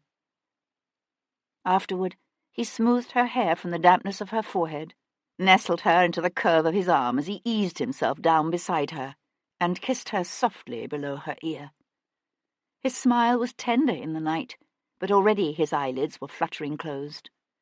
She felt the strain and worries of the long day drain out of him, felt his arms go limp around her, and knew he slept. Sometimes, she'd learned, he had nightmares, memories of the war that could jerk him awake wide-eyed and sweating. But for now, his sleep was undisturbed. Lying quietly beside him, she listened to him breathe, watched the play of firelight over the strong bones of his face. But when the emotions surging within her threatened to become overwhelming, she slipped away from him carefully so as not to wake him. Catching up a cashmere shawl from the back of a nearby chair, she went to stand looking out over the mist-shrouded parterres of the garden below. She had never stopped loving him. She supposed that in some secret unacknowledged corner of her heart she'd always known the truth. She knew now, too, that beneath all the throbbing anger and hurt of the last 6 years, Sebastian's love for her still burned, a warm and beautiful thing. But the hardest part of all was facing the stark realization that she was never going to stop loving him, that this pain of loving him would go on, stretching into all the bleak and lonely years to come. Letting the drapes settle back into place across the cold, frosted window, she turned again to the man who still lay gently sleeping in her bed. Her gaze roved over him, over the proud aristocratic line of nose and jaw. For one weak moment, she allowed herself to fall into a dangerous reverie, a seductive fantasy in which she imagined the future that could be theirs together if Sebastian were never to clear himself of this terrible crime of which he'd been accused, if, rather than someday, taking his place as the Earl of Hendon, he were to remain a fugitive forever. But she stopped short of actually wishing it might be, although a sigh stretched her chest and tears she would never let fall stung her eyes. For it was because Kat loved Sebastian so much that she had driven him from her 6 years ago. And she knew well this man she loved. She knew that as long as there was breath within him, Sebastian would keep fighting to clear his name, or die trying. The next morning, the sun was little more than a faint promise on a misty horizon when Sebastian returned to the Rose and Crown. He was in his room having breakfast when Tom came in, bringing with him the smells of London, of snow and coal smoke, and the roasting meats sold by the sidewalk vendors. "Cool, it's colder than a witch's tit out there," he said, stomping his feet and blowing on his stiff red hands before holding them out to Sebastian's fire. Sebastian looked up from buttering his toast. "Where are your gloves?" "I'll give 'em to Paddy." "Paddy?" "Aye, Paddy O'Neill. He's a neighbour of that actor cove, Hugh Gordon. And get this, according to Paddy, Gordon pinched the hackney Paddy'd sent one of the neighbourhood lads to fetch for him last Tuesday night. Even threatened to plant Paddy a facer when the old codger give him what for." Sebastian pushed back his chair and stood up. "Are you certain it was Tuesday night? This, old codger could have his days mixed up." "Not that old bugger. Every Tuesday for the past 15 years he's been taking part in a perpetual devotion on Lower Weymouth Street. His slot is from 9 to 10, and that's where he was going when Gordon pinched the carriage." Sebastian looked at the boy in surprise. "And how did you come to know about such things as perpetual devotions?" A faint line of colour touched the boy's cheek, but all he said was, "I knows." Sebastian let that pass. "So Gordon went out before 9? Tom nodded. "That's right. And get this, our Paddy even knows where the cove went. Heard him giving orders to the jarvey. And? He told the hackney driver to take him to Westminster." Chapter 47. Kat was in her dressing room attending to her correspondence some hours after Sebastian had left, when her flustered maid showed Leo Pierpont to the room. Kat looked up from her writing desk in surprise. "Is this wise, Leo?" Pierpont tossed his hat onto a nearby table and went to stand before a window overlooking the street. "He was here last night, was he? Sebastian, you mean? Dear Leo, what have you been doing? Peeking through my curtains?" He kept his gaze on the scene outside the window. "And Lord Stoneleigh?" Kat set aside her pen and leaned back in her chair. "I've grown tired of his lordship. I've no doubt he'll recover from the heartbreak in—" She hesitated, a cynical smile touching her lips. "A fortnight, shall we say?" Leo said nothing. Their association had always been like this. Kat had made it clear from the beginning that she would choose her own lovers, or victims, as Leo liked to refer to them. For while Kat frequently cooperated with Leo, she had never precisely worked for him.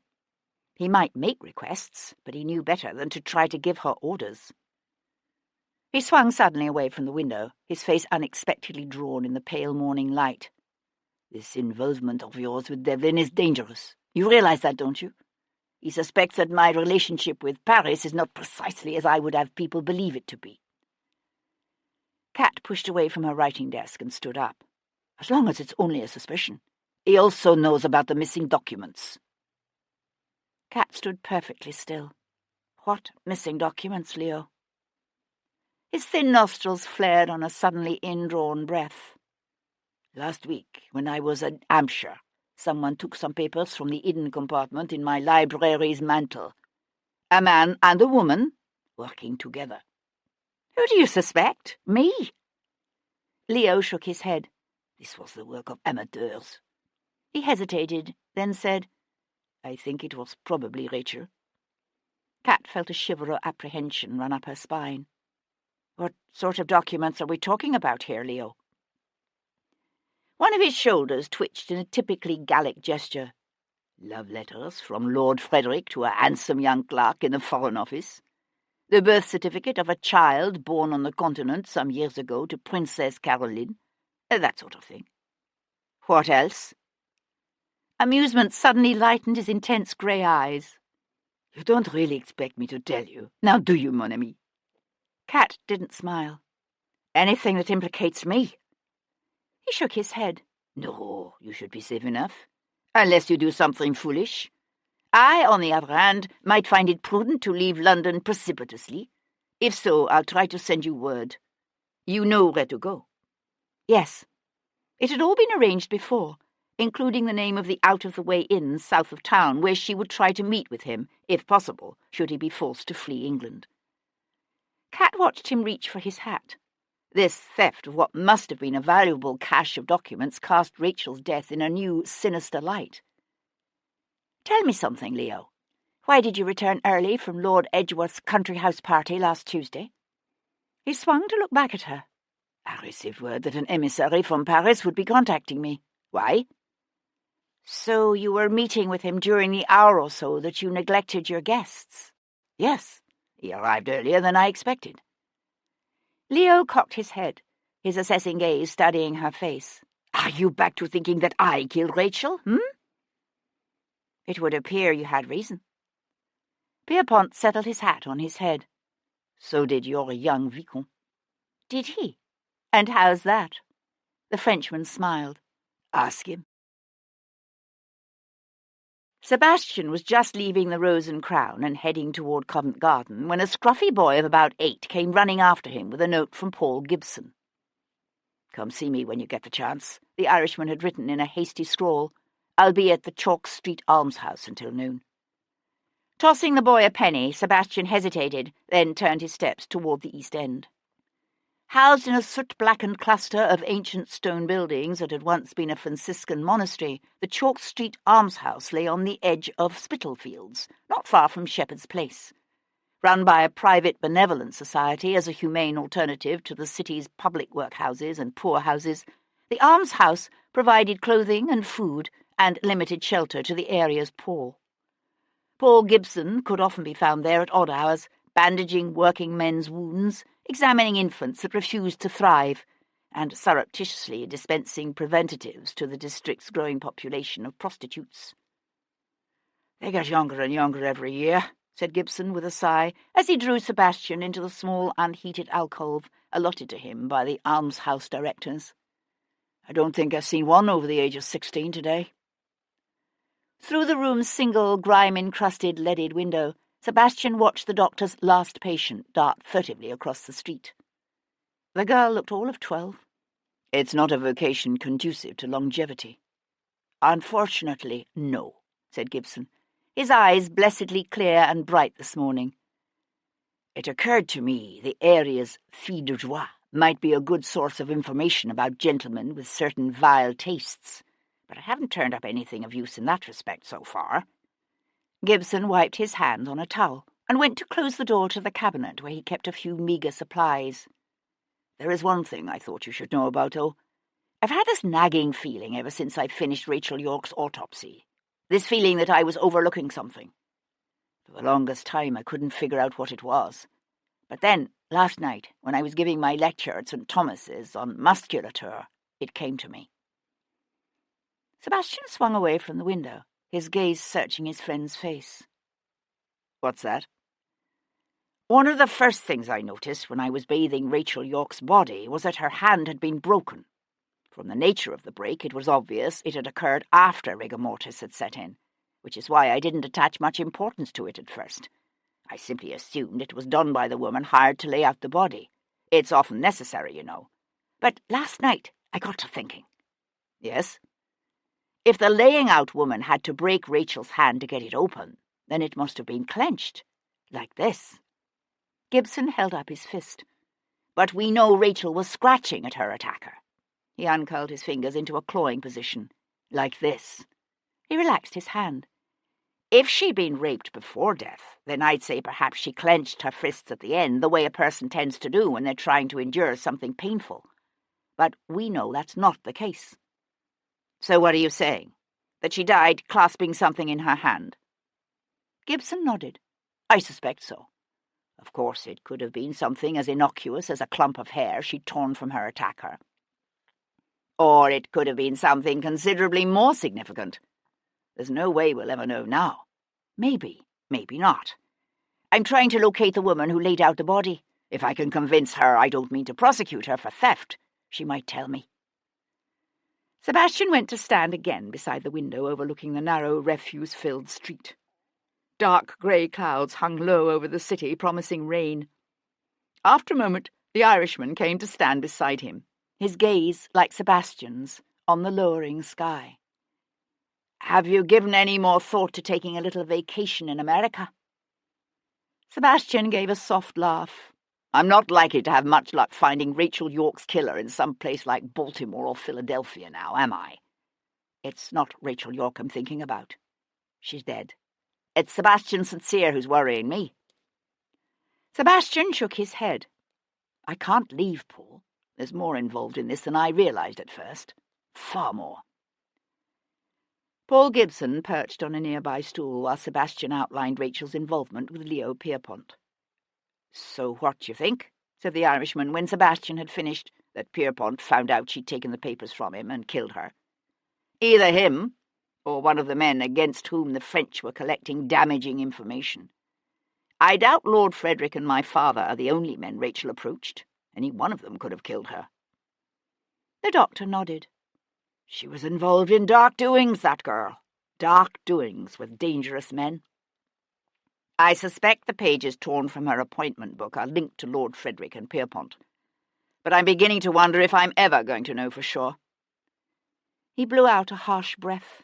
"It's even possible Pierpont's documents have nothing to do with her death at all, beyond explaining why she was at that church so late at night."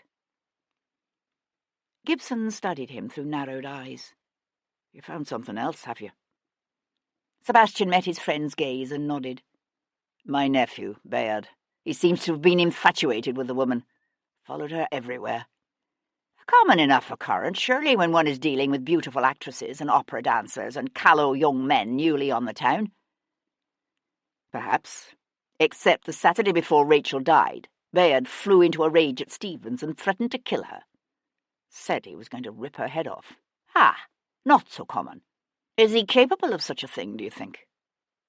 "I never liked him as a child. He could be cruel. Vicious, even." Sebastian let his voice trail off. "Yet it doesn't seem possible that he could have done it, given that he spent the evening in a very public display of riotous excess before passing out in front of Cribb's parlour. His own father took him home." Gibson sat silent for a moment, lost in thought. "No, it doesn't seem possible, does it? And there's that other woman, Mary Grant. Why would Bayard track her down and kill her?" Sebastian shook his head. "No reason I can think of. Although, for that matter, the same could be said of Hugh Gordon. Rachel owed him money, and he's badly dipped enough that he might well have killed her in a fit of temper if she refused to pay.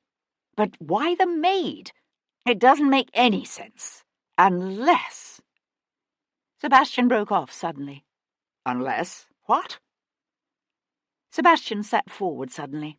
"Unless Gordon hunted Mary Grant down because he was looking for the papers Rachel had taken. Think about it. Gordon knew Rachel was involved with Pierpont and the French. What if he also knew she'd stolen the documents and was planning to sell them? He might well have decided to get his hands on them and sell them himself. And where does Mr. Gordon say he was last Tuesday night?" Sebastian pushed away from the stool.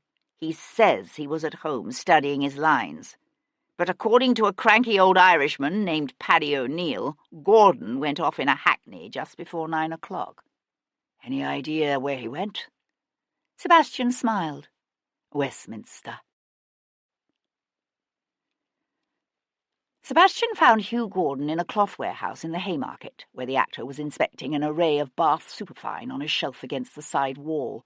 "Oh, God, it's you again," he said when Sebastian came to stand beside him. "What the devil do you want now?" "How about the truth for a change?" Sebastian leaned against the nearby dark-panelled wall and smiled. "You followed Rachel to St. Matthew's last Tuesday night, didn't you?" "What?" Gordon glanced nervously over his shoulder. "Of course not. I told you I was at home last Tuesday night studying lines." "That's not what Paddy O'Neill says." "Paddy? What the hell has that dotty old Irishman to do with this?" "He says you pinched the hackney he'd called that night and took it to Westminster." "He's lying." "Is he?" "You needed money. Lots of money. More even than Rachel owed you. I think you found out about the documents Rachel took from Pierpont and came up with the bright idea of scaring her into giving them to you. Only she refused. Sebastian leaned in close and lowered his voice. That's when you grabbed her, wasn't it? Maybe even gave her a shake, just like you used to do. Only this time, Rachel fought back, tried to claw your eyes out, so you backhanded her. This is crazy, Gordon began. Across the face, continued Sebastian without pause. And when she came at you again, you pulled the blade from your walking stick and slit her throat. And then, because fighting with women always makes you hard, you raped her. What? The word came out in a low-voiced explosion of shock. What are you saying? That Rachel was raped after she was killed? That's right, said Sebastian. I suppose it takes something out of a man, giving in to that kind of bloodlust and passion. Maybe that's why it wasn't until the next day that you finally made it around to Rachel's rooms, hoping to find the papers there. Only her maid had cleaned the place out by then, hadn't she? So you had to track her down. And when you found her, you killed her too. Why, I wonder? Because she didn't want to let you take the papers? Or was it because by then you'd realized you'd acquired a taste for dead women? Gordon's Adam's apple moved painfully up and down as he swallowed hard. I swear to God it's not what you think. Sebastian pushed away from the wall, his hands hanging loose at his sides. Gordon took a quick step back and licked dry lips with a nervous dart of his tongue. You're right. I did go to Westminster that night. But I wasn't anywhere near St. Matthew's. He hesitated, then said in a rush, There's this woman. Her family wouldn't approve if they knew she was seeing me. So we meet at an inn, a place near the Abbey. The Three Feathers, it's called. We were there half the night. You can check with the innkeeper if you want. Sebastian nodded. It would be easy enough, as the man said, to check. A flicker of movement in the street drew Sebastian's attention to the shop's bowed front window. It had begun to rain, a fine mist slowly turning the pavement dark and wet. He glanced back at the actor. Hugh Gordon, too, was watching the street. Sebastian studied the man's suddenly heightened colour. It occurred to him that while Gordon had expressed shock at the idea that Rachel had been raped after death, he had shown no surprise when Sebastian mentioned the documents taken from Pierpont. And yet you did know about the papers Rachel took from Pierpont. Gordon jerked. All right, yes, I did know. Rachel let it slip when I was pressing her for the money, but I swear to God I didn't kill her. Sebastian shifted so that the actor was between him and the shop's front door. Who else knew Rachel had those papers? I don't know. How could I? Why don't you ask her lover? The actor's lower lip protruded in a pronounced sneer. He ought to know. After all, he helped her steal them. A man hovered just outside the shop door. He had his head turned so that Sebastian could see little of his face. But there was something familiar about the set of his shoulders, the angle of his jaw. Her lover, said Sebastian sharply. Who? What's the man's name? Donatelli. Giorgio Donatelli, said the actor, just as Edward Maitland, followed by another constable, came hurtling through the shop's front door.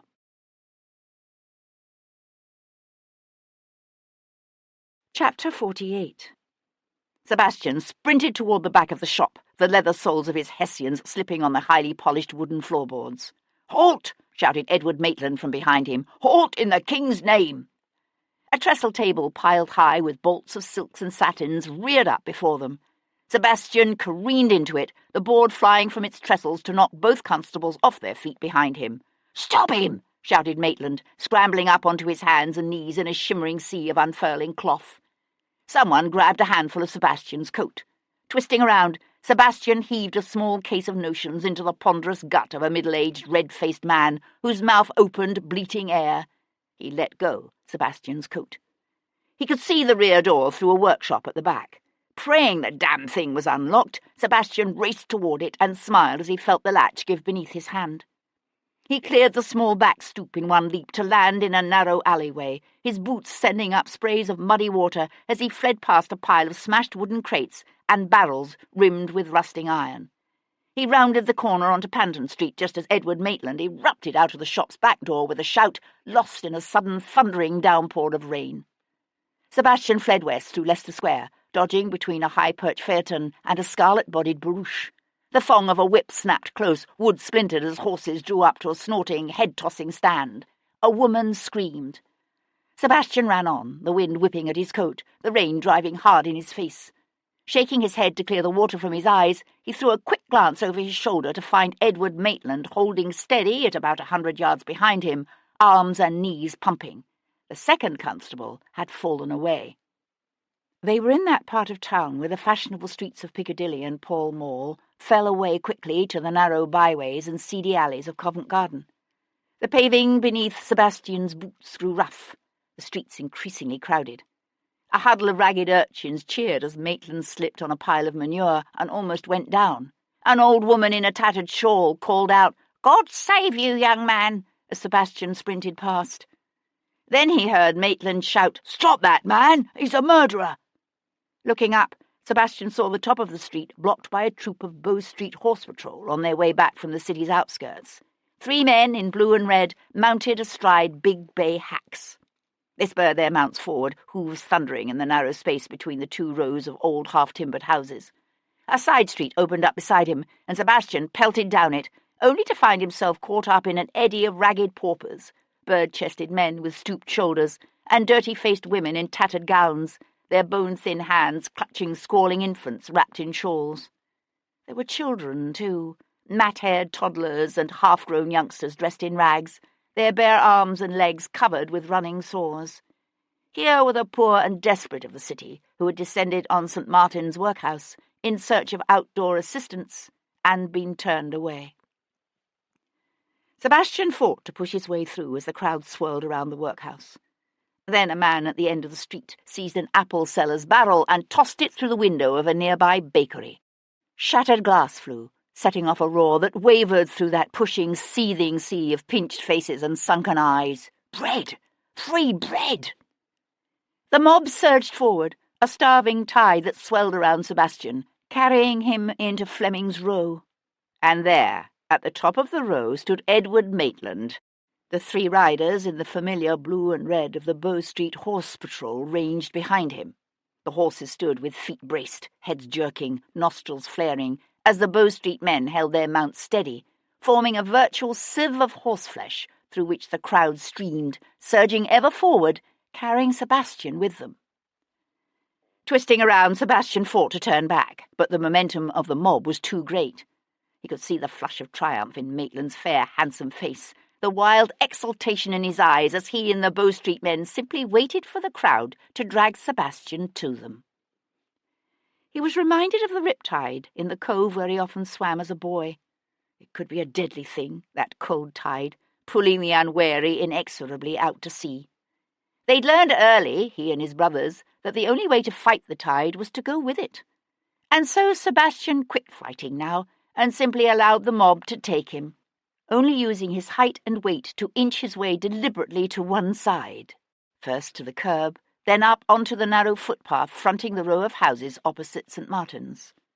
Once the houses here had been grand, of 3 and more stories, but they had long since deteriorated into poor lodging-houses, their sagging gutters sluicing rainwater, their broken windows stuffed with rags, their street doors either unlatched or missing entirely.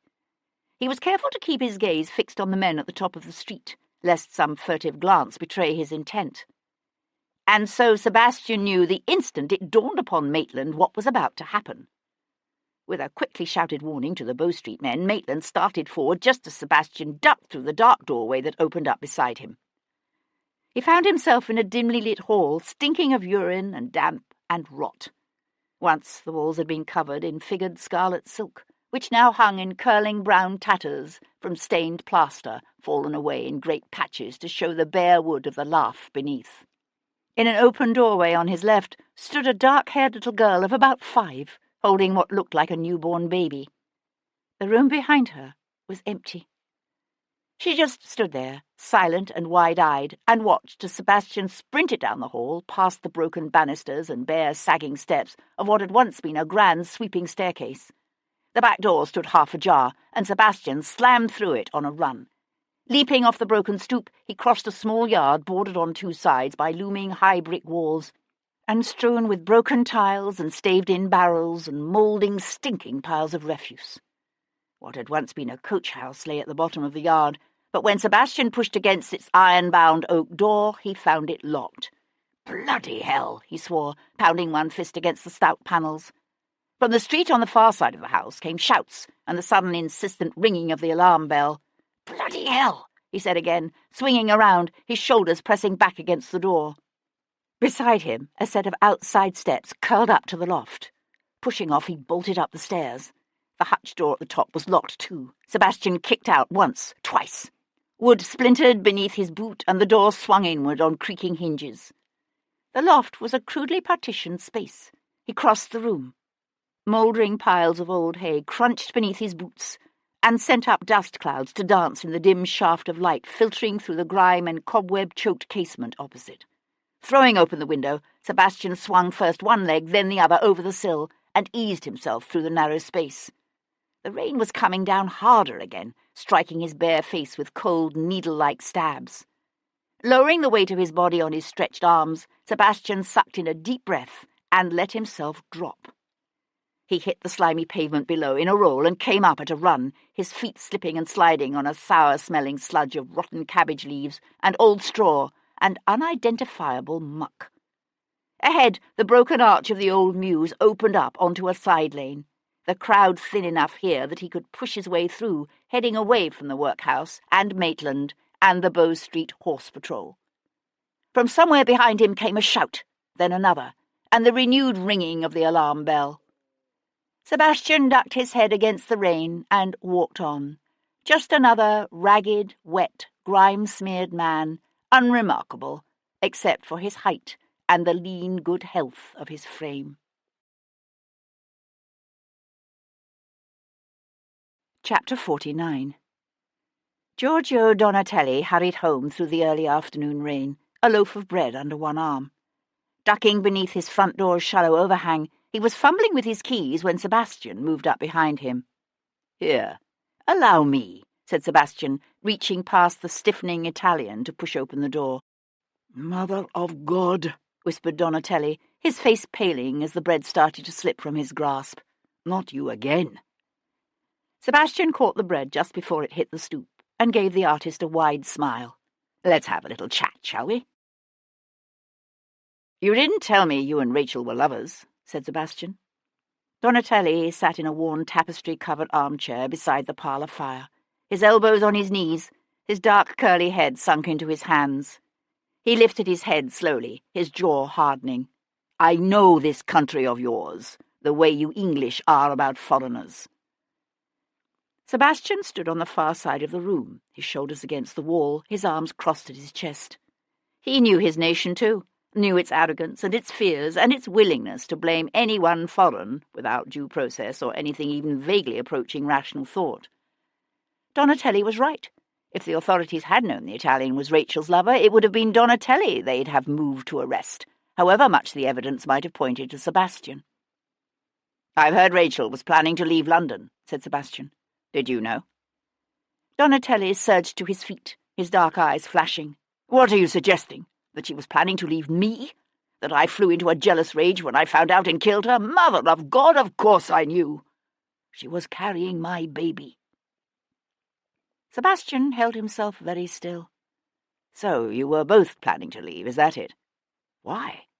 After years of struggling, you're finally being offered more commissions than you can handle, while Rachel had a promising career ahead of her on the London stage.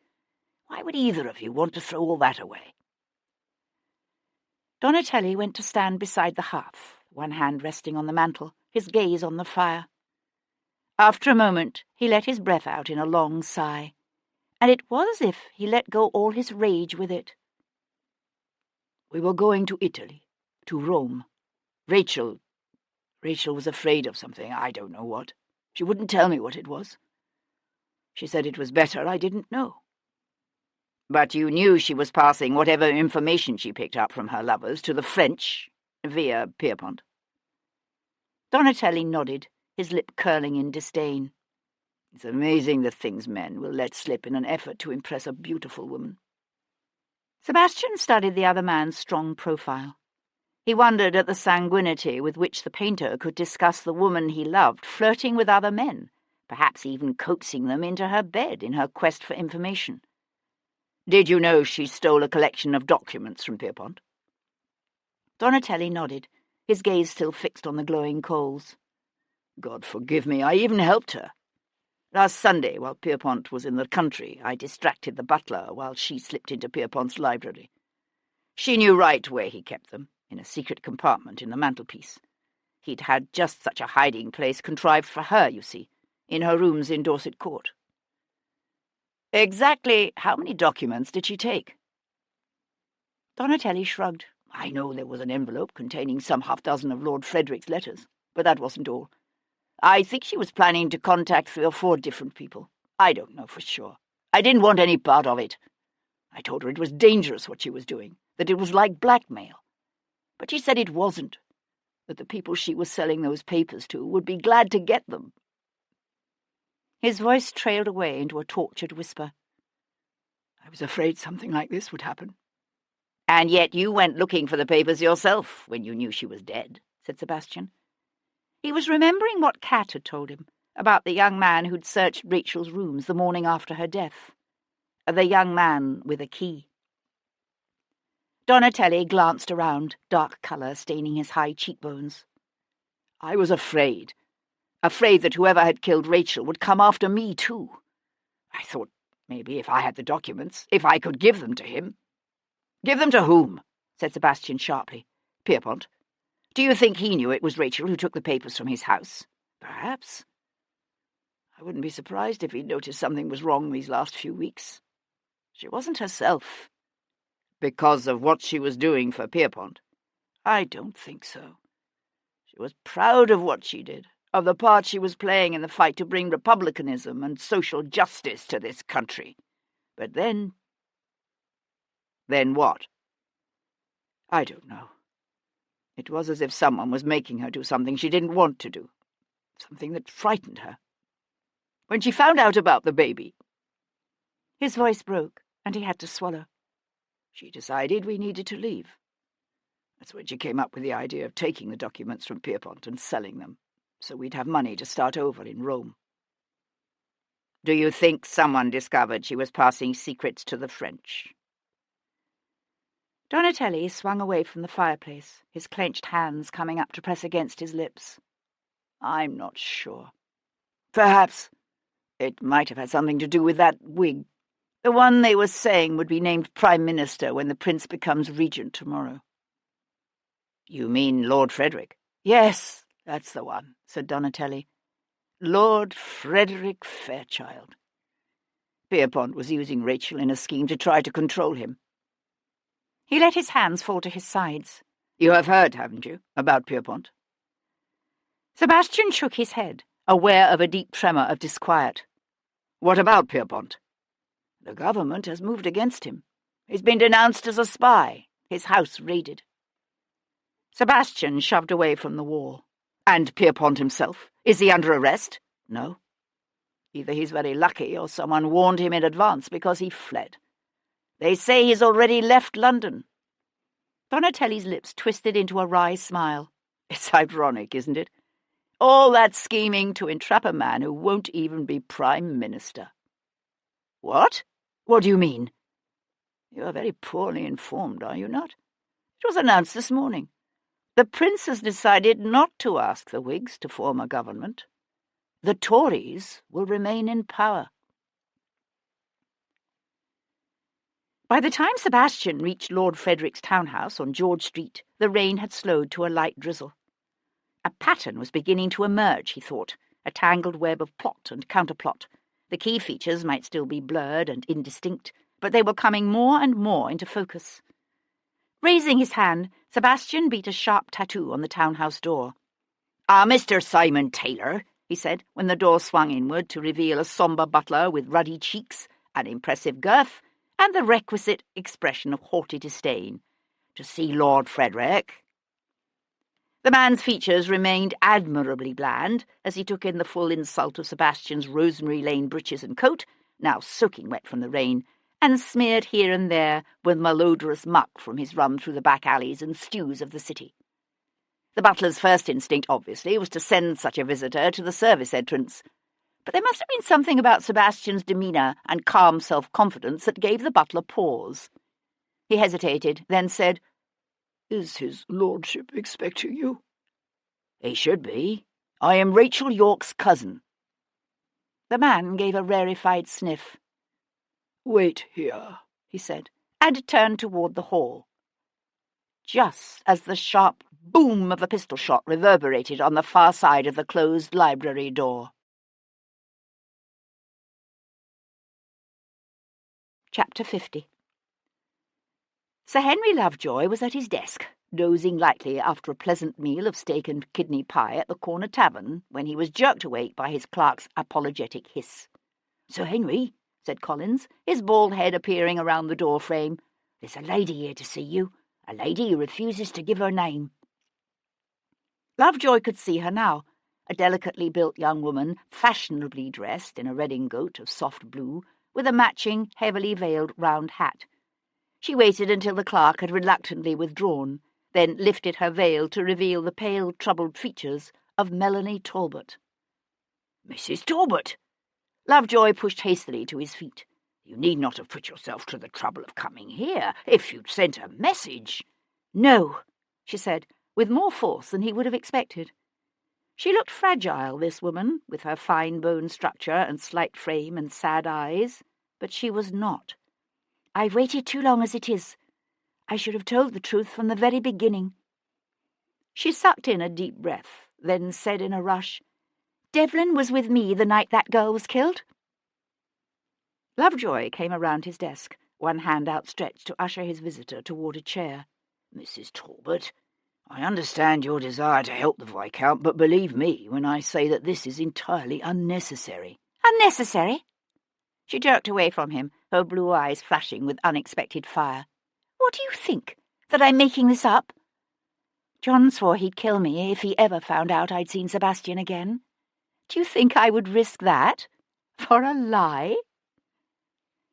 Lovejoy stopped, his hand falling to his side, all the old doubts about this case blooming anew within him. "What are you saying? That you met Lord Devlin last Tuesday evening despite your husband's prohibition?" She went to stand before the window overlooking the square. "John told me about the duel, bragged about it, about how he was going to kill Sebastian." "So you, what, thought to warn his lordship that your husband intended to shoot to kill? Surely his lordship was aware of that." She shook her head, her lips curling up unexpectedly into a wry smile. "John could never have bested Sebastian. I went to Sebastian to secure his promise that he would not kill my husband." She swung away from the window. "That surprises you, does it?" she said, when Lovejoy only stared at her.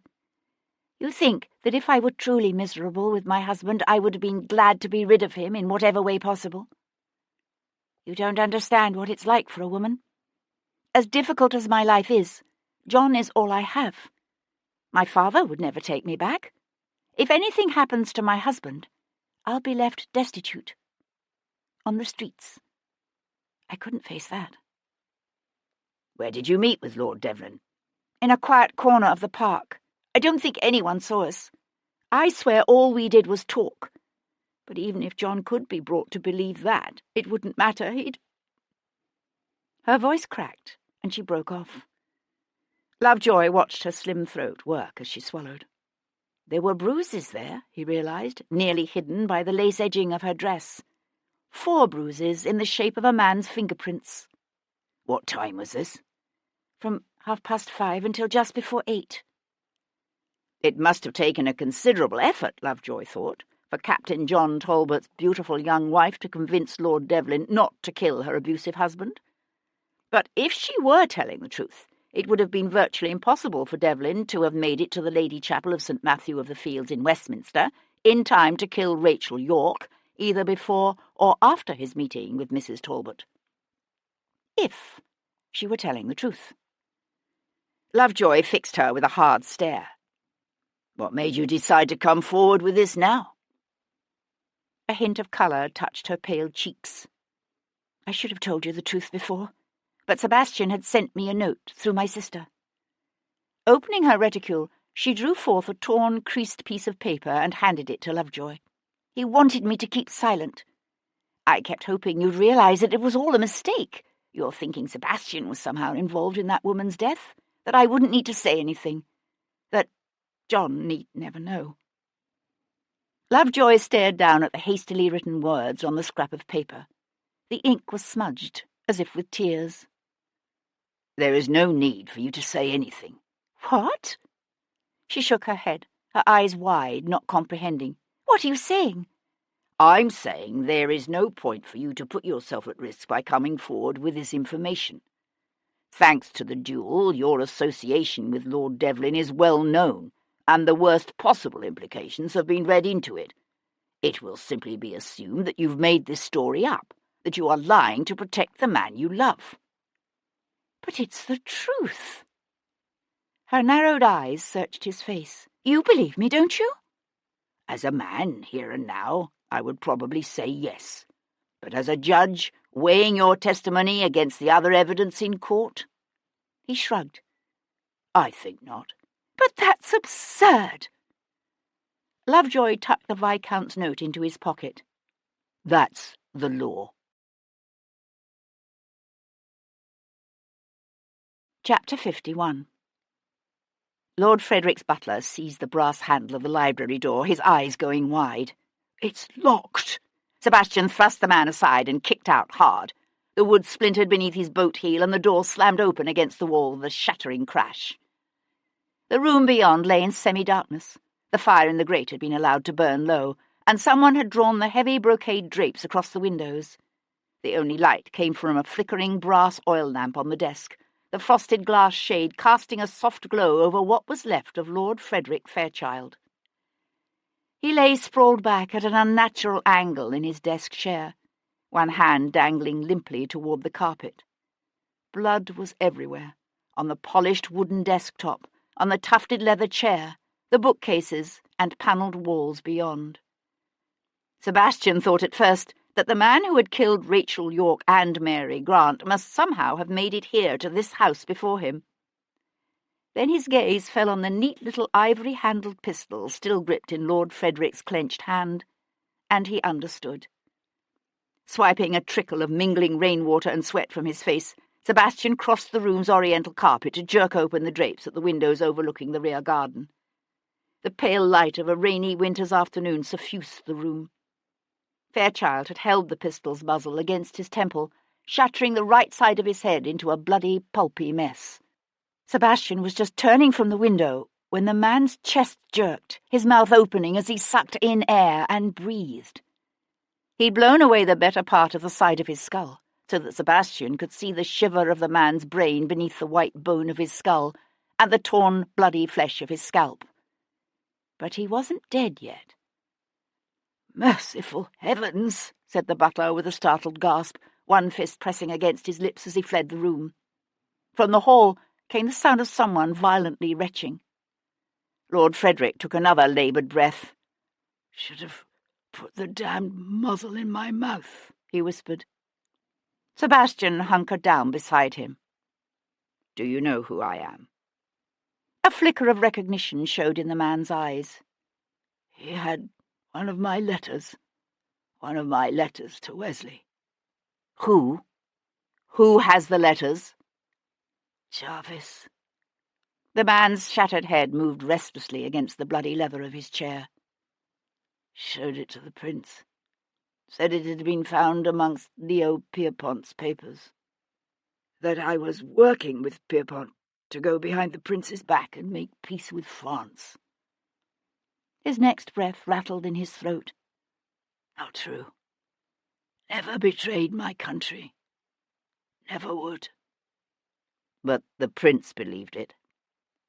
The man's eyes squeezed shut, as if in a spasm of pain, his voice fading. Jarvis said if I didn't go quietly, he'd see the letter was made public. Couldn't let Elizabeth, my little girl, ruin her." Sebastian leaned forward, one hand wrapping around the chair's leather-padded arm. The letter. How did Jarvis get it? Fairchild's eyes stared back at him, wide and sightless. Sebastian sat back on his heels, his hand still gripping the chair's arm. He became aware suddenly of the insistent shrill of a constable's whistle, and the butler's voice shouting, "There! He's in there! In the library!" Sebastian was on his feet, tossing out one of the rear windows, when he heard the sound of running footsteps crossing the marbled hall.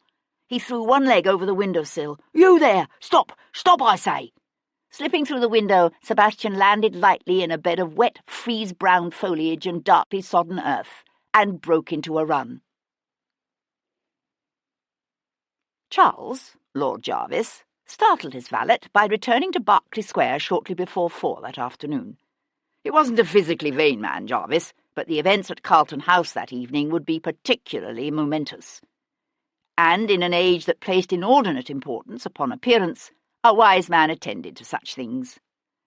Donning knee breeches and silk stockings with a swallow-tailed coat, he resisted his valet's effort to lighten his florid complexion with a hint of powder, and made his way downstairs to his library.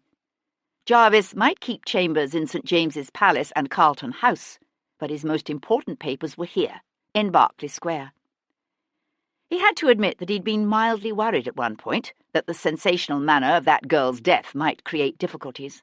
But in the end, all had gone off essentially as planned.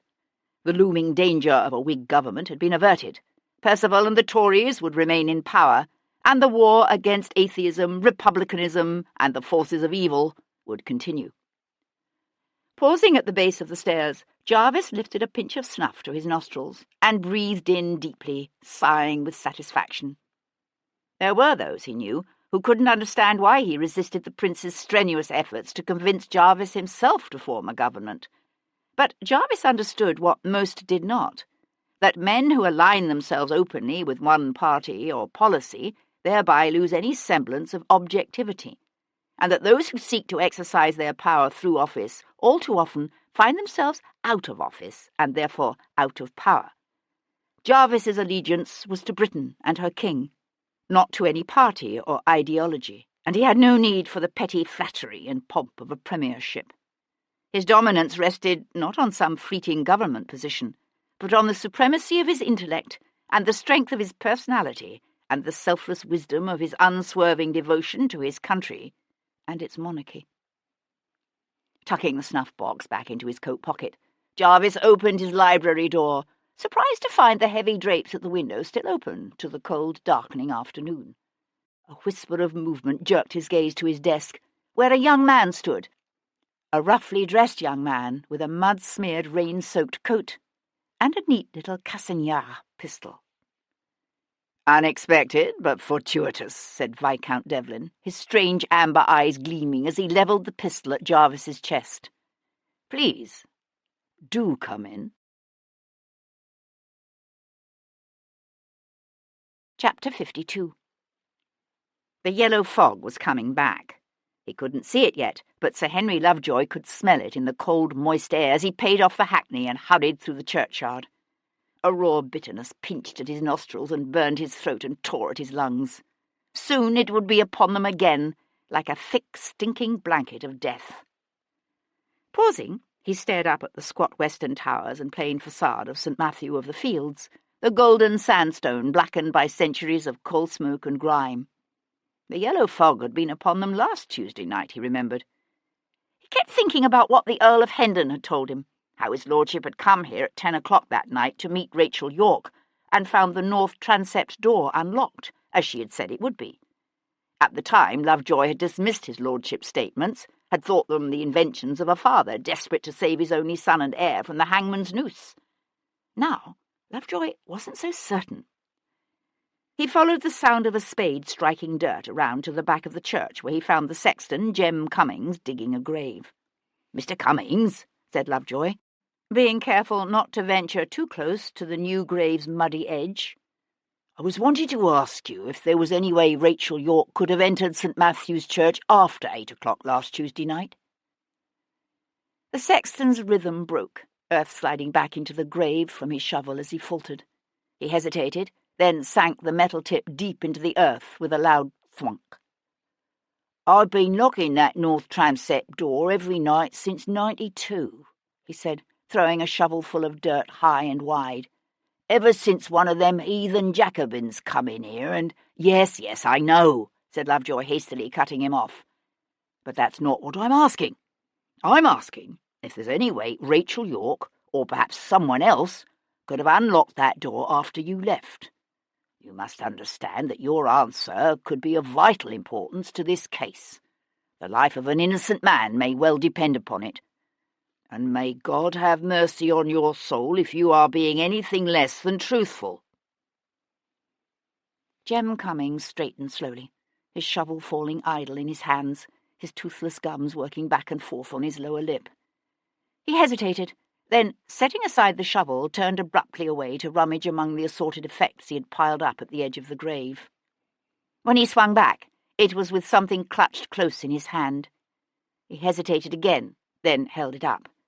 Stepping gingerly, Lovejoy reached down and found himself holding a heavy iron key. I found it in the lady chapel, said Jem, not meeting Lovejoy's gaze, last week, when the cleaning lady and me was dealing with the blood and all. It was back under one of them fancy little pews, which is why I reckon your lads didn't see it. It fits the north transept door. Lovejoy sucked in a quick breath that hissed loudly between his teeth. Why did you not come forward with this immediately? The sexton wiped a splayed hand back and forth across his unshaven face. I weren't exactly truthful when I told you how it was last Wednesday morning. You see, I could have sworn I'd locked the north transept door the night before, but then I come here the next day and there it was, open, with them men's bloody footprints in the transept, and that girl left so indecent-like in the lady chapel. I thought I must have been misremembering, that I'd forgotten to lock the door after all, that it was my own fault, what was done to the church.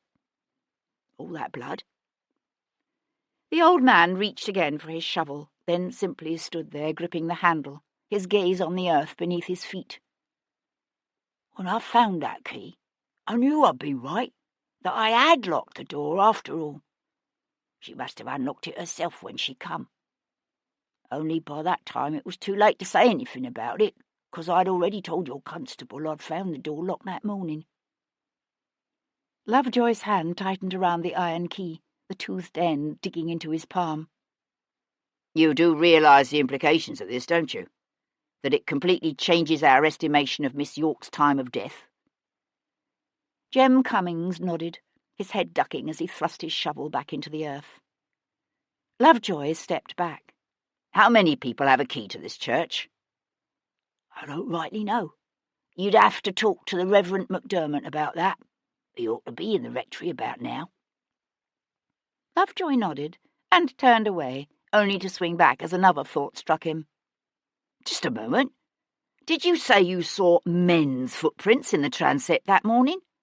That's right. Are you certain? Of course I am. I might have lived in London town these past 40 years and more, but I grew up in Chester. Me da, he was gamekeeper to Lord Broxton, and he taught all us little ones how to read game tracks. Men's tracks is no different. There was 2 sets of men's bloody footprints coming out of that chapel. Ain't no doubt about that. Chapter 53. Sebastian propped a hip on the edge of Lord Jarvis's heavily carved Jacobin desk, one leg swinging back and forth as he levered the Cassagnar flintlock at the fat man's chest. Just don't do anything stupid. I never do anything stupid, said Jarvis, his glance flicking from Sebastian to the long windows overlooking the rear garden, then back again. You've tracked mud on my carpet. So I have. A legacy of my recent conversation with Lord Frederick Fairchild. Jarvis leaned his back against the closed door and crossed his arms at his massive chest. Really? Is that statement meant to be significant? Lord Frederick tells me you've presented the Prince of Wales with one of a collection of indiscreet letters written by Lord Frederick to a certain young gentleman in the Foreign Office. Now, as I understand it, you led the Prince to believe this letter was found in the possession of a French agent named Monsieur Léon Pierpont, Which is curious, don't you think, given that Rachel York stole those letters from Monsieur Pierrepont's townhouse shortly before she was murdered last Tuesday? Jarvis's full lips curled up into a smile. Really? Don't, said Sebastian, pushing away from the desk. Don't try my patience. I've had a long and very fatiguing day. Jarvis's gaze passed derisively over Sebastian's rain-soaked and muddied Rosemary Lane clothing. Obviously. Sebastian plucked a stray wisp of hay from his lapel and let it fall. How did you find out Rachel York was working for the French? There is very little happens in this town I don't know about. So you what? Offered her protection from arrest if she agreed to cooperate with your scheme to discredit Lord Frederick. Traitors' deaths are such messy, painful affairs. It's amazing what people will agree to do in order to avoid that kind of unpleasantness. Jarvis nodded toward a cut crystal decanter warming on a table beside the hearth. I trust you won't shoot me if I should venture to pour myself a glass of brandy. A tapestry bell-pull hung just to one side of the carved mantel. Sebastian smiled. Of course not. As long as you remember what I said about stupid things. He watched the big man cross the room. It did much to explain Rachel York's nervousness in the weeks leading up to her death, if Jarvis had discovered her association with the French and used it to coerce her into working for him. Jarvis reached for the brandy decanter and lifted it from its tray with slow, ponderous movements. So Rachel stole the letters from Pierrepont to give them to you, said Sebastian. Letter, said Jarvis, correcting him. Fair Rachel provided me with one letter only. And the other documents, did she take those at your directive as well? Or was that her own initiative? Is that why you killed her? Because she discovered something she wasn't meant to know? Jarvis huffed a soft laugh. You don't seriously think I would stoop to killing some insignificant little bit of muslin now, do you? As a matter of fact, yes. Why should I? She delivered the letter I needed. I admit it wasn't as incriminating as I'd hoped, but in the end it served its purpose. Quite nicely. You see, that's one of the things that puzzles me.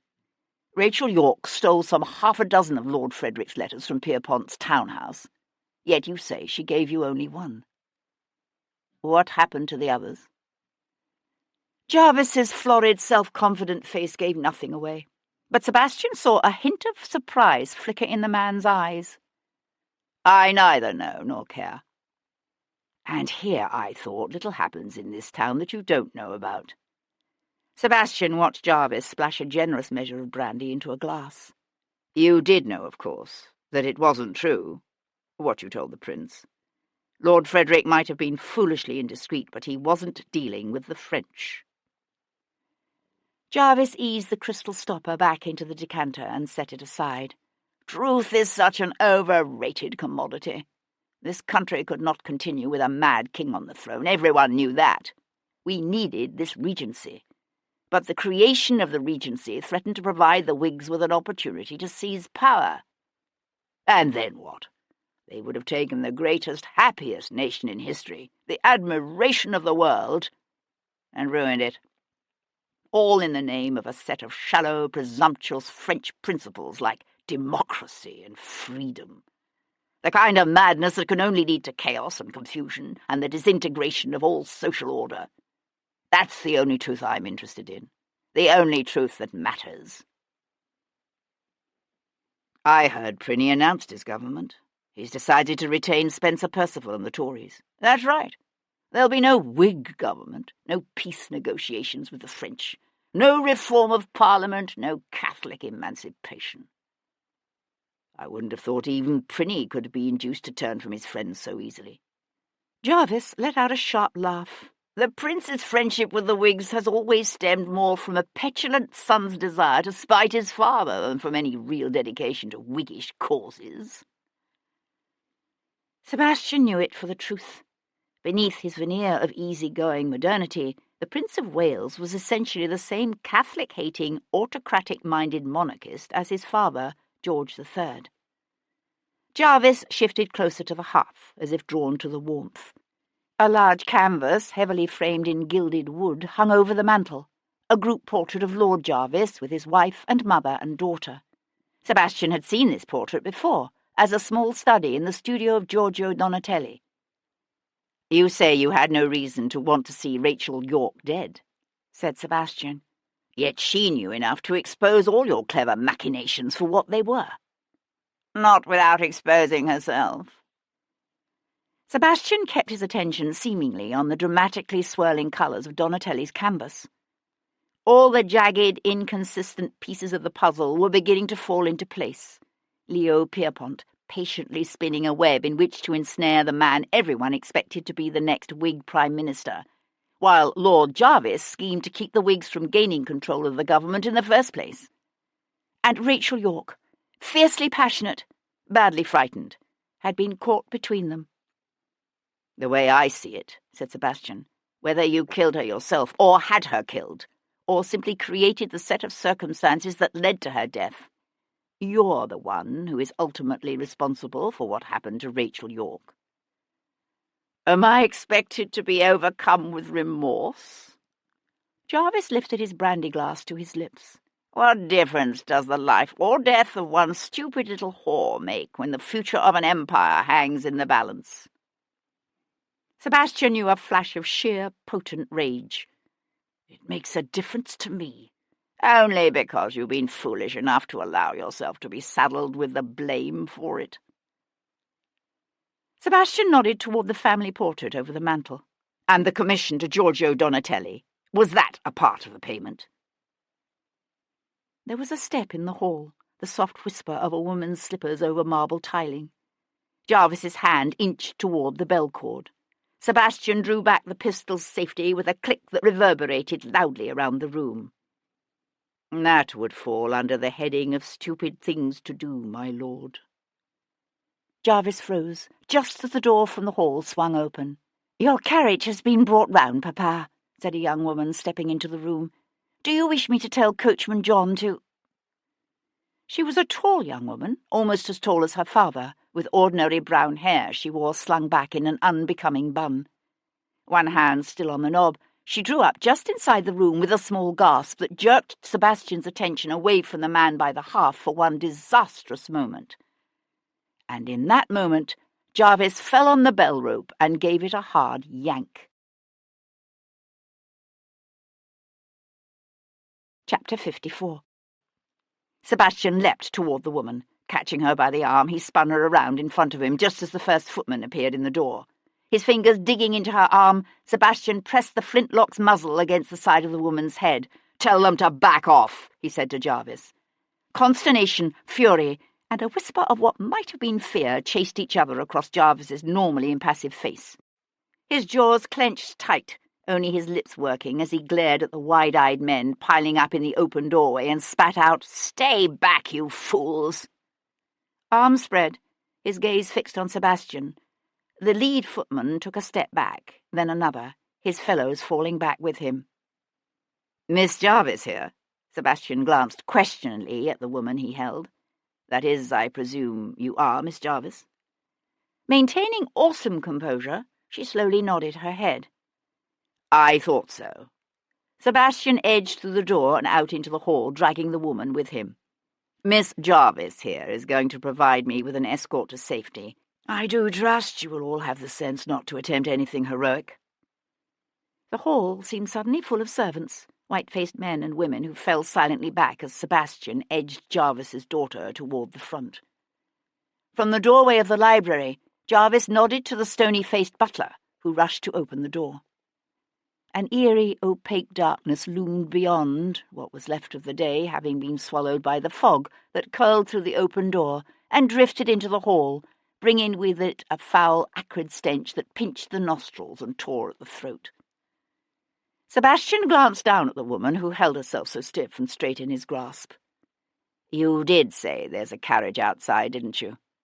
"Did I?" she said, in an admirably clear and steady voice. "I rather think you did."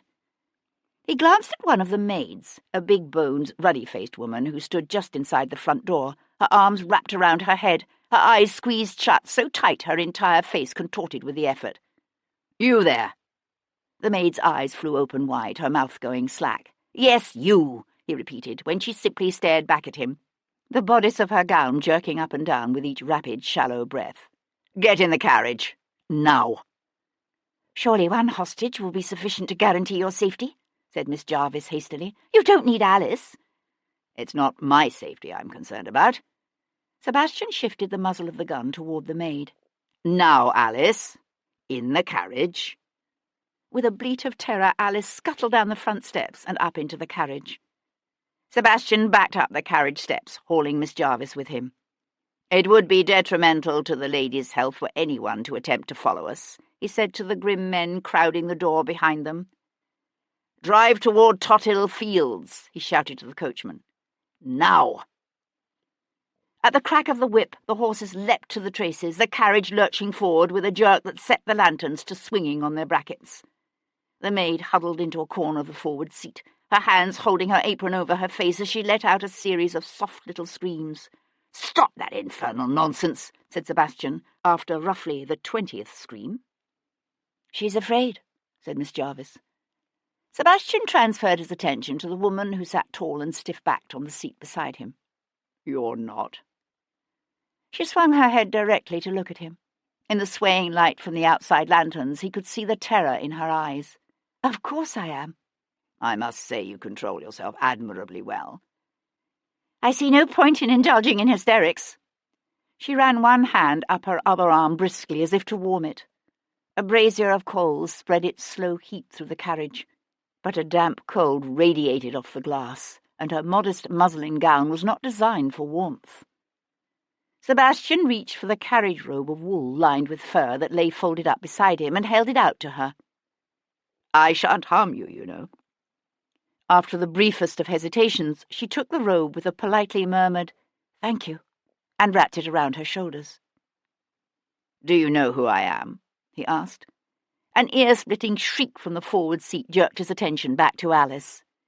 "Mary, Mother of God!" cried the maid, dropping her apron to show them a wild face.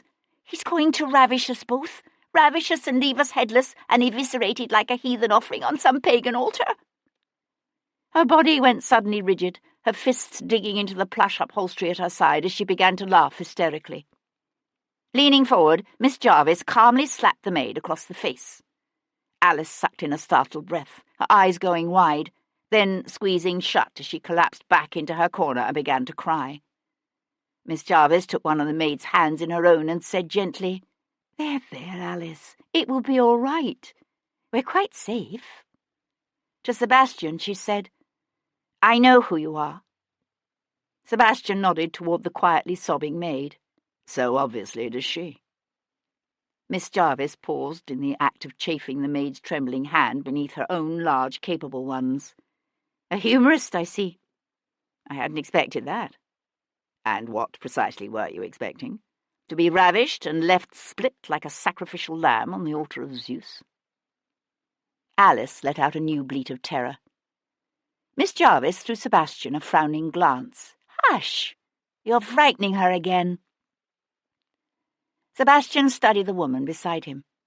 She was somewhere in her early 20s, he supposed, brown of hair and unremarkable of feature, if one discounted the unmistakable gleam of intelligence and ready humour in those calm grey eyes. He tried to recollect what he had heard of Jarvis's daughter, and could call little to mind. "Why did you insist on bringing Alice?" she asked, after a moment. He glanced out of the window. They were bowling up Whitehall now, harness jangling, the horses' hoofbeats reverberating oddly in the damp, heavy fog. Soon the narrow streets of Old Westminster would close in around them. It would be an easy thing then to lose any would-be rescuers and make his way to the Three Feathers Inn, where he intended to have a little chat with the landlord. "Merciful heavens!" said Miss Jarvis, her eyes opening wide as the carriage slowed for a turn. "Is that why she's here? To safeguard my reputation from the tongues that wag and do love to speculate on all manner of unrighteous things? Do you really think it will help?" Sebastian opened the door beside him. "One can only hope," he said, and slipped out into the damp night. Chapter 55. It didn't take him long to locate the Three Feathers, a surprisingly elegant little inn located on a cul-de-sac just off Barton Street. With some persuasion, not all that tactfully applied, for Sebastian was tired, the innkeeper divulged that Hugh Gordon and an unidentified, heavily veiled lady had indeed spent the previous Tuesday night in the inn's best chamber. But the Three Feathers was a busy establishment. The innkeeper had no way of knowing whether or not the actor had stayed at his lady's side all evening, and Barton Street was just around the corner from Great Peter Street and the ancient church of St. Matthew of the Fields. Leaving Westminster, Sebastian caught a hackney to Tower Hill.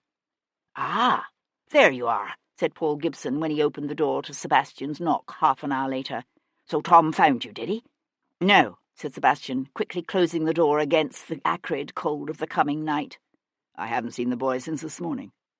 "Why? Have you discovered something?" "Not as much as I might have wished."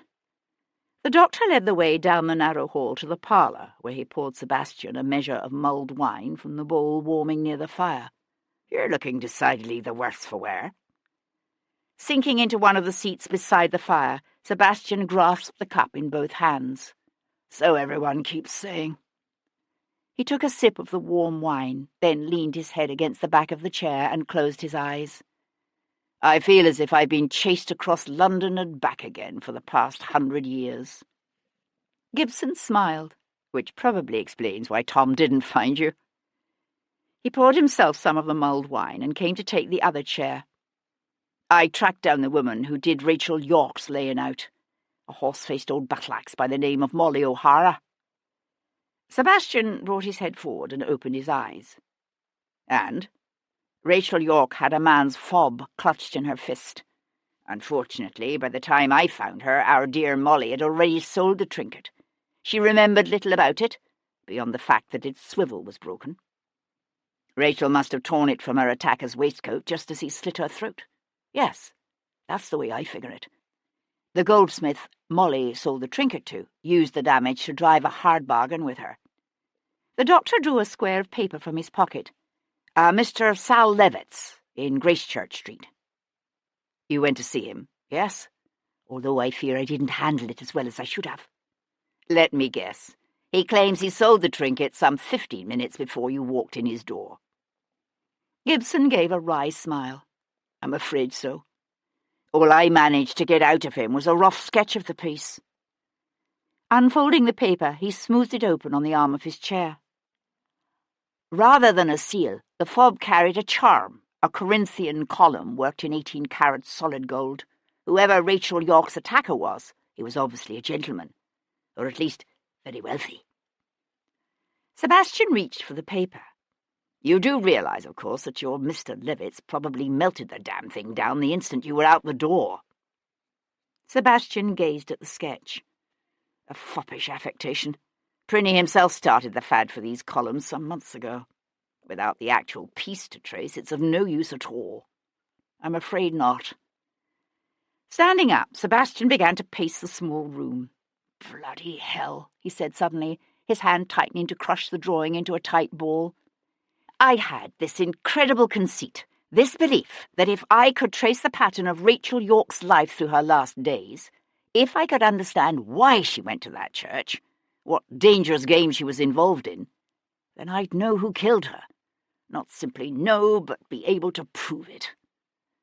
He let out a hoarse laugh and tossed the crumpled paper onto a nearby table. "What hubris." "Do you understand what she was involved in?" "I think so, yes." Coming back to the fire, Sebastian quickly summed up the conversations with Gordon and Donatelli, then the death of Lord Frederick, and the meeting with Jarvis. "I'd still put my money on the Frenchman," said Gibson, when Sebastian had finished. "He could easily have found out that Rachel was cooperating with Jarvis, and that she was the one responsible for the theft of his documents. Not only that, but he would have had a reason to go looking for the maid, Mary Grant, to get the remaining documents from her." "So would Hugh Gordon," said Sebastian. "We know he was in Westminster last Tuesday. And while the innkeeper at the Three Feathers confirmed Gordon was there, he could easily have slipped out at some point during the evening." The doctor pushed up from his chair to go stir the bowl of mulled wine. "I still don't understand the part Lord Jarvis played in all this." Sebastian smiled and drained his cup. That's because you don't have Jarvis's devious mind. Lord Jarvis knew Pierpont was the French spymaster in London. According to my father, it's been known for over a year.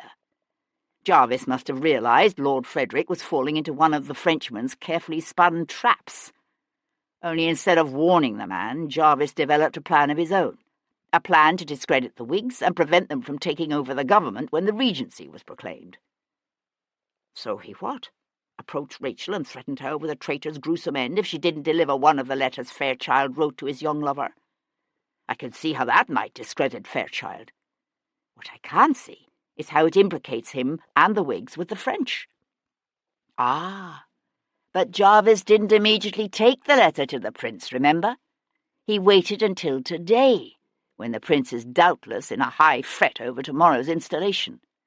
Then, acting as if he's only recently discovered Pierpont's activities, Jarvis ordered the Frenchman's townhouse raided.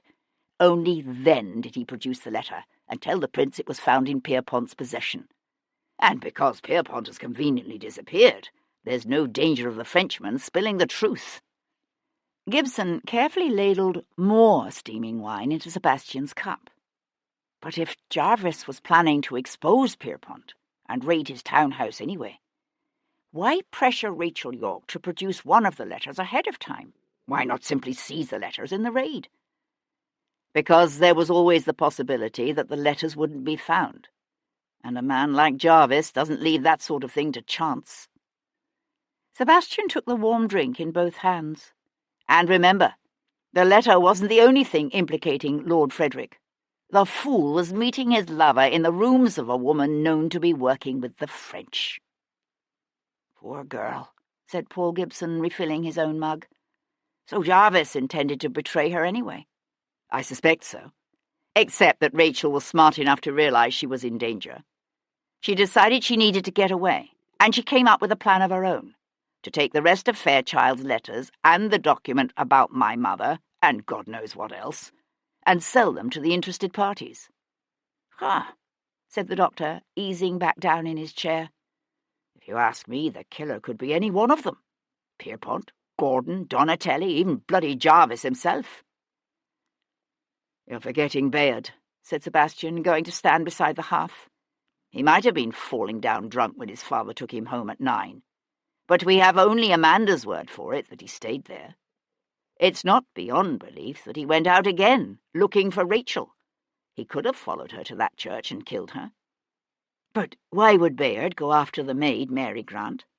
Pierpont and Gordon both had a good reason to want to get their hands on the rest of those documents. Even Donatelli admits he went looking for them, but Bayard knew nothing of them." "True," said Sebastian, his gaze on the glowing coals on the hearth. "Yet of all of them, Bayard is the one I'd say is unbalanced enough to slake his lust on a woman's dead body." "How well do you know the others, When it comes right down to it? We know Hugh Gordon is prone to violence against women, while Pierpont must have witnessed enough horrors during the Revolution in Paris to turn anyone's mind. In fact, of them all, the only one I can't see committing such an act of unbridled emotion is Lord Jarvis. He's too damnably cool and calm and in control." "Rather like his daughter," Sebastian said wryly. A hint of amusement eased the worried lines on the Irishman's forehead. "You know what they say? The apple doesn't fall very far from the tree." Sebastian spun around. "Say that again." "What? Say what?" "Apples and trees," said Sebastian, crossing the room to snatch up the crumpled goldsmith's sketch. "Good God!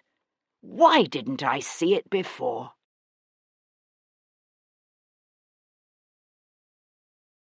Chapter 56. The Black Dog stood on the far edge of Walworth, to the south of London. A half-forgotten coaching inn nearly hidden by an encroaching beech forest and the swirl of fog that wrapped around its red-brick walls, it was known for the discreetness of its keeper and the fine French wines that paid no customs on their way into its cellars. Wearing a warm velvet habit and a heavily veiled hat, Cat reined in her mare beneath the flickering torches in the inn's yard. A coach and four, well loaded and ready for travel, stood waiting near the arch. "Walk the horses," she said to her groom. I won't be long." She found Leo in a private parlour on the low-ceilinged first floor, at a small table where he sat hurriedly writing, a pair of silver-rimmed spectacles perched on the end of his nose. "How did you manage to get away?" Kat said, shoving back her veil and closing the door behind her with a snap. He looked at her over the rims of his spectacles. "How do you think?" "You were warned." It was a statement rather than a question. "Why?" He stood up, then reached to shuffle his papers into order. "You've heard the whispers, surely, about Lord Frederick's suicide and all sorts of dark plots implicating the Whigs?" "But none of it is true." "Of course not, which is why it is in the best interests of those surrounding the prince that I not be caught. Hence the warning." He peeled off his eyeglasses and tucked them into a pocket. It occurred to her that she hadn't realized he wore them. She watched him walk over to thrust his papers into a small leather case and snap it shut. "How long have they known about you?" Something in her voice made Leo glance back at her and smile. "Worried they know about you too, ma petite?" He shook his head. "I don't think so. You may still give valuable service to France." "I don't give a damn about France." He laughed. "I know you don't, but you do hate England with a commendable and very useful passion. In my experience, those with an emotional motivation always make the best agents.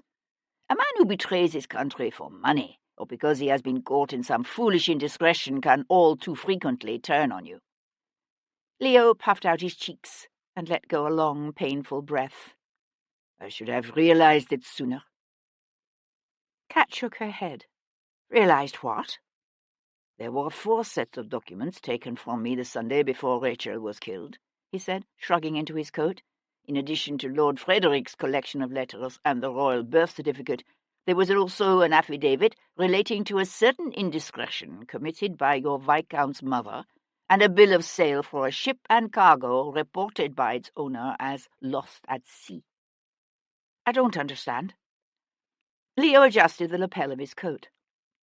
"The latter proved a most useful acquisition, since the perpetrator of that little insurance fraud happens to be a boon companion of the prince. He hasn't been in a position to provide us with many state secrets himself, but he's been an invaluable source of information on other men's peccadillos and potential weaknesses, Lord Frederick's unfortunate inclinations being only one of many." "What are you saying?" "What I'm saying is that unless the Prince of Wales has recently taken to rape and all sorts of other ungodly occupations, then Rachel's murderer is very likely your young Viscount's own brother-in-law, Martin, Lord Wilcox." Kat let out her breath in a rush. "Are you certain?" "No. But I'd watch the man if I were Devlin." Pierpont reached for his hat, then paused. "I gather Devlin doesn't know you favour the French in this little war to which he devoted, 5 years of his life?" "It's Ireland I fight for, not the French. There is a difference." "Indeed there is," Leo agreed, walking up to her. "But I suspect it's a difference that would be lost on Devlin." He reached out, his hand unexpectedly gentle as he touched her cheek. "Don't fall in love with him again, ma petite. He'll break your heart." Kat held herself very still. "I can control my own heart." Leo's eyes crinkled into a smile that faded abruptly as he turned away. "Paris will be sending someone soon to take my place," he said, over his shoulder. "Be alert. He will contact you. You know the signal." Kat followed him, wordless, to the yard. She watched his travelling carriage disappear into the night. Then she lowered the veil over her face, remounted her horse, and rode away. The fog lay heavy in the streets of London, a thick, throat-burning swirl of noxiousness that turned flickering gaslights into ghostly golden glows lost in the gloom. Kat drew up before her house and handed the reins to her groom. "Stable them," she said, sliding from the saddle. She stood for a moment, listening to the muffled beat of the horse's hooves disappearing into the thickness of the night. Then she threw the train of her riding skirt over her arm and turned, just as a dark figure materialized from out of the mist. Kat sucked in a startled gasp. "You ain't seen the governor, have you?" said the boy, Tom. Feeling vaguely ridiculous, Kat let go her breath in a soft sigh of relief. I believe he received a note from his friend, Dr. Gibson. Perhaps he could tell you something. Tom shook his head. It's Gibson who wants to see him. Something about a gewgaw that was found in that mort's hand. Kat paused at the base of her front steps. Someone was walking toward them on the footpath, a man with the flaring cape and measured gait of a gentleman. Miss Boleyn, he said, one hand coming up to touch his hat brim as he paused beside her. Yes? She knew a frisson of fear, a precognition of understanding at the sight of his middle-aged, quietly smiling features. May I help you? I am Lord Wilcox, said the man, his hand dropping ominously from his hat to slip inside his cape. I must ask you to accompany me to my carriage. He nodded into the mist-swirled darkness. It's just there, at the end of the street. Kat was aware of Tom tensing beside her, his eyes wide on the gentleman before them. And if I refuse, she said, her voice coming out low and husky. His hand tightened around something just inside his cape, and she realized it was a pistol he held there, a pistol he now lifted to point at her. His gaze noted the direction of her glance, and he smiled. As you can see, that really is not an option. Chapter 57. Amanda was 11 the year her brother Richard told her the truth about their mother. He'd been home from Eton that summer, 10 years old and very full of himself. Amanda might have been a year his senior, but she was only a girl after all, her world a tightly drawn circle of schoolroom and lessons and walks in the park with nurse. She listened in shocked silence to Richard's excitedly whispered tales of the revolting things men did to women, about how they came together in a shameful naked coupling of bodies. And then, while she was still retching in horror at the thought she might some day be forced to endure just such a vile invasion of her own body, Robert told her of the rumours he'd heard about their mother, about how the Countess of Hendon did that with other men, besides her husband, Amanda's father. Amanda hadn't believed Richard, of course.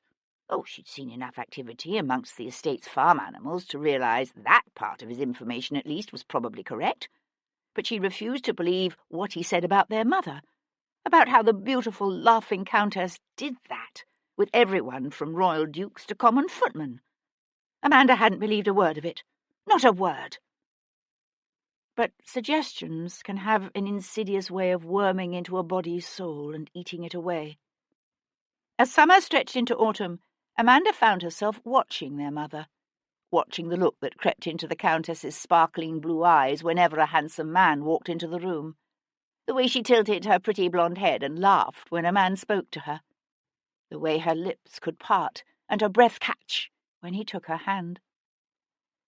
And then, one rare sunny day in September, when the Countess and her children were rusticating down in Cornwall, and the Earl danced attendance, as usual, upon the King, Amanda escaped the schoolroom and went for a walk. The air was crisp and sweet, with the earthy scent of ploughed fields and sun-warmed pine needles, and she walked farther than she'd meant, farther than she was allowed.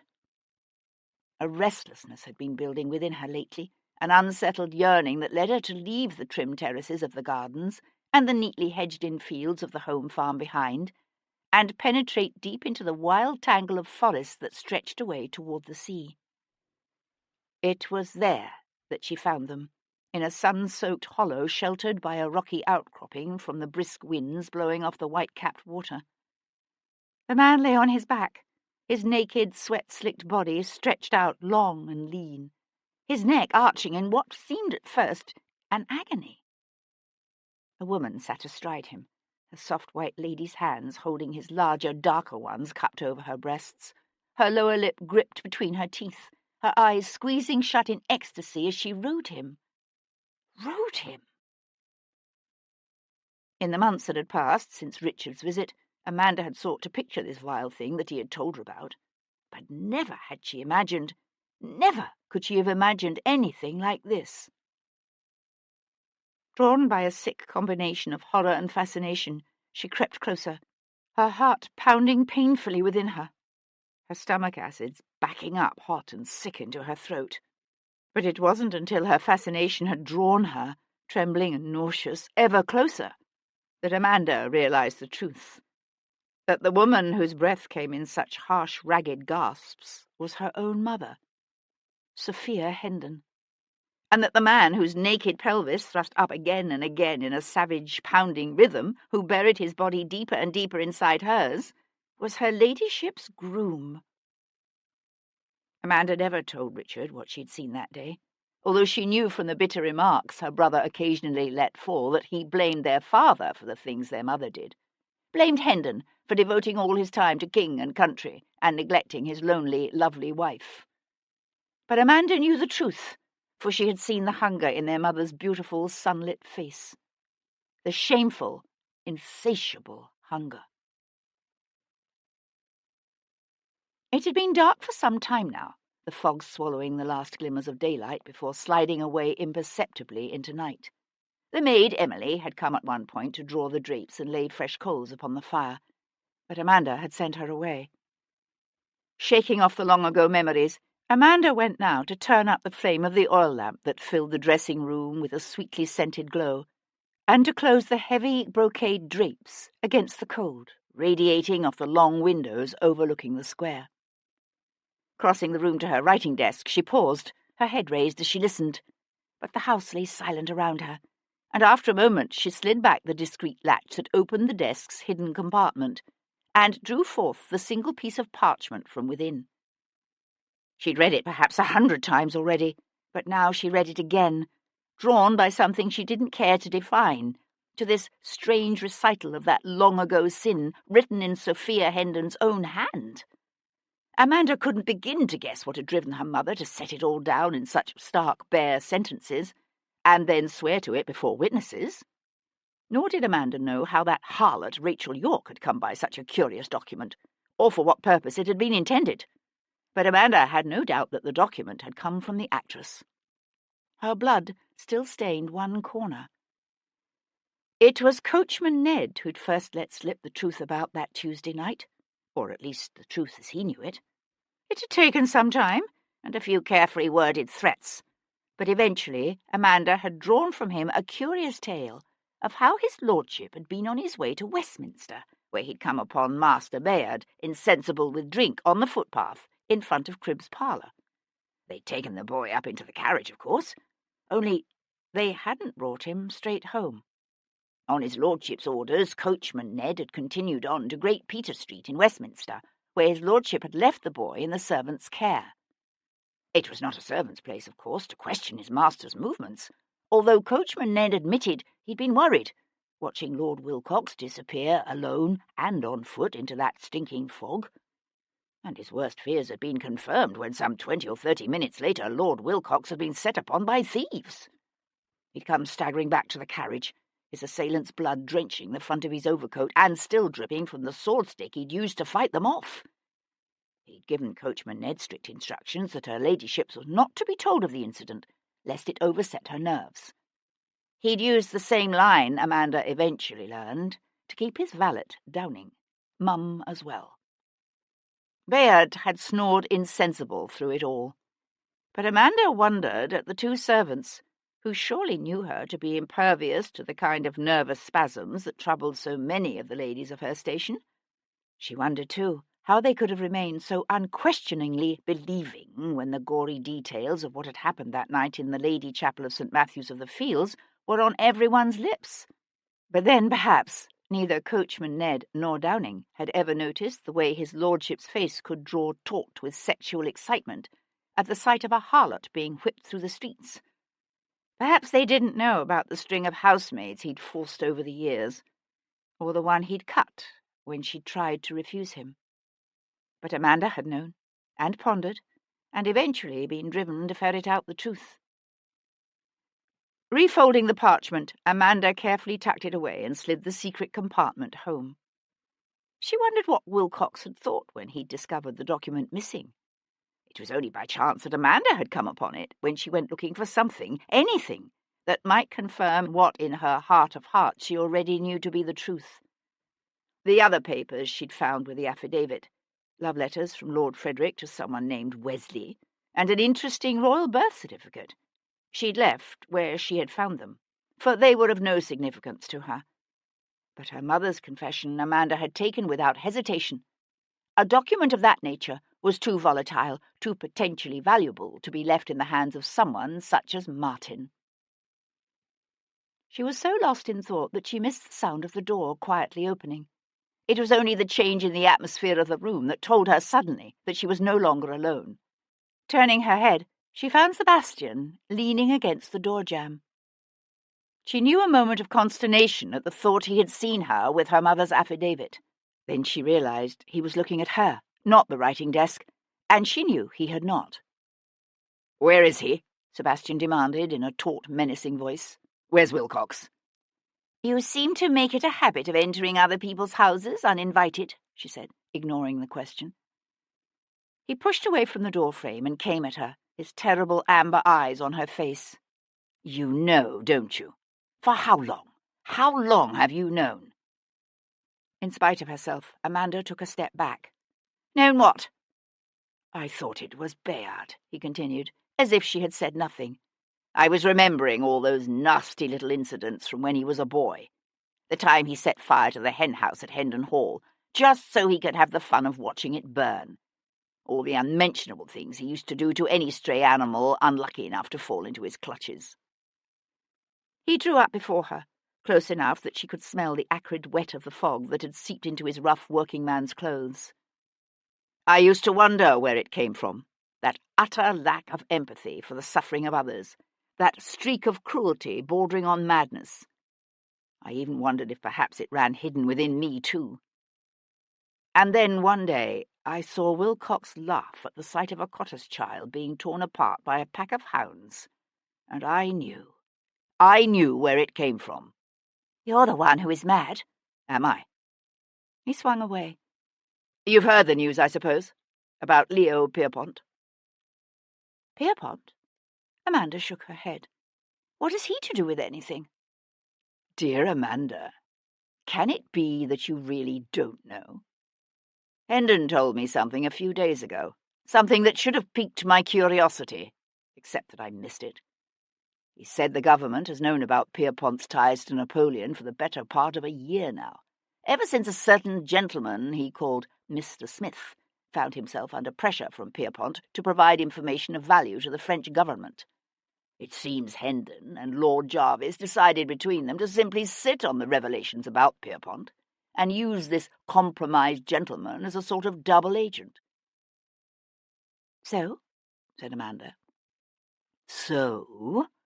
The curious thing is that while Father and Jarvis both serve the king, on a personal level the two men can barely tolerate each other. Which tells me that the only reason Jarvis discussed the situation with Hendon is because the compromised gentleman had come to Hendon for help. And the only man I can think of who would do that is your husband, Wilcox." Amanda stood very still, watching her brother prowl restlessly about her dressing room. She hadn't known this about Wilcox, that he'd been careless enough to allow himself to fall into a French trap. She gripped her hands together, shaken by an onrush of cold rage directed not just at Martin, but at this man, her brother, who had come here to taunt her with her husband's stupidity. "What did they have on him, I wonder?" Sebastian said, pausing to fiddle with the quill she'd left lying on the leather-covered writing surface of her desk. "Something more, I suspect, than a mere sexual indiscretion. Whatever it was, Rachel must have found evidence of it when she helped herself to a cache of sensitive documents in Pierpont's possession. A fatal mistake, poor girl, since she must then have offered to sell the incriminating evidence to Wilcox. She didn't know the kind of man she was dealing with." He swung suddenly to face her. "But you did." "You're mad," Amanda said again, her hands gripping together tighter and tighter. "Am I? That day I came here to confront Bayard, you knew then.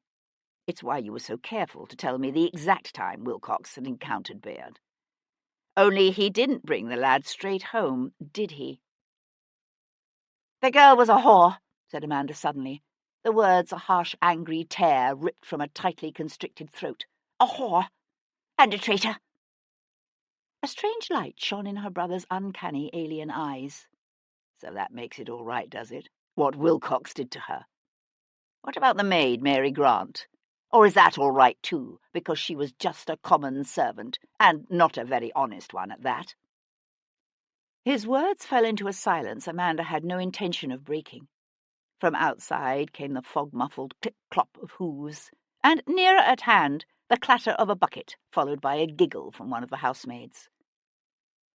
In the end it was Sebastian who broke the silence, the anger in his voice having been replaced by a kind of urgency. Wilcox has developed a taste for it now, Amanda. You do realise that, don't you? He's going to keep doing it, and one day he will be caught. Hopefully not until after they've hanged you. His face went suddenly, satisfyingly blank. I've always known you disliked me, he said after a pause. But I don't think I realised until now just how much you hate me. Of course I hate you, she said, practically spitting the words at him. Why wouldn't I? You, Viscount Devlin, the precious pampered heir to everything. Everything that should have been mine. She thumped her fist against her chest. Mine! I was my father's firstborn child, while you... She cut herself off just in time, clenching her teeth together. I didn't invent the laws of male primogeniture, he said, his voice a quiet counterpart to hers, his brows drawing together as if in puzzlement as he searched her face. Even if I have benefited from them. She watched, confused, as a strange smile touched his lips, then faded. It's funny, but my first thought when it finally all came together was to rush over here and warn you.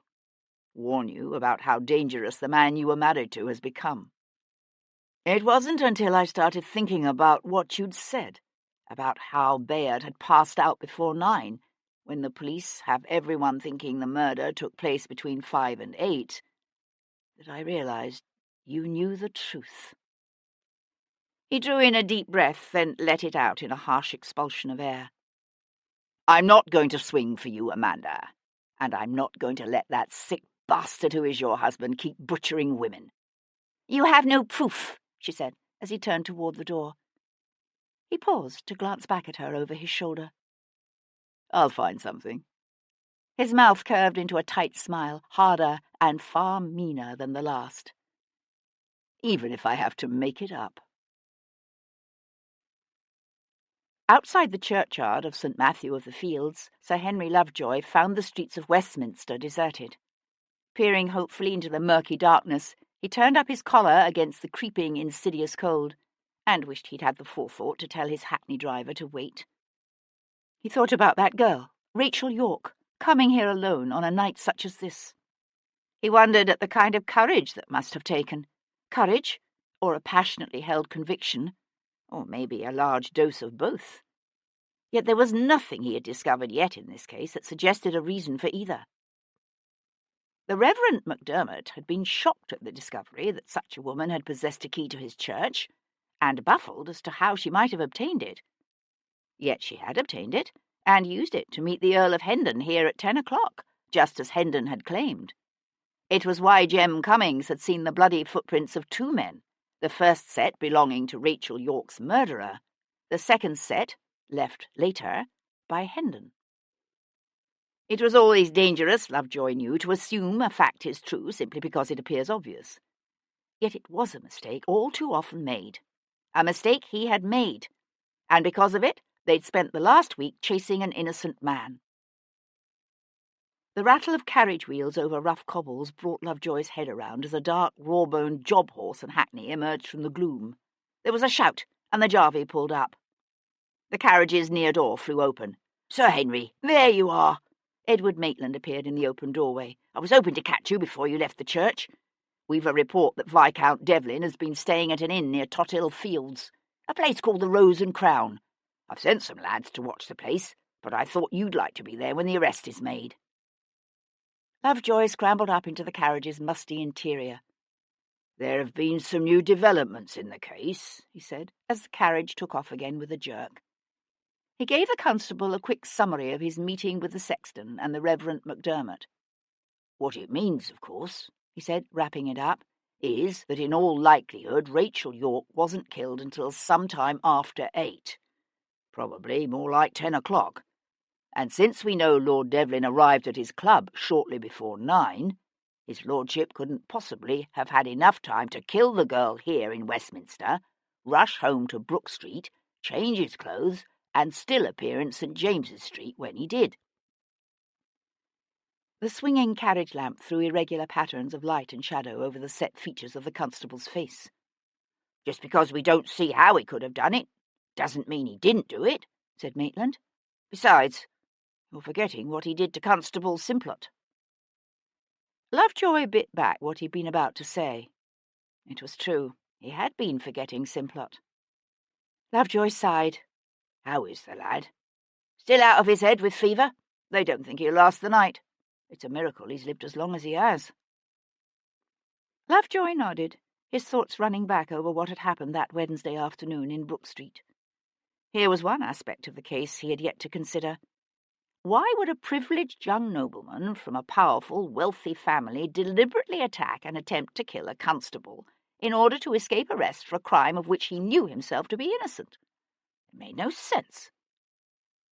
Yet, when it came to the young Viscount's arrest, Lovejoy realized with a sigh, it mattered as little as the sexton's discovery of the key. For Lovejoy was also forgetting Charles, Lord Jarvis. As far as Lord Jarvis was concerned, Devlin's innocence or guilt had never been an issue.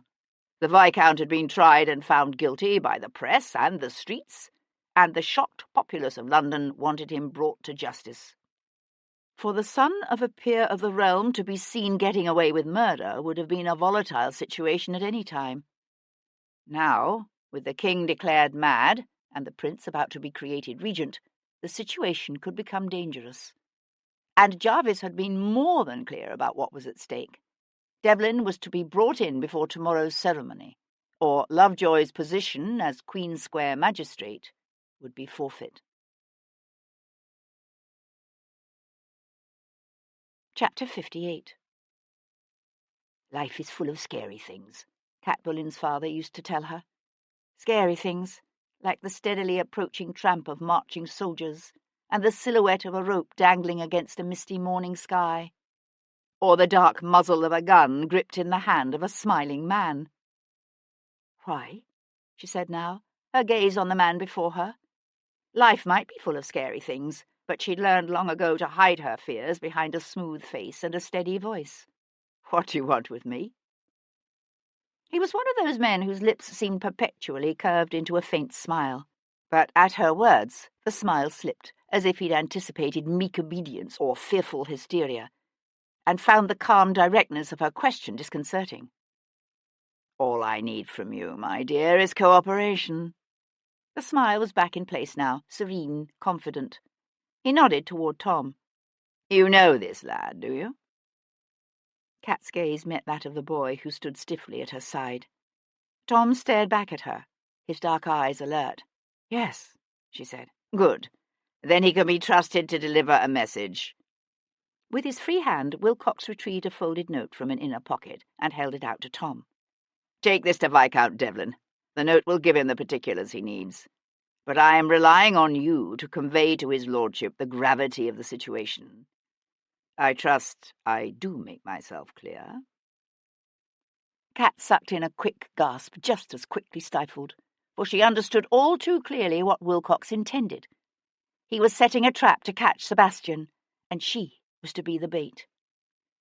Fear welled within her, hot and trembling, but she forced it down. Fear interfered with one's ability to think, and she needed to think clearly. It occurred to her that whatever Wilcox's carefully arranged plan, she could destroy it in an instant, simply by refusing to go with him.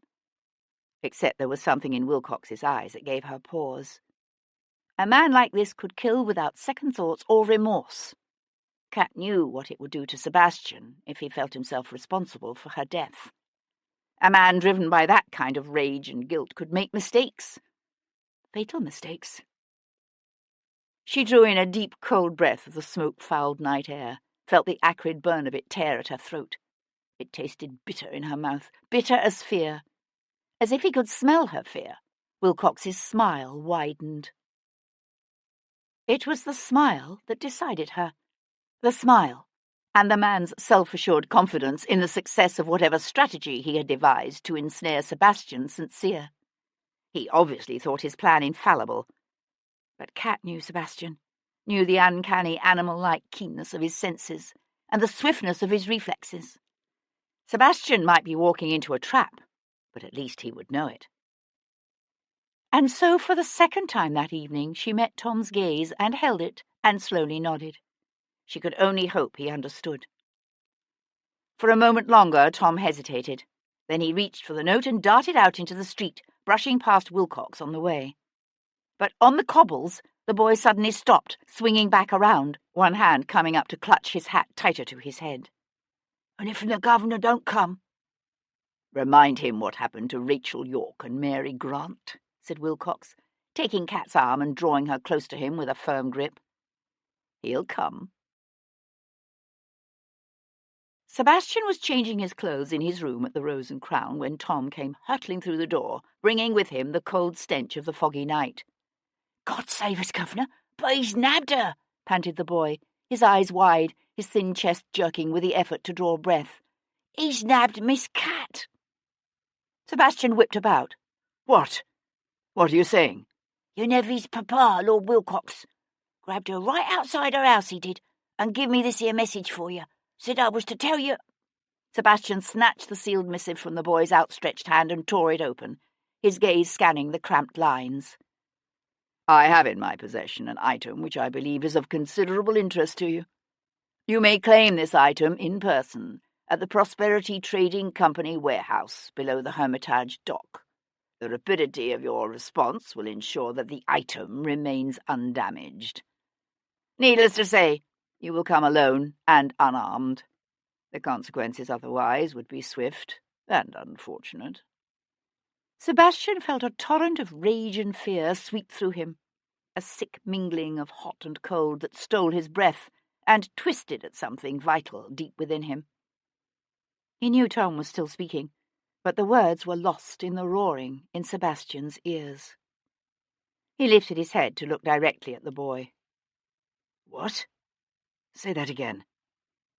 Something in Sebastian's face made the boy take a step back, his nostrils flaring as he sucked in a deep breath and swallowed hard. "It's him, isn't it? He's the cove what you've been looking for. The one what's been killing them women. He said I was to remind you of what happened to them other two morts, Rachel York and Mary Grant." "Oh, Jesus!" Sebastian flung aside the note and grabbed his boots. Behind him, Tom darted forward to pick up the fallen paper, his mouth moving soundlessly as he struggled to decipher the words. He looked up, his brows twitching together, his breathing still ragged. "You can't be meaning to go there, to this wharf?" Sebastian shoved one foot into a boot. He hadn't realized the boy knew how to read. "What would you suggest I do instead?" "But it's a trap." "So I am aware." "What you thinking you're going to do? Just walk into it?" "Not if I can help it." He paused to grasp the boy's shoulders. "But in case something should happen to me, I want you to go to my father, the Earl of Hendon. Tell him as much of the tale as you can." Tom's nostrils flared as he jerked in air. "No Earl's going to believe me, or some snatcher off the streets." "Show him the note. It's a pity it isn't signed, but then Wilcox is no fool." An unexpected gleam of delight danced in the boy's eyes. "I lifted—" He broke off when Sebastian held up a warning hand. "What is it? What do you hear?" Coat in hand, Sebastian crossed swiftly to listen at the door. "Did someone follow you here?" The sounds were distant but unmistakable, a quickly hushed whisper, the soft and careful tread of men upon the stairs. "No." Tom's eyes went wide. "I seen a beak sitting in the tap room when I come in. I got the feeling he was waiting for someone." The footsteps were in the hall now. Sebastian shrugged into his coat and started across the room. "I think we'll go out the window," he said, just as glass shattered and the casement frame flew in on a gust of cold, smoke-tinged air. "Bloody hell," swore Sebastian. Snatching up the straight-backed chair from the table, he smashed it into the chest of the black-bearded man whose bulky torso had appeared at the shattered window. The man gave a grunt and disappeared. Sebastian was swinging what was left of the chair at a second man's gut when he heard a key grating in the door behind him. He swore again. Damn that innkeeper! Chair still in hand, Sebastian spun to the door and found himself facing the big blonde-headed constable he remembered from that fatal night in Brook Street. "Tom, run!" said Sebastian over his shoulder as he and Edward Maitland circled each other, both men crouched and watchful. "Get to my father, God damn it!" he cried, when the boys simply stood there, slack-mouthed and frozen. "I said run!" The boy whirled toward the door. Something hard and solid slammed into the side of Sebastian's head. He staggered and tried to turn, but the world began to go black. The last thing he saw was the skinny, flailing arms of the boy, Tom, held fast in the hands of Sir Henry Lovejoy.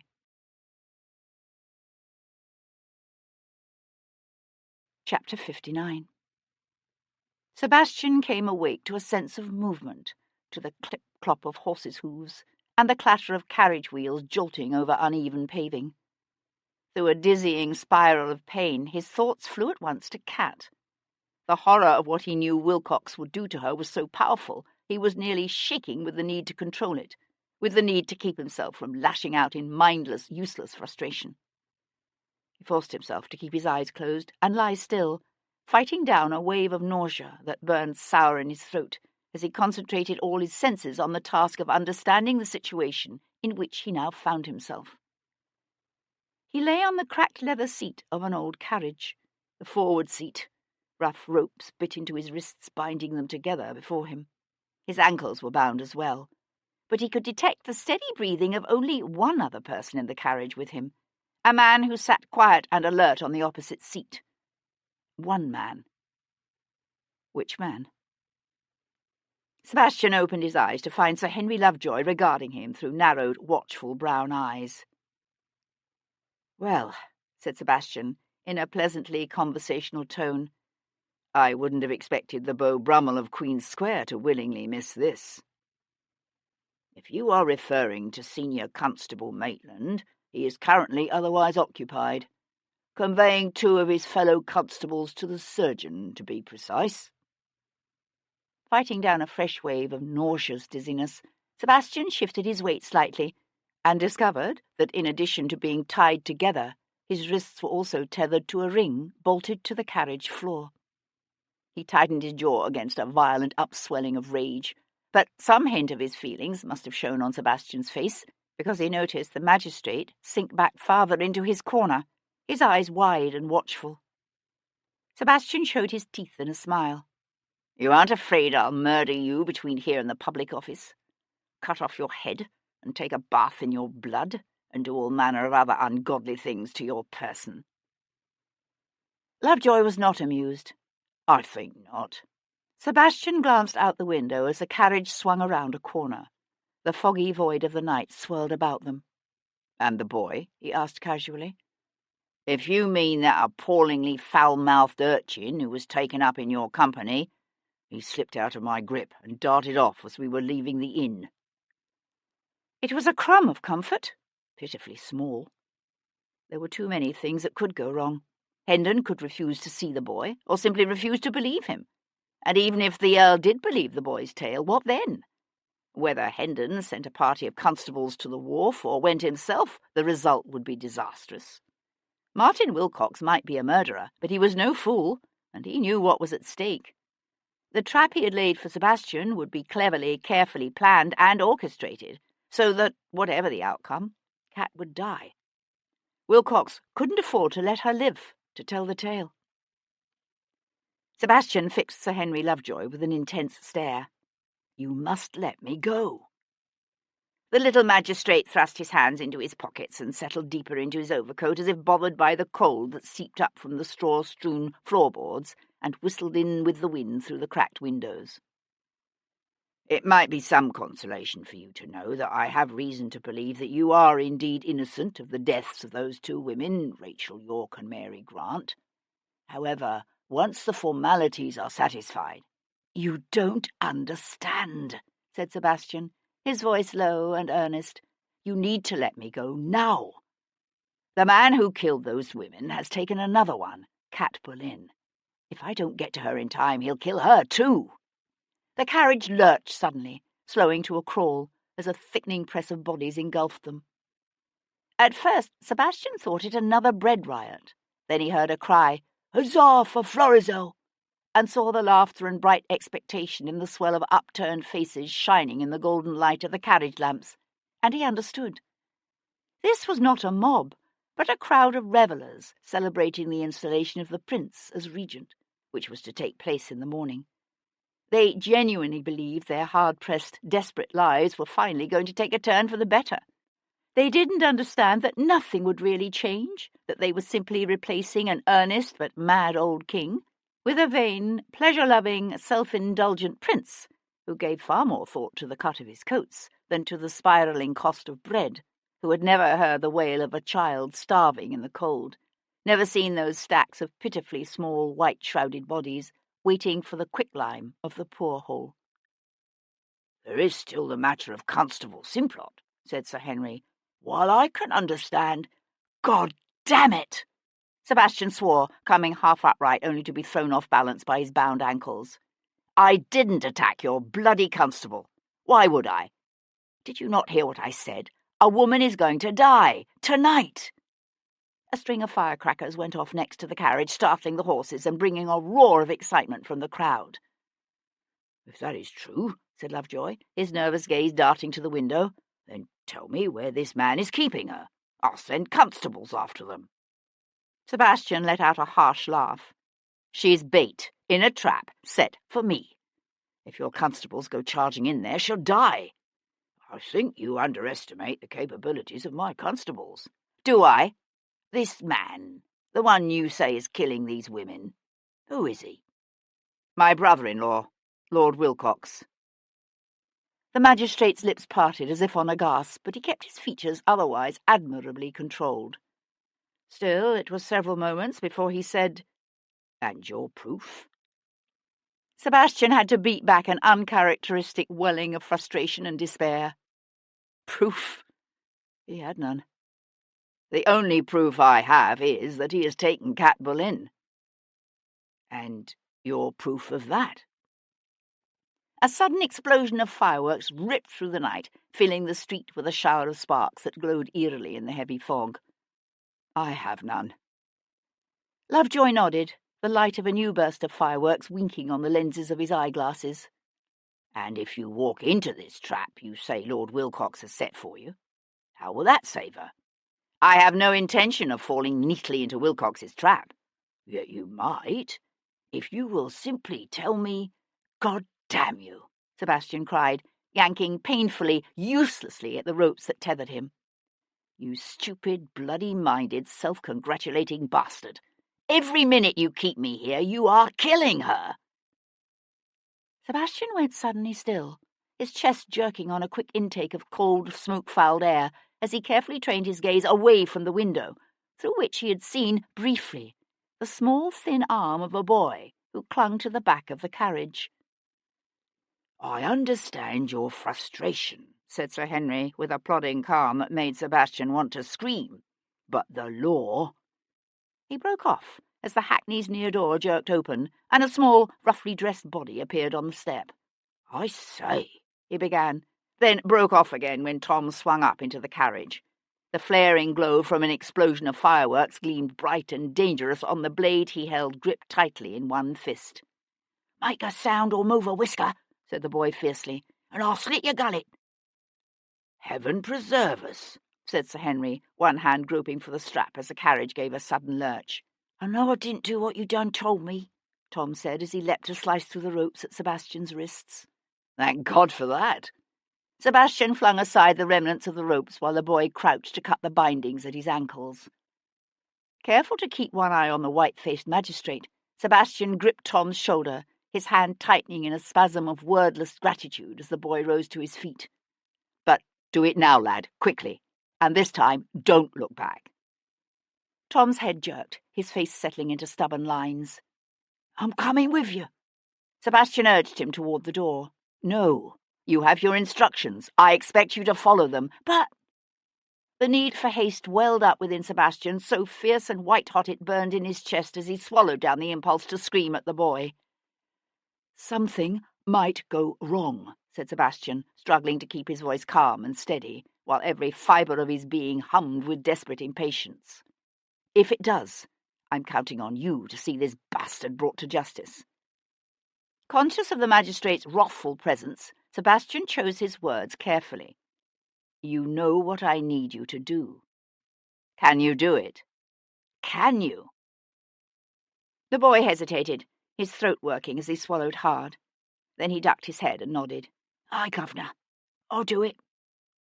He pressed the handle of his knife into Sebastian's fist. "Here, you might be needing this," he said, and without looking back, slipped off the step into the crowd. Sebastian watched the small figure disappear into the surging, cheering press of humanity. Then he tucked the knife away in his boot and prepared to follow. "This woman," said Sir Henry suddenly. "Tell me where she's being kept." Sebastian paused at the open door, one hand tightening on the frame as he glanced back. "I think not," he said, and dropped off the step to be swallowed up by the night. Chapter 60. The Prosperity Trading Company's warehouse fronted one of the basins lying just below Parsons Stairs and the Hermitage Dock. Sebastian took a hackney as far as Burr Street, then worked his way on foot toward the river. Crowded by day with seamen and stevedores, the wharves after dark were a dangerous labyrinth patrolled by the river police and private guards hired by ship owners and trading companies, desperate to control the swarms of thieves who could empty a warehouse or a ship's hold in a night and slit a man's throat for the coat on his back. But tonight Sebastian seemed to have the riverfront to himself, moving through fog foul with the stench of salt and river sludge, mingling with the odours of the nearby tanneries and soap factories. He could hear the slap of the incoming tide and the occasional muffled boom of distant fireworks from Tower Hill and the bridge, but the thickness of the fog brought its own special hush to the world, magnifying the sound of his breathing until it grated loud and harsh in his ears. The warehouse he sought lay midway down a row that loomed before him from out of the gloom. 2 stories high, and built of rough stone, it butted to the south against another warehouse, while to the left, an alley just wide enough for a cart separated it from the next row of buildings, ancient relics of soot-darkened brick. As he neared the row, Sebastian could see a faint glow of light shining through the Prosperity Trading Company warehouse's arched, brick-faced windows, but they were set high in the thick stone walls, too high for anyone to look through. In the centre of the wall facing the narrow lane, a set of double doors, sturdily built of thick planks, gave access to the warehouse's ground floor. The door's heavy padlock hung dark and undisturbed against the peeling painted wood. The padlock was both an acknowledgment and a mocking warning, Sebastian thought. It was Wilcox's way of saying, "I know you have no intention of walking blindly into my trap, but make no mistake, I'm ready for you. And whereas I know this warehouse very, very well, you, my friend, do not." Sebastian knew the price of arrogance. It was his own arrogance, after all, his belief in his ability to catch Rachel's killer, that had led Kat to this deserted warehouse, and the terrors she must now be facing as she waited, live bait in a monster's trap. But he kept telling himself that however arrogant Wilcox might be, the man was no fool. He would know he needed Kat alive if he were to have any hope of surviving the confrontation to come. Looking up, Sebastian scanned the windows on the upper floor and found them barred, like those of the ground floor, with stout iron grills. But there would be another set of doors, he knew, on the water side. Soft-footed, trying to control even the rasp of his breathing, he slipped down the side alley toward the water. As he passed a pile of empty packing crates and broken barrels, a rat scuttled, squealing before him. He stopped, his ears straining to catch any hint of sound, any indication that Wilcox, waiting within the stone fastness of the warehouse, had heard. A faint breath of air, heavy with the scents of the sea, lifted off the basin, its heaving black waters all but obscured by the freezing fog that hung low and thick. The high dark hulls and swaying masts of the ships that lay anchored there were mere shadows in the night, quiet and ghost-like. Treading carefully over the rough weathered planks of the open dock, Sebastian crept toward the waterfront doors. They bore no padlock, but then they were normally barred from within anyway. Reaching out, he applied just enough pressure against the first panel to tell him what he had already guessed. These doors, too, were locked. He could hear the slap of water beneath him, for the warehouses here, as along so many of the basins and canals lining the river, were built over the water. There would be a trapdoor in the planked floor of the warehouse to give direct access to lighters and barges. A way of entry, perhaps, but one which would give too much of the advantage to the man waiting within. Sebastian needed to find some approach that would give him a visual advantage. He needed to come in from above.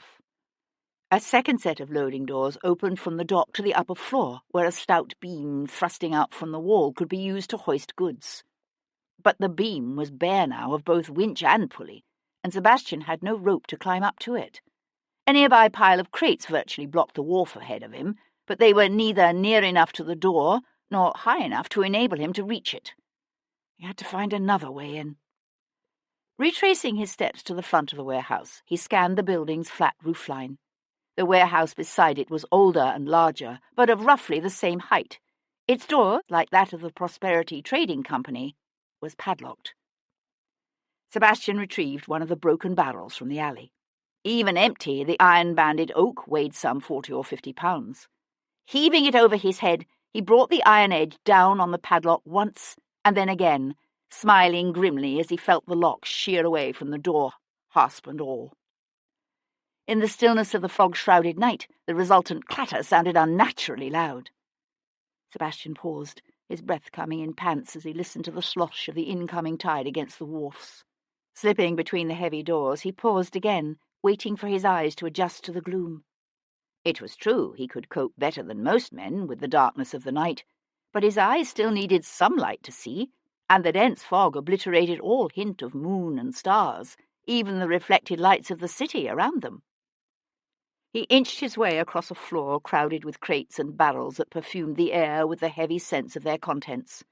Tea from India, sables from Russia, baled cotton from the Carolinas. A faint glow showed him a central well some 8 to 10 feet square, faintly lit from above by a grimy skylight, and edged along one side by a steep, straight stair. He climbed the steps in a light-footed rush that brought him to an upper floor, crowded like the one below, with packing cases and bales. Overhead, the skylight showed only as a dark grey square against the black of the ceiling. There would be tools, he knew, kept here on the upper floor by the warehouse crew. Precious minutes ticked by as he searched first at the top of the steps, then along the unrailed edge. He found them at last in a wooden crate left near the front wall. Tossing aside hammers, lengths of chain, and a coil of rope, he grasped a small pry bar, which he thrust into the waistband of his breeches. Then, by shifting some of the crates, he was able to climb within an arm's reach of the skylight.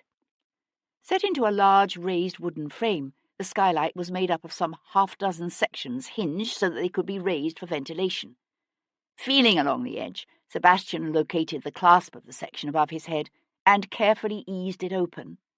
Thick with the smell of sulphur and coal smoke and the scents of the sea, the night swirled in around him. Grasping the edge of the frame, Sebastian levered himself up through the small square opening and onto the roof. He lay still for a moment, his breath showing white as he listened to the distant boom of fireworks lost in the night. Slowly he rolled to his feet and crossed the slate expanse to drop lightly down onto the roof of the adjoining warehouse. Here the skylight glowed with a faint golden light, but as he inched forward, he saw that the glass was too clouded and grimy to show more than the vague shapes of the objects below. There was always a chance, he knew, that Wilcox awaited him here on the upper floor, but most men feared the dark, and the source of light from within the building obviously came from the ground floor, site of the warehouse's 2 main entrances, and the water door. Slipping the pry bar beneath the skylight's frame and base, Sebastian applied a gentle pressure and felt a slight give as the inner catch began to loosen. He tried again, increasing the pressure, and heard the rending timbers whine in protest. He immediately eased up on the bar, the night air cold against his sweat-dampened face. Sitting back on his heels, he considered his options. Impossible to break the skylight's frame or shatter the glass without announcing his arrival. But besides the trapdoor leading up from the water, there remained only one other entrance to the warehouse, the dockside doors to the upper floor. His gaze focused on the crumbling chimney of the fireplace used to warm the warehouse's small counting office. He stared at it for a moment, then retraced his steps to the adjacent roof. Dropping lightly through the open skylight, he retrieved one of the coils of rope he had seen there, along with a stout length of iron. He was conscious again of the relentless passage of time. Lashing one end of the rope to the chimney, Sebastian wound the other end around his waist and lowered himself carefully over the warehouse's back wall, the rough planks of the dock some 20 feet below, lost in the mists swirling in from the water. Straightening his legs as a brace, he levered away from the wall and walked crabwise down the rough stone until he came to the double doors that gave access to the upper floor. A stout lintel ran just below the door, forming a ledge against which he was able to brace his weight while he applied subtle pressure to the doors. The panels gave for about an inch, then stopped. These doors, too, were secured from the inside by a bar. Shifting his weight, Sebastian retrieved the pry bar from his waistband and thrust its end between the two doors, wedging them open far enough that he was able to slip the length of iron rod in between the pivot bar and lever it up. He felt it catch for a moment, then drop away with a clatter that had him cursing silently into the night. The near door swung open to a gentle nudge that drew no shriek of protest from the hinges. He eased himself inside, deftly closing the doors behind him against any sliver of light or sudden draught of cold air that might betray his presence, if the clatter of the falling bar hadn't already done that. The atmosphere here was redolent with the warm, exotic scent of coffee. Surrounded by towering stacks of bulging burlap bags, Sebastian crept toward the golden pool of light that was the central opening. The well was large, some 8 to 10 feet across, and configured much like that of the adjoining warehouse, with a straight flight of stairs running up one side. He could see a huge overhead beam to which was mounted a stout pulley wound with a thick rope. One end of the rope ran down diagonally out of Sebastian's line of vision, but the other hung straight and tautly weighted. As he watched, it quivered slightly, as if the weight suspended from it had moved. With a sick sense of dread clawing at his guts, Sebastian crept toward the unrailed edge of the well to where he could look down upon the scene Martin Wilcox had prepared for him. A triangle of 3 lanterns were clustered together, their light shuttered so that they threw only a narrow concentrated beam that illuminated the area directly before them, while leaving the rest of the warehouse shrouded in darkness. And in that shaft of light, Wilcox had hung Cat. Her wrists were bound together, and it was from these that she hung suspended from the great overhead pulley, her fingers twisting around to grasp painfully at the rope in an attempt to relieve the strain on her arms and shoulders. As he watched, she pivoted slowly, swinging around so that he could see the fear and the pain in her eyes, her lips drawn back in a harsh rictus around the gag that held her mouth ajar. Her ankles had been tied too, with more rope wound around her legs, pinning the torn cloth of her velvet riding habit tightly against her. She hung suspended some 3 or 4 feet above where the floor should have been, except that Wilcox had positioned her directly above the trapdoor to the basin, and the trapdoor was now open. Through it, Sebastian could see the shimmering blackness of lapping waves as the tide rose with the night. It was a diabolical trap, delicately baited. Whether Sebastian had entered the warehouse through one of the 2 ground-floor entrances, or whether he came up through the trapdoor or down the stairs, he couldn't reach Cat without being caught in the light. Yet because of the way the lanterns were set up, Wilcox kept for himself the protective cover of darkness. He also controlled the rope by which Cat Boleyn hung suspended. The only way Sebastian could free her would be to cut her loose. Yet, bound as she was, even if he were to plunge with her into the dark, icy waters below, she would in all probability drown before he could get her to shore. There was only one move Sebastian could make. He acted swiftly, calculating the position of the lamps and the distance to the rope. Quietly hefting one of the large bags of coffee beans, he eased it over to the edge of the well. He was just stepping back when a board creaked betrayingly beneath his foot. He froze, but the damage was already done. Martin Wilcox's amused voice came from out of the darkness below. "You may as well show yourself, Devlin. I know you're there." There was a pause, during which Sebastian shrugged off his coat and clenched Tom's knife between his teeth. Into the silence, Wilcox said, "Let me rephrase that. If you don't come down now, your whore here goes in the river. You hear that, Devlin? All I need do is cut the rope, and she's fish bait." Sebastian gave the coffee sack a hard shove that carried it over the edge of the central well to plummet straight down on the triangle of lamps below. It landed with a shattering crash that plunged the warehouse into darkness just as Sebastian leapt from the well's edge. One hand clutched only air, cold and empty, but his right hand caught the rope and closed on it, his arm wrenching in his shoulder as it took all his weight.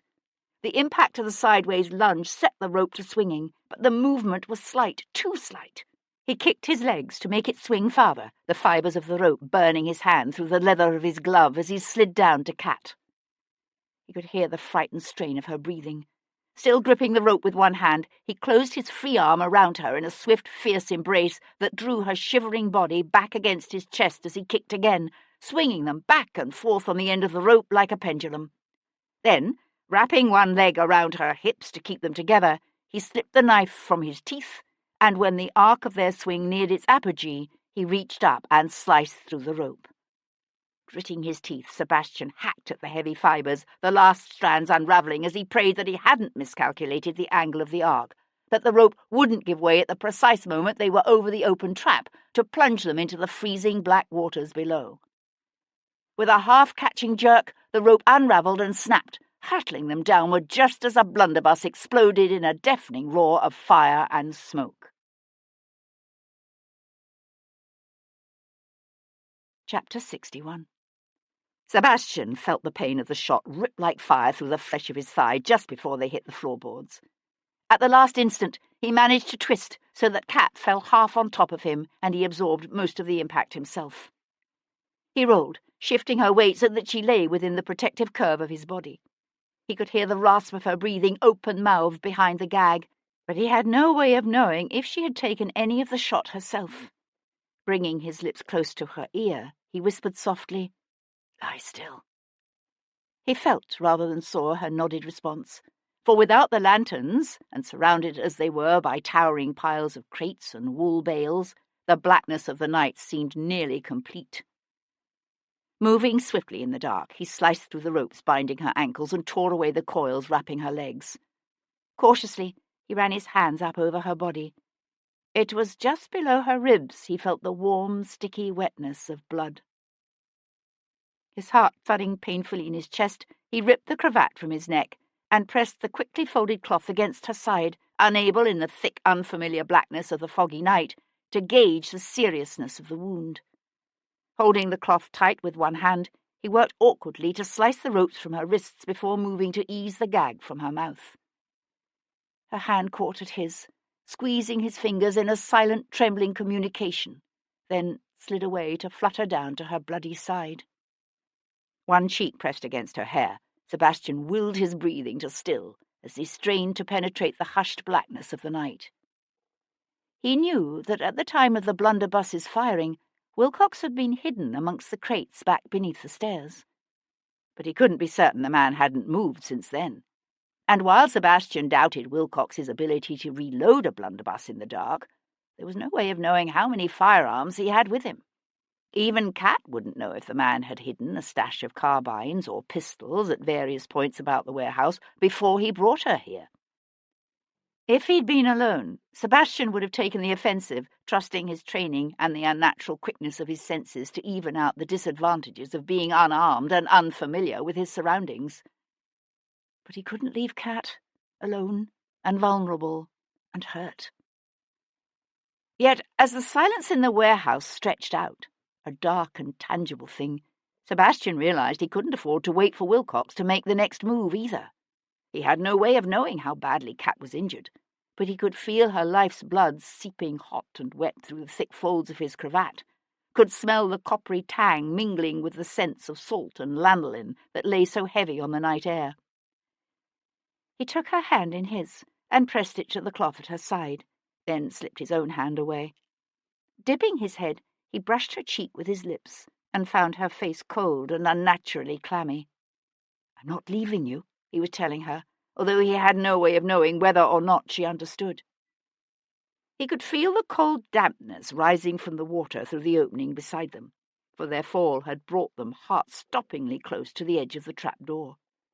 The faint outline of a stack of coffee sacks showed near the opening's edge. Moving by slow degrees, he was able to shift his weight until his shoulder touched one of the sacks. Gritting his teeth, he heaved, tipping the coffee over the edge.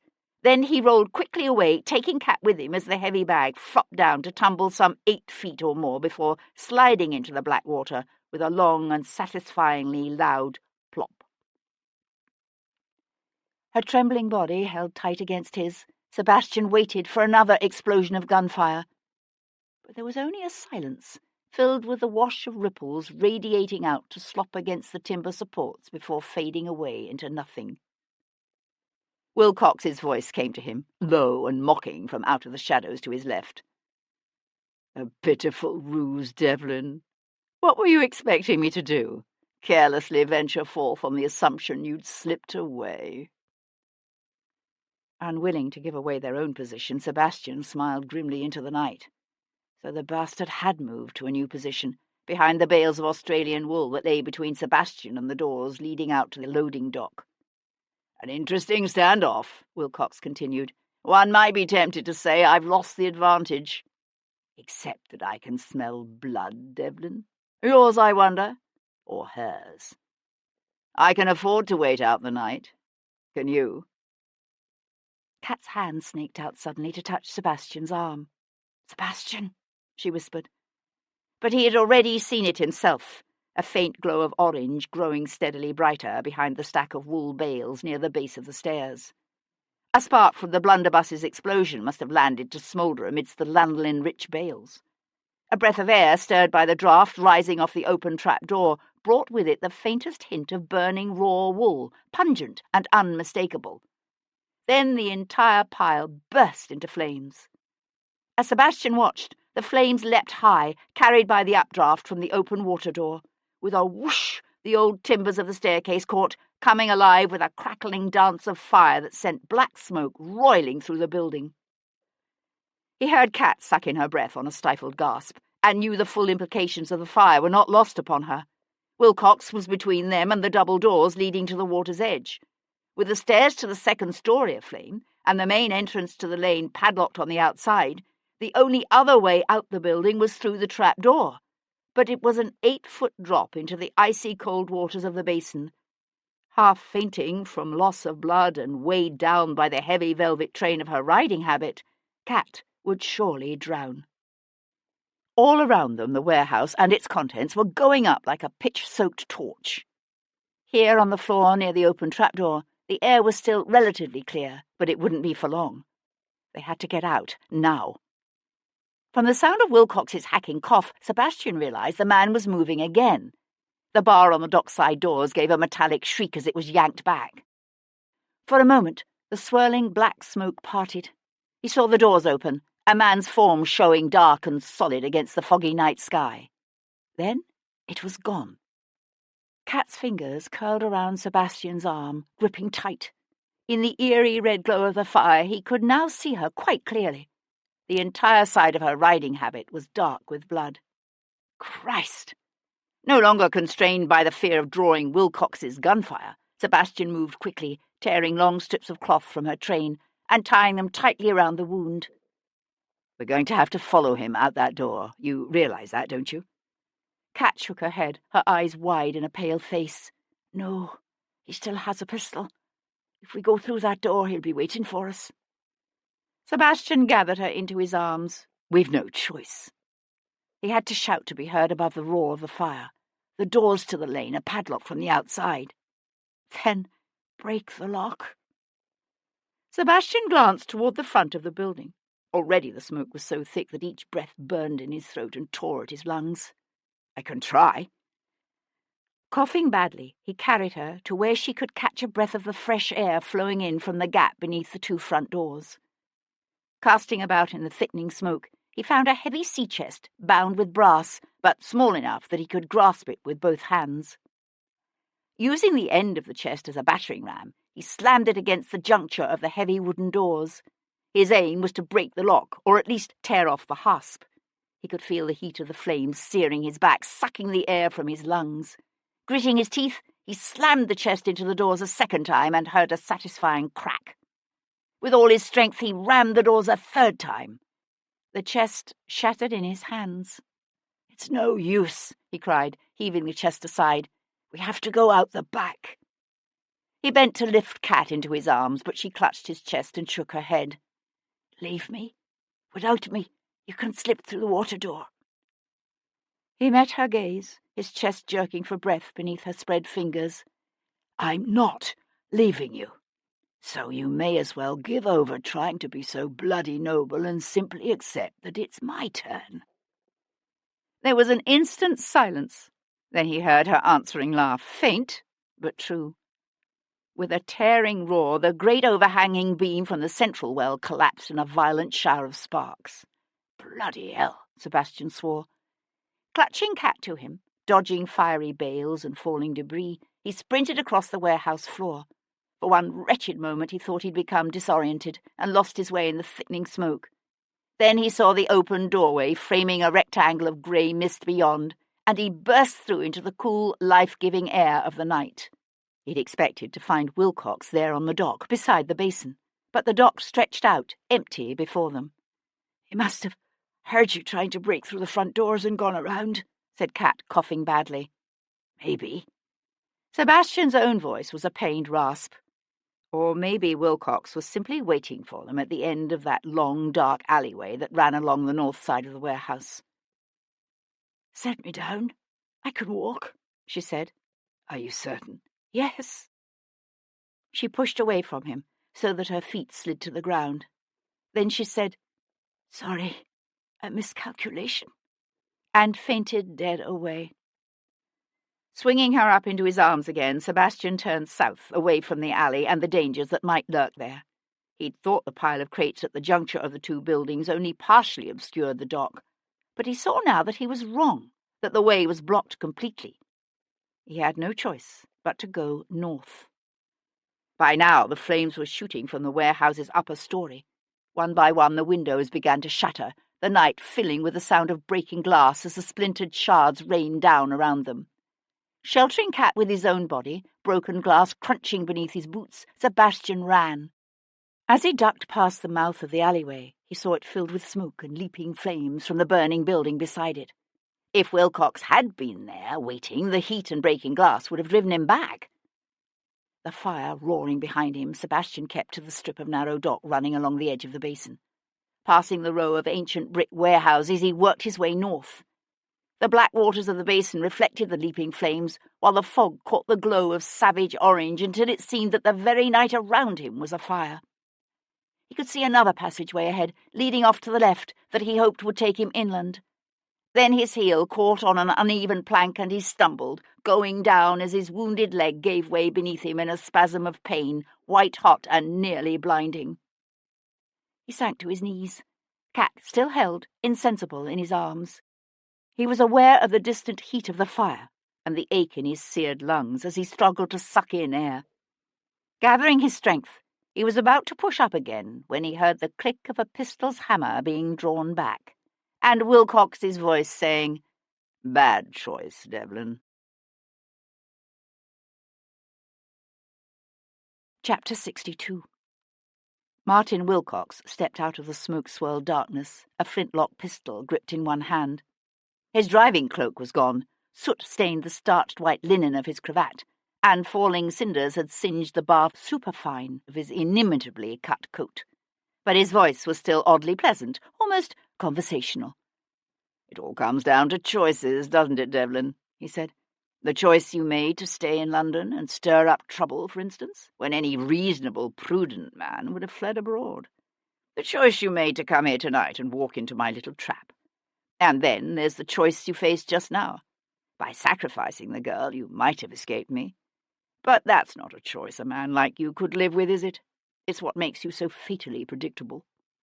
Sebastian felt the planks of the dock rough beneath his knees, the cold air blowing in from the basin cool against the film of sweat on his face as he watched Wilcox walk up to him.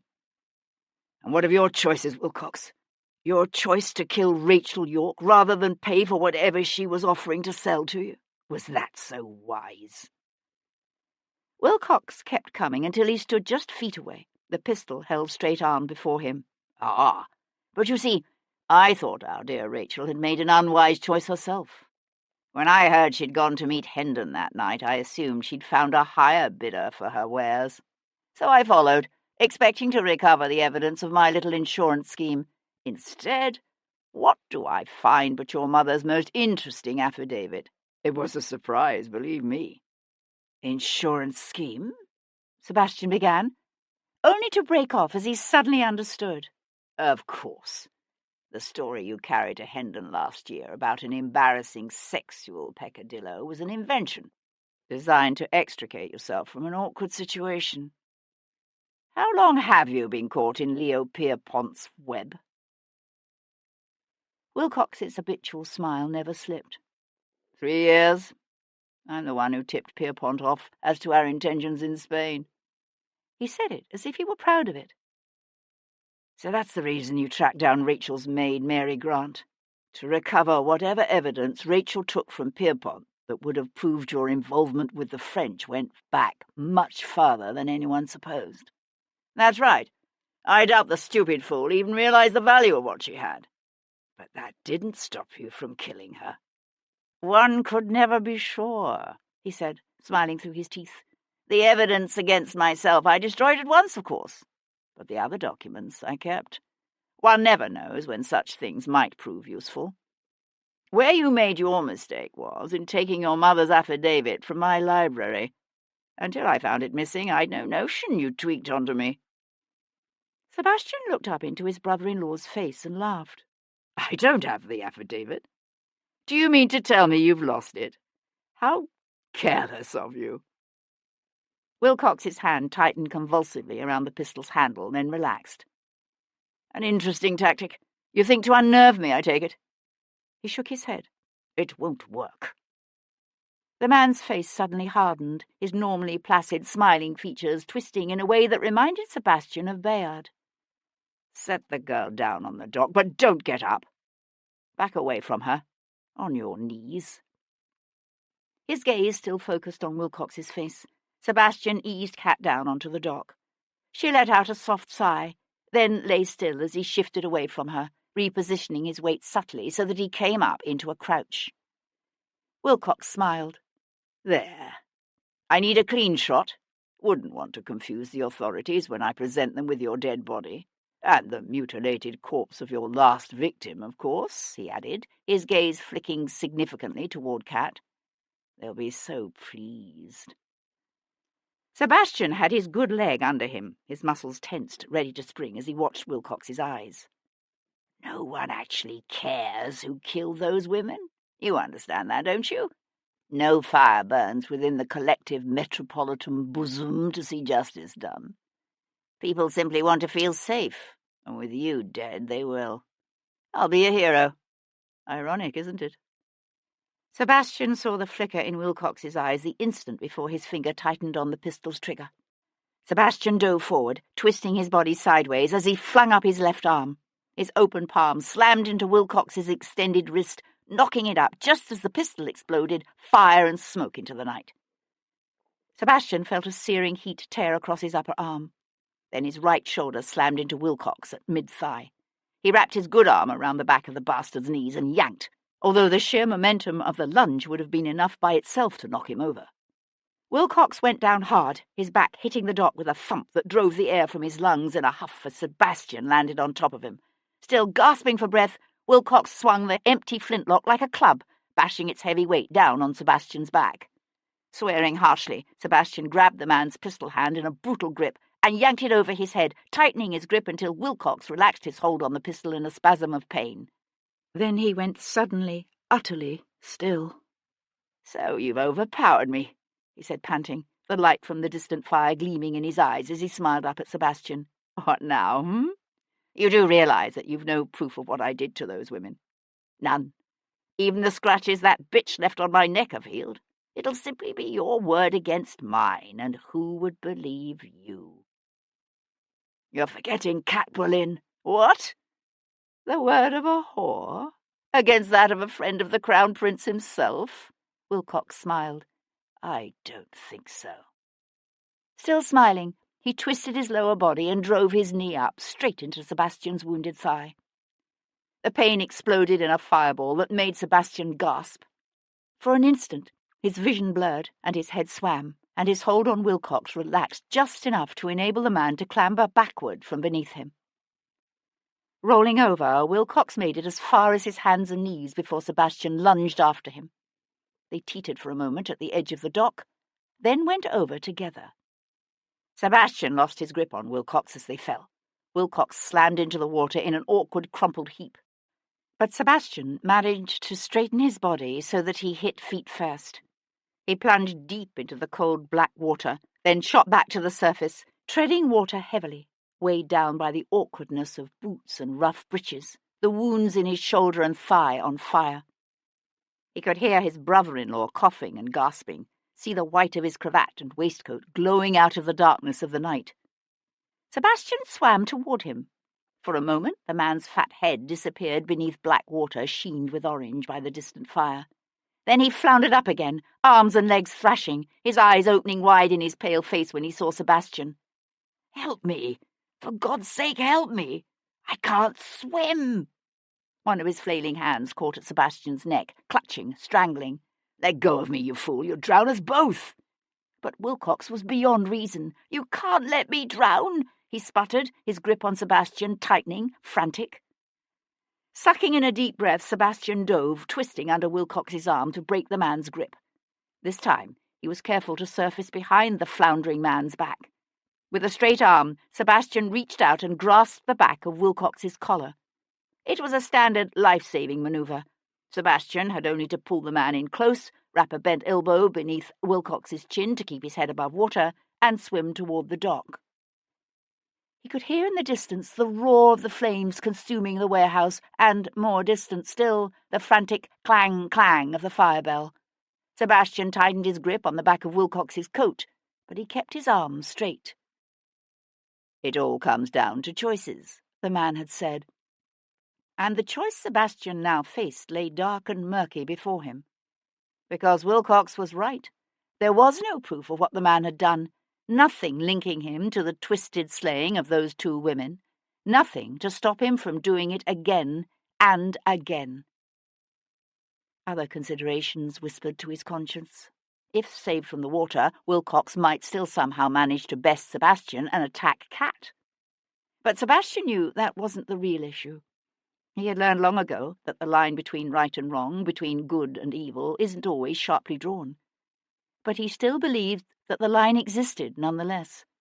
He'd set out barely a week ago to prove himself unjustly accused of a heinous crime. Only gradually had his purpose shifted, and he knew that while he might never be able to prove his own innocence, he could at least fulfill a promise made to a woman too long dead to hear. From somewhere near at hand came the sound of a man's shout. But it didn't matter. Sebastian had made his choice. Opening his hand, he let the coat of Bath Superfine slip through his fingers. Chapter 63. From where he stood at the edge of the dock, Sir Henry Lovejoy watched the Viscount climb the rough ladder from the water below. As he reached the top, Devlin looked up, his uncanny eyes gleaming yellow in the reflected fire's light. The two men stared at each other, Devlin's breath coming so hard and fast that the coarse cloth of his water-soaked, blood-stained shirt shuddered with each lifting of his chest. It was Devlin who spoke first. "The boy. Tom? Where is he?" "Quite safe. I intercepted him just outside your father's house in Grosvenor Square. That's right," he added, when Devlin's eyebrows twitched together. I overheard your instructions to the lad back at the Rose and Crown. And? Lovejoy cleared his throat. I found Wilcox's note in his pocket. The note was unsigned. Yes. I admit I initially found it difficult to give credence to the lad's rather long and tangled tale, but he had the forethought to liberate his lordship's pocketbook, which lent considerable weight to his story. Levering himself up onto the dock, his wet clothes clinging to his lean frame, the Viscount went to crouch beside the crumpled, bloody form of the woman. Lovejoy didn't move. Is she? No. Her blood streaming over his hands, Devlin lifted the woman gently into his arms. The wind caught her long, dark hair, blowing it loosely across his face. She stirred, her voice a hoarse murmur, and he nuzzled his lips against her ear, whispering reassurances. Then his gaze lifted again to meet Lovejoy's. How much did you overhear just now? And Sir Henry Lovejoy, that hard-headed stickler for the processes of the law and the sanctity of truth, who had arrived at the basin's edge only in time to watch Wilcox's head first disappear beneath the black waters, smiled tightly and said, Enough. Chapter 64. Sebastian watched Cat breathe, watched the gentle rise and fall of her breasts beneath lace-trimmed sheets, watched the flicker of golden candlelight over the pale skin of her eyelids, closed now in gentle sleep. He stood beside the bed, his dressing-gown thrown casually over his shoulders. Around them, the Brook Street house settled into the hush of the night. It seemed oddly strange to be here again in his own house, to be wearing freshly laundered linen and fine silk. He was here and safe, and yet the coiled sense of alertness, the driving restlessness remained. She's going to be fine, Sebastian, said Paul Gibson, coming to stand beside him. I'll stay with her. But you need to get some rest. You've lost a fair amount of blood yourself. Sebastian nodded. Beneath the bandages, his shoulder and leg throbbed with a fiery ache that seemed to radiate out and blend with every cut and bruise he'd acquired over the past week. He felt as if he hadn't slept in a lifetime. Call me if she wakes. Of course. Turning toward his room, Sebastian became aware of the sound of a man's loud, angry voice drifting up from the hall below. Damn your impudence, swore the Earl of Hendon, and to hell with your instructions. I want to see my son. Sebastian paused at the top of the stairs. Father?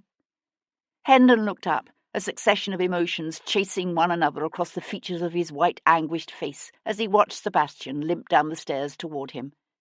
But all he said was, I'd heard you were hurt.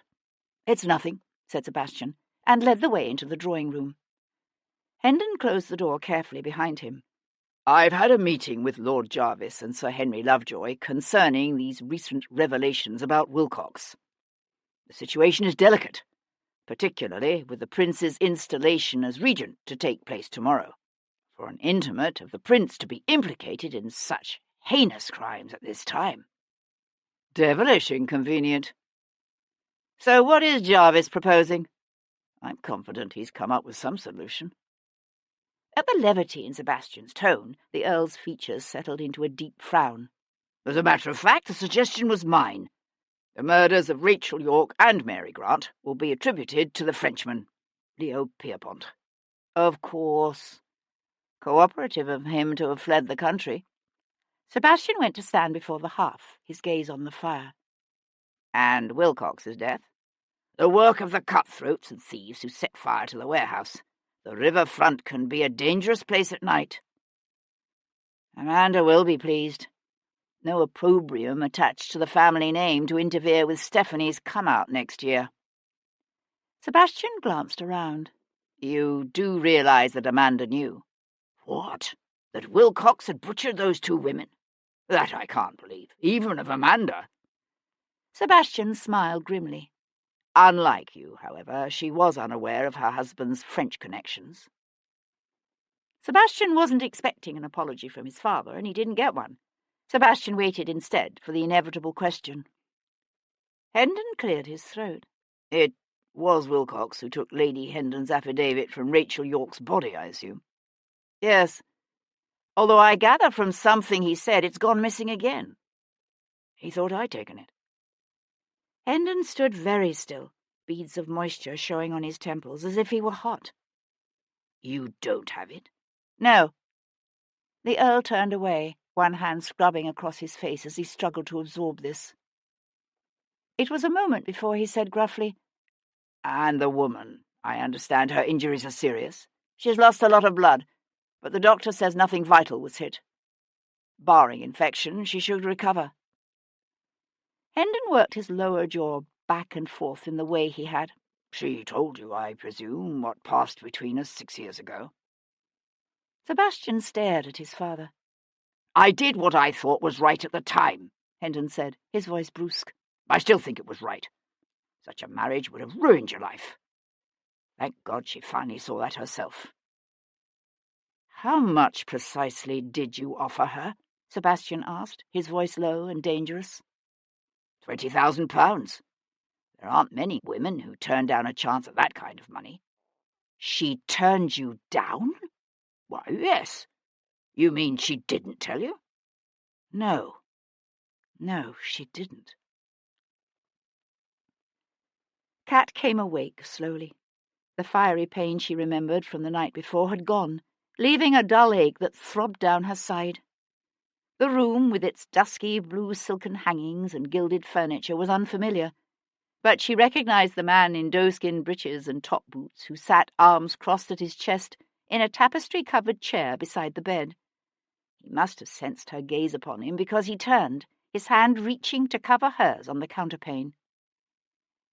I knew you'd come for me, she said, surprised to discover her throat raw, her voice husky from the fire.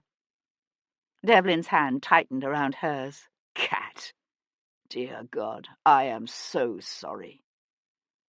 She smiled, because it was so like him to blame himself for what had happened to her, to blame himself for having involved her in his struggle to make sense of Rachel's death. And then her smile faded, because he didn't know, she hoped he would never know, how deeply she had been involved in the events surrounding Rachel's death, even before he came to her for help. I had a long talk with Hendon last night, he said, his brows drawing together, his jaw held unexpectedly tight. Why didn't you tell me the truth? Which truth is that? She kept her voice even, although her heart had begun to thud uncomfortably in her chest. There are many truths, more than a few of which are best not told. The truth about what happened 6 years ago. Ah, that one. She laughed softly, hoping to turn away any more questions, but he continued to stare at her in that compelling way of his, and she knew he would demand an answer. She sought to frame it in the lightest terms possible. Telling you would have been counterproductive. That sort of noble sacrifice only achieves its object when masked. One corner of his mouth lifted in a ghost of a smile. You need to curb this unfortunate predilection of yours for martyrdom. Her hand twisted beneath his, held him tight. He was right, you know, your father. He said if I really loved you, I wouldn't marry you. His eyes had always fascinated her. Wild and fiercely intelligent, they glittered now with anger and hurt. And so you lied to me for my own good? Yes. Damn you. He pushed up from the chair and swung away, only to turn again, nostrils flaring, chest jerking with the passion of his breathing. I would have made you my wife. You had no right to make that kind of decision without me. She struggled to sit up, her shaky hand sinking into the feather bed beneath her. Oh, Sebastian, don't you see? I'm the only one who could. A silence fell between them, taut and sad. She could hear the cry of a vendor hawking his wares in the street outside, and nearer, the soft fall of ash on the hearth. She let her gaze rove over the man before her, over the familiar, proud bones of his face, the lean, beautiful length of his body. And because she loved him so much, because she would always love him, she forced herself to say what needed to be said, although the words tore open every old bleeding wound she'd hidden away so deep within her. "And I would do it again," she whispered, "because you are who you are, while I am what I am." His head jerked back, his lips pulling into a thin, hard line. I can change what you are. By making me the future Lady Hendon. Kat shook her head. That would only change my name, not what I am. What people would see when they looked at me. You think I give a damn about other people? No, but I care. I care what other people think of you.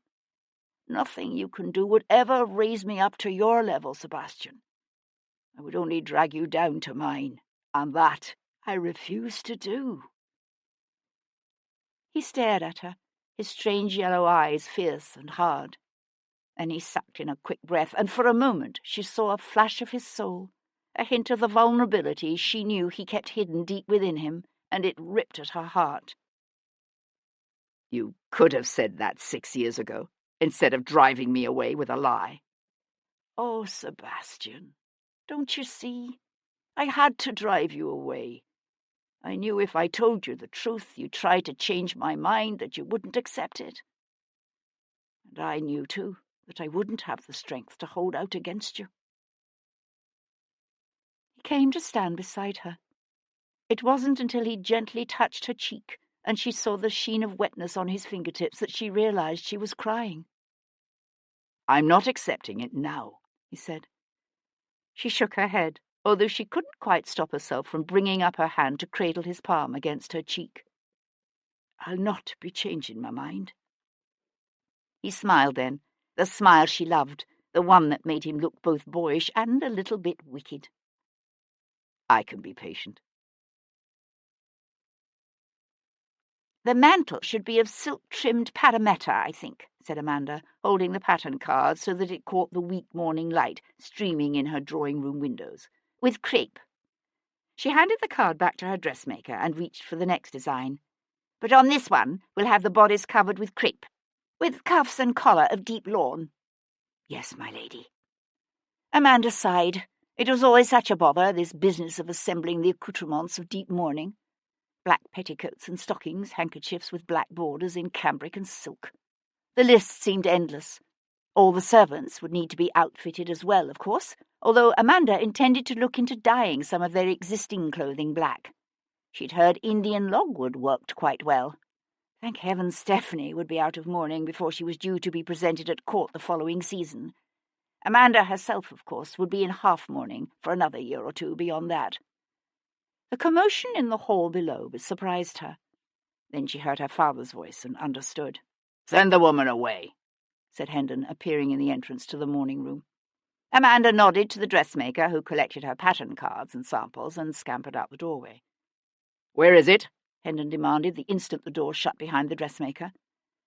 Amanda settled back against the damask cushions of her chair and stared up at her father with a placid, well-composed face. "Where is what?" "Don't play me for a fool. Your mother's affidavit. Wilcox thought Sebastian had taken it. And since I disremember hearing of your having any break-ins recently, the conclusion is obvious."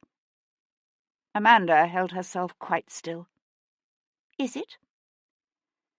Hendon stared at her from across the room, dark colour suffusing his face, his chest rising and falling with his agitated breathing. It was a moment before he spoke.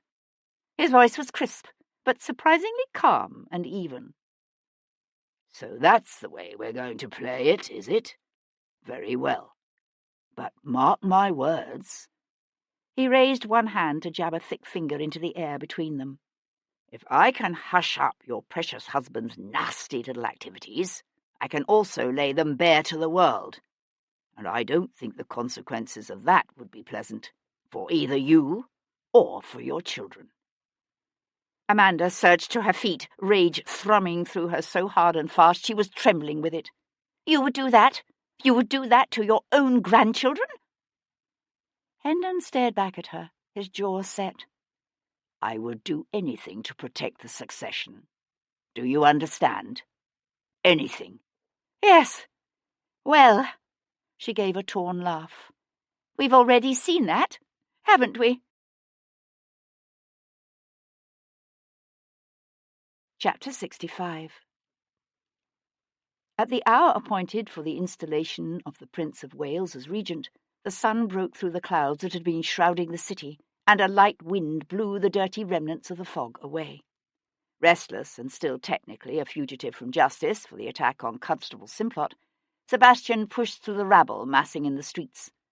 He was crossing Piccadilly when Sir Henry Lovejoy hailed him from the open window of a passing hackney. "If I might have a word, my lord?"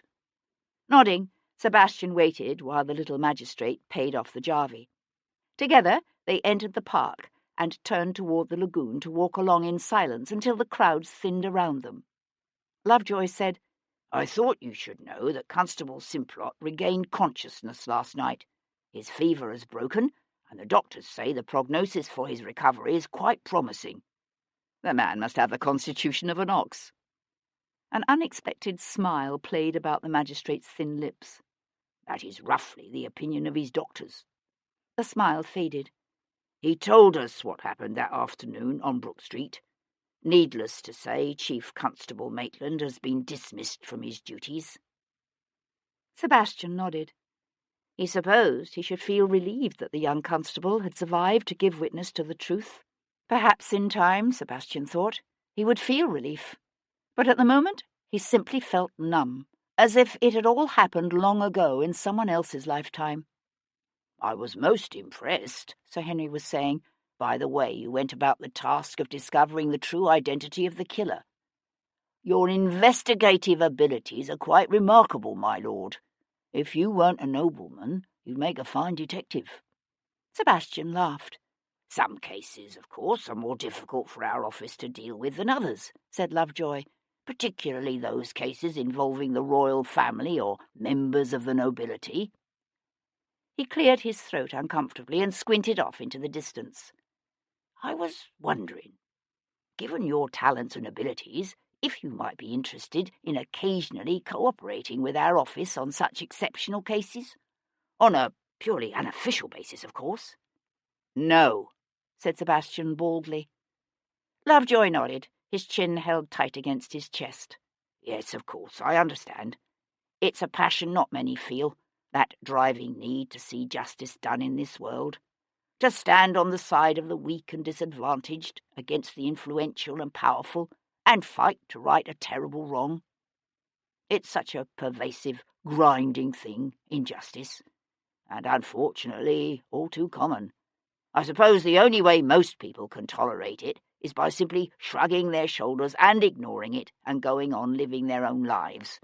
Unless, of course, the injustice falls on them or those they love." "I know what you're trying to do," said Sebastian, "but you're wrong about me. What I did was motivated by self-interest, nothing more."